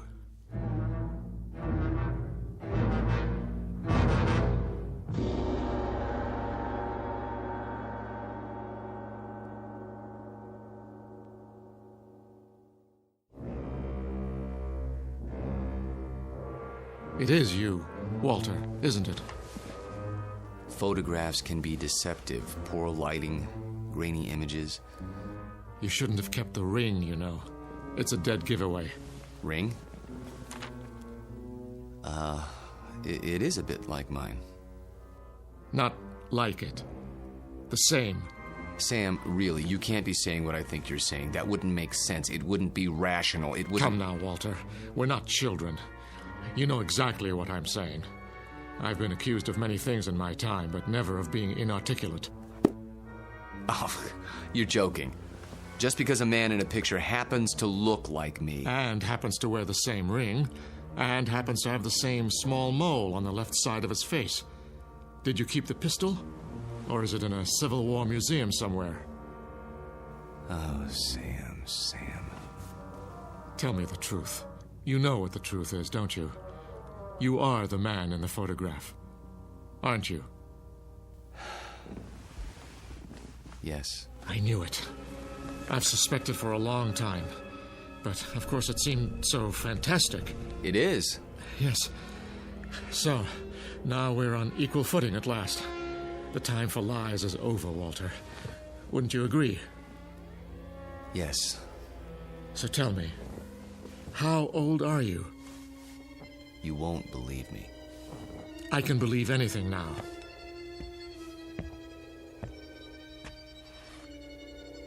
This bust on your mantelpiece? What about it? It's after a Greek statue, as I recall. The head of Cato the Elder. That's right. Let's just say, I'm old enough to have known this gentleman personally. But he lived more than 2,000 years ago. I said you wouldn't believe it. No, it isn't that, but 2,000 years? How, Walter, how? You don't know what you're asking. In heaven's name, this is what mankind has been dreaming of. Sam. To live forever. To go on learning and understanding eternally, without end, without death. Sam. Tell me the secret. I can't. You must. You owe it to the world. I owe the world nothing but contempt and pity. Then tell me any part of it. I'm almost 70 years old. I have a heart condition. I'm going to die, but I don't want to until I finish my life's work. Walter, listen to me. Do you understand? I'm not ready to die. I can't tell you the secret because I don't know what it is myself. What? I was like you, Sam. Afraid of death. Too afraid to face the concept head on. When I thought of all the things there were to know and the pitifully few years man had to know them, I went cold with fear. And with anger, too, at the impossibility of it all. The combination was paralyzing. Every night I dreamed, as you dream, of more time, of immortality. Only if man lived forever, I thought, could there be any point to living at all.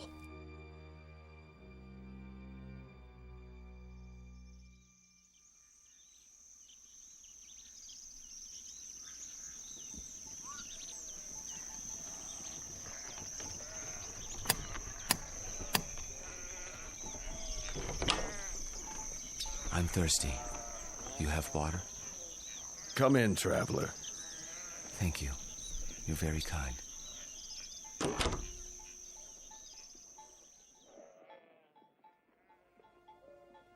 One day, on the road, I met a man, an alchemist. I told him these things and more as I rested with him. He said that he could grant my wish. Only it would cost money. A great deal of money. So I sold everything I had and paid him his money and submitted to his experiments. Drink this, young man. You may remain here until you recover.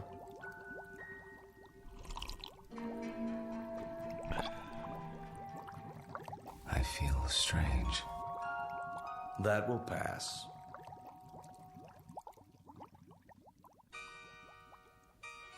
I remember very little of what followed, except that I was in a coma for many weeks. When I revived, I learned that the alchemist had been burned for blasphemy. You're not serious? An alchemist? The only legitimate one that I've ever known. You're asking me to believe something that goes against everything I know. Not without proof. But an alchemist? I'm a man of science. They knew nothing of chemistry. Lead into gold. Just as I thought. You won't believe it. Smoke and mirrors. Their methods were based on superstition, magic. What did he use? Bat's blood and eye of toad? And once upon a time, germs were unknown, and blood cells, and pasteurization, and human growth hormone, and... Sam, all those things and more would have been called magic once. It's a matter of knowing what to measure and how. Do you realize that most of today's medicines come from plants? Witch doctors discovered a long time ago that they worked, even if they couldn't explain the reason. Don't lecture me. All right.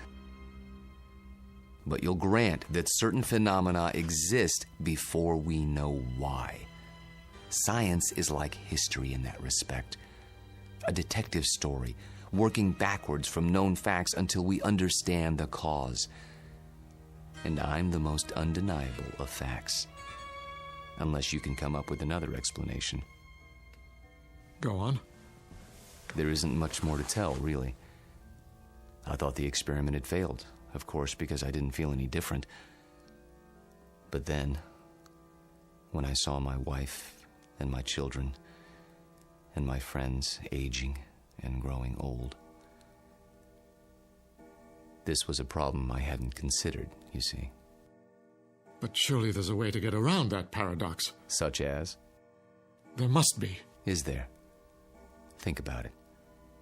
If I tell you that somehow I can stop you from aging, where do you want to be stopped? At 30? Then you watch everyone around you turning old. At 70? Would you want to live forever the way you are now? Sick and weak? It's better than dying. No, Sam. You're wrong. I was wrong. It's death that gives this world its point. We love a rose because we know it will soon be gone. Who ever loved a stone? I'm not a rose, and I'm not a stone. I'm a man. Very old, very frightened. Of what? Death? Yes, of death. You're a fool. I want to die. Then why don't you? Because I'm a coward. Like all men. Because I'm tired of living and scared of dying. That's why. There's a revolver in my desk at home, Sam. The same one you saw in the Civil War photograph. Every night, I hold it in my hand and pray for the courage to pull the trigger. But I can't. You mean to say you've survived all these years without an accident, without being injured or wounded? Some people are lucky that way. They go through life without ever breaking a bone or seeing the inside of a hospital. Oh, I've come close to death plenty of times.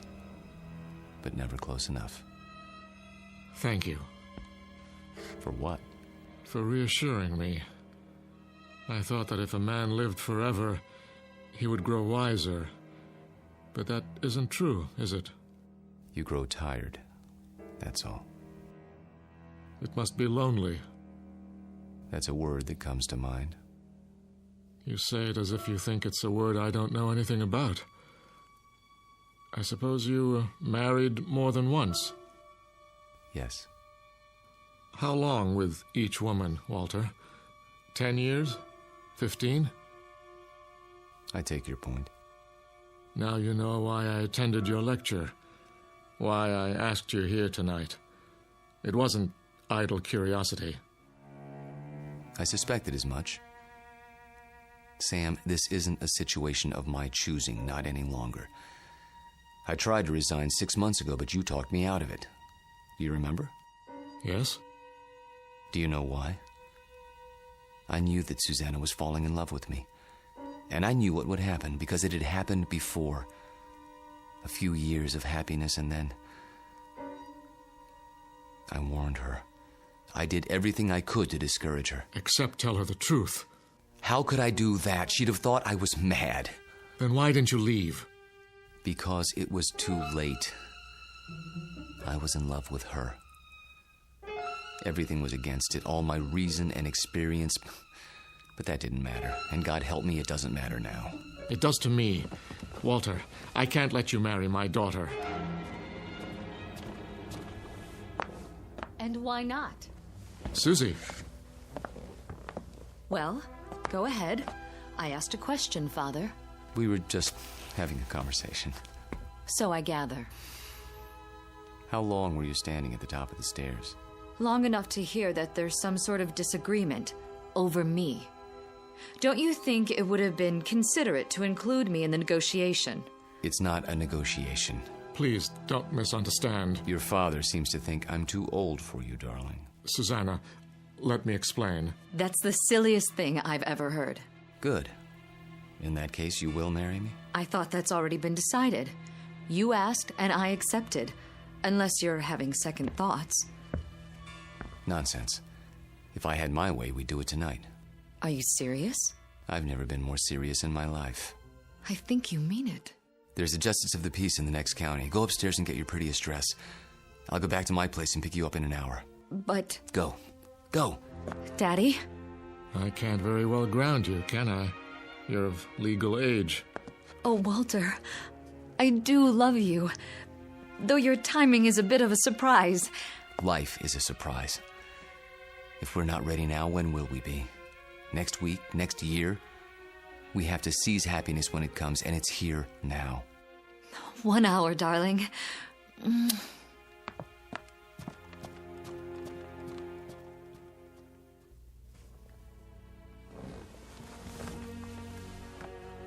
I'll tell her.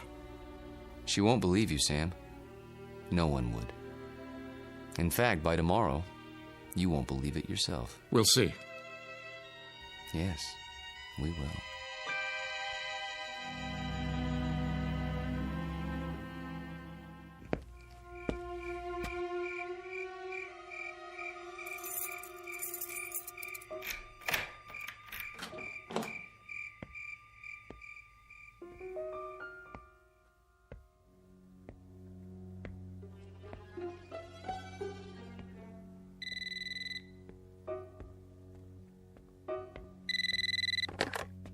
Yes? I'll give you one last chance, Walter, if that's your name. Sam, please. The irony is, I truly like you. We've been fine friends. But when it comes to my daughter... You deny her happiness? Is that what you call it? People who love each other don't have secrets. They share their lives. They grow old together. Susanna's entitled to the same thing. Not a mockery of it. You don't think this is easy for me. There's nothing ahead for her but a broken heart, as she sees herself age while you don't. How long do you think you can keep it from her? And if I go away, will that make her happy? She'll suffer, but she'll get over it. You don't belong here, any more than that antique pistol in the photograph. It's still here, in my desk drawer. And so am I. That's reality, Sam, for better or worse. She's upstairs now, packing. If you come back, I'll expose you. Not just to her, but to the university and the world, starting tonight. You mean it, don't you? You don't leave me much choice. Give me a few minutes. I need to think it through. Good. If you love her, you know what to do. Yes. I know what to do. Only, I don't know if I have the courage.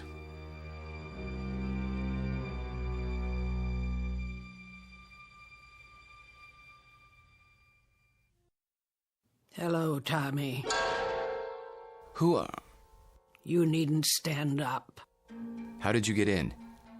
You left the front door open. Who are you? Don't you recognize me, Tommy? No, I don't think I... Look hard into my eyes.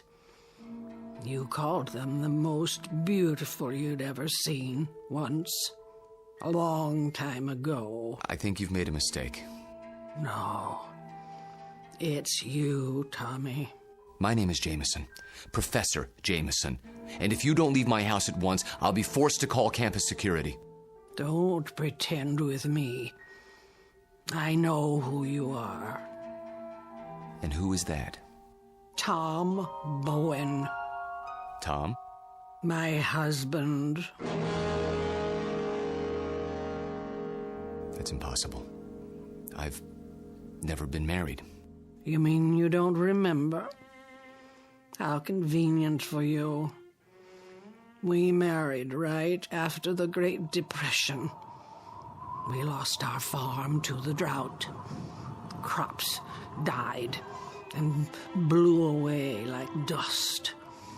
And you, still a strong, vital man.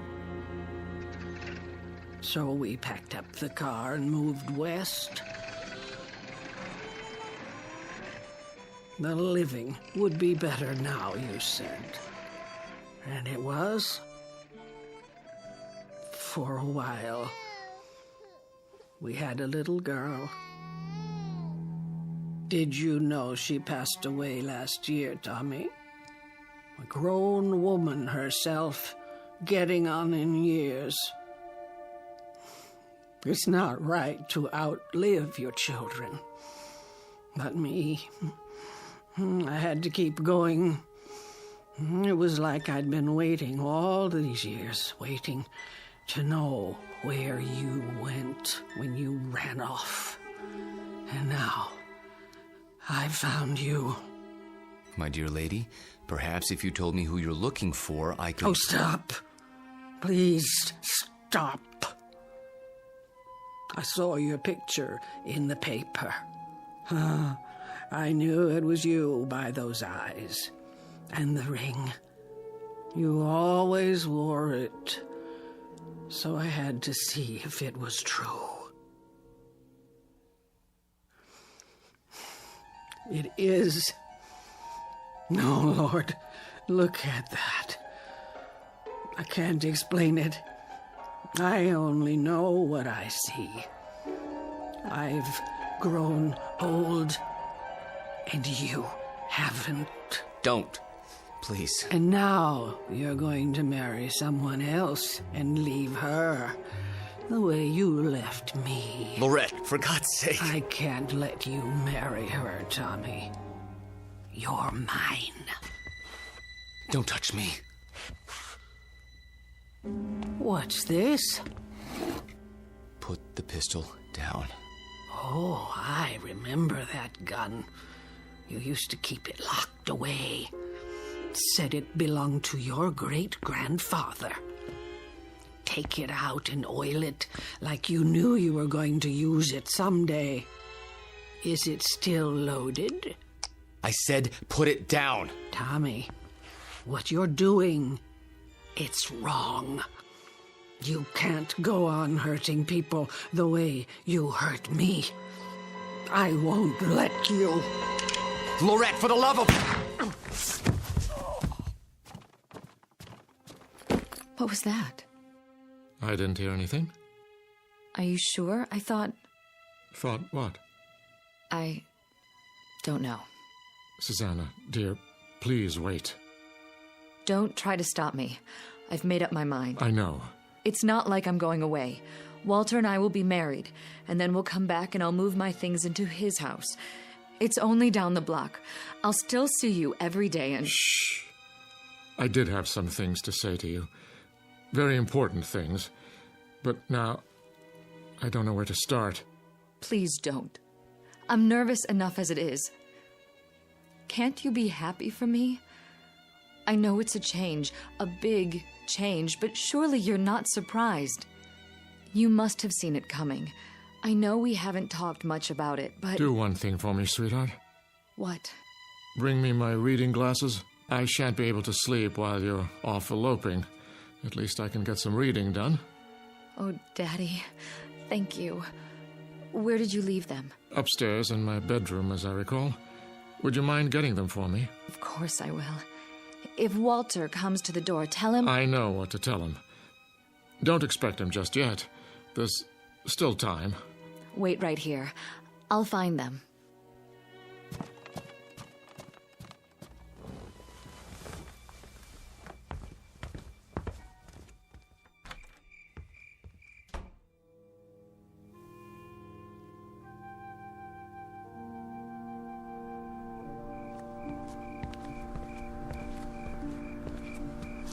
Oh, Excuse me, I didn't see you there. I saw my Tommy. He's resting now. Good evening to you, madam.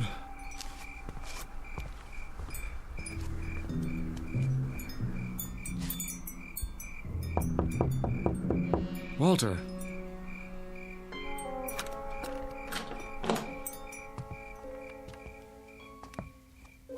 Walter, where the devil are you? Hello, Sam. Why are all the lights off? I was just thinking. The window's open. I know. I'll close it. No. What's the matter? It's a strange feeling after all this time. What do you mean? I mean, I've come to my senses. Tell Susanna. Tell her if you would. You're hurt. Turn on the light. Stay away. I'll call a doctor. No. But your hand, there's blood on it. Hard to avoid that when you've been shot. It's dripping all over everything. I'm leaking, Sam. Everything that's been held inside for so long, it's running out. I feel light as a feather. Take my arm. Sit down. Quickly. A little late for that. I'm sinking, Sam. Right into the rug. It'll be quite a mess to clean up. What's happening to you? It's happening. At last. Your hair. Your skin. Sorry to fall apart on you. Oh. But nothing lasts forever. Thank God, Sam. Thank God in his wisdom. Oh, Walter. Walter. Tell her. I'll try to think of something. Don't let her see me.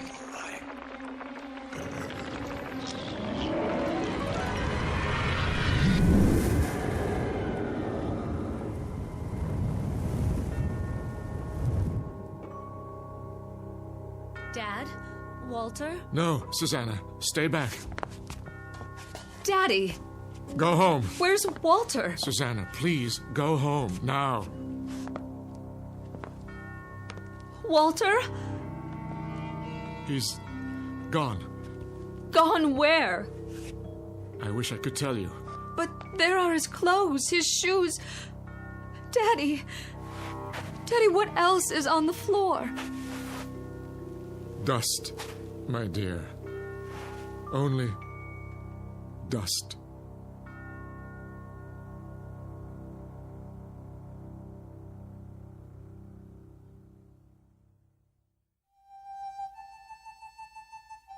Professor Walter Jameson, an expert in the subject of times long past, and above all, a consummate actor, since before this university was founded.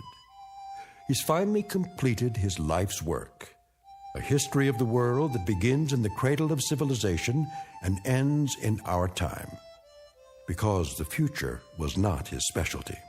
In fact, the simple truth is he had no future left. The past has a way of catching up with us, sometimes when we least expect it. They say that time heals all wounds, but it also wounds all heals. Rest in peace, Professor. You've just passed the ultimate final examination in the Twilight Zone.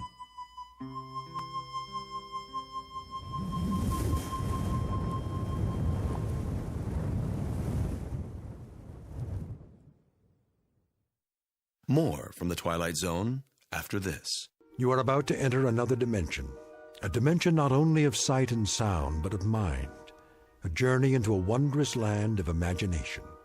Next stop, the Twilight Zone. Hi, this is Stacy Keach. I'd like to take a moment to tell you about our Twilight Zone website at twilightzoneradio.com. At twilightzoneradio.com, you'll find the latest information on these Twilight Zone radio dramas, including behind-the-scenes photographs, plus the newest product releases, trivia contests, ways to contact us, other Twilight Zone-related info and merchandise, plus links to other fascinating websites. So make your next stop twilightzoneradio.com. Visit twilightzoneradio.com to purchase these Twilight Zone radio dramas on cassette and CD, or call toll-free 1-866-989-ZONE. That's 1-866-989-9663.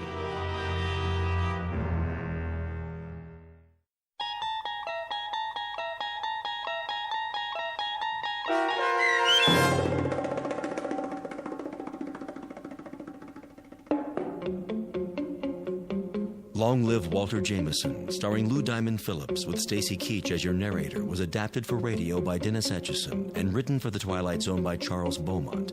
Heard in the cast were David Darlow, Alyssa Fraden, Elizabeth Lido, Ann Whitney, Jeff Lupetin, and Christian Stolte. To learn more about the Twilight Zone radio dramas and to obtain audio cassettes and CDs of these programs, visit our website at twilightzoneradio.com.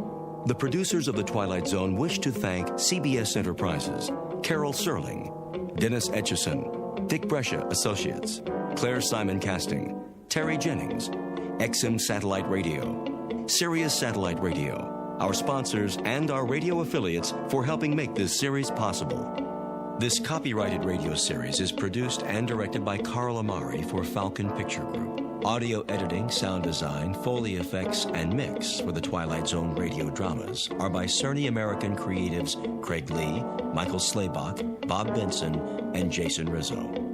To learn more about the Twilight Zone radio dramas and to contact us, visit our official website at twilightzoneradio.com. Doug James speaking.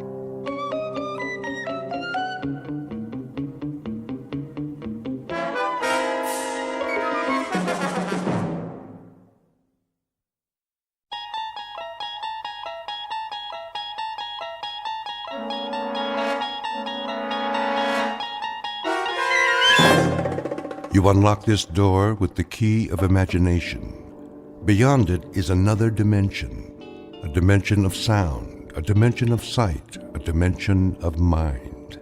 You're moving into a land of both shadow and substance, of things and ideas. You've just crossed over into the Twilight Zone.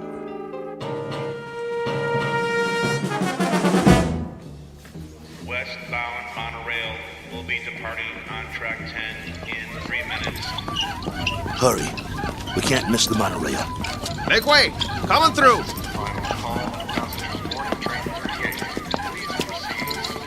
Keep pushing. I'm doing my best. Ah, wait a minute. One of the wheels fell off again. Get it while I hold him up. Okay, I got it. Here. Let me slip it back on. Westbound monorail Hurry. will be departing on track 10 in 2 minutes. All aboard for all points west. Let's Excuse me, conductor. Yeah? Is this the monorail to Kansas? Sure is. Better get on board, though. But you know, you should have checked your cargo. Oh, this ain't cargo. It's a B-2. A what? A B-2. Whoa! What is that? Is that a man? Is he alive? That, sir, is a B-2 boxing robot. Wow. He sure looks real. Yeah, he looks even better in the ring when we activate him. Westbound monorail will be departing on track 10 in 1 minute. Conductor, we bought a ticket for him. Here you go.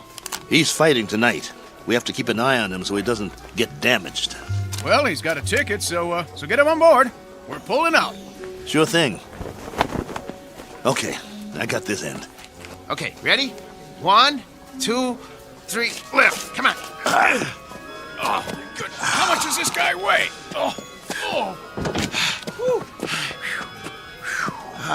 Next time, let's get a lightweight instead of a light heavyweight. All aboard!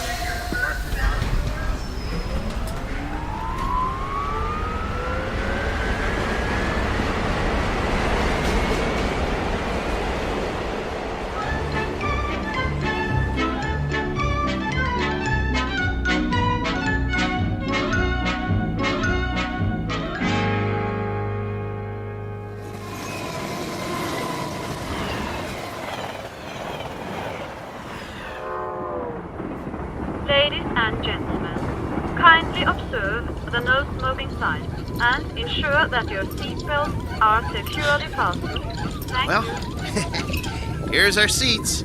C11 through 13. Let's sit him down in the window seat. He gets the window seat? Get him seated.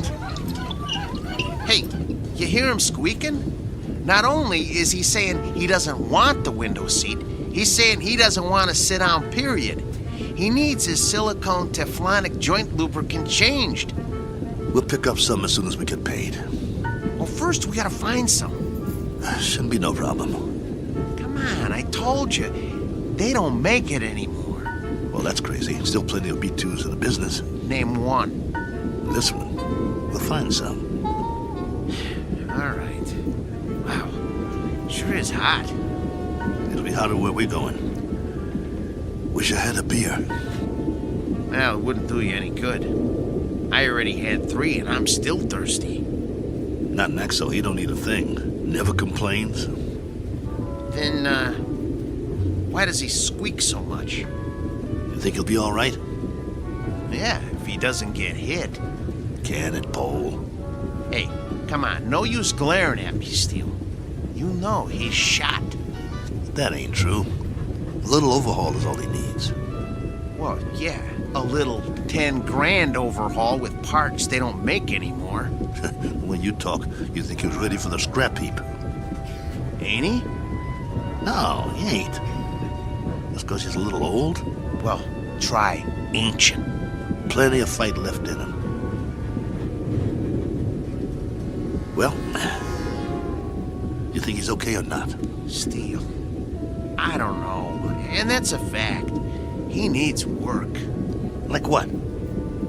Well, for starters, the trigger in his left arm. It's been rewired so many times it's just about had it. He's got no protection left on that side. Plus, his eye lens is cracked. Leg cables are worn out, no tension left in him. Even his gyro's off, not to mention he needs silicone Teflonic joint lubricant. We'll get him some. Where? I'll find it. Yeah, after the fight. What about during? He'll be creaking around that ring like an antique steam shovel. This ain't 1940. It's 2040. Be a miracle if he goes 2 rounds. It ain't that bad, Paul. Actually, it's worse. Wait till the promoter gets a load of battling Maxo from Philadelphia. We'll be lucky to get monorail fare back home. The contract is signed. You can't back out. Well, the contract is for battling Maxo in fighting shape, not this bucket of antique hardware. Just you wait. Maxo's gonna do all right. Against the B7? It's just an experimental B7. It ain't got the bugs worked out yet. That's why they took a bout with us. Well, after tonight, Battling Maxo's new nickname will be One Round Maxo. That's enough. He's been doing okay for 5 years, and he'll keep doing okay. So what if he needs a little work? So what? If he wins some money, we can get him all the silicone Teflonic lubricant he needs, and a new trigger for his left arm, and new leg cables, and everything. He's gonna do all right. You'll see. Maxwell's gonna do just fine.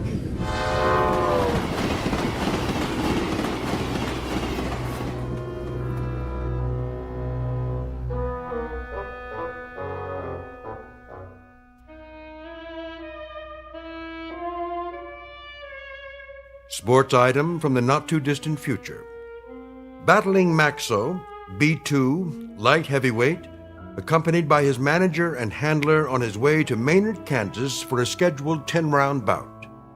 Battling Maxo is a robot, or to be exact, an android, resembling a human being. Only androids have been permitted in the ring since prize fighting was legally abolished. This is the story of that 10-round bout. More specifically, the story of two men shortly to face the remorseless truth that no law can be passed to abolish cruelty or desperate need, or, for that matter, blind animal courage. Location for the facing of said truth? A small, smoke-filled arena just this side of the Twilight Zone. And now The Twilight Zone and our story, Steel, starring Lou Gossett Jr. with Stacy Keach as your narrator. You were right. It is hotter here. Told you. Hey, taxi! What are you doing?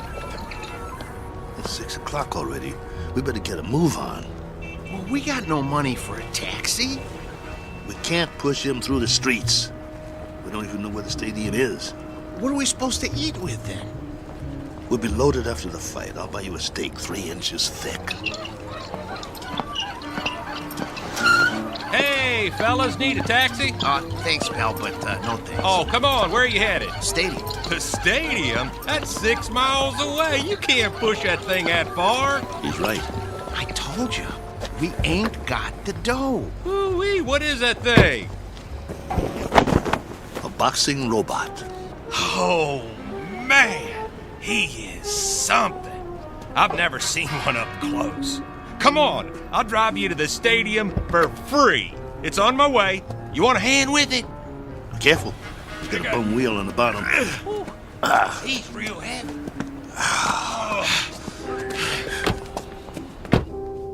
Oh boy, this is a real honor taking a fighter to the stadium. Well, thanks. Hey, which robot is that? This is Battling Maxo from Philly.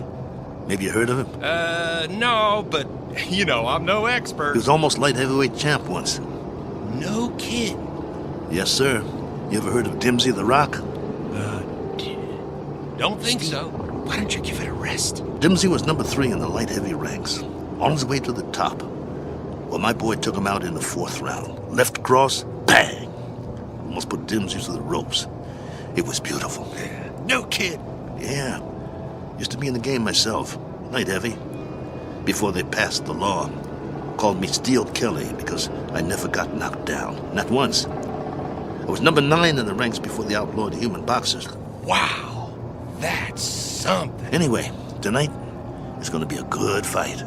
Driver, have you ever seen a fighter from here called The Flash? Oh, yeah, you bet. Man, that is one good fighter. Won 7 straight. He's riding a bullet to the top of the rankings. You just wait. Matter of fact, he's fighting tonight, too. They're bringing in some heat from back east to fight. Flash is gonna slaughter him. Oh, where'd you guys say you were from? Philly. Oh, man, you're not. We are.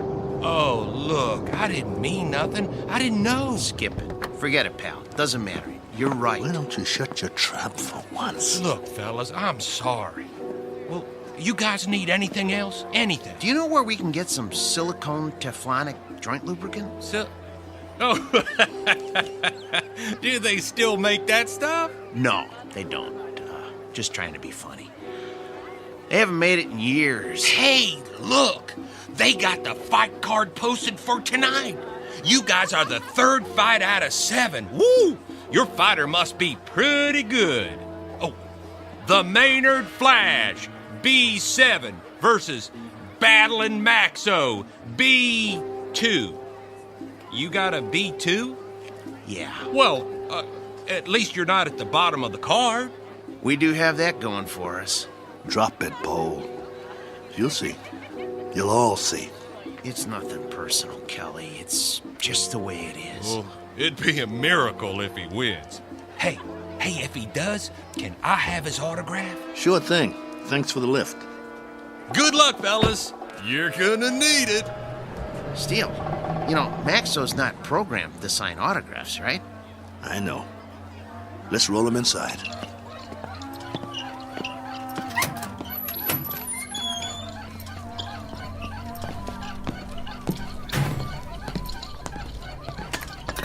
The wheel fell off again. I got it. I got it. Keep pushing. Put it back on. Well, what's the point? Put it back on. The office is just down the hall. I want Maxo to make a good first impression.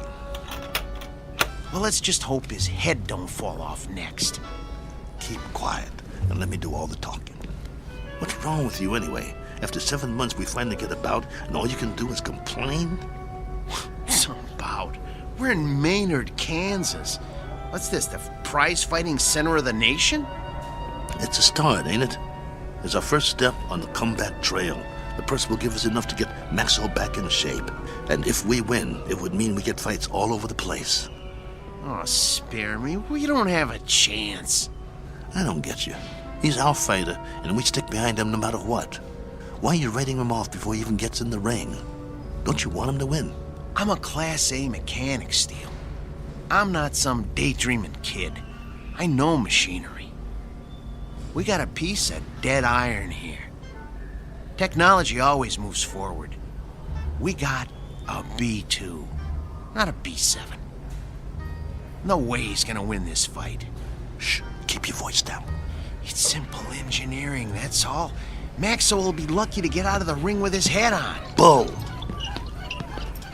It's an experimental B7. It's probably full of bugs, full of them. They always are. That's why they take a first fight in the middle of nowhere. We've got a chance. Yeah, sure we do. Remember, keep your mouth shut. Yeah. Mr. Nolan? Nah, I'm Oscar. Mr. Nolan will be back in a couple of minutes. I'm Steele Kelly, battling Maxwell's owner. Oh, yeah, I heard of you. You were one of the last human fighters. This is Paul, Maxwell's mechanic. Hi. It was getting late. We were wondering if you'd make it. Never missed a fight. Yeah, pull up a chair. I got some paperwork to do. Thanks. What was that? It was this folding chair. Okay. Sign on all the X's. You heard of my fighter, Mr. Oscar? What's his name? Battling Maxo. You must have heard about him. Can't say as I have. He knocked out Dimsy the Rock, a ranked fighter in his prime. Uh-huh. Yeah, sign here, too. It was all in the East Coast papers. New York, Boston, Philly. Got quite a spread. Biggest upset of the year. Good. Initial here. And here. And a couple more here. Right here. And over there. He's the B2, you know. That's the second model Mauling put out. The B2 is one of the best fighters they ever built. The best in my opinion. Maxwell is still going strong. I don't go for these new ones, you know. The ones made out of steel, aluminum with all the doodads. Too flimsy. Nothing solid. Nah, Mauling don't make them like Maxo anymore. Oscar, who are these guys? Mr. Nolan, I'm Steele Kelly, and this is... Is that your fighter? Yes, sir. Battling Maxo. Fighter in shape? You bet. Prime condition. Paul, my mechanic here, is a Class A mechanic, and he took Maxo apart and put him back together just before we left Philly. Oscar, cigar me. Yes, sir. Ain't you forgetting something? Huh? Light me. Yes, sir.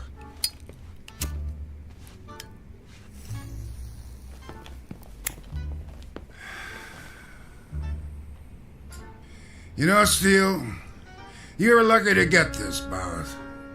We ain't staged a bout with nothing less than a B4 in must be 2 years now.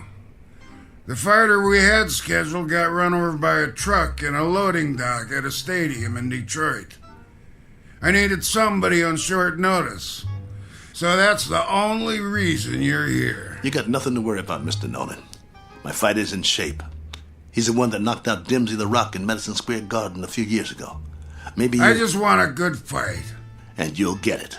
Maxwell's in top shape. No first-round knockout. No, nothing like that. People pay to see action.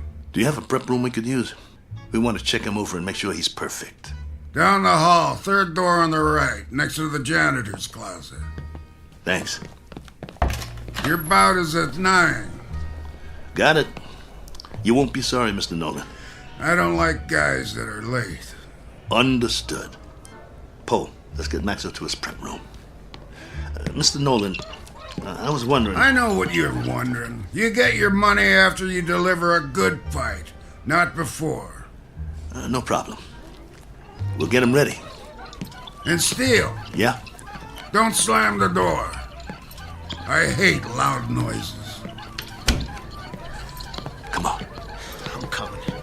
Oh, my stomach hurts. Don't be scared. It'll be okay. Oh, I ain't scared. I'm hungry. I haven't eaten all day. How could you think of food at a time like this? This one counts. It's our chance for a comeback. We've got to get him in that room, and we've got to check him out real good. What time is it? I'm busy pushing. Come on, check your own watch. I don't have a watch anymore. I had to pawn it. The one your wife gave you? Ex-wife. Hey, look, we got 2 hours before the bout begins. Have we got time for a sandwich? I want you to check him out real good. His arm, his gyro, everything. What for? Did you hear me? Yeah, but I work better on a full stomach. You get to work. I'll get you a sandwich. Maxwell's gonna take that B7, but good.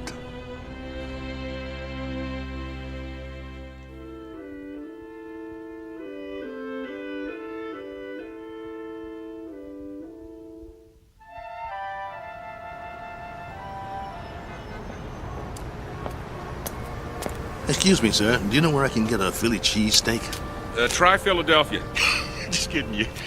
Oh, there's a nice little place around the corner, but I doubt they'll have something like that there. You new in town? Yeah. Where you from? Philly. Well, that figures. What brings you to town? I got a fighter in a third fight tonight. Really? Well, you must have one good fighter if you brought him halfway around the country for a fight. He's a great fighter. He's fighting an experimental B7. A B7 fighting a B6 could be interesting. He's not a B6. A 5 might stand a chance. He's better than a 5. He's a classic B2. A B2?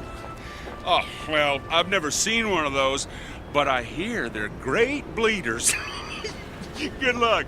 Oh, by the way, at the diner, I recommend the roast beef on rye. Bloody rare.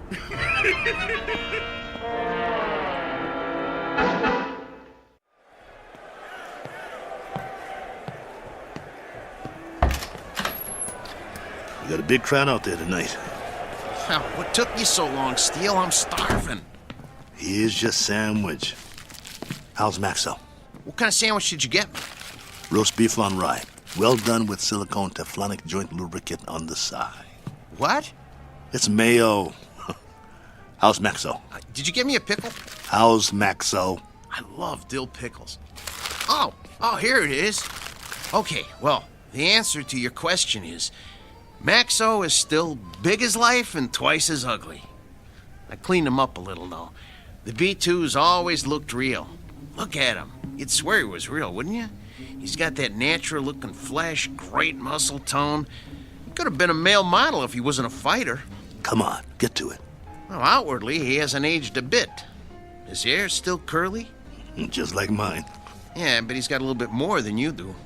Hey, when I had him made, they gave him my good looks. That's a matter of opinion. Quit stalling. What's the good news? Well, that was the good news. And, well, I also turned his power source on, and that's still good. So I ran a diagnostic check. And? And everything that was bad when we left Philly is still bad. There's got to be something we can do. Open him up again. You got a thing for bad news, don't you? Come on, Pole. Earn your keep. That's what you're here for. I'm not a miracle worker. I'm just a mechanic. Well, what do you want to do? Retire? Oh, fat chance of that. Then quit stalling and open the control box. All right. Let me power him up first, so we can walk over to the table. He's too heavy. Okay, come on. Atta boy. There you go. All right. Okay. Here, help me get him up on the table.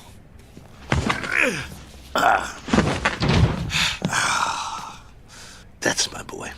The doctor will see you now. Lift his arm.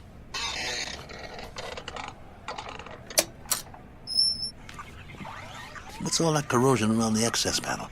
Dried sweat. All the B2s sweat like bulls. It's nothing to worry about, though. You hear that, Maxo? Nothing to worry about. We'll get you cleaned up. Hand me that probe.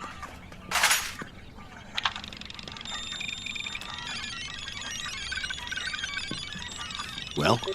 Well, all electronic systems are functional. Huh. Well, I hope the circuit board doesn't blow. Why should it? Well, if you recall, he got knocked out of the ring in the last fight 8 months ago. It jarred all his electronic systems. The connections are all still operational, but, boy, I wish I had more time to manually double-check the connections. Well, you don't have time. Sometimes you just have to suck it up and have some faith in your fighter. All right, then. Okay.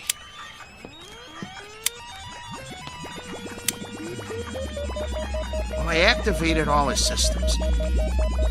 Keep your fingers crossed and just hope nothing blows.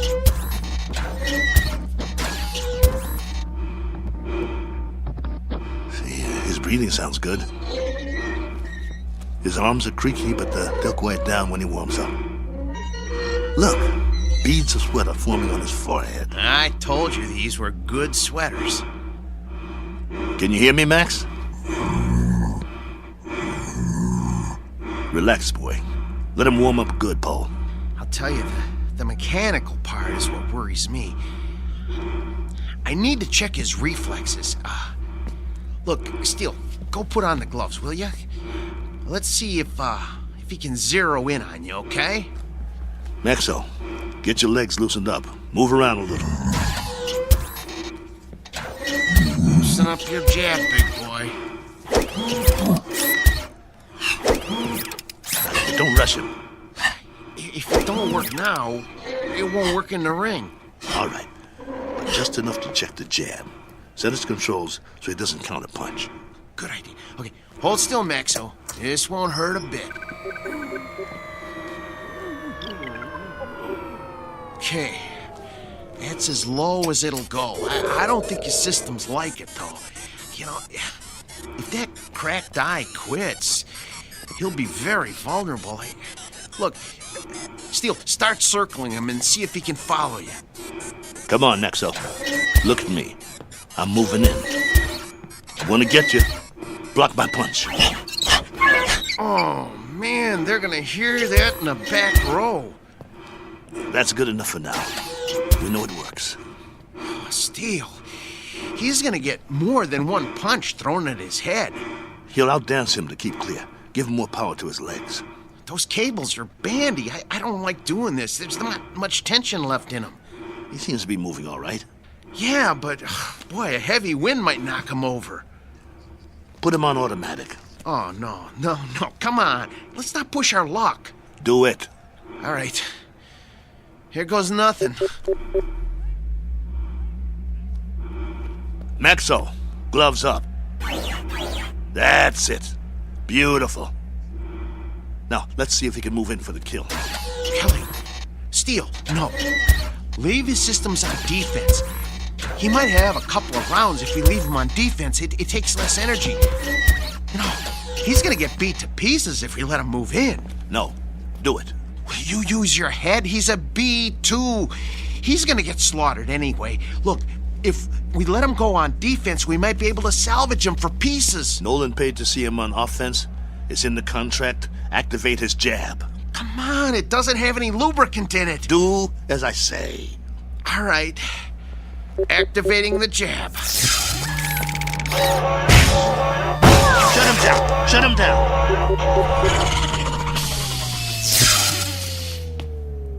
What did you do? What did I do? I told you to take it easy. It was on the lowest setting. I told you to check the arm.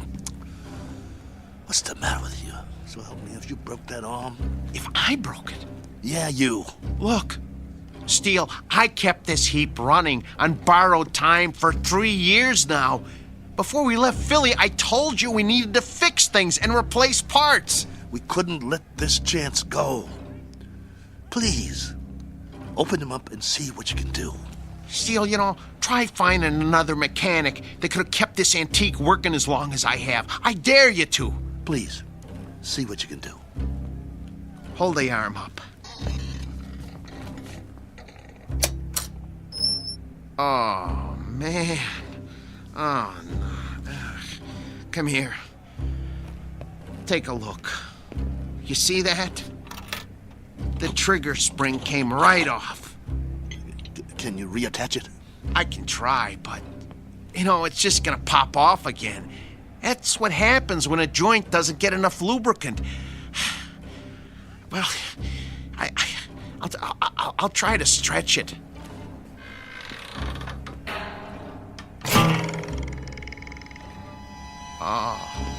Oh, nuts.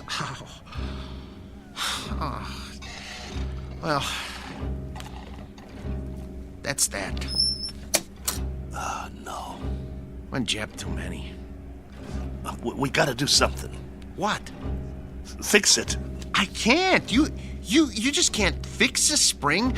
Once it can't spring, it ain't a spring no more. I told you it was getting ready to break, and to get a new one last year. He's got to be fixed if he's going out there, and he has to go out there. They fronted me the monorail fare. Steele, he needs a new spring. Nothing else will work. Well, can't you get another spring? Where? They don't make them anymore. It's a special spring. I can't just take one off a washing machine or something. Quiet. Yeah? 10 minutes. Something wrong? Oscar, can you make out about the one after the next one? Mr. Nolan does not make changes. We just need a little bit more time to make some last-minute adjustments. Sorry, pal, no can do. We want him tip-top, don't you? Nolan's got you on next. What's the difference? Third? Second? It's all the same, right? Second's the semi-main. That ain't for a B2. Maybe some B2s, but this one... They want to see a fight, not an execution. But I'm telling you... 10 minutes or you're out of here. Be a shame after coming all this way. Right, boys? Right. Well then, I guess that means... We'll have to hurry. You heard the man? I heard him, but it's over. We're finished. No, we're not. There must be a way. What? Sell them for scrap and get a couple of monorail tickets? We hung in there as long as we could, but this is it. I have to hand it to you, Steele. You wouldn't give up. Quiet. I'm thinking. There is one way. It just might work. What might work? If they don't watch the fights. Who? Nolan and Oscar. Maybe they don't even come out of their office. What are you talking about? Oh, no. Oh, no. Oh, no, no, no, no, no, no, no. No, you can't do this. Get the trunks and robe off Maxwell. I'll change my clothes. Steele, you are out of your mind. You can't go into a ring against a B7. I used to be pretty good. I can get through a couple of rounds. Just bob and weave, throw a punch every once in a while. You'll get killed. You heard that, Tub. We deliver a fight or we don't get paid. Steele, come on. You're never gonna get away with this. They won't let you. Who's gonna stop me? You can't make them think you're Steel, for God's sake! I can if you help me. Nobody here knows what Maxo looks like. If Nolan and the other guys don't watch the bout, we'll be all right. Steel. The crowd won't have a clue. B2 sweat, bleed, and bruise just like the new ones. Give me the boots. Look, I got an idea. You know what I can do? I can wire my sister. She'll send us the dough to get us back east. Tape up my hands. Steel? Steel. I got another idea. Wait. Look, hold still. I know a guy in Philly who wants to sell a B5 cheap. We could hustle up the cash and, Concentrate on wrapping my hands. If you don't take them right, I could break them on the first punch. Steel, this is suicide. It's a B7 out there. Don't you get it? It's a B7. You're gonna get mangled. Quit talking. I gotta do this. Hurry up. There's no more time, Paul. Put the gloves on me. Oh, I don't want to do this. Please don't do this. Look, let me go into the office and let me talk to them. Maybe they'll understand. No, they won't understand. So you're not going anywhere. You're gonna stay right here and lace up my gloves. Ow! You'll help me or I'll beat your brains out on this wall. But you're gonna get killed, Steel. Then I'll get killed. Better me than you, right? I got us in this mess. I'll get us out of it. Get the heap out of there! You heard the boss. Lace my gloves up tight. We gotta fight.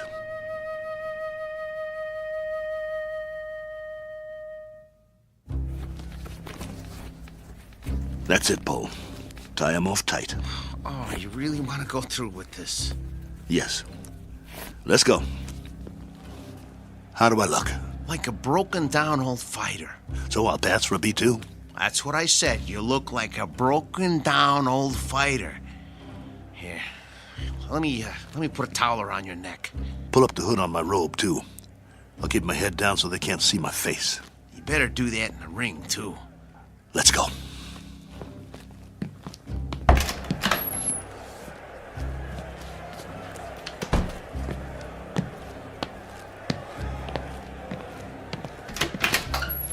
You're late. Just gamesmanship, Mr. Nolan.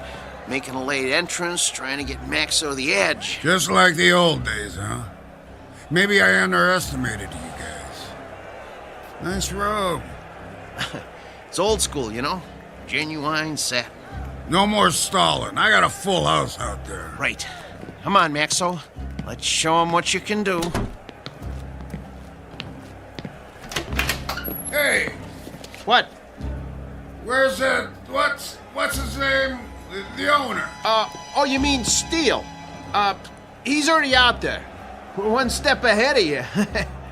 I didn't see him pass my door. Well, he went a few minutes ago. He likes to check out the crowd. You boys better put on a good show. Yes, sir. Let me know when we get to the stairs. I got sweat in my eyes. I should have told him. If you had, I'd killed you. Okay, first step. Careful, Steel. Grab my waist. Wipe my eyes. Can't see my feet. Geez, Steel. You're already sweating like a pig. You'll have to towel me off between rounds, just like a real B2. Between what rounds? You won't last long. Whose side are you on? Steel, you're not up against some punch-drunk fighter. You're up against a machine. I said shut up. You're not gonna get away with it, though. They ain't seen a B2 in years. Nolan said so. Steel, you're never gonna pull this off. This is your last chance. Just get me to the ring.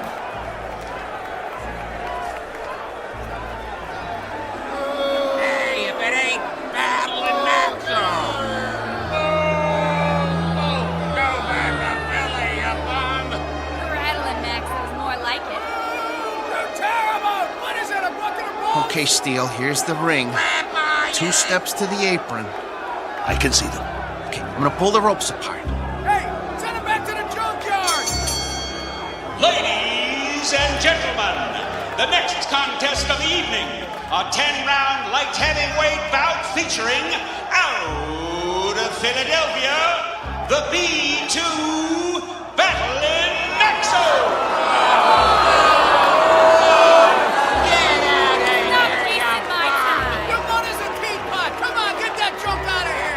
take your robe off now. Keep looking at your shoes. Try not to blink. Stay in my corner. Of course I will. Breathe through your mouth. Come on. Little breaths. Come on. Breathe. Not too fast. I need a drink. Sorry. The water bottle is filled with B7 hydraulic fluid. And now, entering the ring, his opponent, our own B7, the pride of Kansas, the Maynard Flash!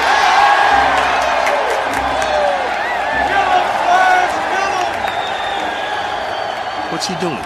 He's jumping up and down on his toes. I never saw a robot do that before. Must be a new gimmick. Big deal. Well, this ain't kickboxing, so he's not scaring me. You should be scared, Steel. Come on. Get out of the ring now while you still can. You get out, pal. See you at the end of the round. Steel, stay away from him. And there's the bell. The fighters come out of their corners quickly. They size each other up.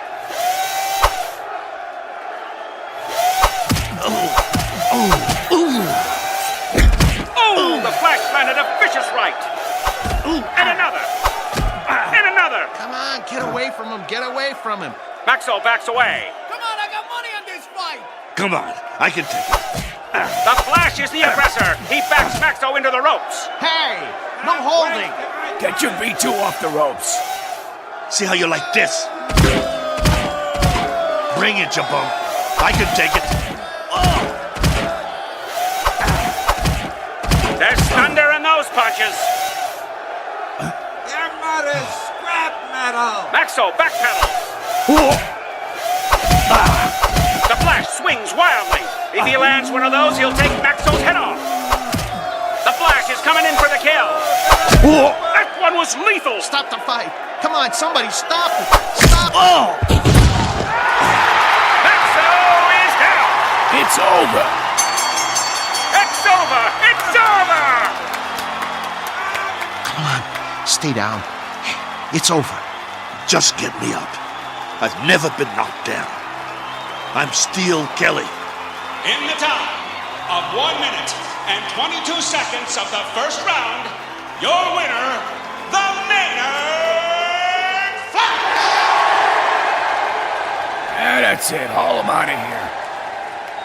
Move it! Is he broken or what? No, he's okay. Just a second, okay? Steel, can you stand? Come on. Talk to me. Are you bleeding? Put the towel over my face. Yeah, sure. Get the robe. What? The robe. I'm gonna walk out of here like a man. Come on, before they start throwing things.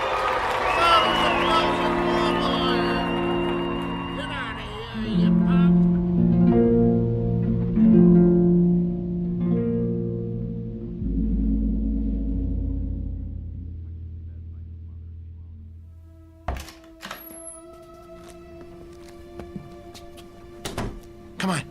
I'm gonna help you. Let me help you up on the table. Come on. Here we go. Sit. Come on. Steel, I'm gonna try and get you some ice. Forget it. But your eye. It'll be all right. I think right now you need a good stick man instead of a mechanic. That eye looks terrible. Actually, I think you need a doctor. Oh, man, you are really a mess. I don't have nothing with me. No needle, no thread, no iodine. That's not what I need. All I got is a couple of Maxo shop rags. Well, maybe we can stop the bleeding with them. Go. What? Where? Go get the money. But I can't leave you now. All right. Look, but just lie down. I don't even try to move, okay? I'll be right back.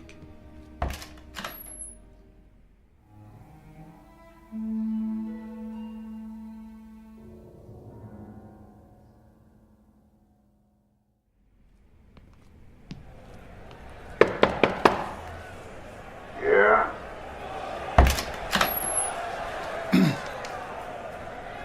Mr. Nolan? Over that quick, huh? Yeah, I guess. Maxo did the best he could, though, Mr. Nolan. Your strategy didn't work. Did you really think arriving in the ring late would upset a robot? Well, you never know, huh? But that B7, it must have been tweaked or something. I never saw anything like that. Me neither, and I hope I never do again. Get your boy and clear out. Yeah, we will. Only first... You heard the boss. Well, you see, my boss Hiding out, huh? Don't even want to show his face. Something like that. Come here. What? Mr. Nolan says you should come over to the desk. Okay. I want you to deliver something to your boss. Yeah? Piece of advice. Can you handle that? Yes. Now listen real close.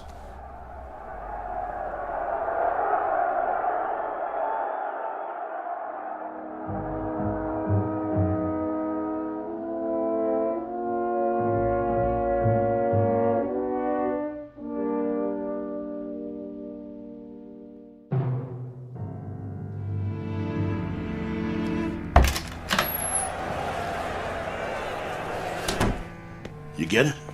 Steele. Well? Here. This all he gave you? Where's the rest? Well, that's what he gave me. This is just enough for monorail fare back to Philly. Well, he said he wouldn't pay for a one-rounder. What do you mean? Come on, take it easy. No. Here, let me see your hand. Oh, man. Did you break your wrist? He can't do that. Steele, that's it. He's got a bunch of thugs in that room now. I'll go in there. You can't. If he sees you, he'll know what you done. But the contract says... I'm supposed to deliver a message to you, too. He said to tell you. You're lucky he doesn't run us out of town on a monorail. And if you ever show your face in town again, he said you won't be so lucky the next time. Help me up. Just stay seated. I'll get you a drink of water. I don't need water. That's all there is. Look, we gotta get that wrist set. I can make you a sling. For now, just try not to move it. We'll go back by bus. By bus? Come on, you're not listening to me. Look, just hold still. If we go by bus, we'll save money. We'd have enough to get Maxo a new trigger spring and a lens for his eye and some silicone Teflonic joint lubricant. He'll be good as new again. All right, Steele. Anything you say. Then we'll be all set. Maxo will be in shape again, and we can get us some decent bouts. That's all he needs. A little work, huh? That'll shape him up. We'll show him what a top B2 can do. Old Maxo will show him. He'll show everybody. Right? Right? Sure, Steele. Sure. Now let's get out of here. Take it slow. I can walk. I know you can. You're a tough guy. But put your hand on my shoulder. That's it. Don't worry about Max. I can pull.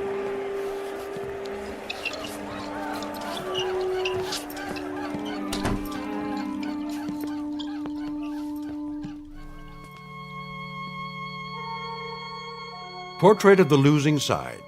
Proof positive that you can't outpunch machinery. Proof also of something else. That no matter what the future brings, man's capacity to rise to the occasion will remain unaltered. His potential for tenacity and optimism continues, as always, to outfight, outpoint, and outlive any and all changes made by his society. For which 3 cheers and a unanimous decision rendered in the Twilight Zone.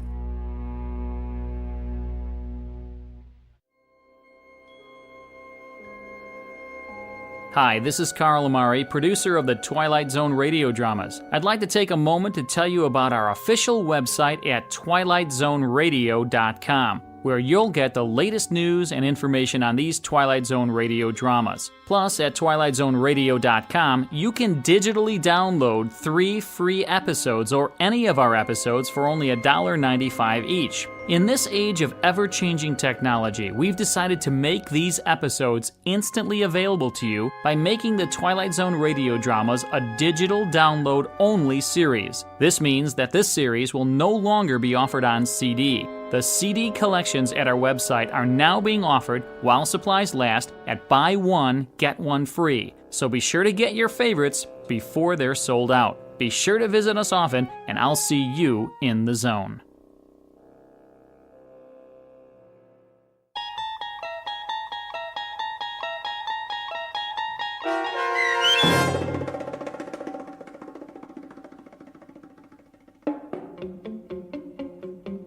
Steel, starring Lou Gossett Jr. with Stacy Keach as your narrator, was adapted for radio by Dennis Etchison and Joby Cerny, and written for The Twilight Zone by Richard Matheson.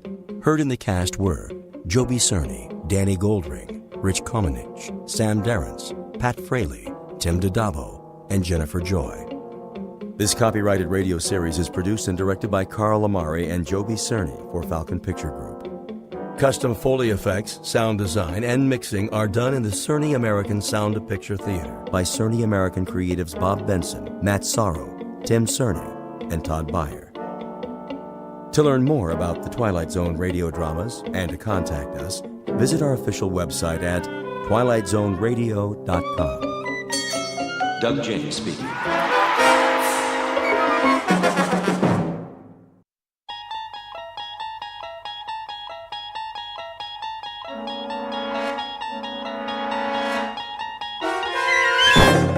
You're traveling through another dimension. A dimension not only of sight and sound, but of mind. A journey into a wondrous land whose boundaries are those of imagination. Your next stop, the Twilight Zone.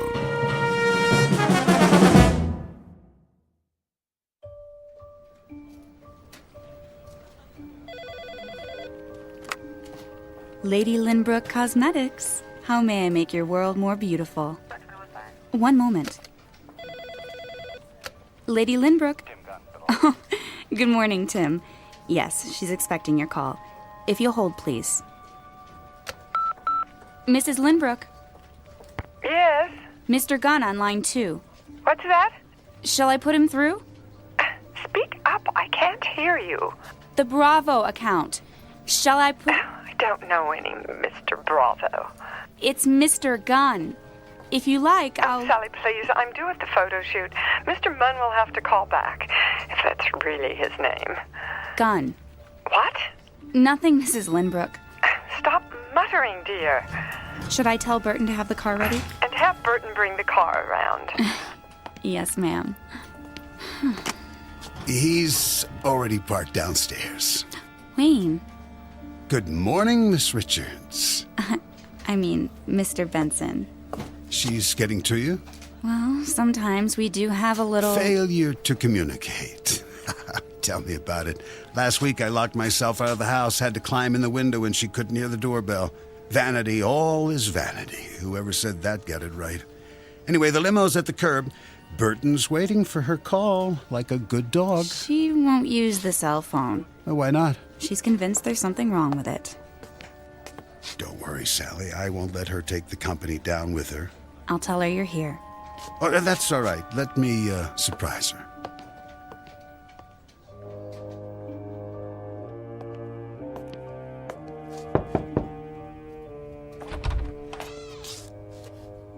Mirror, mirror on the wall.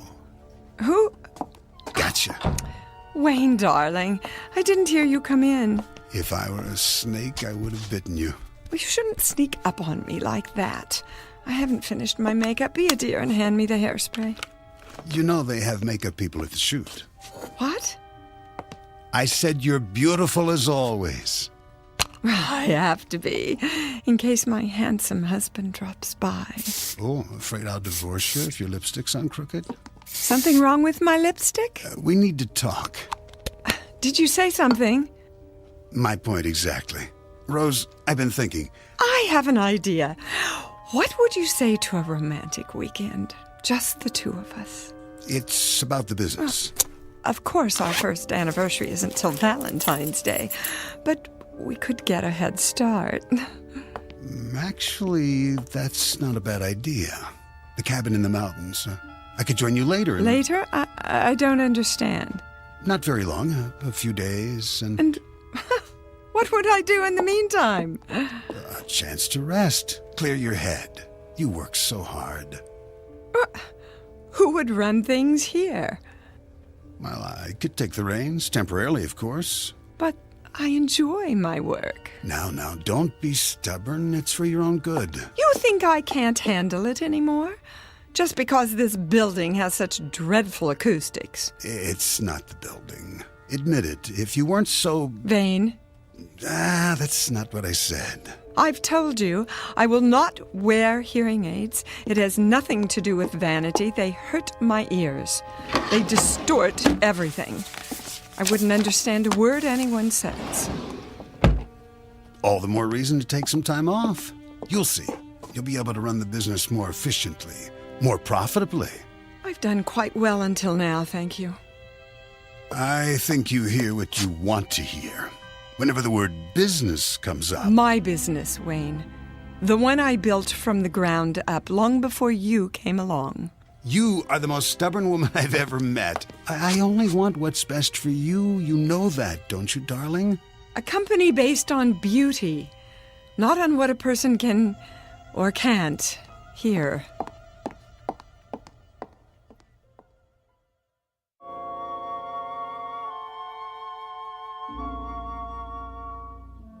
Beauty is, they say, as beauty does. And the CEO of Lady Lynbrook Cosmetics understands this, or thinks she does. But truth, well, that's something else. Like perfection, it may lie in the eye or the ear of the beholder.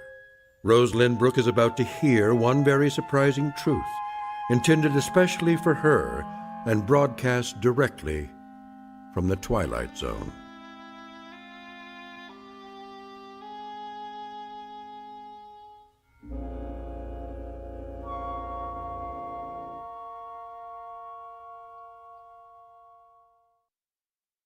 And now, The Twilight Zone, and our story, Now You Hear It, Now You Don't, starring Dee Wallace, with Stacy Keach as your narrator.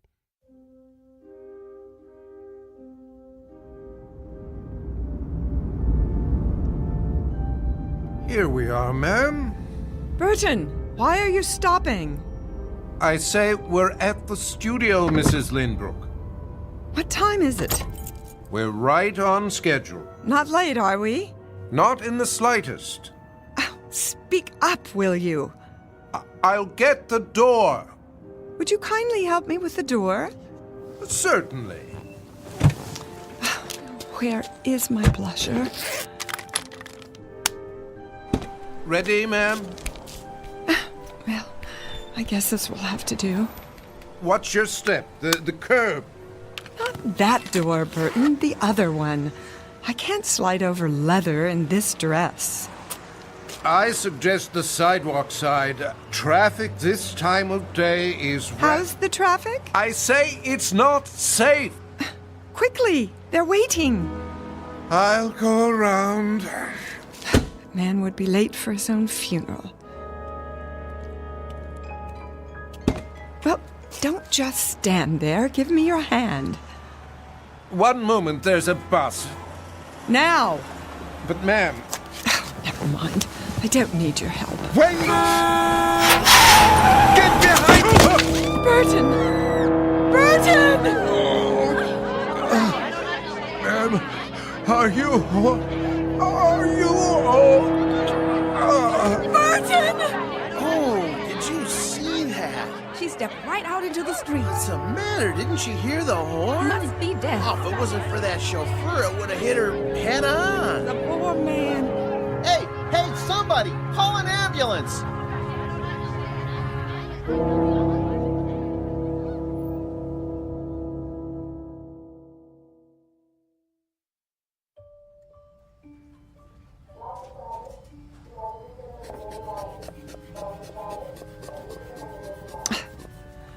Will you stop fussing? I'm rechecking your blood pressure. This dress is ruined. I consider it a small price to pay. I want to go home. Not so fast. Nothing's broken. You said so yourself. X-rays don't always tell the whole story. I'd like to hold you for observation. What? Our best private room, of course, unless you demand the entire floor. I can't hear a word you're saying. How convenient. This is Fashion Week. I have a contract with every designer on the runway. I'm sure your assistant... What's that? I say, let your assistant handle it. Sally? Her grandparents were hippies. Rose, how long have we known each other? What are you going on about? More years than either of us cares to remember. And at that time, I've seen you through, let's say, the vicissitudes of a life well lived. From the occasional nip and tuck to brow lifts, chemical peels, injections from the endangered species list. I've done everything you asked. You should. I pay you enough. But I've never lied to you. The issue is no longer appearance. It's a matter of communication. If you can't interact effectively with the world around you... Call Burton. What? Tell him I need him. I'll take that as a sign of short-term memory loss rather than a hardening of the heart. Would you not? I'm exercising due diligence. Let's have another look at those eyes. I've had enough of your pawing and probing. Why don't you tell me what you remember about the accident? This is the room. You can't go in there. Out of my way. Hey! Wayne! Stop! Get me my purse. I need a mirror. Rose, I got here as fast as I could. Sir, there's a waiting room. It's all right, nurse. This must be... My present husband. Wayne Benson. How do you do? Rose, thank God. And my assistant, Sally Richards. Mrs. Lindbrook, are you all right? Why is she here? Sally drove. As soon as we heard... What on earth happened? A chance encounter with a rather large bus. Apparently she didn't hear the horn. Isn't that so, Mrs. Lindbrook? What horn? Any broken bones? Only a few bruises. Her driver took the brunt of it. Where is Burton? In IC. See that he gets the best of care. We're doing everything we can. Will you please take me home? Darling, are you sure that's a good idea? At once. I'll make the medical decisions if you don't mind. You can't hold me here. Not without a lawsuit. On what grounds? Emotional distress. Confinement against my will. And overbilling for utterly pointless tests. You're being unreasonable, not to mention reckless. Sally, call my lawyer. Yes, Mrs. Lindbrook. Very well, if that's the way you want it. You'll have to sign a release of liability. Anything, just get me out of here. These are muscle relaxants. Take one as needed. The other pills will help you sleep. Nurse, send up a chair. Right away, doctor. Why is everyone treating me like an invalid? I can stand on my own 2 feet. Careful, darling. The wheelchair's on its way. I wouldn't be caught dead in one of those contraptions. Hospital insurance requires it. But don't worry, someone can roll you to the exit with a bag over your head if you're afraid of being seen. I could park by the ramp and back. Would you mind, Sal? We'll meet you there. No problem. Mrs. Lindbrook, I just want to say how relieved we all are. What did she say? She said you look absolutely fabulous. Oh. What was that about Burton? Don't worry your pretty head. I'm sure he'll get the best care money can buy. And what is that monstrosity? One final indignity. A standard issue neck support. You can put your scarf over it, or I'll pull the fire alarm and clear the hall. I don't think that'll be necessary. Good. It would be a first in this wing. Mr. Lindbrook? Benson. Yes, the release form is at the front desk. Be sure she initials the waiver. Oh, Wayne, do be a dear. Oh, right. Scamper, darling. And this little box is for you, too. What is it? a special gift. I don't like surprises. Go ahead, open it.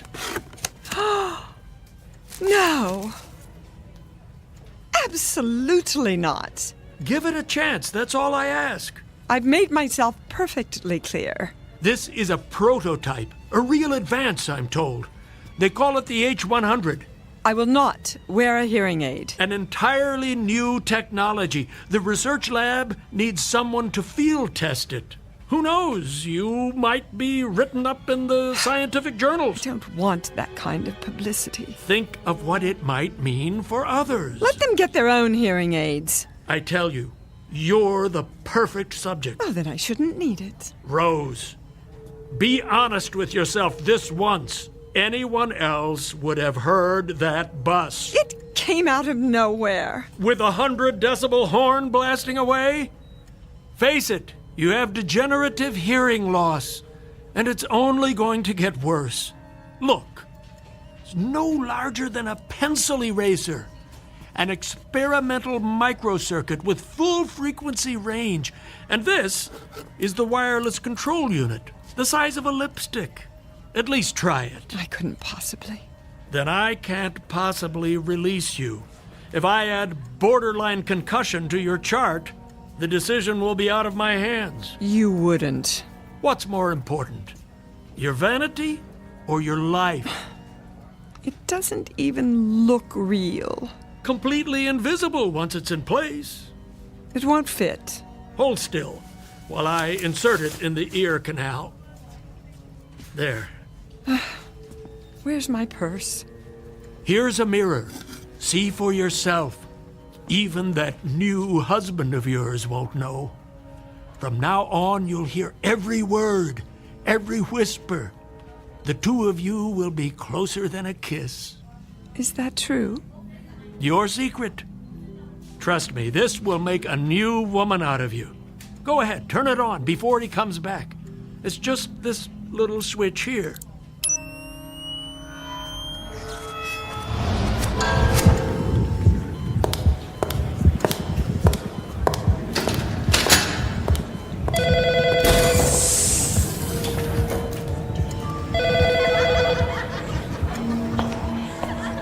Where does she sign?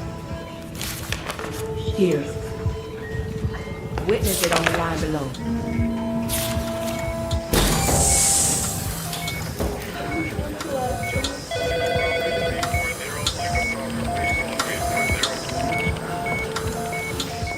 Well?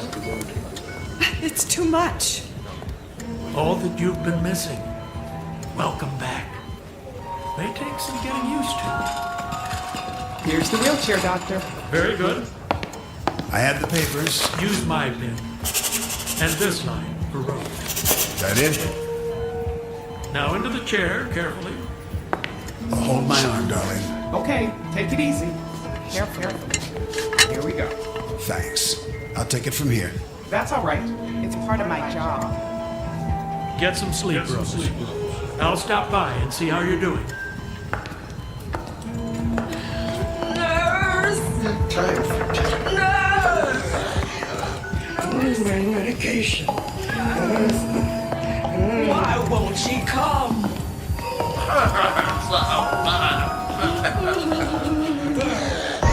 No one came to visit.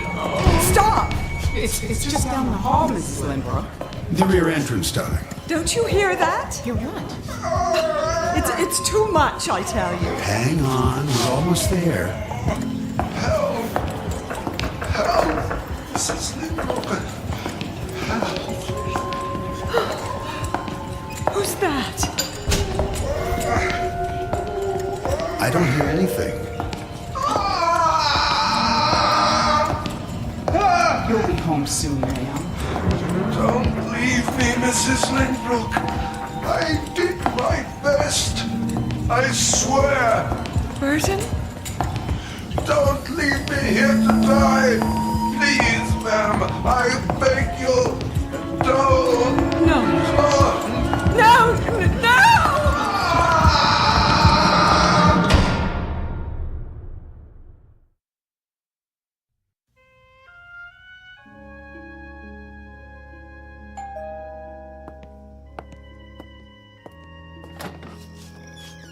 Oh, Doc. I told Rose I'd stop by. You didn't need to do that. How is she? About the same. Up and around yet? She doesn't do well out of bed. No? Still pretty shook up. The pills don't help? Not much. Do you have anything stronger? I don't know if that's wise. Drink? Oh, you go ahead. I've tried to keep the pressure off, but without the business to worry about, well, she's lost. Really? I guess it's all she knows. She just can't cut it anymore. She doesn't even want to try. That doesn't sound like the Rose I know. The accident really did a number on her. She needs more downtime. It's possible, I suppose. Or maybe she's had too much. I'm thinking of moving her to a place in the country until she gets her strength back. Oh, I don't know about that. There's nothing wrong with her body. Of course, if it's emotional, I could refer her to a specialist. A shrink? She wouldn't hear of it. Well, then let's try this. A couple of days a week back in her old office, for starters. She's not ready. She can sign letters, make some calls the way she used to. See how it goes. Not a good idea, Doc. Well, it might do her a world of good. I couldn't allow it. Allow? Well, she hasn't been declared incompetent yet. No, but that's... Let me have a look at her. This isn't a good time. Well, she's awake, isn't she? I'll check. Don't trouble yourself. I think I remember the way. First door at the top of the stairs, isn't it?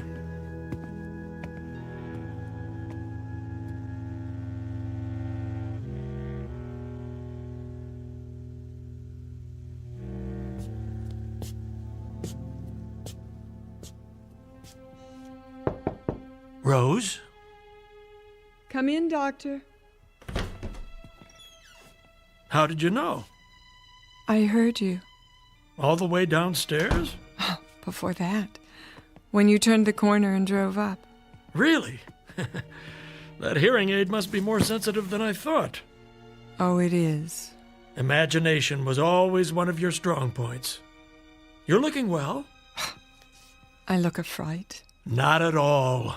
Mind if I give you the once-over? I'm glad you're here. Why, I'm positively flattered. Pulse normal. Eyes a little bloodshot. A lovely green, as ever. Hazel, I thought you'd never come. Something on your mind? You can always call. He took my phone away. Wayne? He said it was broken. Then I'm sure he'll get you a new one. Don't bet on it. Now. Let's check that blood pressure. He wants to put me in a sanitarium. Have you been taking the pills? I only pretend to swallow, in case he switches them. So you haven't been sleeping. That can make the world seem a very different place. Lie still for a moment. There. A little low, but close enough. I'm a prisoner in my own home. I don't see any padlocks on the doors. The longer I stay here, the weaker I get. I'm afraid to eat. He might put something in the food. Oh, come now. He was right. You all were. I wasn't competent, but isn't it ironic? Because of what happened, I received the greatest gift of all, the ability to hear the truth. Don't be dramatic. You had a problem, and I treated it. The hearing aid works well, then? Too well. I keep it turned all the way down. Otherwise, I couldn't bear it. Amazing what they can do with those little circuits. I was able to hear everything again, and more. Oh, so much more. Other people, other rooms. The gardener below, the mailman on his rounds, the birds flying overhead. Surely not. The cleaning lady downstairs, the cook in the kitchen. Wayne, when he arrives home, before he puts the key in the door, muttering to himself, talking on his phone. He doesn't know I hear, but I do. All of it. A trick of acoustics, air vents in the walls. Oh, I know my own house. All right, Rose. I'll play along. So you think you hear voices? Let me guess. Talking about you, are they? I am not paranoid. An overworked imagination is more like it. That and too much time on your hands. Lying here with nothing to do, your mind heating up like a compost heap. Get out. Ah, I've offended you. Do as I say. There's the Rose I know, the one who suffers no opposition, who stands up for herself at the drop of I'll prove it to you. Go into the hall. Now. That's the spirit. Close the door and begin speaking. What would you like me to say? Anything. Whisper it as softly as you can. Very well. Now, where's the control?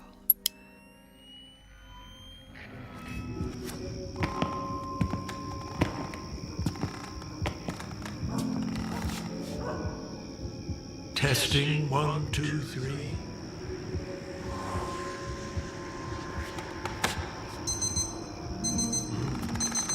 That late already? Traffic will be a nightmare. That should do. You can come back now. Well, what card did I pick? You took exactly 7 steps to the end of the hall. Very good. A security camera? Oh, of course, the floorboards do creak. The alarm on your wristwatch. It beeped 3 times before you turned it off. Now that is a neat trick. Where's the hidden microphone? And feel free to bill me, Doctor, for the inconvenience of rush hour traffic. How did you know that? You spoke it under your breath. Did I? Yes, I must have. Either that or I'd have to conclude your little hearing aid picks up people's thoughts. And I'm afraid I don't believe in magic. Believe what you like. Occam's razor is good enough for me. A scientific principle I learned in medical school. It says, begin with the simplest explanation. Anything else is merely spinning our wheels. I know what I hear. Do you? I'm nobody's fool. No, you're not. You're a stubborn, hard-headed businesswoman. One who learned how to think for herself. I had a good teacher. That you did. Your first husband, Jake, rest his soul. I remember when he founded the company. And you, listen to me, you had the courage to take it to the next level. By thinking pragmatically, not by worrying over imaginary enemies. Yes, I did that, didn't I? On my own, using the tools he gave me. So if I have to deal with this on my own... But you're not alone. Do you know how lucky you are? There's a man downstairs who only wants what's best for you. He'd do anything to make you happy. But I heard him talking to that girl, hatching some sort of plan. Snap out of it. No one's trying to hurt you. Can't you see what's happened? You suffered a shock and a delayed reaction, what they call post-traumatic stress. And now your thoughts are trapped in a tape loop, playing the fear over and over again. That's not something you're used to, is it? Learning to rely on others. Learning to trust yourself again. No. Wake up, Rose. You are not a victim. Never have been and never will be. It's time to start thinking again about what's best for you, for the business. You make it sound so easy. What do people do when they fall off a horse, You know the answer as well as I do. Get right back in the game. But first things first, start with some real rest. Sleep that knits up the raveled sleeve of care. But I do hear things. So you told me. You know what that is? Your own insecurities talking. Not hard to understand, considering that you've been running on empty. I'm going to give you an injection, and tomorrow everything will seem 100 times clearer. I promise. I wish I could believe you. Give me your arm. There. I'll schedule you for a physical in a couple of days. Afterwards, you might want to stop by the Lynbrook building. I bet they've missed you. They should. I am Lady Lynbrook. Hold that thought, Rose. Never, ever forget who you are. Doctor? Yes? I meant to ask you about Burton. Your driver? Nobody's told me anything. But I know he has family. I want to continue his salary with full benefits. That would be very decent of you. His injuries must have been quite serious. I heard him, you know. When? On my way out of the hospital. He was in the last room at the end of the hall in severe pain. I told the nurse, but she acted as if she didn't know what I was talking about. You really should do something about your health.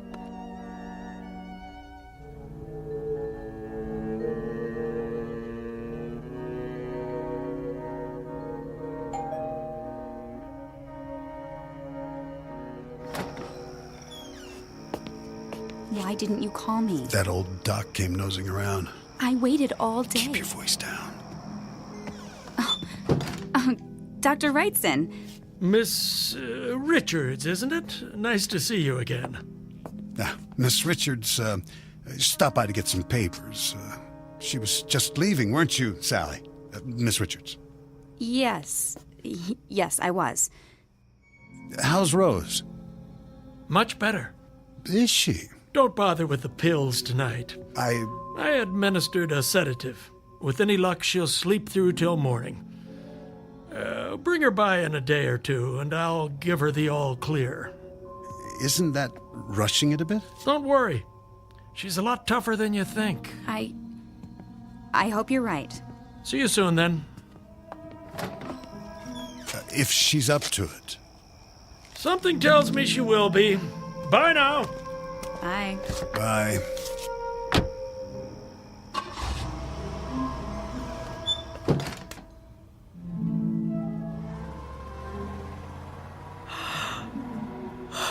Goodbye, Doctor. Is that Sally? Why is she here? What are they saying? He's on to us. Relax. I can't take much more of this weight. It won't be long. When? At the cabin in the mountains. Tonight. Doctor, come back. I was right. I need you now.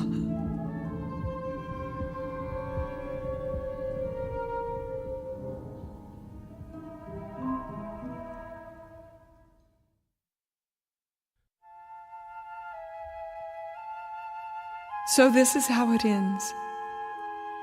I seem to remember being carried from the house. It was still daylight, but the night was coming.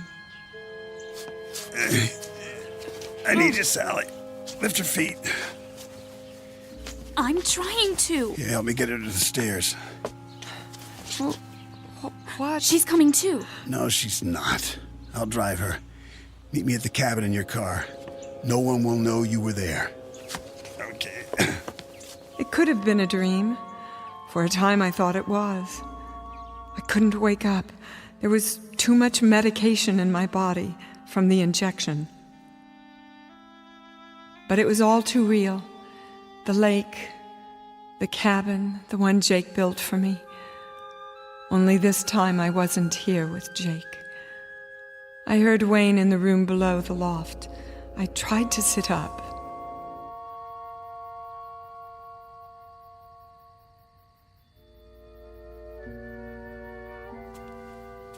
Easy, Mrs. Lynbrook.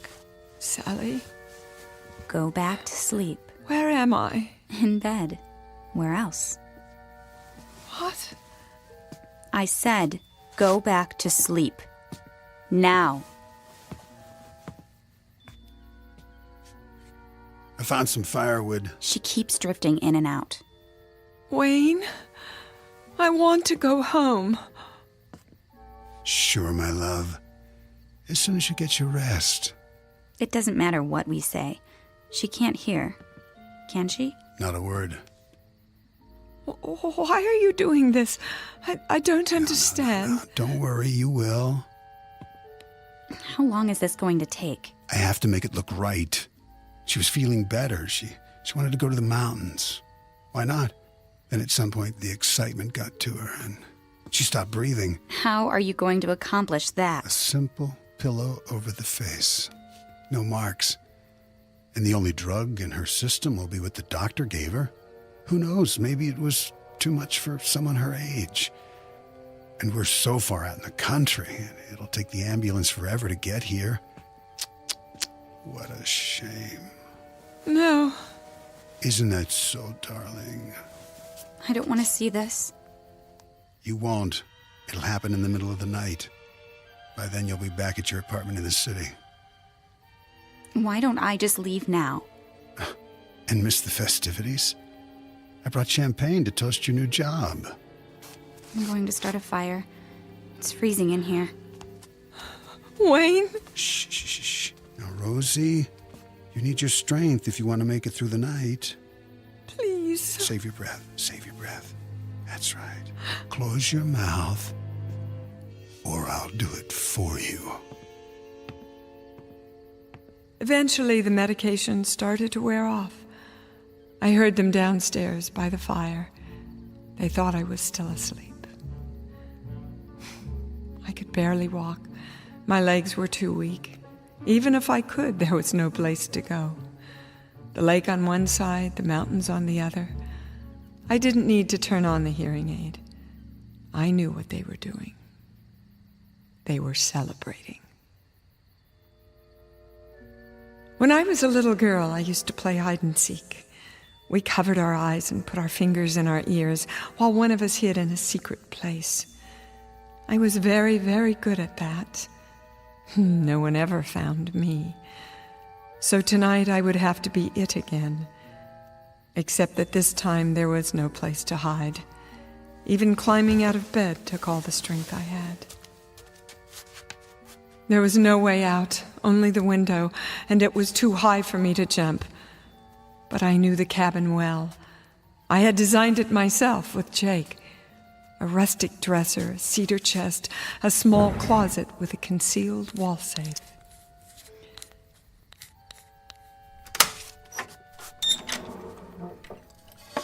The only thing left was to listen, more closely than I'd ever listened in my life, so I'd know when he came for me. I turned up the hearing aid as high as it would go and waited. I willed myself to stay awake, curled up in bed like a child afraid of the boogeyman. But I was not a child anymore. You let me fall asleep. Where are you going? It's time. Now? Yes, now.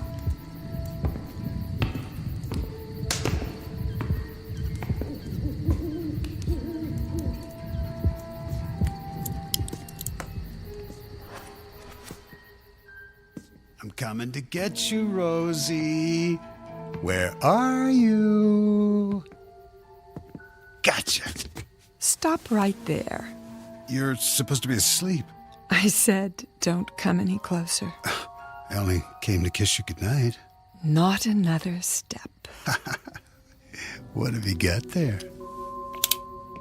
A .38 caliber Smith & Wesson. What does it look like? Careful now. You might hurt yourself. Stand back. Where did you get it? My first husband kept it in the safe. Ah, you didn't know about that, did you? Rose. I remembered the combination. Put the gun down. One of the things he left me. Come on. The tools I needed to survive. Come on. Give it to me. I'm warning you! What did you do that for? Stay down! You don't get it. Don't make me shoot again. It was nothing personal. Just business. Business? You pathetic man. I am the business. My name is Rose Lynbrook.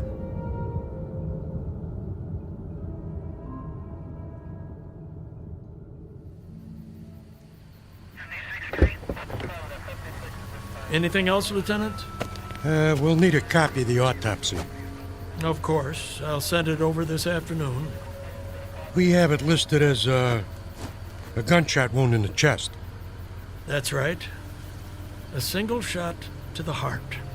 Well, I guess that's enough for now. What about the assistant? The Richards girl? Kidnapping, conspiracy to commit murder. She confessed everything. The deceased Wayne Benson says he was going to take over the business. He promised to make her the new Lady Lynbrook. Fools. There's only one of those. Here's my card. Call me when Mrs. L can make a full statement. It shouldn't be long, a day or two. She's a remarkable lady. Thanks, Doc. Not at all.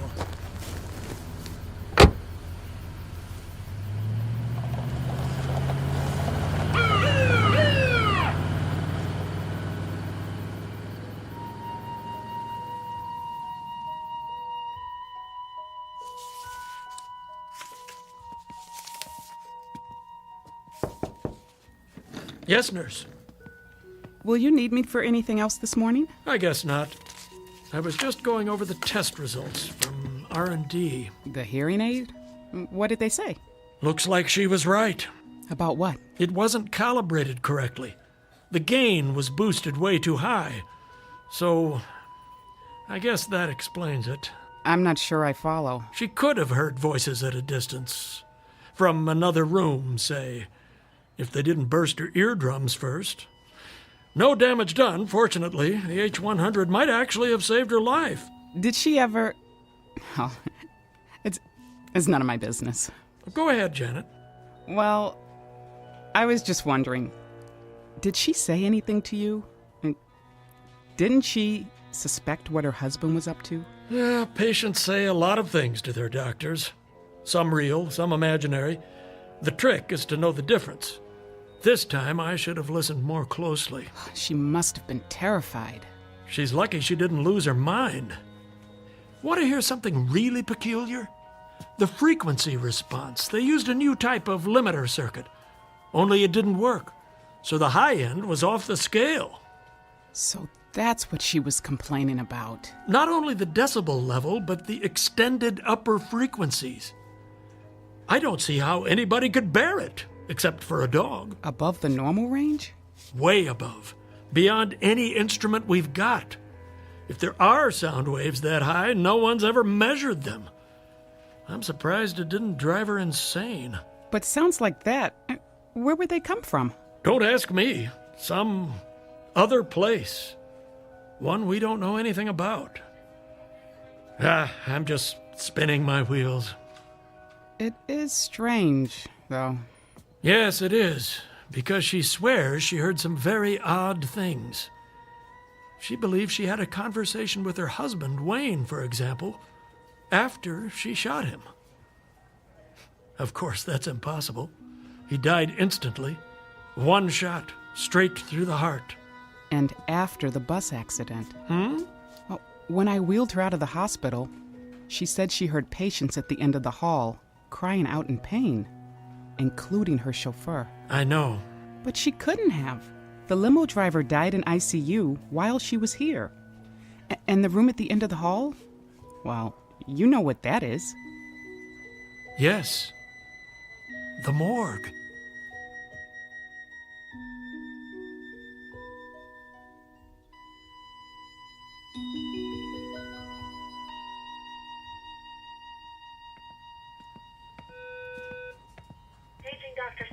Dr. Statement, please. Hey there, Janet. Hi, Mimi. Going to lunch? I'll meet you in the cafeteria, right after I drop this off. Okay, great. Mrs. Lynbrook. Mrs. Lynbrook. Sorry. How are you feeling? What? I brought your hearing aid back, just as you asked. It should work perfectly now. They've recalibrated it. Here, let me fit it in your ear. I can do it myself. If you like. Ready for some lunch? Did you hear me? I said, are you ready for some lunch? Oh, stop fussing. I have what I need now. Well, if you need anything else, just buzz the nurse's station. Doctor will be by in a while. Till then, I'll leave you alone so you can rest.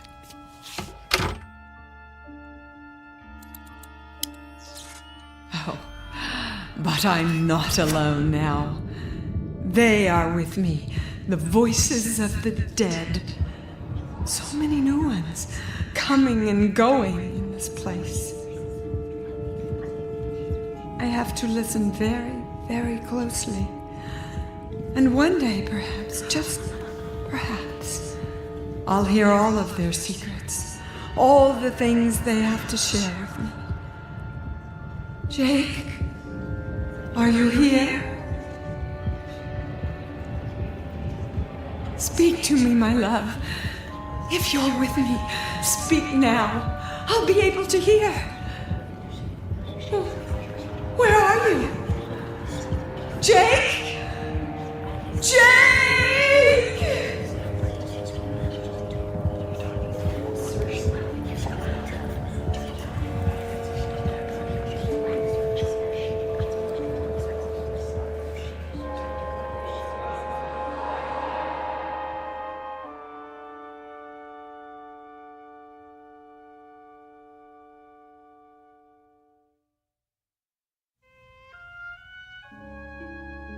Beauty is as beauty does, and love, like real beauty, never dies. Here or in the Twilight Zone.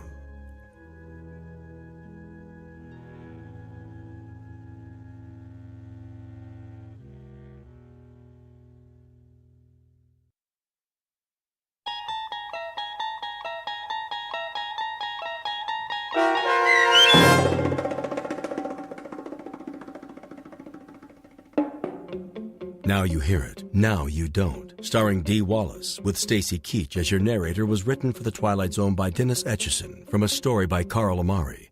Heard in the cast were Norm Woodell, Rob Riley, Jim McCants, Jennifer Joy, Sia Moody, Mimi Ayers, Joby Cerny, and Alex Sopner. The producers of The Twilight Zone wish to thank CBS Enterprises and the Rod Serling Estate for making this series possible. This copyrighted radio series is produced by Carl Amari and directed by Joby Cerny for Falcon Picture Group. Sound design, custom Foley effects, recording, and editing are done in the Cerny American Sound to Picture Theater by sound designers Craig Lee, Bob Benson, Todd Beyer, and Tim Cerny. To learn more about the Twilight Zone radio dramas and to download episodes, including 3 free episodes on our homepage, visit our official website at twilightzoneradio.com. Doug James speaking.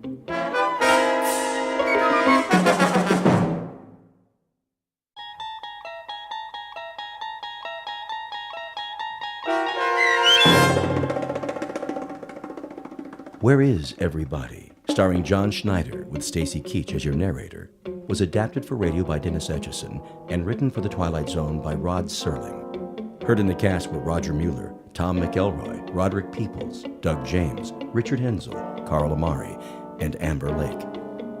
To learn more about the Twilight Zone radio dramas and to obtain audio cassettes and CDs of these programs, visit our website at twilightzoneradio.com. The producers of The Twilight Zone wish to thank CBS Enterprises, Carol Serling, Dennis Etchison, Dick Brescia Associates, Claire Simon Casting, Terry Jennings, XM Satellite Radio, Sirius Satellite Radio, our sponsors, and our radio affiliates for helping make this series possible. This copyrighted radio series is produced and directed by Carl Amari for Falcon Picture Group.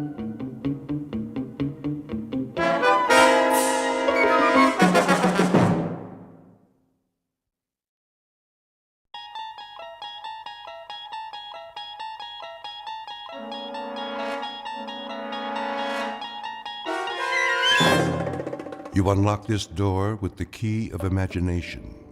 Beyond it is another dimension, a dimension of sound, a dimension of sight, a dimension of mind. You're moving into a land of both shadow and substance, of things and ideas. You've just crossed over into the Twilight Zone.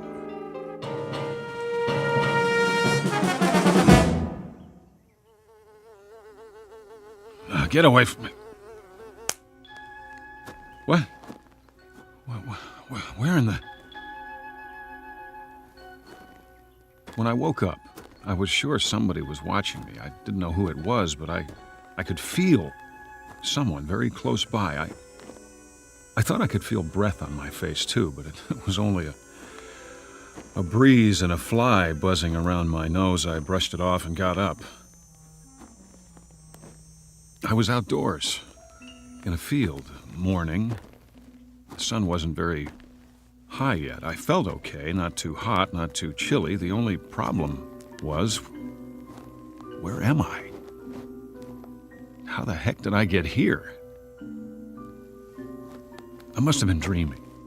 About what? Don't ask me, because I couldn't tell you. When's a dream not a dream? Whatever this one was, it must have been a doozy, because the last thing I remember is, well, that's just it. You see, I don't remember much. Make that anything.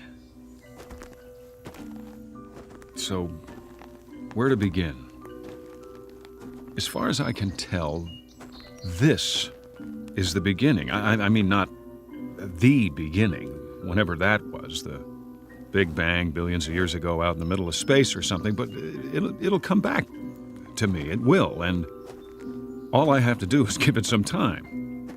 So bear with me out there, whoever you are. The one who is watching me, probably. I can promise you one thing, though. This isn't going to turn out to be one of those times when you only think you woke up, but you didn't because you're still asleep. I hate dreams like that. Now, I know what's real and what isn't, so do you. And this is definitely real. The mosquito that bit me, for instance, right on the nose, the bite is starting to itch like crazy with the sun beating down, but guess what? I'm clean out of calamine lotion. Wait a minute. I know this road, don't I? It looks like a lot of other roads, asphalt, telephone poles. I must have been driving, and my car quit on me, and I started walking to town, and I ended up spending the night out here. But if that's what happened, where's my car? Somebody could have dumped me out, I guess, after they hit me on the head and robbed me, and that's why I don't have a wallet and why I don't remember anything. Temporary amnesia. I hope I don't have a concussion. That could be why I've got this headache. Must be a sign along here somewhere. Pretty soon I'll see a house, a town, something. Or someone will come along. They have to. And when they do, I'll just stick out my thumb and hitch a ride. Don't have much of a choice. One thing, though, will somebody please tell me, where is everybody? A French philosopher once said, hell is other people. And for some, that may be true. Most of us need time alone, away from the pressure of everyday life. If you live in a city with noise and crowds and traffic, that's easy to understand. But what about the other side of the coin? We also need companionship, someone to talk to, a friendly voice and a familiar face. It's a dilemma that goes back to Adam, who found the Garden of Eden unbearable on his own. Enter one male human being. Age 31, height approximately 5'11" inches. His name isn't Adam, though exactly what it is, where he is, and what he's doing here, even he doesn't know. At the moment, these questions constitute the central mystery of his life. But it's a beautiful day, and he's on a road that's bound to lead somewhere, back to the beginning or to a destination not yet in sight. The journey will take him through shadows as well as sunlight, and you are hereby invited to go along. Be forewarned, however. This is an excursion to an unknown land, a walking trip without benefit of compass or road map through a realm called the Twilight Zone. And now, The Twilight Zone and our story, Where Is Everybody? Starring John Schneider, with Stacy Keach as your narrator.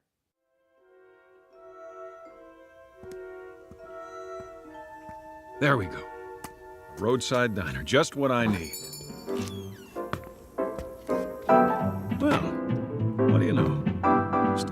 dollar bills in my pocket. Some change, that ought to do it. Looks like I got the place to myself. Service here. Hey, is this jukebox loud enough for you? I mean, can you hear it all right? Hey, somebody want to turn this thing down a little over here? All right, I'll do it.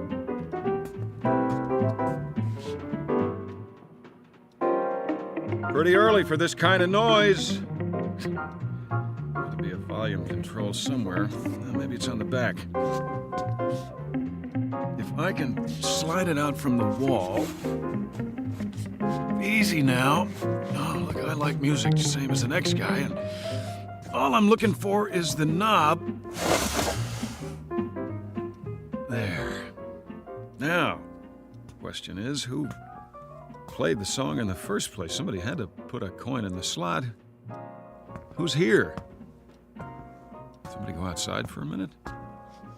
That it? Say, can you hear me? I see there's a town up the road. What's the name of it? Anybody know? Anybody? Like in the kitchen?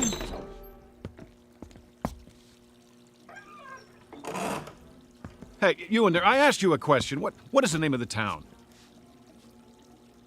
Hello? Cook must be outside catching a smoke. Guess what? You got a customer out front. You hear me? Cash customer. Meanwhile, don't waste so much water. I think ham and eggs. Yeah, traveler's special. Eggs up and soft, hash browns, coffee black. Customer waiting. Take your time. Me, I'm in no hurry. One cigarette left. Anybody got a light? I didn't think so. Where do you keep the matches? Hold on, I see them. By the register, right next to the clock. Whoops. Didn't mean to knock it on the floor, just trying to get a match. Here, I'm picking it up, see? What time is it anyway? 6:15. That can't be right. Cracked. Oh, well, I'm sorry if I broke it. I'll pay for it, honest. Of course, I'll have to send you the money. I'm a little low on funds right now. All I got on me is $2.85. Good old American money, isn't it? Yep, U.S. coins and currency. Well, we got that much settled. I'm an American. There's a little question about my identity, though. Let me put it to you this way. I'm not sure who I am. Isn't that a laugh? But I got $2.85 and I'm hungry. Oh, the heck with it. If nobody's gonna help me, I guess I'll just have to take care of myself. I'll see you later, everybody. I'll even do you a favor. The sign on the door says open. Let me turn it around for you. Closed. Yeah, that's more like it. Truth in advertising. I'm gonna wake up any minute now. I know I'm gonna wake up. I wish there'd be a noise or something, a great big noise to make sure I do, but it's so quiet around here, it's weird. Okay. If I gotta make it myself, here goes nothing. Yes, sir, that's my baby. No, sir, don't mean maybe. Yes, sir, that's my baby now. Oakwood, huh? It's a nice name for a town, real homey. The only question is, where is it and where's everybody who lives here? Gotta be quite a few. Every kind of store you could think of. Drugstore, grocery, soda shop, post office, courthouse. Looks like a regular town to me. There must be a school around here, too. Where's all the kids? What? Where's that coming from? Church. Over there! What'd I do? Imagine I heard it? No, it was real, all right, and that means somebody rang it. Knew I wasn't alone. I'll go to the church and... Wait a minute, what's that? You there. Miss, yeah, you in the truck. I'm over here. Thank God. Look, miss, I wonder if you could do me a favor, just a little one. You gotta help me now. I don't want you to think I'm nuts or anything. I mean, it's nothing like that. I don't seem to remember who I am. I know, but it's true. It's crazy, huh? I looked all over, but I haven't seen anybody around. Not anybody. I guess it's too early or something. There hasn't been a single solitary soul except you. Not one. It's a real oddball thing, but I woke up this morning. And, well, I didn't exactly wake up. Not in bed or anything. I just sort of found myself out there off the road. Real nice. You know what I mean? And now I got a sore back from sleeping on a rock. So listen, it's amnesia, right? Isn't that what they call it? Yeah, that's it. Amnesia. See, I don't remember a thing, and I couldn't find anybody to ask till now. You're the first person I've seen, the only one. Look, I don't want you to get spooked or anything, but could you tell me, is there a doctor around here? You know, just a regular doctor, so I can get a checkup and find out what's wrong, because I think I'm sick. Miss, what's the matter? Can't you hear me? You gotta be able to. The window's rolled down.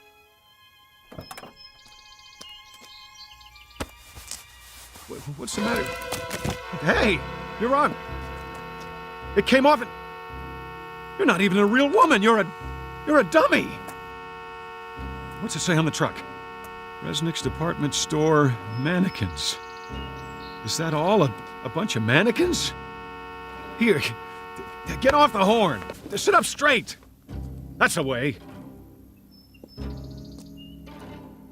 Here's your arm back. I'm very sorry, madam. My profound apologies. I can assure you that at no time did I mean to disturb you. As a matter of fact, I've always had a thing for quiet women. Get what I mean, babe? Here's a kiss for that cute little turned-up nose. No, I'm sorry. I can't stick around and talk. I got a very important appointment. I'll see you in the funny papers, and don't you take any wooden boyfriends.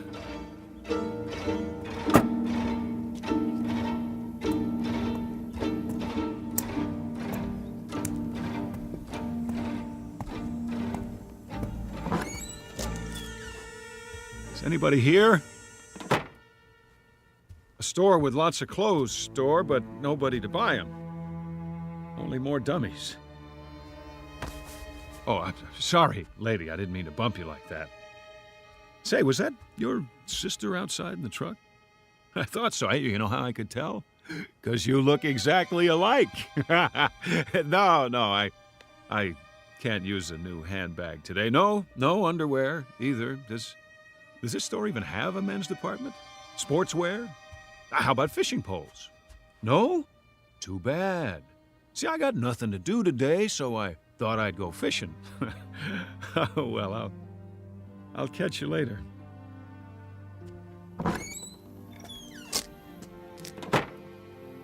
Let's see. What other kind of stores they have on this street? Whatever they are, I bet they're all empty as a tomb. Like some kind of ghost town. Where'd they all go? To the moon? And they didn't even leave a note. Some manners. Well, I guess I'll just... Hold on. Is that what I think it is?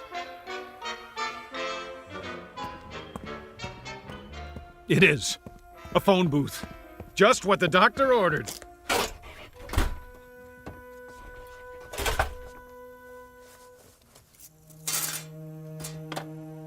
It even works. We're in business. Operator, you there? Come on. Operator. Hi, operator. Oh, you're beautiful. Let me tell you. Listen, I don't know who I am or where I am. Oakwood, yeah, that's it. I must be sick or something, and I need help fast. I want to call, what number? What is it now? I need a number. And I can't remember any. Get me anything. Anyone, anywhere. I don't care who it is. Get me your supervisor, all right? Please dial the number now. This is a recording. A recording? Oh, that's just great!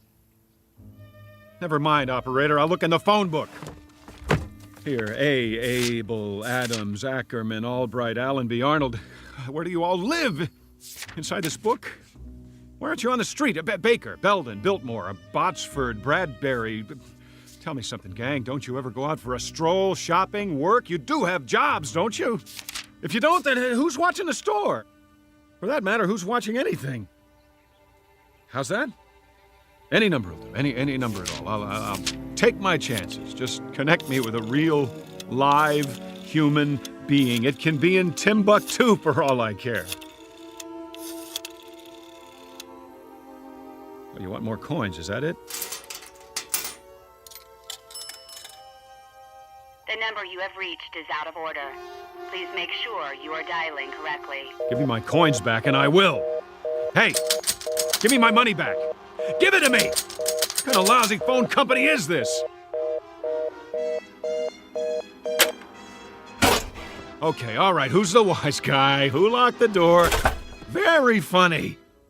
This is beautiful, trapped in a phone booth like a goldfish. Okay, you got me. Here I am. Everybody come see. That's it. Joke's over. Somebody want to give me a hand? How about it? No? And you asked for it. Oh! Oh, now I'm bleeding. Thanks a lot. For nothing. Some joke. I know you're out there watching me. I can feel your eyes. Well, whoever you are, I'm gonna find you. And when I do, you're gonna pay. You're all gonna pay, but good.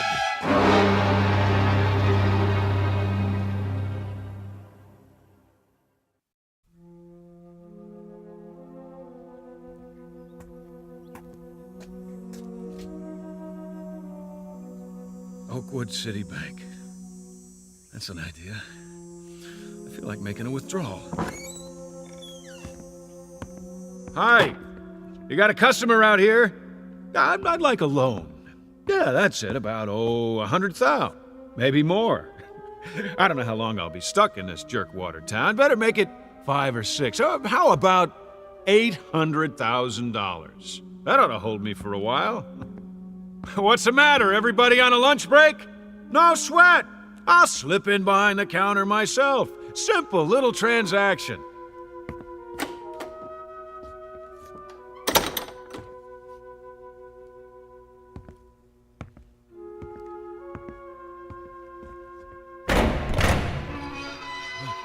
Oh, that cream. Might be a little short, though. Oh, don't worry about it. I'll take whatever you got. Generous of you. Mighty generous. I just won't put it all in one pocket in case somebody robs me.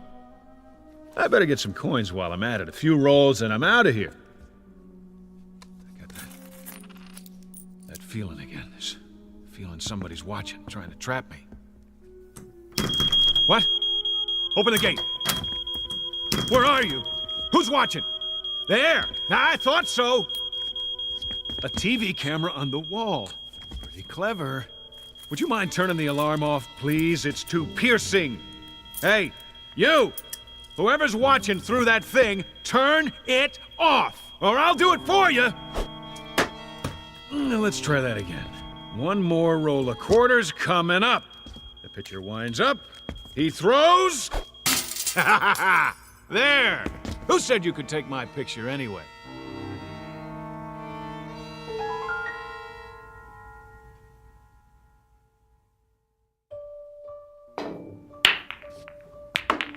Nice. 2 balls on the break. Now all I gotta do is run the table. Piece of cake. 8 ball, anybody? I'll cover all bets. All right, that's enough. Time out. How about a cigar? They gotta have cigars around here. 2 for $1, huh? Pretty good. I always like an expensive cigar. Hey, how about the rest of you guys? Anybody want to smoke? Oh, I forgot. You're invisible. Well, I'll light up for you. You get the idea? Always wanted to do this. Light a cigar with a $100 bill. Now that's what I call great taste. No big deal. Hold on. Where can I get a drink around here? Hey, wait up, fellas. I'll be back in a minute. And nobody touch the cue ball.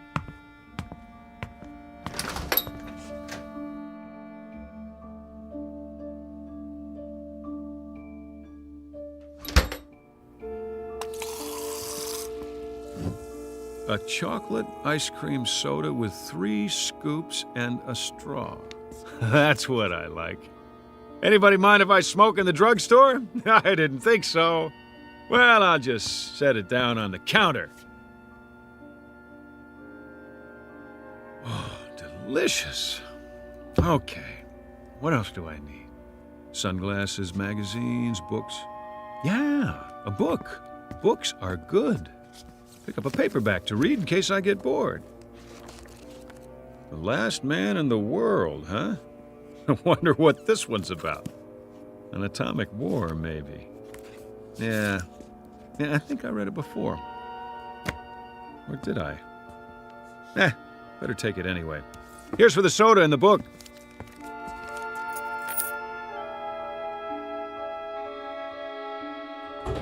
Yo! Post office! Got any mail for me today? Might help if I could tell you the name. How about John Q. Smith, Anytown, USA? No? Check again. Please, Mr. Postman. Deliver the letter, the sooner the better. Oh, relax. I'm not going to go postal on you. Just give me some stamps. In case I think of somebody to write. Where's that coming from? Across the street? WGBN, the voice of the Midwest. Well, what do you know? This is where they broadcast from, right here in good old Oakwood. I know this station. I used to listen to it all the time. Never knew where they were.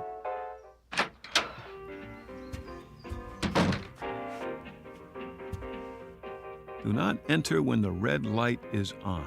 I don't think anybody will mind while the record's playing. It really is a record. Look at that! Will you? Old-fashioned vinyl on a turntable. I think I used to have this album. Oh, excuse me. Let's start it over again.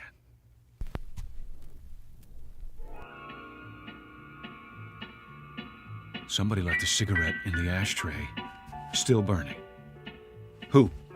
Who's here? The DJ? I remember the DJ on WGBN, Vern Stevenson. Yeah, that was his name, playing nothing but the best. Where are you, Vern? Can you see me? The booth's empty, but somebody can hear me. I know it. I feel it. Attention, listeners, all you people out in Radio Land, we interrupt this broadcast for a special announcement. We're all alone here, and we need to hear from you, so call in your requests. The number is... Well, you know the number. Look it up. Just ask the operator for WGBN 1060 on the dial. The first caller wins a free lunch on the house, courtesy of me. You know me, don't you? If you do, call in and tell me, will you? Because I'm having a hard time remembering at the moment. Is anybody out there? Anybody at all? Congratulations! Hi. Thanks for calling. Thanks a lot. You've been selected to receive a free, all-expense-paid vacation to deep space. What are you talking about? This is an automated call from Amitex Inc. to a selected few homeowners like yourself. All you have to do is complete a brief survey. If you'd like to continue in English, please press 1. For Spanish, press 2. Forget about it!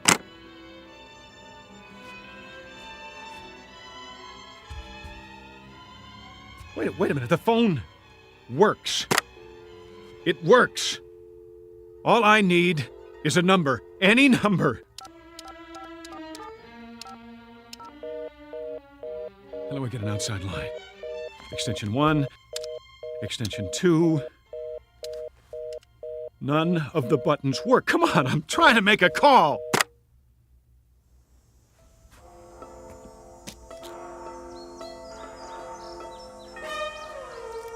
Three o'clock and still nothing. Feels like a Sunday, the longest one in history. I wonder if the movie theater's open. Why not? Maybe they got a matinee, a double feature, Pride of the Air Force and The Loner. Now that I gotta see.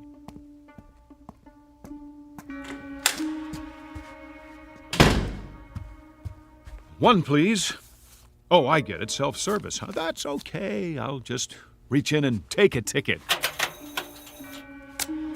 Keep the change.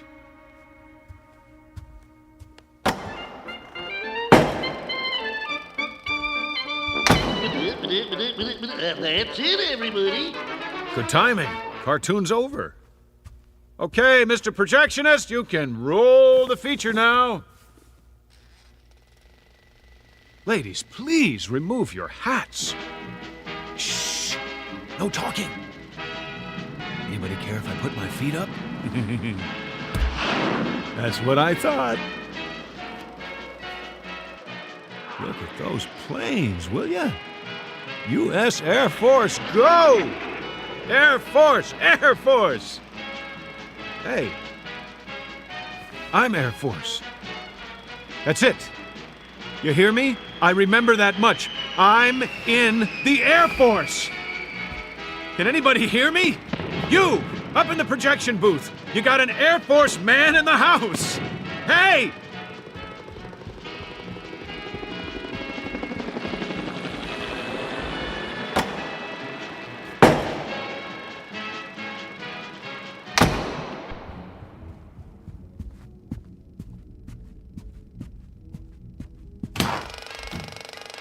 Nobody here. Then who is running the picture? At least I got the first part of it. I was in the Air Force. If I could just remember what happened after that. What was it? A war? A bomb? Or something? That must have been it. A bomb. But if there was, it would have destroyed everything, and everything's still here except for the people. What kind of sense does that make?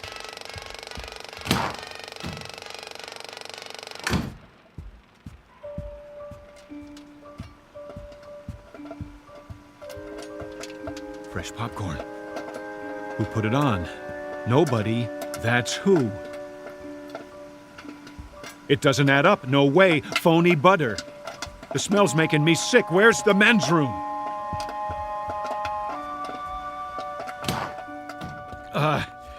I can't take this anymore. It's wearing me down. Just look at me. Look at the face in the mirror there.